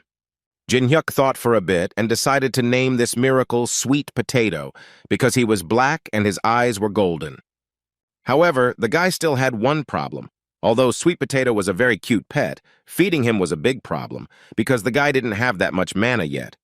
The next day, Kang Ben-chan was sitting in front of Jin-hyuk. He was the manager of one of the most popular channels in the city, and he wanted to conduct a short interview with the guy. Jin-hyuk carefully sipped his coffee and read the script, after which he noted that he always thought that big shots definitely didn't do such things. Kang Byung-chan assured him that he actually came here personally because it was very important for their channel, because they wanted the guy to share with them some tips on how to get through it, which the viewers would probably be delighted with. Jin-hyuk knew that he was currently talking to one of the representatives of the channel that had risen in the ratings after the tower appeared. But the guy still didn't understand whether the man was pretending or whether he really had memory problems. How could he not recognize the guy at all? In any case, it wasn't that important, and the guy decided to talk about the most interesting thing, namely about payment. According to him, he wants to receive it in the form of magic stones. Kang Ben-chan assured him that this was not a problem at all, and that recently all players preferred to receive payments in this currency. Moreover, if we believe the words of this journalist, then for the sake of a star like Jin-hyuk, they can prepare a special unlimited offer. But on his part, there was one condition, which was that there was another person who would really like to shoot with the guy, and if he agreed to this, then they would provide him with a very large number of stones. Jin-hyuk was glad to hear this, but he still wanted to know who this person was. The day of filming arrived quite quickly, and director Hong Daeok-pae arrived at the TV channel studio, who would apparently be filming with Jin-hyuk, although no one officially announced this. But that was not all. A few seconds later, the player 10 Chao, who had an S rank, came out of the car. Well, A few minutes later, Jin-hyuk arrived on the scene, and all possible reporters immediately pounced on him. Jin-hyuk decided to approach the man and ask him how he had been doing all this time, to which Duk-hyun replied that he had been doing well, thanks to the guy. He had been busy restoring his image and reputation. Jin-hyuk immediately noticed that the man decided to invite two of his friends to show how many connections he had, and according to the man, he simply couldn't do otherwise. But apparently Jin-hyuk also decided to take a few friends with him so as not to be alone, so a few minutes later, Laurencia arrived on the scene. And behind her was the famous martial arts master who was known throughout Korea, Yoo Chung-yeon. Well, after these famous personalities, the swordmaster Young Yoo-seong appeared. Most of the reporters turned their attention to Yoo-sung because they knew that he had refused all offers to join the guild, but accepted Jin-hyuk's offer, and so they wanted to know the reason for this decision. He ignored all the questions until someone suggested that they were just friends, and then Yoo-sung couldn't take it anymore, and he ended up turning around and shouting that they were definitely not comrades, and his main reason was that he wanted to defeat Jin-hyuk, and he was willing to do a lot to do that. Dong-hyun and his friends whom he called were a little shocked to see such people in front of them. How suddenly the guys whom Dong-hyun called turned around and started to leave, and he quickly wanted to know the reason for such departure? The S-rank player turned around and told him that they had fulfilled all the conditions, so now they were not obliged to follow him, especially since such characters had appeared. Jin-hyuk immediately noticed this and decided to tell the man that if he wanted to brag about his connections, he could have prepared much better. The man could not believe that this was really happening, because he had worked so hard to get this chance, and now everyone had turned away from him again, so he tried to fix everything. But all the journalists, even those he pestered, ran away from him because they wanted to spend as much time as possible interviewing Jin-hyuk. When the boys entered, Yoo-sung decided to ask Jin-hyuk if he liked watching Hong-deok's disappointment.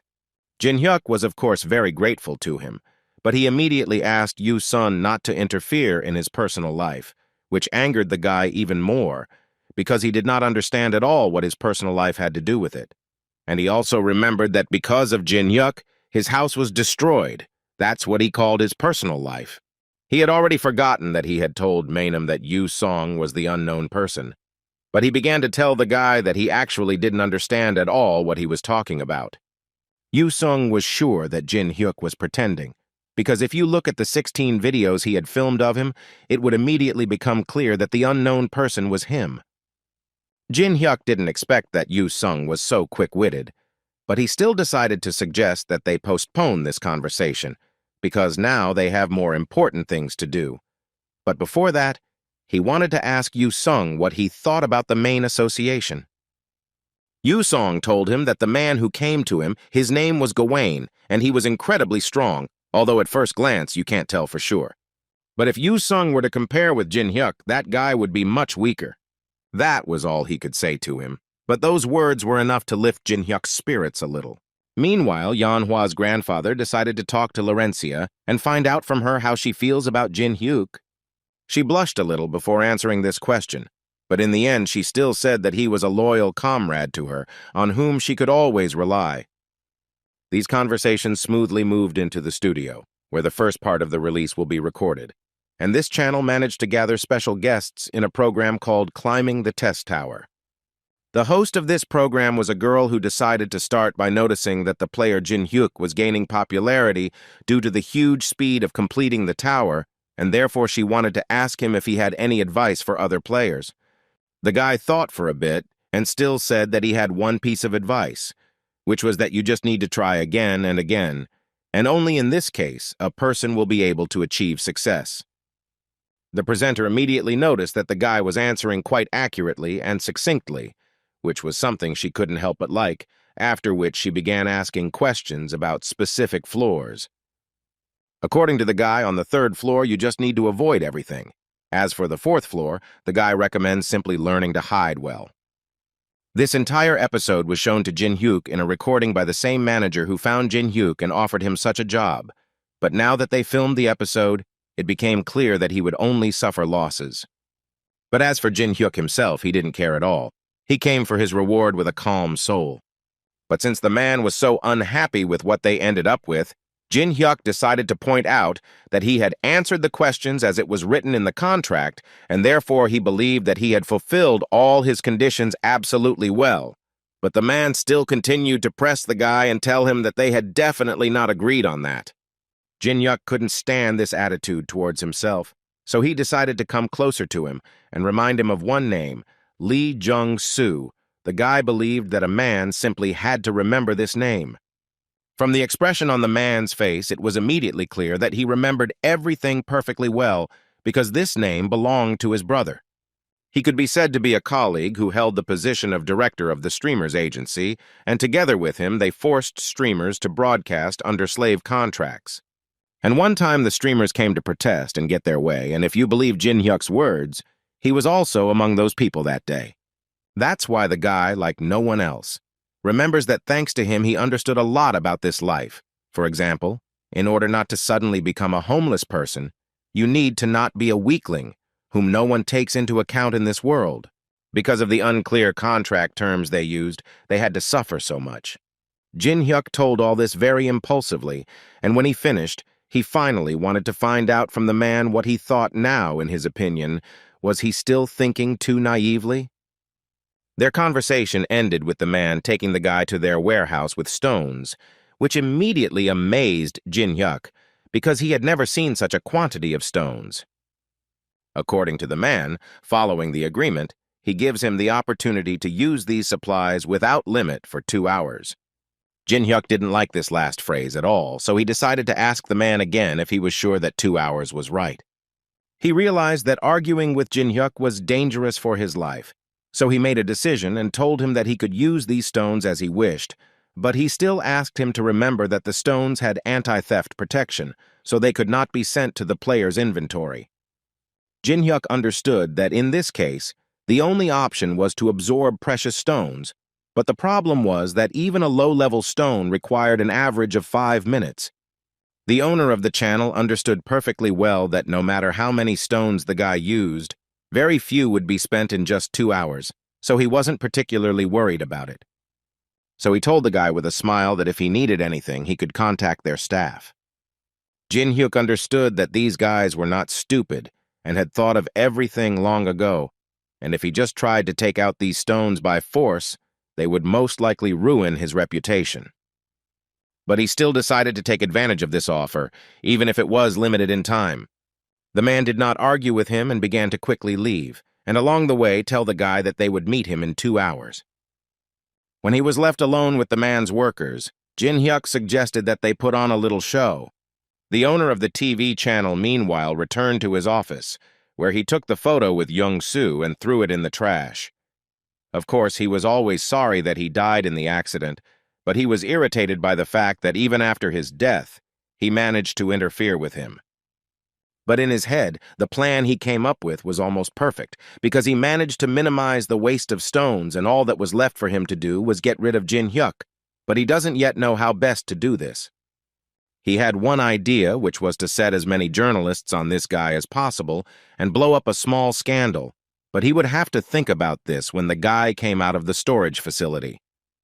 In the meantime, he needed to check how he was doing, so he entered the storage with a smile and asked how Jin Hyuk was doing. But his smile quickly disappeared from his face when he saw that all the shelves were empty, where a pile of stones used to lie. And the girls he left behind played with his pet sweet potato who ate all the stones. The man certainly did not expect to see anything like this. He was confident until the very end that he would be able to save the number of stones. Jin Hyuk understood perfectly well that the man still did not know how to conduct business correctly, and therefore was trying to pull off something like this. But Jin Hyuk had long ago set himself the task of tormenting this scoundrel for so long until he felt how much harm he had brought to other people. As for Jin Hyuk's new pet, the guy was sure that Batat was strong enough, but his mana was clearly not enough for a normal battle with him. He realized that if he called his pet into battle, he would not last even 5 minutes. And all this only made him understand once again that he would have to develop even faster.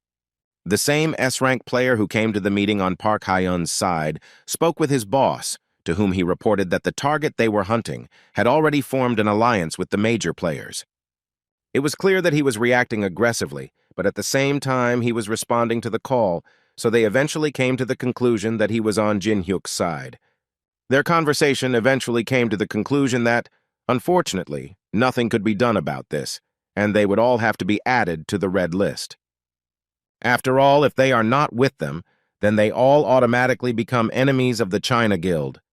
Meanwhile, Jin-hyuk bragged to Yu-sung about his new item, which was called a barrier-breaking mirror, which when used, could connect to a desired location from the 1st to the 10th floor. At the moment they were on the 6th floor of the tower, and Yu-sung didn't give a damn about this mirror.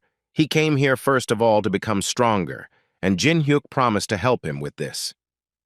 But for now, he doesn't understand at all why Jin-hyuk called him if he was just going to go up to the floor above, and besides, in his opinion, he can easily handle it himself.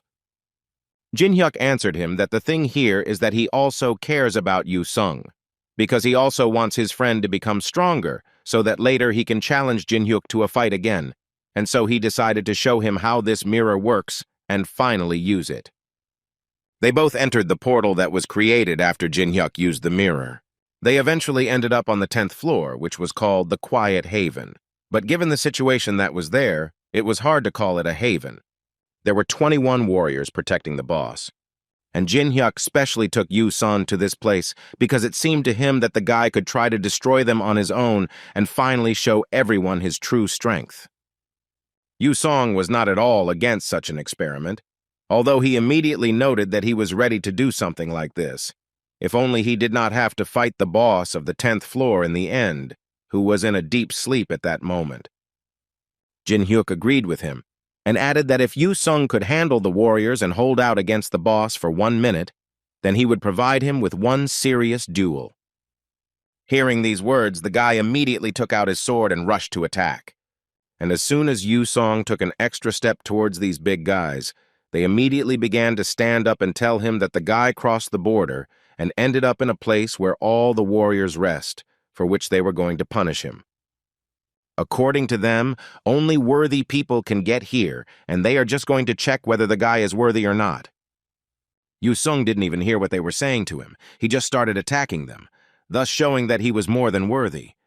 At this point, Laurencia decided to go for a walk around the shops, where she was successfully recognized by one of the players. The girl also recognized him because he was the commander of her first raid in the tower when they went together to those ruins and called him Sun Jung-hwa, if the girl is not mistaken, of course. Laurencia came to the beauty salon to use her instant hair restoration coupon that she shared with Song Jung-hwa. Even though it was very expensive, she still thought that instant hair restoration was definitely worth it, and the guy burst into tears because he hadn't seen a single hair on his head for so long. But his joy did not last long because the system quickly brought him down to earth when it informed him that the curse was still affecting him and his hair would completely fall out no matter how much he restored it. He was once again convinced that nothing could help his hair, but Laurencia believed that he should not despair because a person does not live by hair alone. Song Jung-hwa believed that this curse was his punishment for all the sins he had committed throughout his life. In his opinion, this is a punishment for what he did as the commander of that raid in the ruins. He was too greedy, wanted to achieve success and rewards, because of which many suffered because of his actions. He even thinks that baldness is too light a punishment for him. Laurencia agreed with him that if others suffered because of his greed, then it was definitely not very good. But she still asked him not to forget that such a strong desire, for which a person is ready to risk his life, the presence of something like this, for some reason seems wonderful to her. The guy definitely didn't expect to hear such words in response to his confession, but in any case he was very pleased, and he was so glad that she supported him after all. Yu-sung got too into character and therefore miscalculated the strength with which he approached this battle. He was able to deal with all the warriors that were around the boss, and when he did that, he basically only had to hold out for 1 minute against this big guy. Yu-sung didn't forget that if he could only last 1 minute against this big guy, he would eventually be able to fight Jin-hyuk. That's why he didn't think long before risking his life and trying to destroy this boss. But as soon as he got closer to him and looked into his eyes, it became obvious that everything would not be as simple as Yu-sung might have thought. This was the last thing the boy saw before ending up in a hospital bed. For a long time, he did not understand what was happening, until he saw a girl next to him who told him that he was in the hospital and there was no point in worrying so much. Yu Seon immediately recognized her, because she was one of Jin Hyuk's servants, to which the girl reacted ambiguously, because she believed that she was unworthy of even being a servant. In any case, the director gave her the order to take the guy to the hospital, so she brought him here, and if you believe her words, his condition was just terrible. After she finished telling him what happened to him, she decided to take out from her backpack what Jin Hyuk asked her to give him when he woke up. She handed him some kind of stone, and at first Yu Song didn't understand at all what it was and why Jin Hyuk had given it to him. But then he began to remember that he had fought with the boss of the 10th floor, in a fight with whom he had not been able to last more than a minute, as Jin Hyuk had demanded of him. Moreover, Yu Song was unable to land a single blow, and both physical and magical attacks failed to reach their target, and his elemental sword broke during the battle. And Jin Hyuk used this moment only to mock Yu Sung and tell him that he was only able to hold out for 21 seconds, which was clearly not enough to even get a little closer to him. After these words, he himself entered into battle with this big guy and was able to dodge all the attacks, and he did it with incredible ease. But the giant was not going to just stand still and decided to also enter the battle, using his skill called Sanctuary, with which he was able to increase the gravity in the specified area by 500%. It was an incredible pressure that Yu Sung felt immediately. He was almost certain that under such pressure, Jin Hyuk would hardly be able to dodge, and he was very interested to know what he would do in such a situation. When he thought that Jin Hyuk was finished, Jin Hyuk activated a first-level barrier that enhances magic and increases the power of spells in the area of effect every second in proportion to its area. In other words, he was going to turn the giant into an ordinary pile of stones.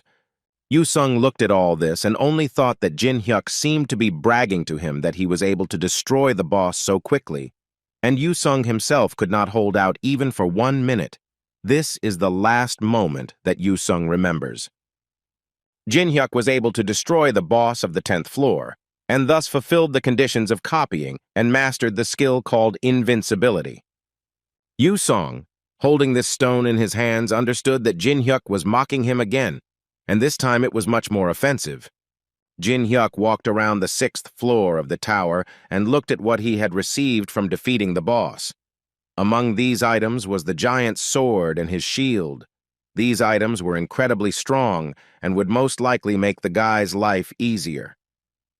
He understood that for this reason, he simply could not give up the tower, and even though he had not posted a video on behalf of an unknown person for a long time, he would still be able to replenish the coins he had lost during the battle with Anubis. His plan from the beginning was for Yu Seong to eliminate all the small fry and all of the boss's defenders, so that he could finally focus on that very expensive barrier. Suddenly his thoughts were interrupted by Alice, who decided to tell him that some person had been following them for quite a long time, but according to Jin Hyuk, he was aware and it was not time to reveal it yet. Alice didn't understand what the point was if he knew he was being followed but didn't do anything about it. According to him, it was all pretty simple. They were just going to a place that didn't accept outsiders, and they wouldn't get anything out of fighting this guy, so he didn't mind having someone following him further. This unknown creature was watching Jin Hyuk and reporting his every move to his superiors. Meanwhile, in Beijing, the 3 guys were kneeling and listening to the boss of the China Guild scold them, because Jin Hyuk was able to destroy the boss of the 10th floor, and they couldn't even clear the 5th floor yet. Among them was Liko Chan, who took the brunt of the blow, the leader cutting off his ear with 1 blow. He had to endure this pain and continue to listen in silence that they could not do any serious work. He was already very tired of personally getting involved in all the affairs and solving problems for them that they should not create for him at all, and this man's name was Nam Gun Chan, and he was the head of the China Guild .3793. The doctor of their guild immediately tried to heal the boy and not leave him without an ear, but the leader Nam Gun ordered to leave him alone and stop treating him. He also added to the guy that next time he would definitely not pay with just an ear. Moreover, he wanted the guy to remember this every time she looked at the wound. Now that he had resolved the issue with him, Nam Gun decided to go to Jin Hyuk, who for some unknown reason remained on the 6th floor. But this was only to their advantage. At least that's what Namgun thought. His order was quite radical. He ordered his men to immediately go to that forest and burn it to the ground, and all witnesses too. The elven forest is located on the 6th floor of the tower and is one of the best places to relax in the tower. Since the 7th floor opens in 90 days anyway, many people visit this place for the purpose of relaxation. But people did not forget that they should stay away from the territory of the elves, because no matter how friendly they were, they do not like people at all. So if you enter their territory, you can instantly get an arrow in the head. The same thing happened with the spy who was following Jin Hek. One of the elf warriors simply destroyed him. But after that, she became very interested in finding out who the guy was that they were following him. After all, in her opinion, it didn't look like he had any specific goal. It looked more like he had simply lost his way. Besides, no one forgot that only an experienced person can navigate in this forest. So if this guy doesn't stop wandering like this, then most likely he will get lost and won't be able to get out. But the girl changed her mind when she saw how the guy determined the direction of his movement by smell, because she understood that in order to determine the road like that, you need to spend a long time in the forest. Now she wanted to find out as soon as possible where this man even knew about this road detection technique. But on the other hand, she understood that they had both already approached the Veil of Illusions, and if they got into this barrier, then the person would end up simply walking in circles in endless hallucinations and would eventually fall from lack of strength. So she decided not to touch him for now, and when what had to happen happened, she was just going to carry out his body. Meanwhile, Jin Hyuk approached the very trap that the girl was thinking about, and he immediately found the root. Moreover, in his opinion, this trap was created incredibly poorly, and the spell itself was written with grammatical errors. The elf couldn't believe her eyes, and she was also offended that her trap was criticized like that. Jin Hyuk actually did this on purpose because he knew perfectly well that an elf was after him, and most likely it was this elf who created this trap. But this was only the beginning of the provocations that Jin Hyuk wanted to carry out, and for the next one, he decided to use a skill called the Table of Another World. This skill was not at all combat-oriented. With its help, he decided to cook himself a small dinner. The elf watched him now with even greater interest, because in her opinion, people who know how to cook are a great rarity. So at that moment, she decided to come down from her tree and address the guy directly, to ask him how he even dared to do such things in the sacred elven forest. According to her, it is forbidden to cook meat in their forest, but the guy immediately calmed her down and assured her that in fact, it was not meat, but only a soy product. Well, if she didn't believe him, then he wouldn't mind if she came up and tried it herself. She continued to yell at him and say that he was most likely lying to her, because in appearance it looked just like meat. But the smell made her take a closer look, and after a few seconds, she realized that she was wrong, and it really was a soy product. And Jin Hyuk at that moment thought that the elves in this forest loved cooking and music the most, so he was able to easily attract the attention of this elf to himself. But among them there was a strict ban on animal meat products. They were a kind of vegetarians. So an idea came to Jin Hyuk's mind. He thought about what would happen if he let the elf try his food. He was almost certain that such creatures would simply not be able to contain their curiosity, and would most likely try what he had managed to prepare. The elf picked up a fork and decided to check with the guy again if it was definitely not meat. Jin Hyuk made a serious face, and made it clear to her that he would not allow her to insult his food, because according to him, he would never lie or use any tricks when it came to food.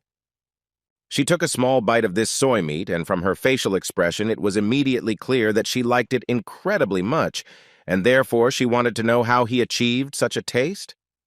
She never thought that any person would be able to introduce such a new dish, so she put away her bow and introduced herself. Her name was Sylvia.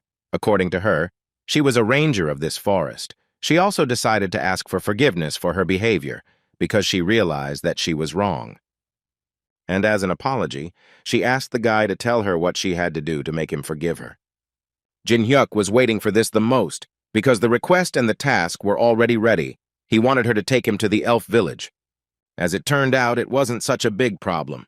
After a while, the guy was already standing in front of the head of the elves, who seemed quite hospitable and was glad to see the guy. His name was Penheim. But the politeness ended there, because immediately after that, Several elves pointed their bows at the guy and began to tell him that he was a stranger and that no one would greet him with hugs here. Teslan, that was the name of one of the main warriors, and he immediately told the guy that they, people, had no right to be in this sacred forest. But Jin-hyuk heard everything. These were the conditions of copying, which consisted in the fact that he needed to hit the target from a greater distance than Teslan would do. The guy knew very well who Teslan was and how much he hated people, but he also suspected that perhaps if he behaved a little differently, his attitude would change. So he started talking about how he had received an invitation from Sylvia, and that was why he was here. But before he could finish speaking, an arrow flew at him. Jin-hyuk successfully blocked the attack with his sword, and then added with a smile that Teslan was treating the guests too badly, and he clearly needed to work on that. In response to the guy's words, the elf noted that his reaction was too good for a human, but he still asked him not to relax, because he was going to stick the next arrow right between the guy's eyes. Sylvia immediately tried to stop him and tell him that this guy was a guest whom she invited to the village as an apology for her mistake. Instead of having a normal dialogue, he ordered Sylvia to shut her mouth because he believed that inviting a stranger into the village was the last thing she should do, so she would also answer for her actions. But she was not going to give up and immediately told Teslan that this guy was a very talented cook and it was not worth just kicking him out, or worse, destroying him. And most importantly, she believed that this guy was capable of cooking dishes that they had never tried before. From the expression on his face, it was clear that he definitely didn't expect to hear something like that. But then he came to his senses and declared that even after these words, he would not change his decision. His screams finally ended when the head of the elves ordered him to stop, because the man was also apparently interested in trying what the guy was cooking, which clearly didn't please Teslan, and he immediately asked the head to change his decision. The fig that grows in the forest near the elven village is a special fruit, like magic stones. It has mana, so by eating it, you can become stronger in a magical way. The day when the elves gather the harvest and express their gratitude to the forest is called the Moonlight Festival. And that's why Jin-hyuk was here today. He also wanted to attend this event, and for this he activated a skill called Another World's Cuisine. This skill in terms of cooking was incredibly strong, so the guy managed to prepare enough portions of food to treat every elf in the village.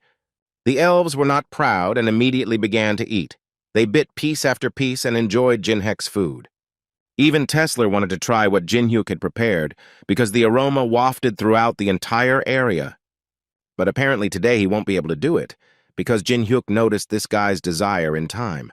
So he immediately came up and took the food from him, reminding him that some time ago he was going to shoot him, and now he wants to eat. He simply couldn't allow that. The head of the elves did not stay aside and also tried Jin-hyuk's food, and judging by his reaction and words, he liked it incredibly much. Moreover, he simply did not understand how the stranger managed to give them such joy. After these words, he went out to his subjects and announced the beginning of the Moonlight Festival.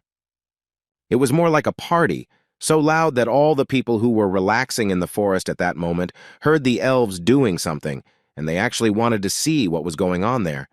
But they were afraid to do it, because the elves were too aggressive towards them. They understood that they couldn't even think about it, because the elves have an incredibly bad character, and if you get too close, they start talking about how they will destroy them. Besides, one of them was sure that even though they were not on the land of the elves, they were still doing well and could have a good time without them. Suddenly, his speech was interrupted by some unknown guys, from whose appearance it was immediately clear that they clearly did not come here with good intentions. In the end, all these guys were simply destroyed, without even explaining what they did wrong, and the main one among them once again reminded his guys that they should not forget that they do not leave witnesses. Meanwhile, Jin-hyuk was sitting with the head of the elves and enjoying the festival, and along the way the guy started talking about how he heard that elves have an innate talent for archery, and according to the head, they already consider this to be the norm, so they don't pay too much attention to it. The man wanted to find out more from the guy how he liked the festival and the general situation in this place. After all, if you believe his words, strangers are rarely present at the Moonlight Festival, and the more they learn about the figs that grow in the forest, the more they want to attack them, so they have no choice but to close the borders and not let anyone in. But the leader was sure that elves love music and cooking no less than others and no less than others. Elves love peace and quiet. Jin-hyuk, in response to these words, could only say one thing, that the philosophy of the elves cannot fail to impress. But before he could finish speaking, Tesler intervened in their conversation, believing that the guy knew nothing about their people, and therefore had no right to say anything about them. Ji-hyuk, instead of responding to these words, noted that the guy was apparently simply offended that they didn't share food with him. Tesler believed that this had nothing to do with it, because in his opinion, no matter how well he cooked, Jin-hyuk still remained a human, and his presence here desecrated the holy elven forest. Jin-hyuk couldn't take it anymore, so he started insulting him back, saying that his face was better suited to desecrate his people. But then he calmed down and decided to offer this guy a peaceful solution to their dispute. So as not to spoil the festival, he offered him an archery competition, and whoever loses will leave this place. This made Tesler laugh because he couldn't believe that the guy was going to compete with him in what he does best in this life. But in any case, he did not refuse, and therefore asked his people to prepare targets. As soon as the other elves heard that there was going to be an archery competition, they immediately started running towards it to watch it. All the elves, oddly enough, supported their hero Tesler, who, according to rumors, was the best archer in the history of the elves. For Jin-hyuk, it was a little offensive that no one supported him, but he was not upset. But for Tesler, it was another reason to remind the guy that he was an outsider here, so it was not at all surprising that no one supported him here. The guy was a little hurt by these words, so he decided to call for support too, and for this he used his subspace inventory. A few seconds later, Sweet Potato appeared. He was so happy, because he thought that he would be fed now. Tesler, seeing this little animal, immediately thought that the guy had a pretty cute pet. But it still didn't mean anything to him, so he asked Jin-hyuk to shoot first. He said to hit that target on the tree. Jin-hyuk completed the task with ease, hitting the target. Tesler certainly laughed at him, considering that he didn't hit the center, but for a human, he thought the guy did a good job. It just seemed to him that the guy was still far from his skills, and so he was going to show how it was done. However, everything will not be as simple as Tesler assumed, because at that moment, right before his shot, Batat appeared, which activated fear. This effect causes the target to become fearful for 3 seconds, and the target in this case was Tesler. In the end, his arrow didn't even reach its target, and this could only mean one thing: Tesler lost. And Jin-hyuk couldn't help but be happy, because he believed that victory was victory, and there were no special prohibitions. And at that moment, the system notified him that all the conditions had been successfully met, and he had managed to copy Tesler's skill. But the elf obviously didn't like this at all, and he started yelling at the guy. But Jin-hyuk decided to punish Batat in an illustrative manner so that no one would think that the guy did it on purpose. However, in any case, he fed him and promised everyone that his little pet would not do that again. Tesler, however, was sure that Jin-hyuk had specifically summoned this little creature in order to pull this off, which is why he believed that the guy had absolutely no honor. But he definitely didn't expect Jin-hyuk to agree with this so easily. Moreover, he added that he was just a vile little human, although he was mentally glad that he finally managed to obtain Tesler's skill. However, the elf was not going to accept this kind of victory, and therefore demanded to fight again, to which Jin-hyuk nevertheless agreed, telling him that if the elf so wanted, they could shoot again. But before they played the second round, the elf warned the guy that if he cheated again, he would definitely not let it go. Tesler drew his arrow again, then activated the bullseye skill.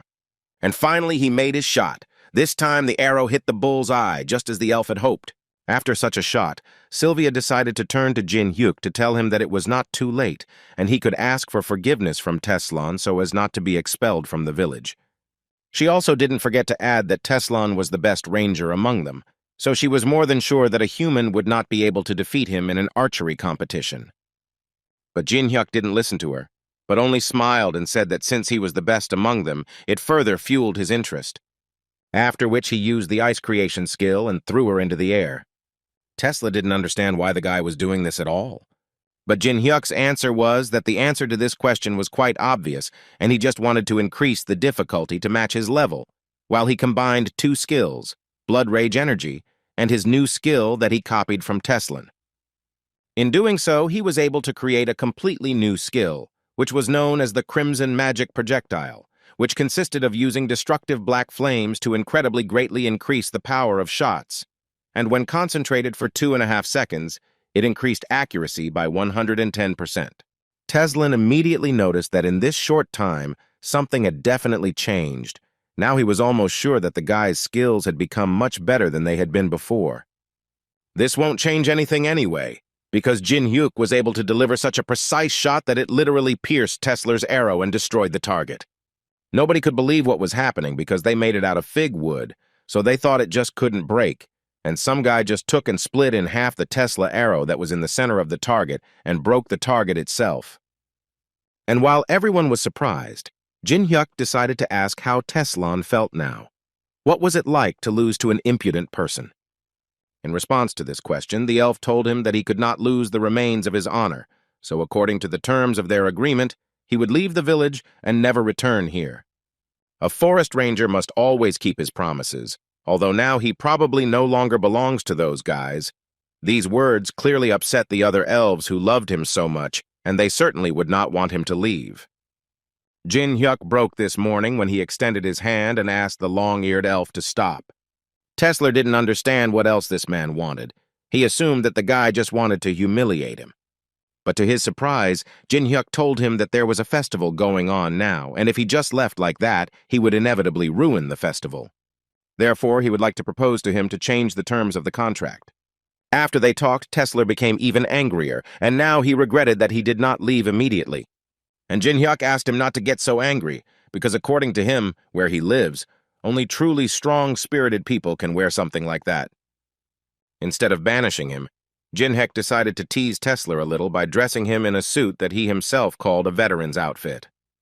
In the end, this caused a great reaction. The elves around laughed and mocked Tesla, and Jin Hyuk stood aside and thought about how he was able to punish this guy. Although in reality, he understood that subjecting the best ranger of the elves to this was not the best thing to do, but he was not going to torture this guy for long. The leader half agreed with the guy. He believed that it was high time for Tesla to feel the taste of defeat because his desire to protect the forest began to turn into an obsession and weigh him down. So if you look at it from that angle, he's pretty happy that Tesla ended up facing Jin Hyuk in battle. The guy didn't answer these words. He just thought that the head of the elves was actually a pretty smart and wise elf. And since he liked this punishment so much, Jin Hyuk simply could not help but offer the man to extend this punishment, and the headman absolutely agreed, because he had long wanted to knock all his confidence off him a little, and since such an opportunity presented itself, he saw no reason not to take advantage of it. Suddenly, their sarcastic conversation was interrupted by an elf who appeared out of nowhere and started shouting, but they paid attention to him not because of the shouting. The whole point was that this elf was in a terrible state. But what was most terrible was that someone cut off his hand. This elf's name was Lucian, and he was a member of the outer garrison. According to him, there was an invasion and the invaders captured his garrison. He said that out of nowhere, some people in masks suddenly appeared and began to attack them. The village rangers immediately engaged them in battle, but were unable to defeat them. According to the elf's words, they were very strong, so much so that even high-ranking rangers could not stop them. Sylvia immediately ran up to him and asked him to speak more slowly and conserve his strength, because in his condition this was quite important. The leader could not tolerate such an attitude and immediately shouted that they should all prepare for battle. He ordered to do everything very quickly, because he was sure that the invaders had already surrounded the forest and would soon come to the village. Jin Hyuk stood among these elves and literally boiled with anger. Now he was incredibly interested to find out who dared to do such a thing. The invaders spared absolutely no one. They even destroyed the players who came their way.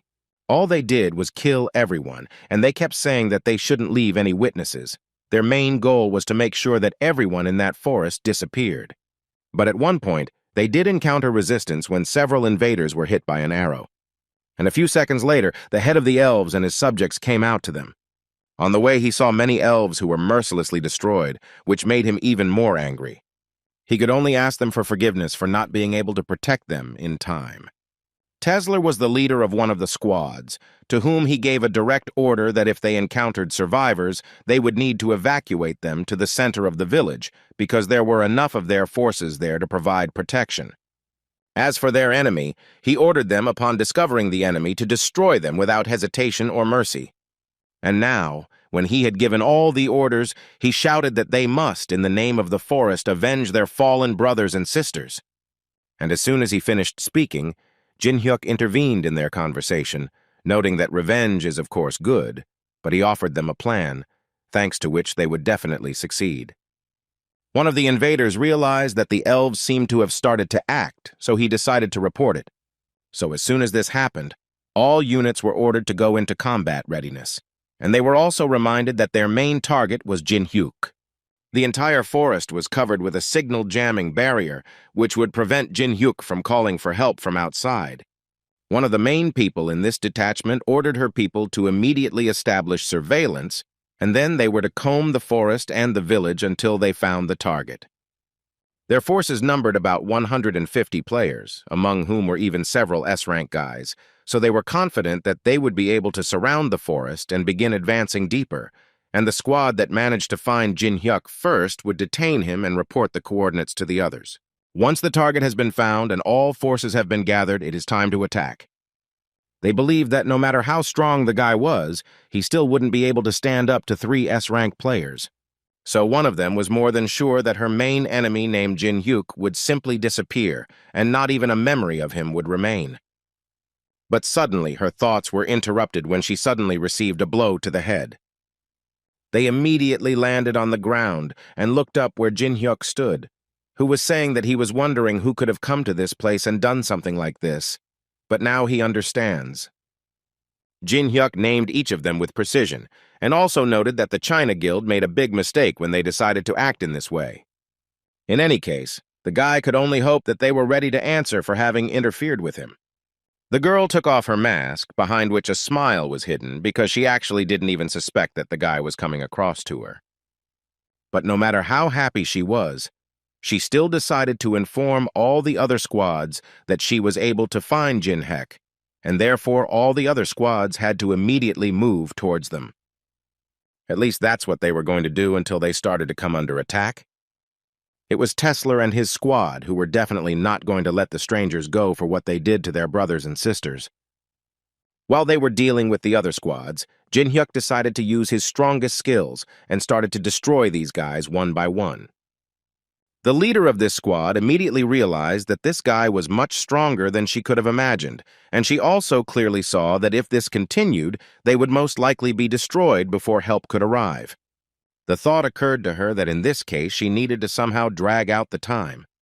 So she turned to Jink and told him that she certainly didn't know why he had come here, but she was sure that he needed something valuable. The guy immediately cut off this dialogue when he told her that they shouldn't worry about it. The best thing they could do now was attack. But she decided to continue talking to him and telling him that they were simultaneously narrowing the encirclement, and while he would fight here, the rest would reach the center of the village. And when the entire village is destroyed, he simply won't be able to take possession of what he wanted so much. The girl said this consciously and so confidently because she believed that the guy needed to be in the village to get what he needed so much, so he would most likely return to protect her. And when he does this, it will give their groups the opportunity to unite for an attack. But the smile on Jin-hyuk's face made him doubt the correctness of his thoughts, especially after he said that he roughly understood what they had planned and took some measures. Besides, he thought that their plans were actually incredibly ridiculous, and they needed to prepare much better. And the guys from the China clan who arrived in the village already realized this. After all, they saw Alice there, who first of all told them that she really didn't care at all what would happen to the elves, but they had just interfered with her contractor's plans. So she just couldn't leave it like that, and in order to stop them, she decided to activate the blood spear skill, and she was convinced that it would be enough to destroy them all. They didn't have time to react before the girl dealt them her blow, and as she had expected, she simply wiped them off the face of the earth with just one spell. Immediately after this, the system notified the leader of the squad that Jin-hyuk had met that the player to whom it had addressed the request simply did not exist, After Alice's attack, most of the guys from the China Guild tried to call for help, but their injuries were so severe that they could barely say 2 words. For Alice, this fight was incredibly boring, because it seemed like she had just started, and the fight was already over. She landed on the ground and saw elves hiding nearby. Alice thought for a bit and decided to ask them if elves make alcohol. Meanwhile, the leader of the last detachment, who was still alive, simply could not believe that the main forces had come to an end, and she was the last one left alive. She just couldn't comprehend what Jin Hyuk had done to make all of her people die so quickly, before they could even begin to carry out their plan. But she wasn't going to give up just like that, and still made a decision and ordered all her warriors to create a blood demon circle, which they did quite quickly. After which she also entered the battle, activating her skill called psychotropic poison injection. Thanks to the effects of the poison used, her troops gain resistance to fear. Their facial expressions immediately changed, and a little madness could be seen in their eyes. After which they immediately began to attack Jin Hyuk. Although the guy did not feel any strengthening on their part, he still dealt with them just as easily. She watched everything carefully, because she did all this only to buy time a little while she waited for Ten Chao, whose help would clearly not be superfluous. Tesler, meanwhile, had destroyed another enemy squad and was already aiming his arrow at the head of this squad, telling him that they should not have come here and done such things. But when he decided to end it, everything turned out to be different from what he thought. The enemy activated a skill called Chi Defense Barrier, and was thus able to block all of his arrows. Then the system notified him that Jin Hyuk had been discovered, and he understood that he had nothing to do here now, and needed to go to Shehui as soon as possible. But first he will have to deal with the elves who attacked him. After some time, Teslan and Sylvia realized that they would not be able to defeat this guy just like that, because he had more than enough strength for the 2 of them.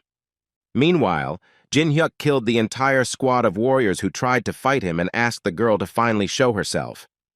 At that moment, she realized that they had not managed to hold out until the others arrived. So she came out and accepted the fact that there really was no point in hiding any longer. Jin Hyuk first read the conditions of copying, which consisted of him having to become the one that Shi Hua was able to poison, which couldn't help but anger him, because it was quite a task. And while he was thinking about this, the girl was already running to attack and shouting along the way that although he was strong, he still would not be able to withstand the effects of her poison. Jin Hyuk easily dodged each blow from the girl, and at the same time prepared himself for the fact that sooner or later he would still have to take this blow, because he understood that it would be very painful, but on the other hand, he really wanted to master such a skill. Therefore, at one point, he finally made up his mind and got closer to her so that she could finally strike her blow. Shi Hua, at this moment, used her defensive barrier skill and thought that thanks to this, she would be able to withstand most of the physical damage. But her calculations were wrong, and the guy broke through her barrier, dealing a very strong blow.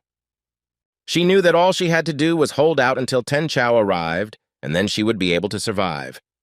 So she got back on her feet and went on the attack, thinking along the way that she really needed to inflict a lot of damage. Jin Hyuk tried to react in time and strike at her, but she ended up dodging it. And he raised his hand, and at one moment he realized that she had done it on purpose in order to inflict a stealthy attack on him with her poison. She was incredibly happy that she had managed to catch him after all, and now she was more than confident of her victory. At that moment, the system immediately notified the guy that his body had been poisoned by the poison, and now his mana circulation was disrupted. Immediately after she managed to poison the guy, she began to boast that now, thanks to her, more than 1,000 poisons were flowing through his vessels, poisoning him more and more with every second. And since it acts through mana, she decided to remind him that in this case, there is simply no antidote to such poison, so she could advise him to prepare for a slow and terrible death. Jin Hyuk responded to these words by activating a skill called the Heavenly Flower Cultivation Technique, which caused his mana to recover 30% faster. Well, after that, he looked at her with crazy eyes and wanted to know why she even decided that she needed this antidote, because he was capable of simply suppressing the poisoning with the help of his mana. Shou Hua was smiling, but she had the understanding that she would probably die here anyway. but she was going to do everything possible to take Jin-hyuk with her before that. However, all of her attacks were too obvious for the guy, because not only did he block them, but he also managed to launch a rather serious counterattack. It seemed that now Jin-hyuk would finally finish with her, and that would be the end of this girl's story. But right before the blow and Jin-hyuk appeared the one the girl was waiting for the most, Ten-Chao did not let the guy finish what he should have done a long time ago. Jin-hyuk was very unhappy to see this guy here. The main reason was that since this guy was here, it meant that Teslan's squad was killed.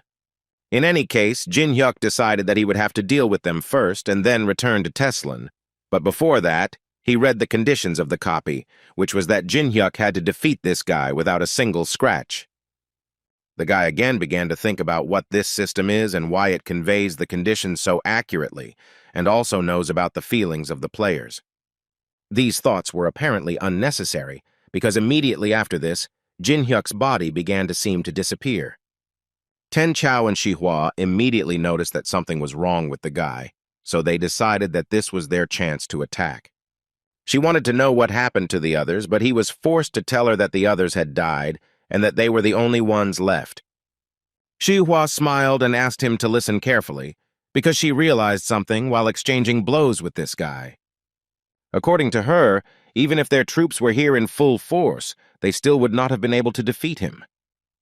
Ten-Chao couldn't believe that this guy was so strong, and if that was the case, then they simply had no choice, because they wouldn't be able to return to the guild without victory. This is what Shihua wanted to convey. In her opinion, the only thing they can do now is to try to defeat this guy at any cost. Meanwhile, Jin-hyuk was clearly not feeling well and was trying to pull himself together. While he was doing this, Shihua and Ten-Chao, thanks to the kiss, activated a special type of poison that practically took away the fear from each of them, and now they were ready to finally carry out this mission. Jin-hyuk, noticing this, realized that they were apparently finally ready for a real fight. And since this was so, he simply could not help but fight them, using the sword graveyard, which increased his sword skills by 500%. In the end, their fight ended quite predictably. Jin-hyuk was able to finish the fight without a single scratch, which could not be said about Ten-Chao. But Jin-hyuk was clearly doing much better, because he managed to copy 1,000 poisons, as well as a skill called source detection. At this point, he decided to finish off the guys, but not their guild. He still promised to return and deal with them. Thus, the attempt to destroy it failed, but at the same time, a quarter of the elven forest fell into flames, and many elves lost their lives. Teslan lost the battle with Ten-Chao and was seriously injured. Only thanks to the fact that Sylvia was nearby, he was able to survive. Perhaps the head of the village was in shock, but all he did was give commands and didn't even think about leaving the house. After her spectacular performance, Alice became an idol for many little elves, but she didn't really like it. She preferred to drink. And Jin-hyuk, as the hidden and main reason why this tragedy happened, decided to protect the village population once and for all. And for this, he created a barrier that was supposed to protect everyone. Vice Guild leader China couldn't believe that a group of 150 people were simply wiped out, including a few S-rank players.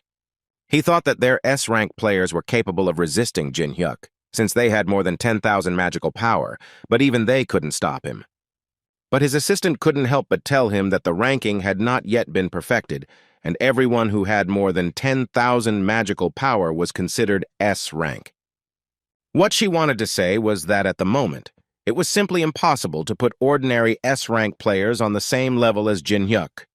Another guy listened to the girl and immediately decided to suggest that they send destroyers who belong to the liquidation squad and have a power of more than 20,000. But his idea was immediately rejected by other members of the guild, because they believed that thanks to this, a war could arise, and the risk was not worth it. The vice chief of the guild, listening to all this, understood like no one else that Nam-gun would definitely not sit quietly, and therefore he urgently needed to do something. Suddenly, their conversation was interrupted by the inhabitant of Murim, the 21st floor, and the head of the Soen Guild, Mo Yon, who entered the conference room. He sat down carefully at the table, and first of all reminded them that assessing the enemy's strength is the foundation of the foundations, which they apparently forgot.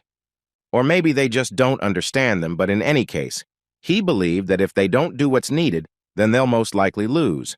And he also believed that it would be better for him and his guild to take on the elimination of Jin-hyuk. Vice Guildmaster China tried to say something about this, but the old man immediately ordered him to shut his mouth and listen only to what he was telling him and not to interrupt under any circumstances. After all, at that moment he was trying to convey to him that if he hadn't understood yet, then they definitely didn't have enough strength to deal with this guy. The old man thought so, if only because the technique shown at the end of the video was definitely the 8th form of one art. He understood that this was a sword dance technique, and people who mastered this technique were hard to find even in Murim, and he was an outsider who managed to master this technique, and although it scared him, he was still confident that they still had a chance to deal with the guy. The leader of the elves came out on stage in front of all the elves to say a few words to them, but first he would like to remind them that this invasion had brought them much pain, and despite the dedication and sacrifices of the Rangers, many had died. But he asked them not to despair, and not to think that this was the end. According to him, now they must gather all their strength into a fist and continue to move only forward, and all this for the sake of restoring their home, so that the elves could continue to prosper in the depths of this beautiful forest. And in order to honor the memory of the dead and give everyone hope that everything will be fine, the head decided to continue the Moonlight Festival. This time, the festival was not as cheerful as usual. People drank to their friends who were forever laid to rest in the great forest, and also reminded themselves how important their lives are. At this moment, Jin-hyuk decided to please his beloved elves again, and therefore prepared them a lot of different food. At that moment, Sylvia was standing near the head and talking to him about how she was still surprised that a stranger, whom she accidentally met in the forest, would provide them with such help. But no matter how deliciously Jin-hyuk cooked, some elves still didn't have the proper mood or appetite. He understood that most likely this was connected with what had happened. Many had simply not yet recovered from what had happened. But suddenly everyone forgot about what happened, and it was all because they were interrupted by another shocking factor, which was performed by Teslin, who decided to come to the new festival in a rather strange image, with the help of which he drew everyone's attention to himself. Jin-hyuk was also surprised at first, but then he decided to point out that apparently the guy liked the clothes, since he put them on again, although no one asked him to. But Teslin assured him that this was not really the case, after which he decided to tell him that he had thought all his life that strangers were dangerous to the forest, because he believed that they were attacking the forest to get their secrets, and especially these fruits. But in the end, the invasion of strangers was not connected with the fig. It was more like a massacre for the sake of a massacre, and most of all to repel an attack. This time, it was not he who did it. This time, according to him, Jin-hyuk, who listened to all of this, helped them a lot. Tesla added that although he had to put on this outfit because he lost the argument, now he put it on of his own free will because he wanted to show respect in this way to the stranger who had become one of them. Jin-hyuk, hearing this, was even a little upset because he did not expect that the guy would give up so quickly. It seemed to him that they would fight a little more. His thoughts were interrupted by Alice, who saw such a strange outfit on an elf for the first time, and it made her laugh incredibly hard. She laughed so hard that she couldn't even stay on her feet, just from the thought that it turns out that elves also have clowns. This attracted the attention of other elves who also decided to see what was going on and which made them laugh. This added a little positive note to this dubious festival. Even Tesla stopped being angry. He was also glad that he was able to finally cheer up his friends. While everyone was laughing, the head of the elves approached Jin-hyuk and asked the boy to give him a few minutes of his time. They packed some things and headed to a fairly new place for the guy. According to the head, this was an ancient warehouse where the village's treasures were stored, and no one could enter without his permission. Jin-hyuk didn't know about this place, so he didn't expect the boss to invite him to such a place. The leader brought him to this place in order to hand him a decart, a musical instrument of the elves, playing which can enhance the effects imposed. He stated that this was his gift to the boy, in gratitude for saving the forest. According to him, they will remember him forever. Jin-hyuk was of course incredibly grateful to him for this gift, but still he immediately decided to tell the man that in fact he did not really need this harp, and if they already wanted to give him a gift, then he would not be against picking something from the items that were on the shelf nearby. The guy pointed to the place where Pentagris's fang and tooth were kept. These items are the legacy of their ancestors, which they pass on through worship, a gift received by their ancestors for treating a powerful being. But the chief still handed the harp to the guy and said that if it were up to him, he would gladly give the guy those items. But even he, being the chief, did not have the right to do so. All he could tell Jin-hyuk was that according to the prophecy, the artifacts would pass into the hands of someone worthy of them. And this already interested the guy because he actually didn't even know that these artifacts were here. Alice, meanwhile, continued to drink the wine that the elves made and tell them that if she ever took over this place, she would definitely do everything possible to keep them alive so that they could continue to make such wonderful wine. The fun continued. Jin-hyuk and the leader returned to all the elves. The chief thought that he had pleased the guy and was glad to drink with him for it. The guy pretended that he was also pleased, although in his head he was only thinking about the objects that the leader showed him. So at night, when everyone was asleep, the guy returned to that warehouse again, because he believed that there was only a second-level barrier there, which he should easily bypass. A few minutes passed, and the guy came out of this storage with 2 new items, and now he had a sincere smile on his face. Meanwhile, in the testing tower on the 3rd floor, in the Temple of Hatred, the mains gathered, discussing the situation, which was not the most pleasant for them, because at the moment, without the permission of the unknown, they cannot even enter the 10th floor. And if this continues, they risk missing out on all the relics that will be available for the first 10 days after the floor opens, which irritated their leader even more, because they were already having a hard time because of Jin-hyuk, and now this unknown person is constantly getting in the way. Melina suddenly jumped up from her seat and started to leave, and when she was asked where she was going, the girl answered rather rudely that she urgently needed to rest. The thing was, she was angry because she was surrounded by all these idiots who still didn't realize that Jin-hyuk was the unknown person. Because of such thoughts, Jin-hyuk's brand immediately burned in her, which brought her incredible pain. But it gave her the understanding that if she suddenly told about this, she would most likely die. Suddenly her thoughts were interrupted when she realized that she was surrounded by creatures unknown to her, so she took out her knife and was in full combat readiness. After a few minutes, Melina was already in a very bad condition, and she could only watch how her enemy would behave. One of them was incredibly similar to an elf, who said that as bad as a person is, so is his blood. The girlfriend of this strange creature immediately told him that he should control his desire to taste everything, because in reality, people with tasty blood are rare. Melina was still recovering from the shock at this moment, because she had just encountered enemies whose speed was incredibly huge. Her gaze simply could not keep up with them, so she rather wanted to know who they were. Suddenly, her thoughts were interrupted by this monster, who decided that the time had come to taste the blood of this girl. But they were suddenly interrupted by Lancelot, who appeared so unexpectedly. He immediately assumed a pose in which he began to ask forgiveness from his guests, telling them that they had not intentionally received them so inappropriately, and now that they seemed to have gotten to know each other, he would like to know what the grateful night that had come to him suddenly needed. The girl finally took off her hood and smiled because she believed that finally someone had appeared with whom they could find a common language. 90 days after the opening of the Elven Forest on the 6th floor, the 7th floor opened automatically, and preparations began to explore the new territories. The girl stood at that moment and thought that she only had a year left, and then she would finally be able to graduate, although she did not dismiss the fact that by that time the world could collapse.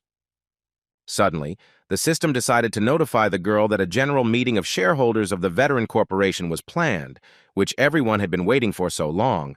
The message said that all employees should gather near the Moon Lake on the 1st floor at 2 o'clock in the afternoon. In case of being late or absent, the players would come in person, which made the girl very angry, and so she started shouting to the whole area that she was tired of Jin-hyuk, and she was already incredibly dreaming about him leaving her alone. As a result, everyone arrived at the Moon Lake without delay, where Jin-hyuk was already there. But most of the guys were clearly unhappy, because they had been making those chess pieces all night, and it seemed to them that it was time for the guy to let them go. Jin-hyuk immediately told them that if they were so unhappy, then they could officially quit, and as soon as he said this, they immediately started lining up to quit. The guy was ready to do it, but before that, he took out his new blade and told them that in the event of their death, they were entitled to a cash payment, so he asked to give him their bank account numbers. The guys understood his hint, so they immediately decided to change their minds and started telling him that it was quite difficult to find a job at the moment, and besides, they now had a fairly stable position, which was better not to change. And when the desire to quit disappeared for the majority, Jin-hyuk wanted to move on to the main part of their gathering, which was supposed to begin with everyone telling a little about themselves, since they were not yet familiar with each other.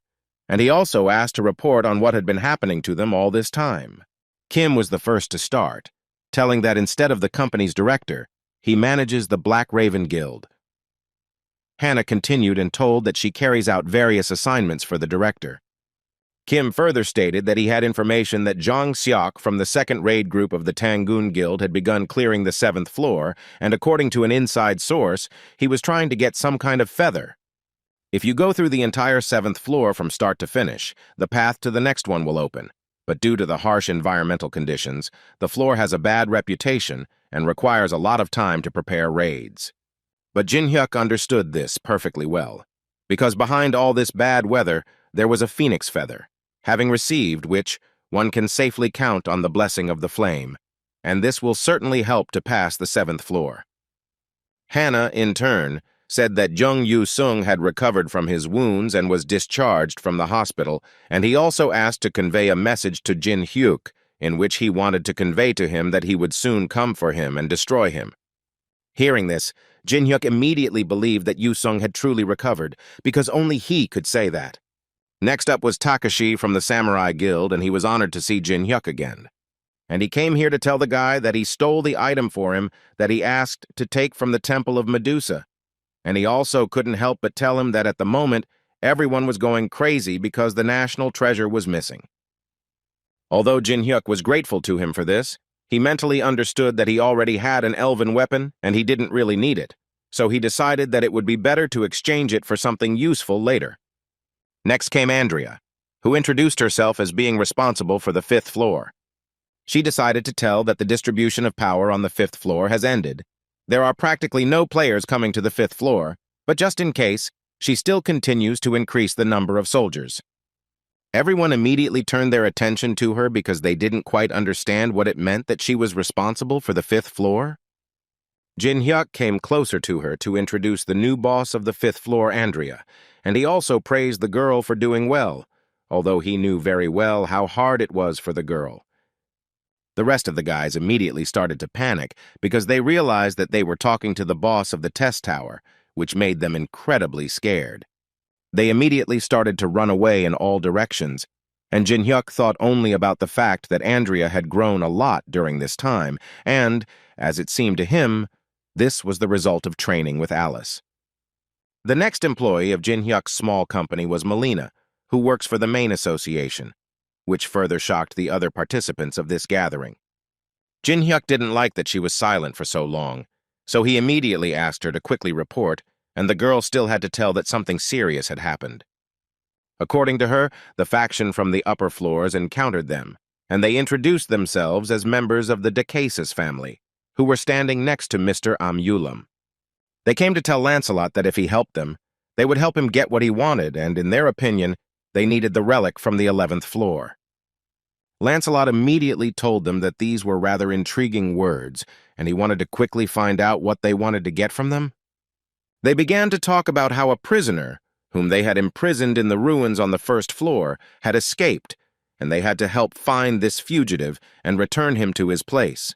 From this whole story, Jin-hyuk only wanted to know about this, or was the condition of the deal to receive the traitor's bracelet, which is on the 11th floor.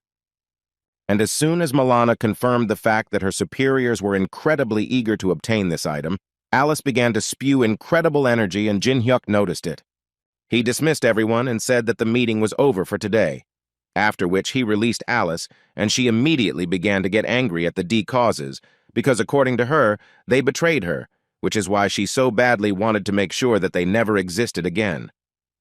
She was literally ready to find each one and tear these scumbags apart.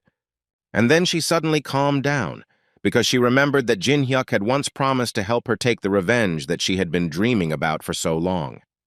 She felt like this was the perfect chance for something like this, so she really hoped that Jin Hyuk would help her. And after thinking for a bit, he told her that if he promised to help her take revenge for her betrayal, then he would fulfill this promise, no matter what happened, and she definitely didn't have to worry about it. Only now he believed that they should be more reasonable, which Alice certainly did not expect to hear. According to the guy, at the moment he doesn't have enough mana to embody it with full force, so he thought that at this stage, appearing in front of them and exposing himself to their attack was quite dangerous and unwise. In other words, he wanted to tell her that she would sit in the ring for some time and not appear at all. She tried to tell him something, of course, but Jin Hyuk interrupted her, and with a smile asked her to trust her contractor. Alice knew that the guy was actually right, so she accepted his offer, and all she wanted at the moment was to eat as many chicken wings as possible, which Jin Hyuk could do very easily. Although in his mind he kept thinking that even though he had calmed her down for a while, he still needed to prepare in advance. The 7th floor of the testing tower, or tundra as players commonly called it, brought with it incredibly bad weather conditions that were very difficult to be in. The East Sea is frozen. There are many glaciers that you can't even walk through, and the temperature is so low that it's hard to even start a fire. Also, every player throughout this entire floor faced a problem when they could not decide where to go at all, because due to the snowstorm, it was impossible to establish a route. John Seok, the leader of the 2nd raid group of the Tangan Guild, found himself in approximately the same situation. All his people did was complain that it was hard to move forward in such a state. Because of this, he constantly had to tell them that there was no point in talking. It didn't work. Instead, he asked them to find another way, because he believed that even if they all froze, they should still go first. Suddenly, one of his subjects entered the tent where Jan Sok was and asked the chief to come out and see who had come to see them. And as soon as he opened the tent, he saw Jin Hyuk there, according to whom he came here exclusively to go through the 7th floor. Jang Seok immediately decided to tell him that they didn't need his help, because he was more than confident that they could get through this floor on their own. Jin Hyuk pretended that he didn't understand at all what the guy was talking about, because according to him, he didn't come here to help them. He also added that he came here only because he was interested in the phoenix feather, and he ended up here only because he was passing by. But Jak Suk immediately decided to tell him that their guild controlled this path, and if Jin Hyuk continued to follow it, it would mean that he literally invaded their territory. Jin Hyuk immediately started laughing at this, because he thought that the guy was probably joking, and if not, then he immediately reminded him that the Tangan Guild definitely does not own the entire 7th floor, so he can go where he wants and no one can stop him. Jen Suk immediately started yelling at Jin Hyuk and telling the guy that he was just provoking them into a conflict. Jin Hyuk didn't respond to his shout and simply noted that this was actually a fair competition. Besides, if they really didn't want the guy to be here, they could always stop him by force, if they could do it, of course. After walking a little more, Jin Hyuk came across other players who immediately recognized him, and one of them even told him that he was a fan of Jin Hyuk and he wanted to ask the guy what he was doing in such a cold place. Jin Hyuk told them that some business awaited him in the forest, and as soon as the guys heard this, they immediately decided to tell him that they cannot go into the forest because it is very dangerous there, because they are not blocking the entrance to the forest for no reason. But he didn't listen to them, but simply walked past, thanking them for their concern, and also adding that they didn't have to worry about him, because he was more than sure that he would be okay. The guys didn't stop him because they understood that he was an S-rank player who knew exactly what he was doing and where he was going. However, a few minutes later, one of them received a call from Jen Seok, who ordered them to gather a small group and follow Jin Hyuk, because he said that he came here to get the feather. That is, if they follow him, they will be able to find out the way to get it. That's why he wanted his guys to follow the guy and find out everything. And this is not just a request from him. This is an order from the head of the guild. Meanwhile, Jin-hyuk reached the place where he saw small traces of human blood and immediately assumed that the guys from the Tangan Guild were here, although he did not see the body, which confused him a little. Suddenly, his thoughts were interrupted when he saw several guys from the Tangan Guild following him, and as soon as he saw them, he decided to ask them why they followed him, because they themselves said that it was dangerous here. They told him that the reason was simply that they simply could not leave the guy alone in this place, so they immediately went after him, and they also assumed that he would need an escort and support in this place. Looking at these poor players, Jin-hyuk wasn't sure that they would be the ones to accompany him. Rather, he would have to take care of these guys' lives. First, he decided to warm these guys up, and for this he created a small shelter from the ice, and then used fire magic to start a fire. They immediately felt comfortable and remarked that it was simply wonderful to have an S-rank player in the party. Jin-hyuk activated his greedy gaze, and he had never seen such boring windows with characteristics on anyone before. When they warmed up a little, Jin-hyuk decided to bring them to clean water and find out if it was Jan Seok who ordered them to follow him, and everything was clear from their faces, although they tried to say that it was not so. He could only give them one piece of advice, which was that if they suddenly couldn't lie, then they better not do it, because Jin-hyuk was more than sure that the leader had sent them to find out how to obtain the phoenix feather. Jin-hyuk even knew that they told the leader that it was dangerous here, but they were still forced to follow him, and it is clear that they simply had no other choice, and they had to do it. But he also wanted to tell them that he didn't really blame them anyway, because he knew that now they would have to deal with something much worse than getting a pen. After that, he drew the boys' attention to a large rock outside, on which was a sign that ice trolls wore. One of them heard about it. These are the strongest mid-level monsters that are on the 7th floor. And the sign that was engraved on the rock meant that the strongest trolls of the Frostblade family lived here. The guys thought that the guy meant that this was their territory, but he immediately told them that this was not so, because they were usually in the mountains to the west. But this is even worse, because according to him, the fact that they are here already means that it is unnatural and very dangerous. In his mind, Jin-hyuk understood that this place was the only road that led to the island where the phoenix feather was located. The trolls were resistant to the cold and apparently wanted to get this feather as well. But he had never seen such a desire in them, so for him it was all incredibly strange. Suddenly his thoughts were interrupted when he felt that someone was starting to attack them. A few seconds later, the shelter they were sitting in collapsed and the boys started running away as fast as they could. While the boys were hiding, Jin-hyuk decided to see who was the culprit of this mess and who decided to attack him in the first place. However, the attack still continued, so the guy had to continue to dodge. But it was too easy, so he asked his opponent to finally understand that his spears were simply useless in this case. After these words, they finally showed up. They were the same guys who came to Lancelot. Jin-hyuk realized this even before he used the greedy gaze, because Alice began to release too much energy. Because of the big difference in levels, even looking at the stat window with a greedy glance requires so much mana. The copying conditions were too difficult, and Jin-hyuk didn't like it, because with each floor, copying became more and more difficult for him. In any case, he understood that now was not the best time for such thoughts, so he asked his new friend to take their comrades and leave here as soon as possible, and as soon as they got out of the forest, he asked them to immediately request support from the guild. The guy didn't want to leave Jin-hyuk here alone. Moreover, he didn't want to believe that Jin-hyuk was going to confront them alone. But he immediately assured the guy that everything was actually fine. He just wanted them to drink some beer with him after all this horror. As much as the guy didn't want to, he still had to leave, and Jin-hyuk meanwhile read the new copying conditions, which consisted of him having to raise more than 4 flags and still survive. But there was a peculiarity, which was that with each flag raised, the ability was blocked.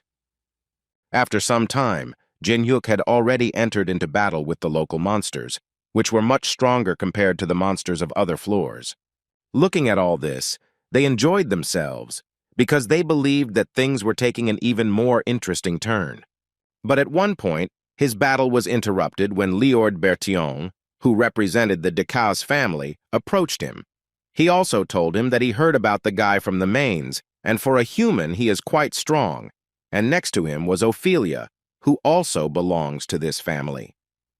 Jin-hyuk didn't introduce himself or tell anything about himself. He just wanted to find out from them if it was their doing, to call the trolls and start kidnapping people.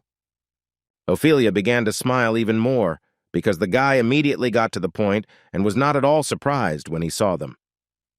But in any case, she answered his question by saying that it was indeed some kind of trap. According to her, this trap was designed from the very beginning for someone who would be able to pay attention to unusual phenomena in the tundra, created to catch exactly such a very capable person.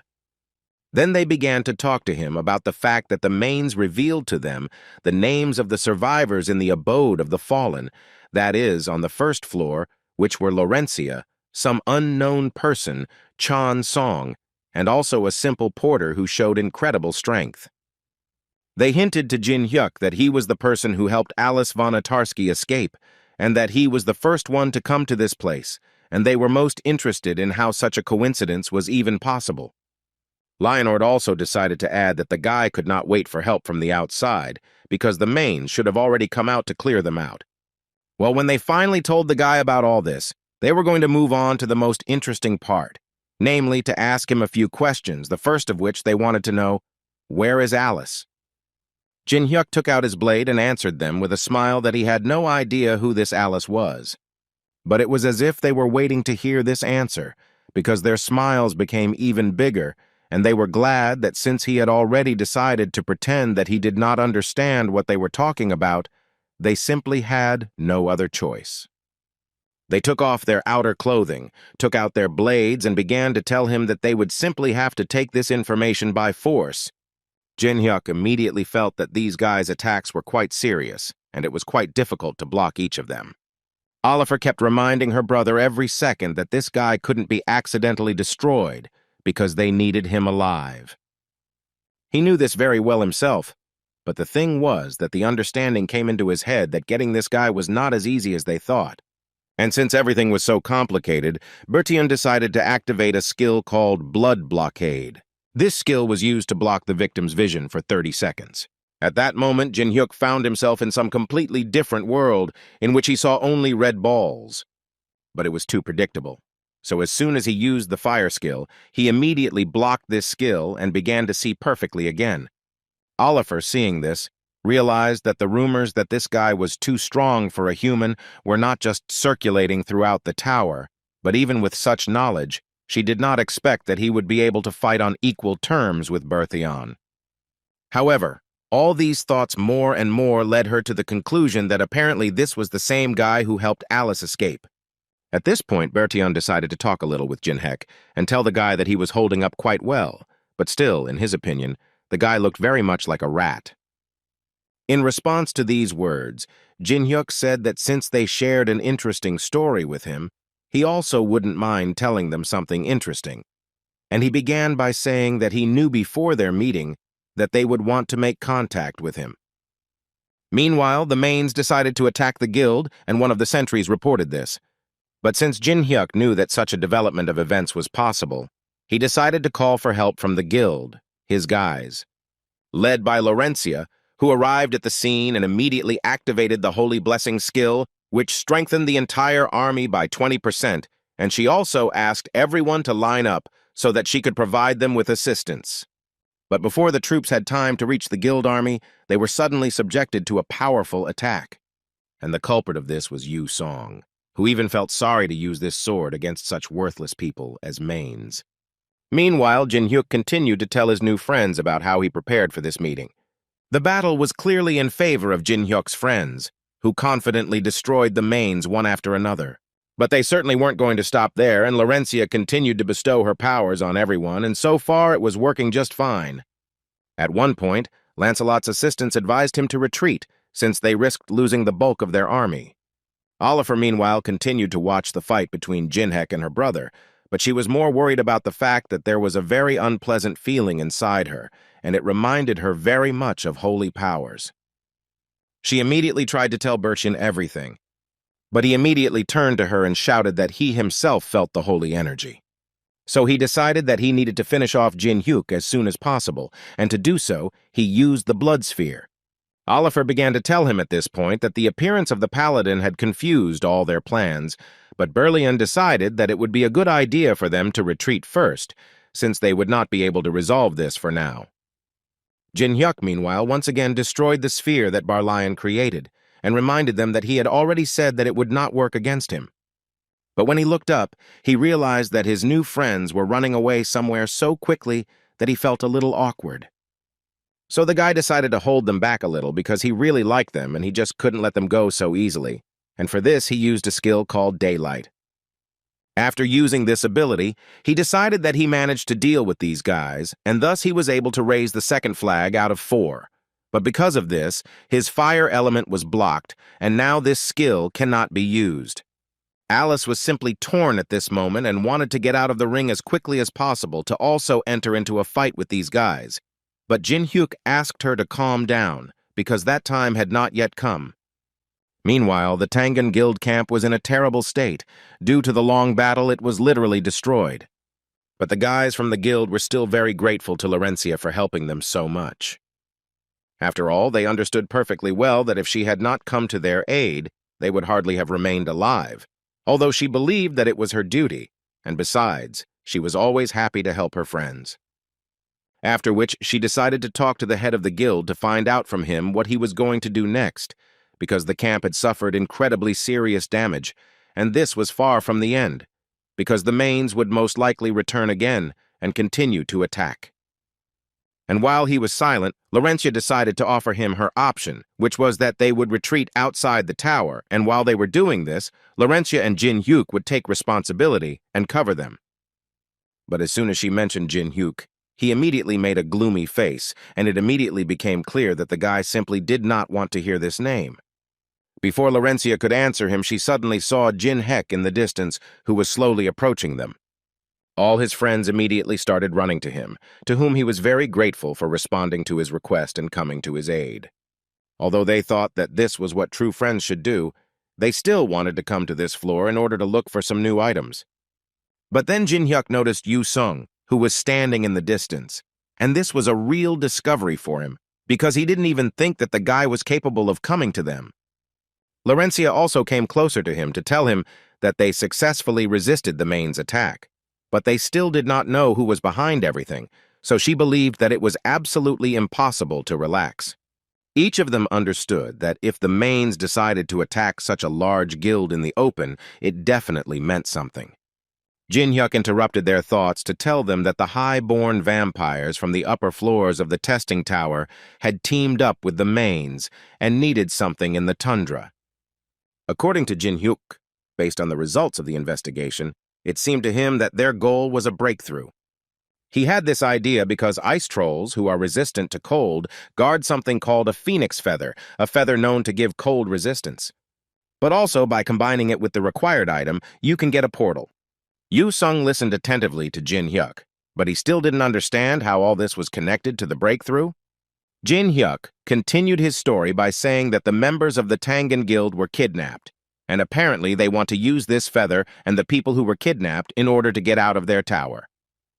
Laurencia immediately began to tremble with fear, because she was most afraid of a breakthrough in her life, because this had already happened once, and it happened in Amsterdam. But at that moment, Yu-sung approached her, put his hand on the girl's shoulder, and told her that she didn't have to worry about it, because he was almost certain that this wouldn't happen, because he was sure that Jin-hyuk had a plan, since he was talking about it so openly. Given Jin-hyuk's smile, it was clear that he really did have a plan, and this further confirmed the fact that Yu-sung knew the guy quite well. Ophélie and Bertillon, meanwhile, were kneeling before their leader, who could not believe that they had failed to complete their task. He casually sipped his blood drink and simply couldn't believe the fact that Jin-hyuk was so strong. That even they, his two best warriors, could not cope with this task, which made him very disappointed. After all, he understood perfectly well that at this rate they would definitely not be able to find the escapee, which made Bertillon incredibly ashamed, but he still decided to say that their plans did not take this into account, and they really were not prepared for the guy to be so strong. Ophelia also added that when they met Jin-hyuk, he miraculously wasn't surprised when he saw them. Moreover, he fought on equal terms with Bertillon in battle. However, even in such a situation, they were able to find out something, although it was barely noticeable, But when he fought with Bertillon, the energy of Alice von Ataraxia was felt in his body. Hearing something like that was already good for him, because he understood that if it was really true, then they would most likely be able to find Alice much faster than they expected. Meanwhile, Jin Hyuk decided that Tae Min and Yan Hua would remain in the forest in order to continue to distract the mains with the drones.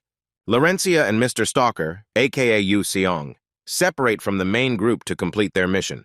True, Yu Sung was very angry because Jin Hyuk did not tell them about his plans at all and only said that he had no choice anyway, and he also could not understand why Yu Sung was snapping back if he would do everything anyway. The Tangan Guild gathered their things and began to gradually leave the broken camp and gradually head towards the exit of the tower. True, some of the guild still continued to stubbornly stand their ground and did not want to leave this place. Jin Hyuk wanted to ask Guildmaster Tangan what was the main reason why he decided to follow him. According to him, this floor is his area. This is the territory of his guild, and he is responsible for it. So he will follow the guy, and since they have already started talking about it, he was quite interested in finding out from Jin Hyuk where they are going. Jin Hyuk wasn't entirely happy that he was going with him at all, so he answered these questions rather rudely, saying that since that's what he wanted, then they were going towards the Lake of Clean Water. The Lake of Pure Water is the area of the 7th floor with the highest concentration of mana. Whenever trouble befalls the tribe, the chief of the tribe, Blade of Frost, heads to this lake to stock up on mana. And he does all this only to turn defeat into victory. After some time, they still managed to reach this place. Young Suk at this moment held a white flag, although he did not understand at all why he was doing this at all. But Jin Hyuk did not explain anything to him, but only asked him a question in response, in which he wanted to know who else should do this. But no matter how angry he was, he still noticed the fact that the trolls, as Jin Hyuk said, were not attacking, and he found this quite strange, because he did not believe that all this was because he was simply holding a white flag in his hands. In addition, Jin Hyuk added that in fact ice trolls are not completely savages and they actually value honor very highly. And they are also ready to do anything for their family. And that is why they show them this flag to prove to them once again that they came to this place in peace, and that is why they do not attack. Although young Seok didn't really believe Jin Hyuk's word, and it seemed to him that the words about these creatures valuing honor were complete nonsense. When they finally came to the boss of this dungeon, he immediately told the guy that he had heard a lot about him because he managed to defeat his fellow tribesmen with his bare hands.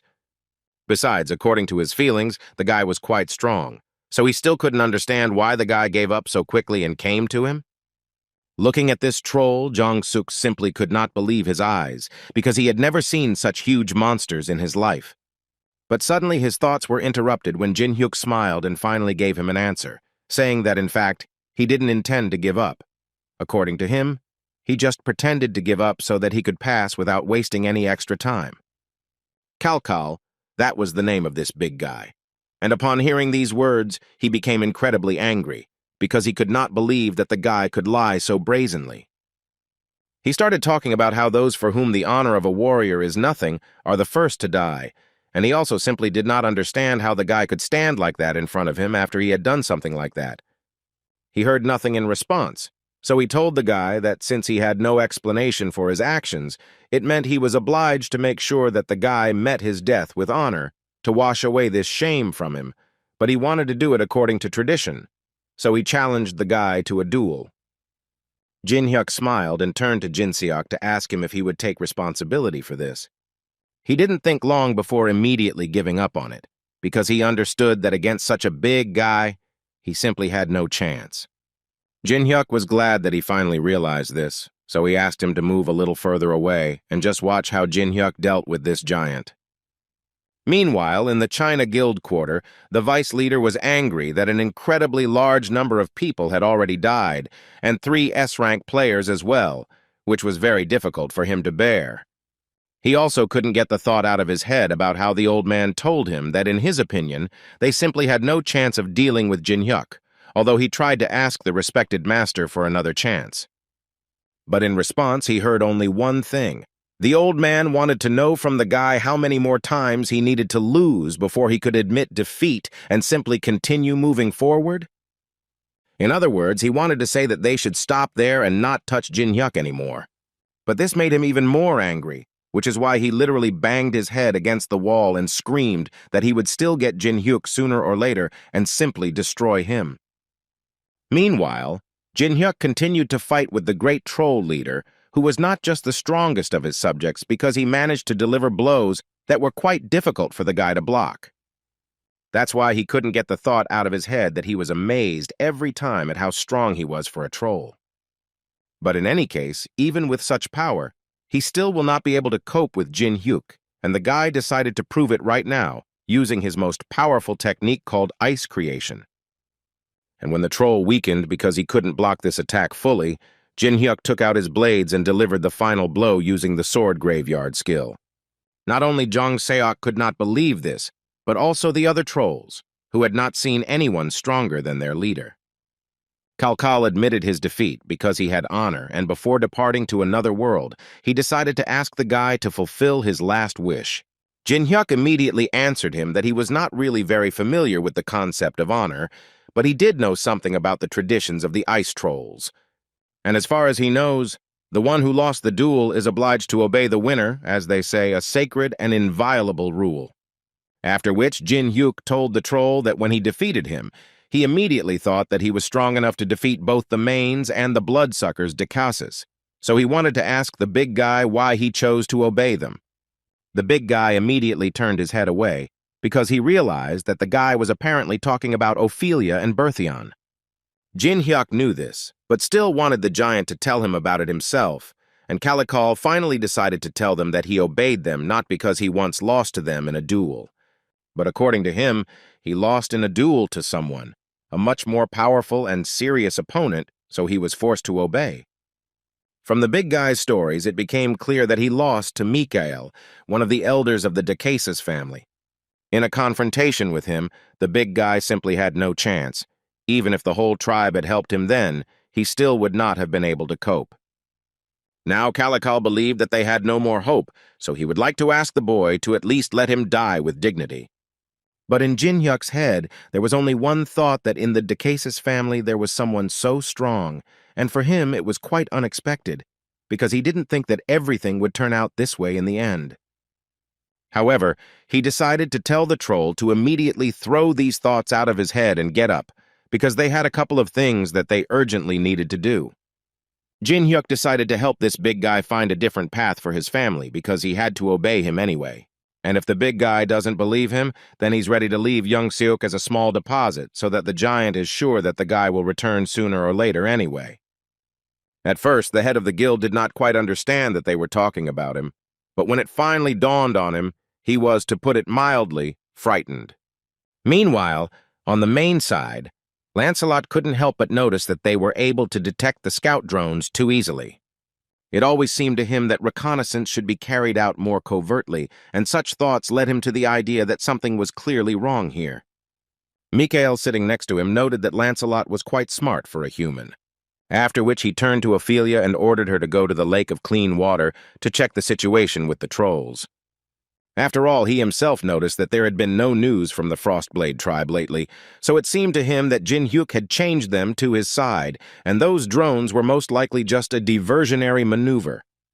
That's why he asked Olivia that if she found anything suspicious, she would have to destroy everyone there without exception. But as for Bertillon, he asked him to prepare that very thing. And when he finally gave all his commands, he decided that it was time for him to get rid of these annoying scouts. And to do this, he used a skill that allowed him to change the weather conditions, and this time, he made them even worse. In this way, he was able to destroy absolutely all the drones, as reported by Tang Ming. Manhwa, upon hearing this, immediately activated her technique, called the Hwarang Soul Technique, because she believed that it was their time to prepare, since she knew very well that they would appear soon, so they also needed to prepare as quickly as possible. They set to work, and Tae Min began to create a small army of robotic equipment. The mains at this point also began to approach closer, and when they were close enough, Lancelot ordered them to prepare for an attack. Meanwhile, Olafea was heading to the troll's lair, and she couldn't get the thought out of her head that Jin Hyuk had decided to win over the ice trolls to his side in order to protect the phoenix feather, and as much as she didn't want to admit it, it was a pretty good idea. But when she finally got to the place where the trolls lived, she saw that they had already taken Jin Hek's side and were ready to fight him. However, she knew perfectly well what she needed to do in such a case. She activated a skill called Storm Magic in order to destroy them all together with just one blow. After she had delivered this blow, she began to smile and tell herself that she was even a little sorry that she had not been able to taste such wonderful blood. Jin Hyuk's friends, at that moment, noticed that a powerful explosion had occurred on the mountain where Jin Hyuk was, and so they began to worry that something could happen to him. But suddenly, literally out of nowhere, Jin Hyuk appeared behind Tae Min and scared him incredibly when he said that he was okay, otherwise he definitely wouldn't be here. They didn't expect to see him here and immediately wanted to know when he had managed to return and asked him not to sneak up on them like that again in the future. Although later another question came to their minds, which was that if the guy was here, then they were very interested to know who was there on the lake. And apparently Oliver could answer this question, having seen a picture that was incomprehensible to her, immediately after the fog cleared after the explosion. As it turned out, Jin Hyuk decided to use a second-level barrier called an illusion barrier, which helped him deceive her. For some time, she couldn't understand why he did it at all. Was it really just to stall for time? But all her questions disappeared when she saw Laurencia behind her, muttering under her breath that everything was going as Jin Hyuk had said. Therefore, she was incredibly confident in her actions, so much so that she suggested that Oliver lay down her arms and surrender. Then she would have a chance that she could continue to live. This only caused her to give a small, sly smile, which could only mean that she definitely would not go for this deal. After which she decided to enter into battle with Laurencia, because more than anything in her life she hated saints. Meanwhile, Manhwa decided that it was time for them to start, so she activated her skill and immediately rushed into the attack. Lancelot immediately raised the alarm because he believed that even if there was only one against, they still should not lose their vigilance. After which he activated a skill called Darkness Projection, but judging by how Manhwa dodged all the attacks, she didn't care at all. Besides, she was definitely not alone here. There was a whole army of machines behind her which Tae Min had created. For Lancelot, this fight was just a trifle, but he still admitted that the guys were quite brave since they decided to go against an enemy that clearly surpassed them in numbers and strength. Oliver's words angered Laurencia, so she decided to punish her for it, using all possible force. But the vampire didn't care at all. She kept repeating that she simply hated saints, and especially paladins like Laurencia. And as soon as all this began, the leader of the trolls ordered his people to start moving immediately because they had very little time left and a very long way ahead. He also asked all his people to collect their thoughts because in his opinion, a big war was approaching that could not be abandoned, and the only thing they could do was prepare. Laurencia's strength was clearly enough to destroy an entire army, and Oliver realized this for herself. But apparently she was not going to change her mind, and to the end she kept saying that the paladins really irritated her, but Laurencia especially irritated her. However, this time she also decided to add that while they were fighting here, her friends were being attacked by a whole army there. She clearly wanted to hurt Laurencia, so that she would think that it would be right to immediately run away to help her friends. But Laurencia smiled back at her and assured her opponent that she was not such a weak friend and she certainly could not count on it. And in some ways, she was absolutely right, because Manhwa was so strong for the mains that they very quickly began to beg her to save them. Lancelot watched her closely and immediately realized that she was the main problem at the moment. He saw her as a monster who was capable of fighting so many opponents and didn't even think about retreating. Only this time he didn't see Laurencia next to them, so he was more than confident that they would be able to win no matter how hard it was for them. Manhwa herself admitted that being with Laurencia and her improvements made it much easier to fight, but now it's becoming quite difficult for her. So she screamed and asked for help from Tae Min, who brought out a huge number of drones into the sky, the sight of which was terrifying. Well, after not a ring of seconds, each of these drones turned into a small laser, which dealt a huge amount of damage to the mains. At that moment, Manhwa decided to pretend that she was retreating, and as soon as Lancelot noticed this, he immediately shouted that they had to catch her. no matter what. But suddenly Lancelot heard the voice of his comrade, who told him that he was stupid because he did not understand that she was simply leading them into a trap. Immediately after these words, he instantly stopped all his warriors and ordered them not to click to stop the pursuit.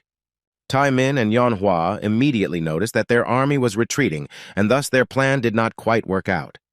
After all, in their opinion, they should have fallen into this trap, and then the battle would have gone in a completely different direction.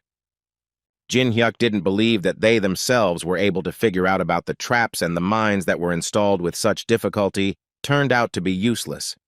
Suddenly, an understanding of what was happening came into his head, and he immediately ordered his guys to retreat to the ridge of the mountain. He gave them this command quite timely, so they managed to escape before the blow that Tai Min's cars took over them. However, they certainly won't end there, because the Mains immediately saw that the boys were running away into the mountains, so they immediately decided to run after them. Lancelot was sure that they would not be able to escape through the snowy forest from their wolves.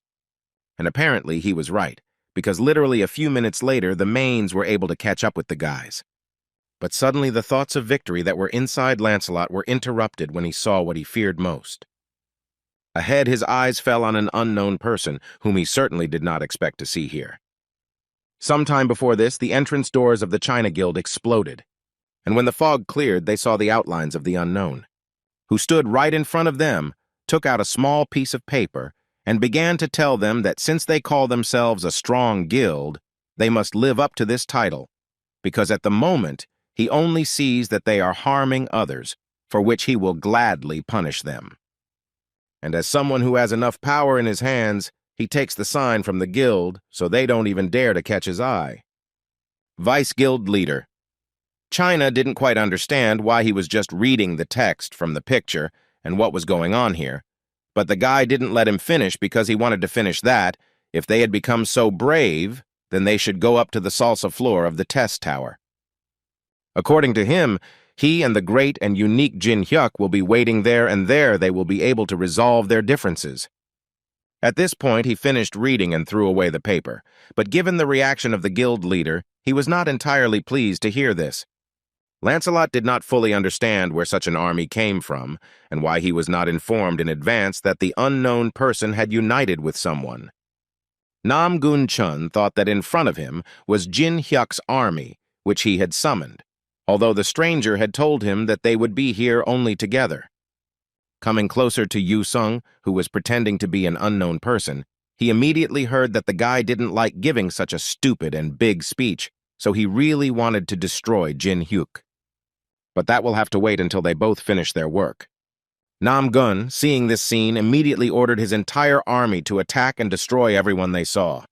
A similar order was given by Lancelot, who did not wait long after Jin Hyuk and Yu Sung separated.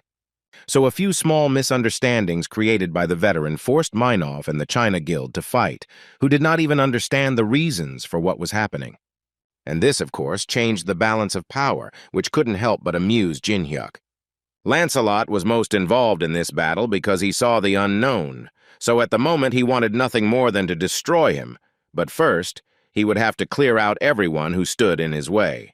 Namgun also saw no obstacles in front of him because he, in turn, most of all wanted to punish Jin Hyuk, who destroyed his guild. Jin Hyuk and his friends just kept running away at that moment, and the guy watched as these blockheads fought among themselves. While they were fighting there, the guys got to that secret place that Jin Hyuk told them about. According to him, he is the only one who knows about it, so they can safely stay here to warm up a little and discuss their further strategy. But it will probably be a little difficult for the guys to relax, because as soon as they entered inside, they saw a huge troll there, who was really waiting for them. Jin Hyuk immediately tried to calm his friends down, so he told them that they didn't have to worry about the ice trolls, because they had already agreed to cooperate with them in exchange for their release. Yu Sung couldn't help but notice that Jin Hyuk had been making allies too easily lately. They also noticed that Zhang Xiok, whom Jin Hyuk had left as collateral, was there. Among the trolls, Jin Hyuk also found his friend Laurencia, who first asked the guy for forgiveness because she unfortunately missed Ophelia.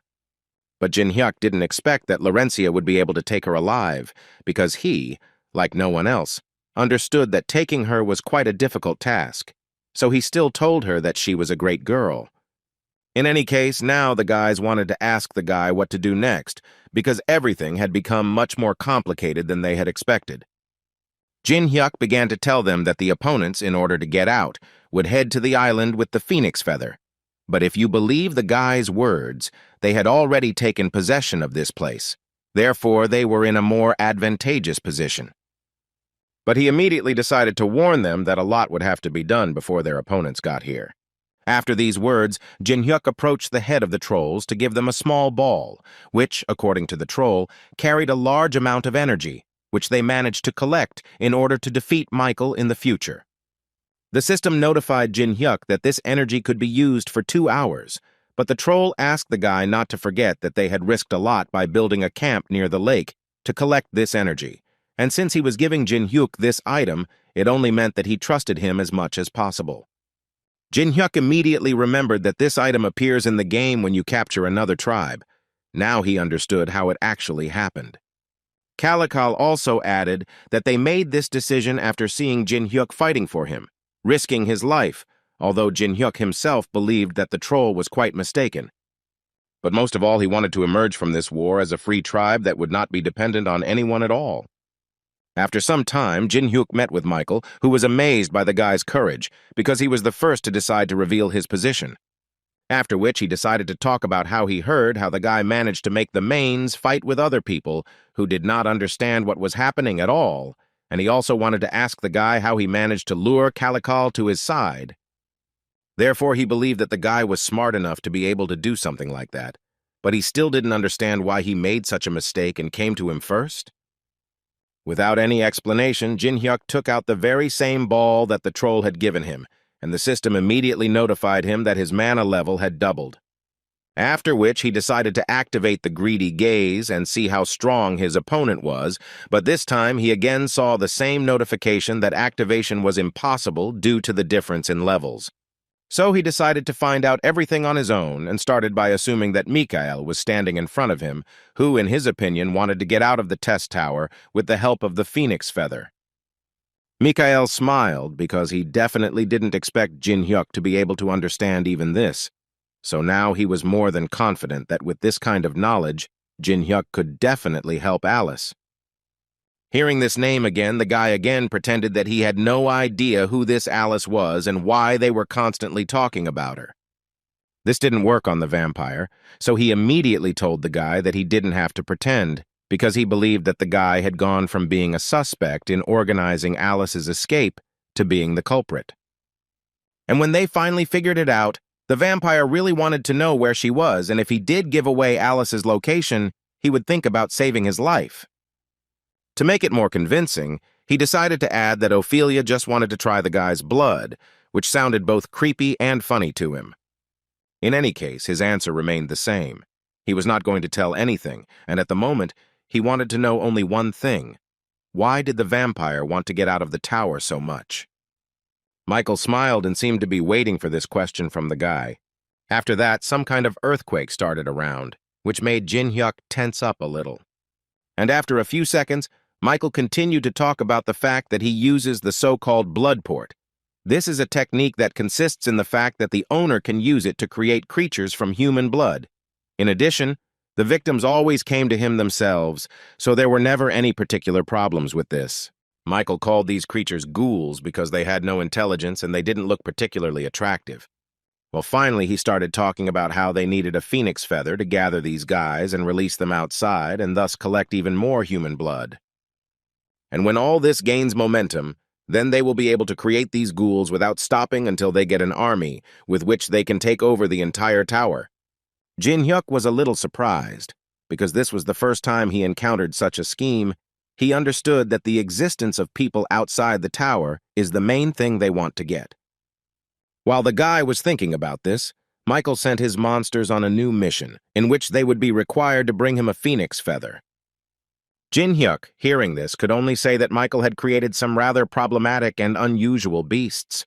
But then the guy assured him that he actually had no intention of just giving away the phoenix feather and that he had to call his friends to do so. Michael tried to take a closer look and see what the guy had left in the forest that didn't make him nervous at all. But Jin Hyuk didn't explain anything to him, but only dealt him a test blow, and then gave Michael advice, in which he told him that it would be better for him to focus on the guy and not on what was in the forest. Michael responded to these words by saying that they would fight until Jin Hyuk begged for mercy. A few minutes later, these bloody monsters were everywhere, and the guys simply could not understand where so many of them came from, because during the briefing, they said that there would not be so many of them. Although some clearly enjoyed fighting this way, for example, Grandpa felt much younger, they still needed another 20 minutes. Laurencia, looking around, understood that everyone was giving it their all, but she also understood that if this was not enough, then there would definitely be a breakthrough. And so she was going to do everything she could to prevent that from happening. Michael was fighting for fun at this point because he thought he was much stronger than Jin Hyuk, but even so, he was incredibly strong. But Jin Hyuk is not an easy player either, so their fight was incredibly interesting and on equal terms. At one point in the fight, Michael couldn't help but notice that since Jin Hyuk was using holy power, he was definitely not normal. Besides, he felt a little uneasy that Jin Hyuk was happy that his attack didn't work. As soon as he finished speaking, he noticed that his pawns had returned, and so he decided to order them to get ready, because now they would attack together. Bershin and Oliver were ready and were only waiting for the command from their leader. It seemed like Jin Hyuk should be at least a little scared, but his smile made one clearly doubt it, although he still noticed that 3 against 1 was clearly unfair. Michael immediately saw that Jin Hyuk apparently liked it, since he was smiling like that. In any case, he decided to give the guy one last chance. He needed to tell where Alice was, and then they would leave him alive, but Jin Hyuk assured them that he really didn't know who she was or where she was. Immediately after this, there was a blow, which the guy successfully blocked, not allowing himself to be deceived. After that, Michael's pawns began to attack him, and this time their attacks were clearly stronger, and at the same time they asked him, "Where is Alice?" Jin Hyuk is already tired of repeating to them that he doesn't know where she is and doesn't understand at all who they are talking about. But it felt like Michael liked it, like he wanted the guy to keep quiet, and he would eventually force this information out of him. The fight continued until a strange purple stripe appeared on the ground. And then it dawned on them that they were in the center of a 4th-level barrier, which was called the edge of that world. But the most important question was how the guy managed to build such a big barrier. Well, when it finally happened, Jin Hyuk picked up Bram's ring and invited them to finally see that very Alice they had been talking about so much. And while he was calling her, he decided to point out that she was very angry, but they could still try to negotiate with her. At that moment, Alice understood that this time she appeared with much greater power than the previous times, and so it was, Jin Hyuk removed the barrier, and now her power was about 20% of her main power. And when she realized this, she was finally able to throw out all the anger that I had accumulated during this time. They couldn't believe that she had been locked in the ruins for so long, but still managed to retain so much strength. In response to these words, she told these guys that she was Alice von Ataraxia, who had lost too much while being trapped in the endless darkness. And they will be the ones to be punished for all this. She was convinced that they were the only ones to blame for everything. While Alice was talking to her old friends, Jin Hyuk decided to call Jang Seok to tell him that it was time to brighten up his useless existence.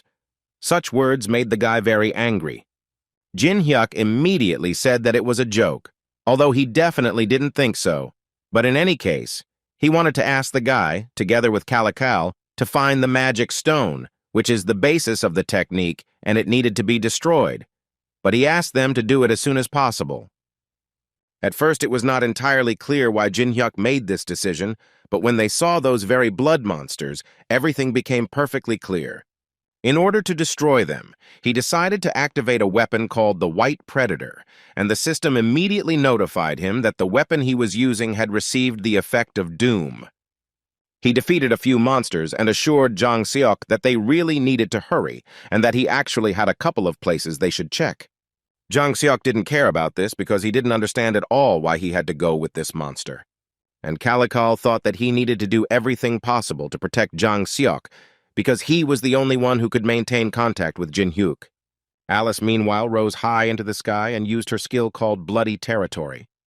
A few seconds later, a huge chain descended from the sky, destroying most of these bloody monsters.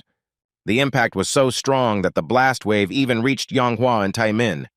Laurencia immediately realized that this blast wave was coming from the place where Jin Yuk was currently fighting, and so she was incredibly interested in finding out what was going on there. With one such attack, Alice was able to wipe out most of the monsters, and so Michael noticed that she was clearly in good shape. Jin Hyuk at this point turned to Alice to tell her that he felt like they had a lot to discuss, so he asked her to take over Mikael, and he would join her as soon as he could finish with the other little things that were getting in the way.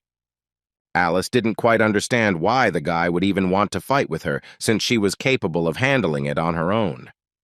But the guy offered her this solely so that she wouldn't think that he was dumping all the work on her, and besides, they were partners who should support each other in everything. He also promised to tell her something, but he would do it when all this was over. After these words, Jin Hyuk pointed his finger at Bertian and Oliver, telling them that he would take on these servants of Mikael. Mikael did not argue with him and immediately sent his assistants to Jin Hek, and he himself slowly approached Alice to ask her how she spent all this time and what she did. Instead of answering this question, she went on the attack and shouted at him along the way.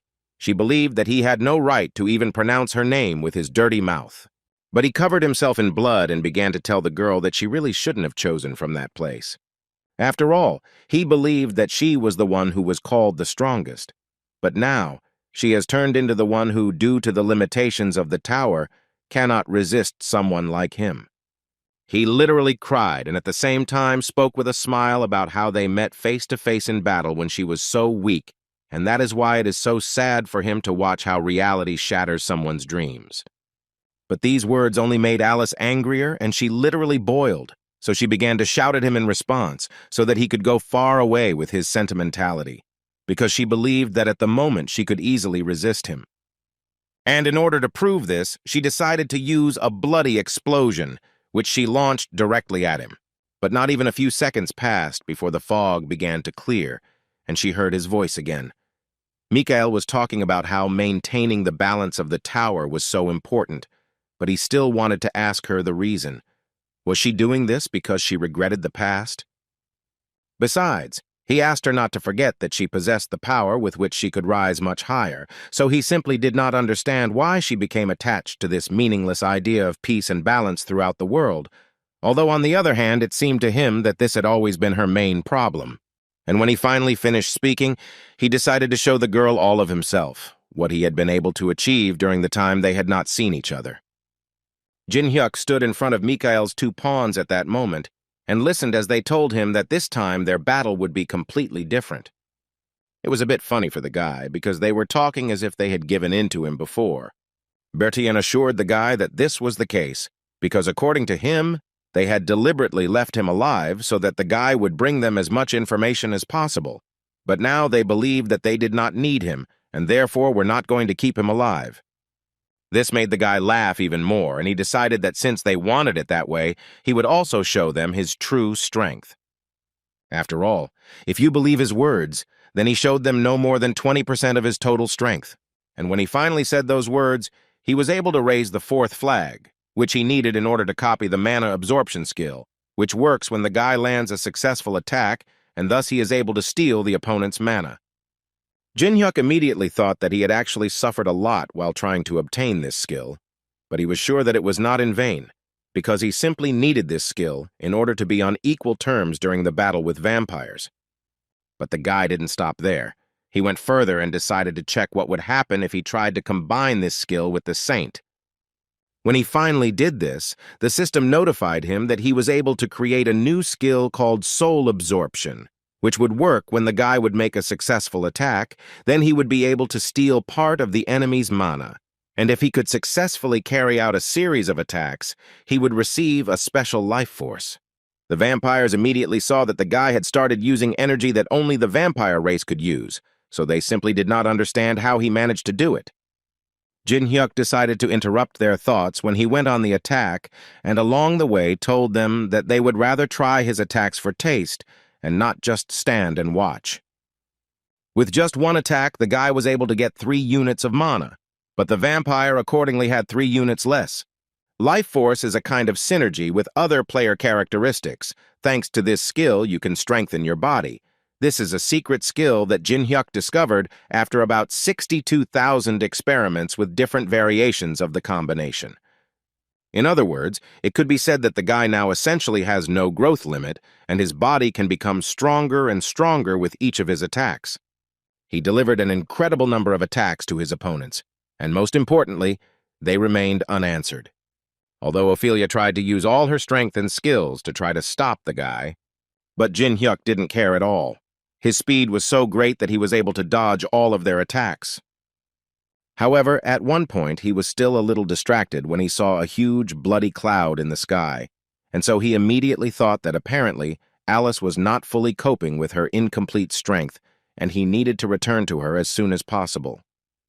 So he took his blade in his hands and told his enemies that he had no time for them, and therefore asked them to tell him about Mikael's plans. After all, if they do this, then he will think about saving their lives. They immediately realized that the guy had really been hiding some strange magic inside himself all this time. But still, they were not going to tell him anything, because they thought that he was lying to them and just bluffing. However, before Bertillon could finish speaking, his head suddenly fell from his shoulders. Oliver looked at Jinhek, who was already talking only with Oliver about the fact that, in fact, one of them was enough for him to get information. Jin Hyuk believed that the time had come for Ophelia to speak to him frankly and not hide anything. Alice was really losing at this point, and her strength was not yet enough to defeat Mikael. At that moment, she understood that she was losing, but she also had the confidence that she actually just didn't have enough mana. But Mikael felt just great and was more than ready to destroy her once and for all. The leader of the trolls at this moment continued to fight stubbornly, and he consciously understood that in order to win this battle, he needed to destroy the magic stone, but getting to it would not be so easy because these monsters were pressing on him and not giving him a pass. Therefore, he decided to ask for help from Jang Sok, who, at his request, had to get to the stone and destroy it while he would clear the territory for him. But Jang was not prepared for this, because he did not even imagine what he needed to do in order to clear the territory and destroy this stone. After all, he believed that the troll at least had a reason to go into battle. He needed to fight for his family. But as for Jang Sok, he just wanted to be popular with girls. For this, he even created a guild. He just wanted to become successful all this time, so he doesn't even understand how it all came to this. The troll asked him not to complicate life for everyone around him, because he believed that the meaning of life was much simpler and clearer than it seemed to him. And according to him, it consisted in the fact that you need to do what can be done right now. It seemed to him that after these words, the guy would finally come to his senses and do what he had been asking him to do for so long. At this moment, a memory flashed in Jang Song's mind when he was congratulated for taking such a high position in the Tangan Guild. According to his teacher, there is no more prestigious job at the moment, because he will be able to get money, fame, a lover, absolutely everything that most people dream of. Jang Seok was incredibly happy at that moment, because it seemed to him that he was finally able to achieve the very success that everyone around him was talking about. These thoughts became the motivation for him that allowed him to do what was really important, and a few seconds later he struck, after which the system notified everyone that the source of mana for the bloody port had been destroyed. Thanks to this, the magic circle gradually began to disappear, which was very important for the implementation of the plan that Jin Hyuk came up with. At that moment, Mikael realized that he had apparently just run into big problems. Jin Hyuk was a little surprised because he didn't fully believe that the guys would be able to cope, but they still did it. But in any case, he was still trying to get information out of Oliver, who didn't want to talk, although he had been bathing her in ice water for quite some time. In the end, she couldn't stand it and finally admitted that what the guy needed was on the 29th floor, or rather, they wanted to get to the 29th floor. Jin Hyuk didn't expect to hear such information because the forces of the Empire are on the 29th floor, and he didn't understand at all why they needed to go there. But Oliver knew little about this, only that Mikael once told them that he wanted to get some balmung that the Empire owned, but she knew nothing more. Hearing this, Jin Hyuk finally understood Mikael's rough plans, after which he threw Oliver away because he didn't want to hear anything more from her. As experienced players knew, Balmung is the best sword for destroying dragons, and apparently Mikael wants to get this item in order to destroy the dragon on the 48th floor. But before he went to help Alice, Jin Hyuk decided to talk to Ophelia and find out from her what she wanted more, to live or to die. She was already a little hysterical, so she responded by screaming and telling the guy that in fact the answer was already clear because she always wanted to live. Thus, he obtained consent and was able to apply the brand of destruction, after which he was finally able to go to Mikael.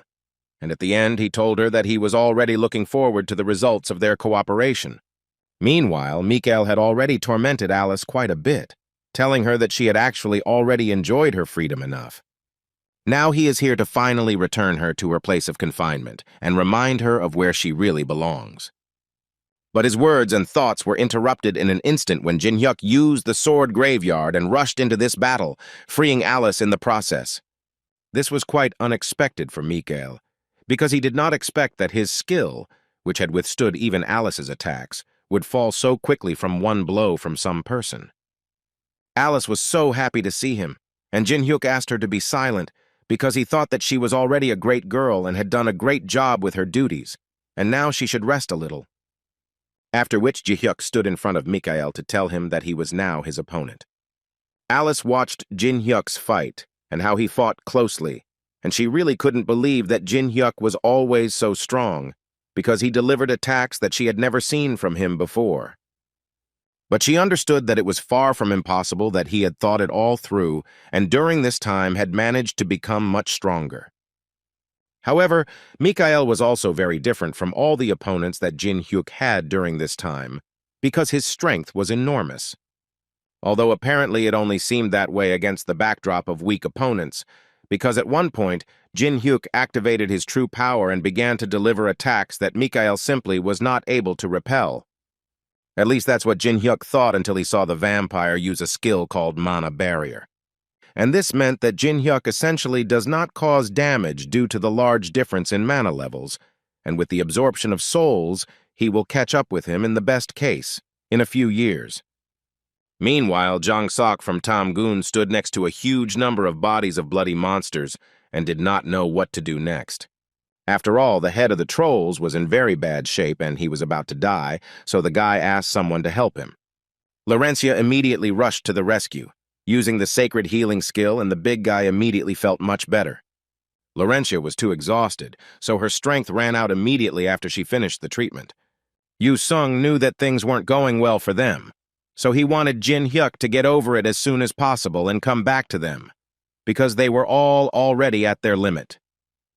Meanwhile, Jin Hyuk used all his new skills just to activate the Eye of Gluttony, and he still managed to find out the conditions for copying. He just needed to survive the fight with Mikael, and then the guy would get a chance to copy his skill. The vampire immediately noticed that Jin Hyuk was smiling again, and this couldn't help but amuse him, because it seemed to him that the guy was doing this in vain, because he would soon finish him off. And in order to do this, he decided to use a skill called Nails hidden in the moon. But before that, he told the guy that now they would check together how long he could smile like that. In response to this, Jin Hyuk activated the sword graveyard, with which he was able to easily block this attack.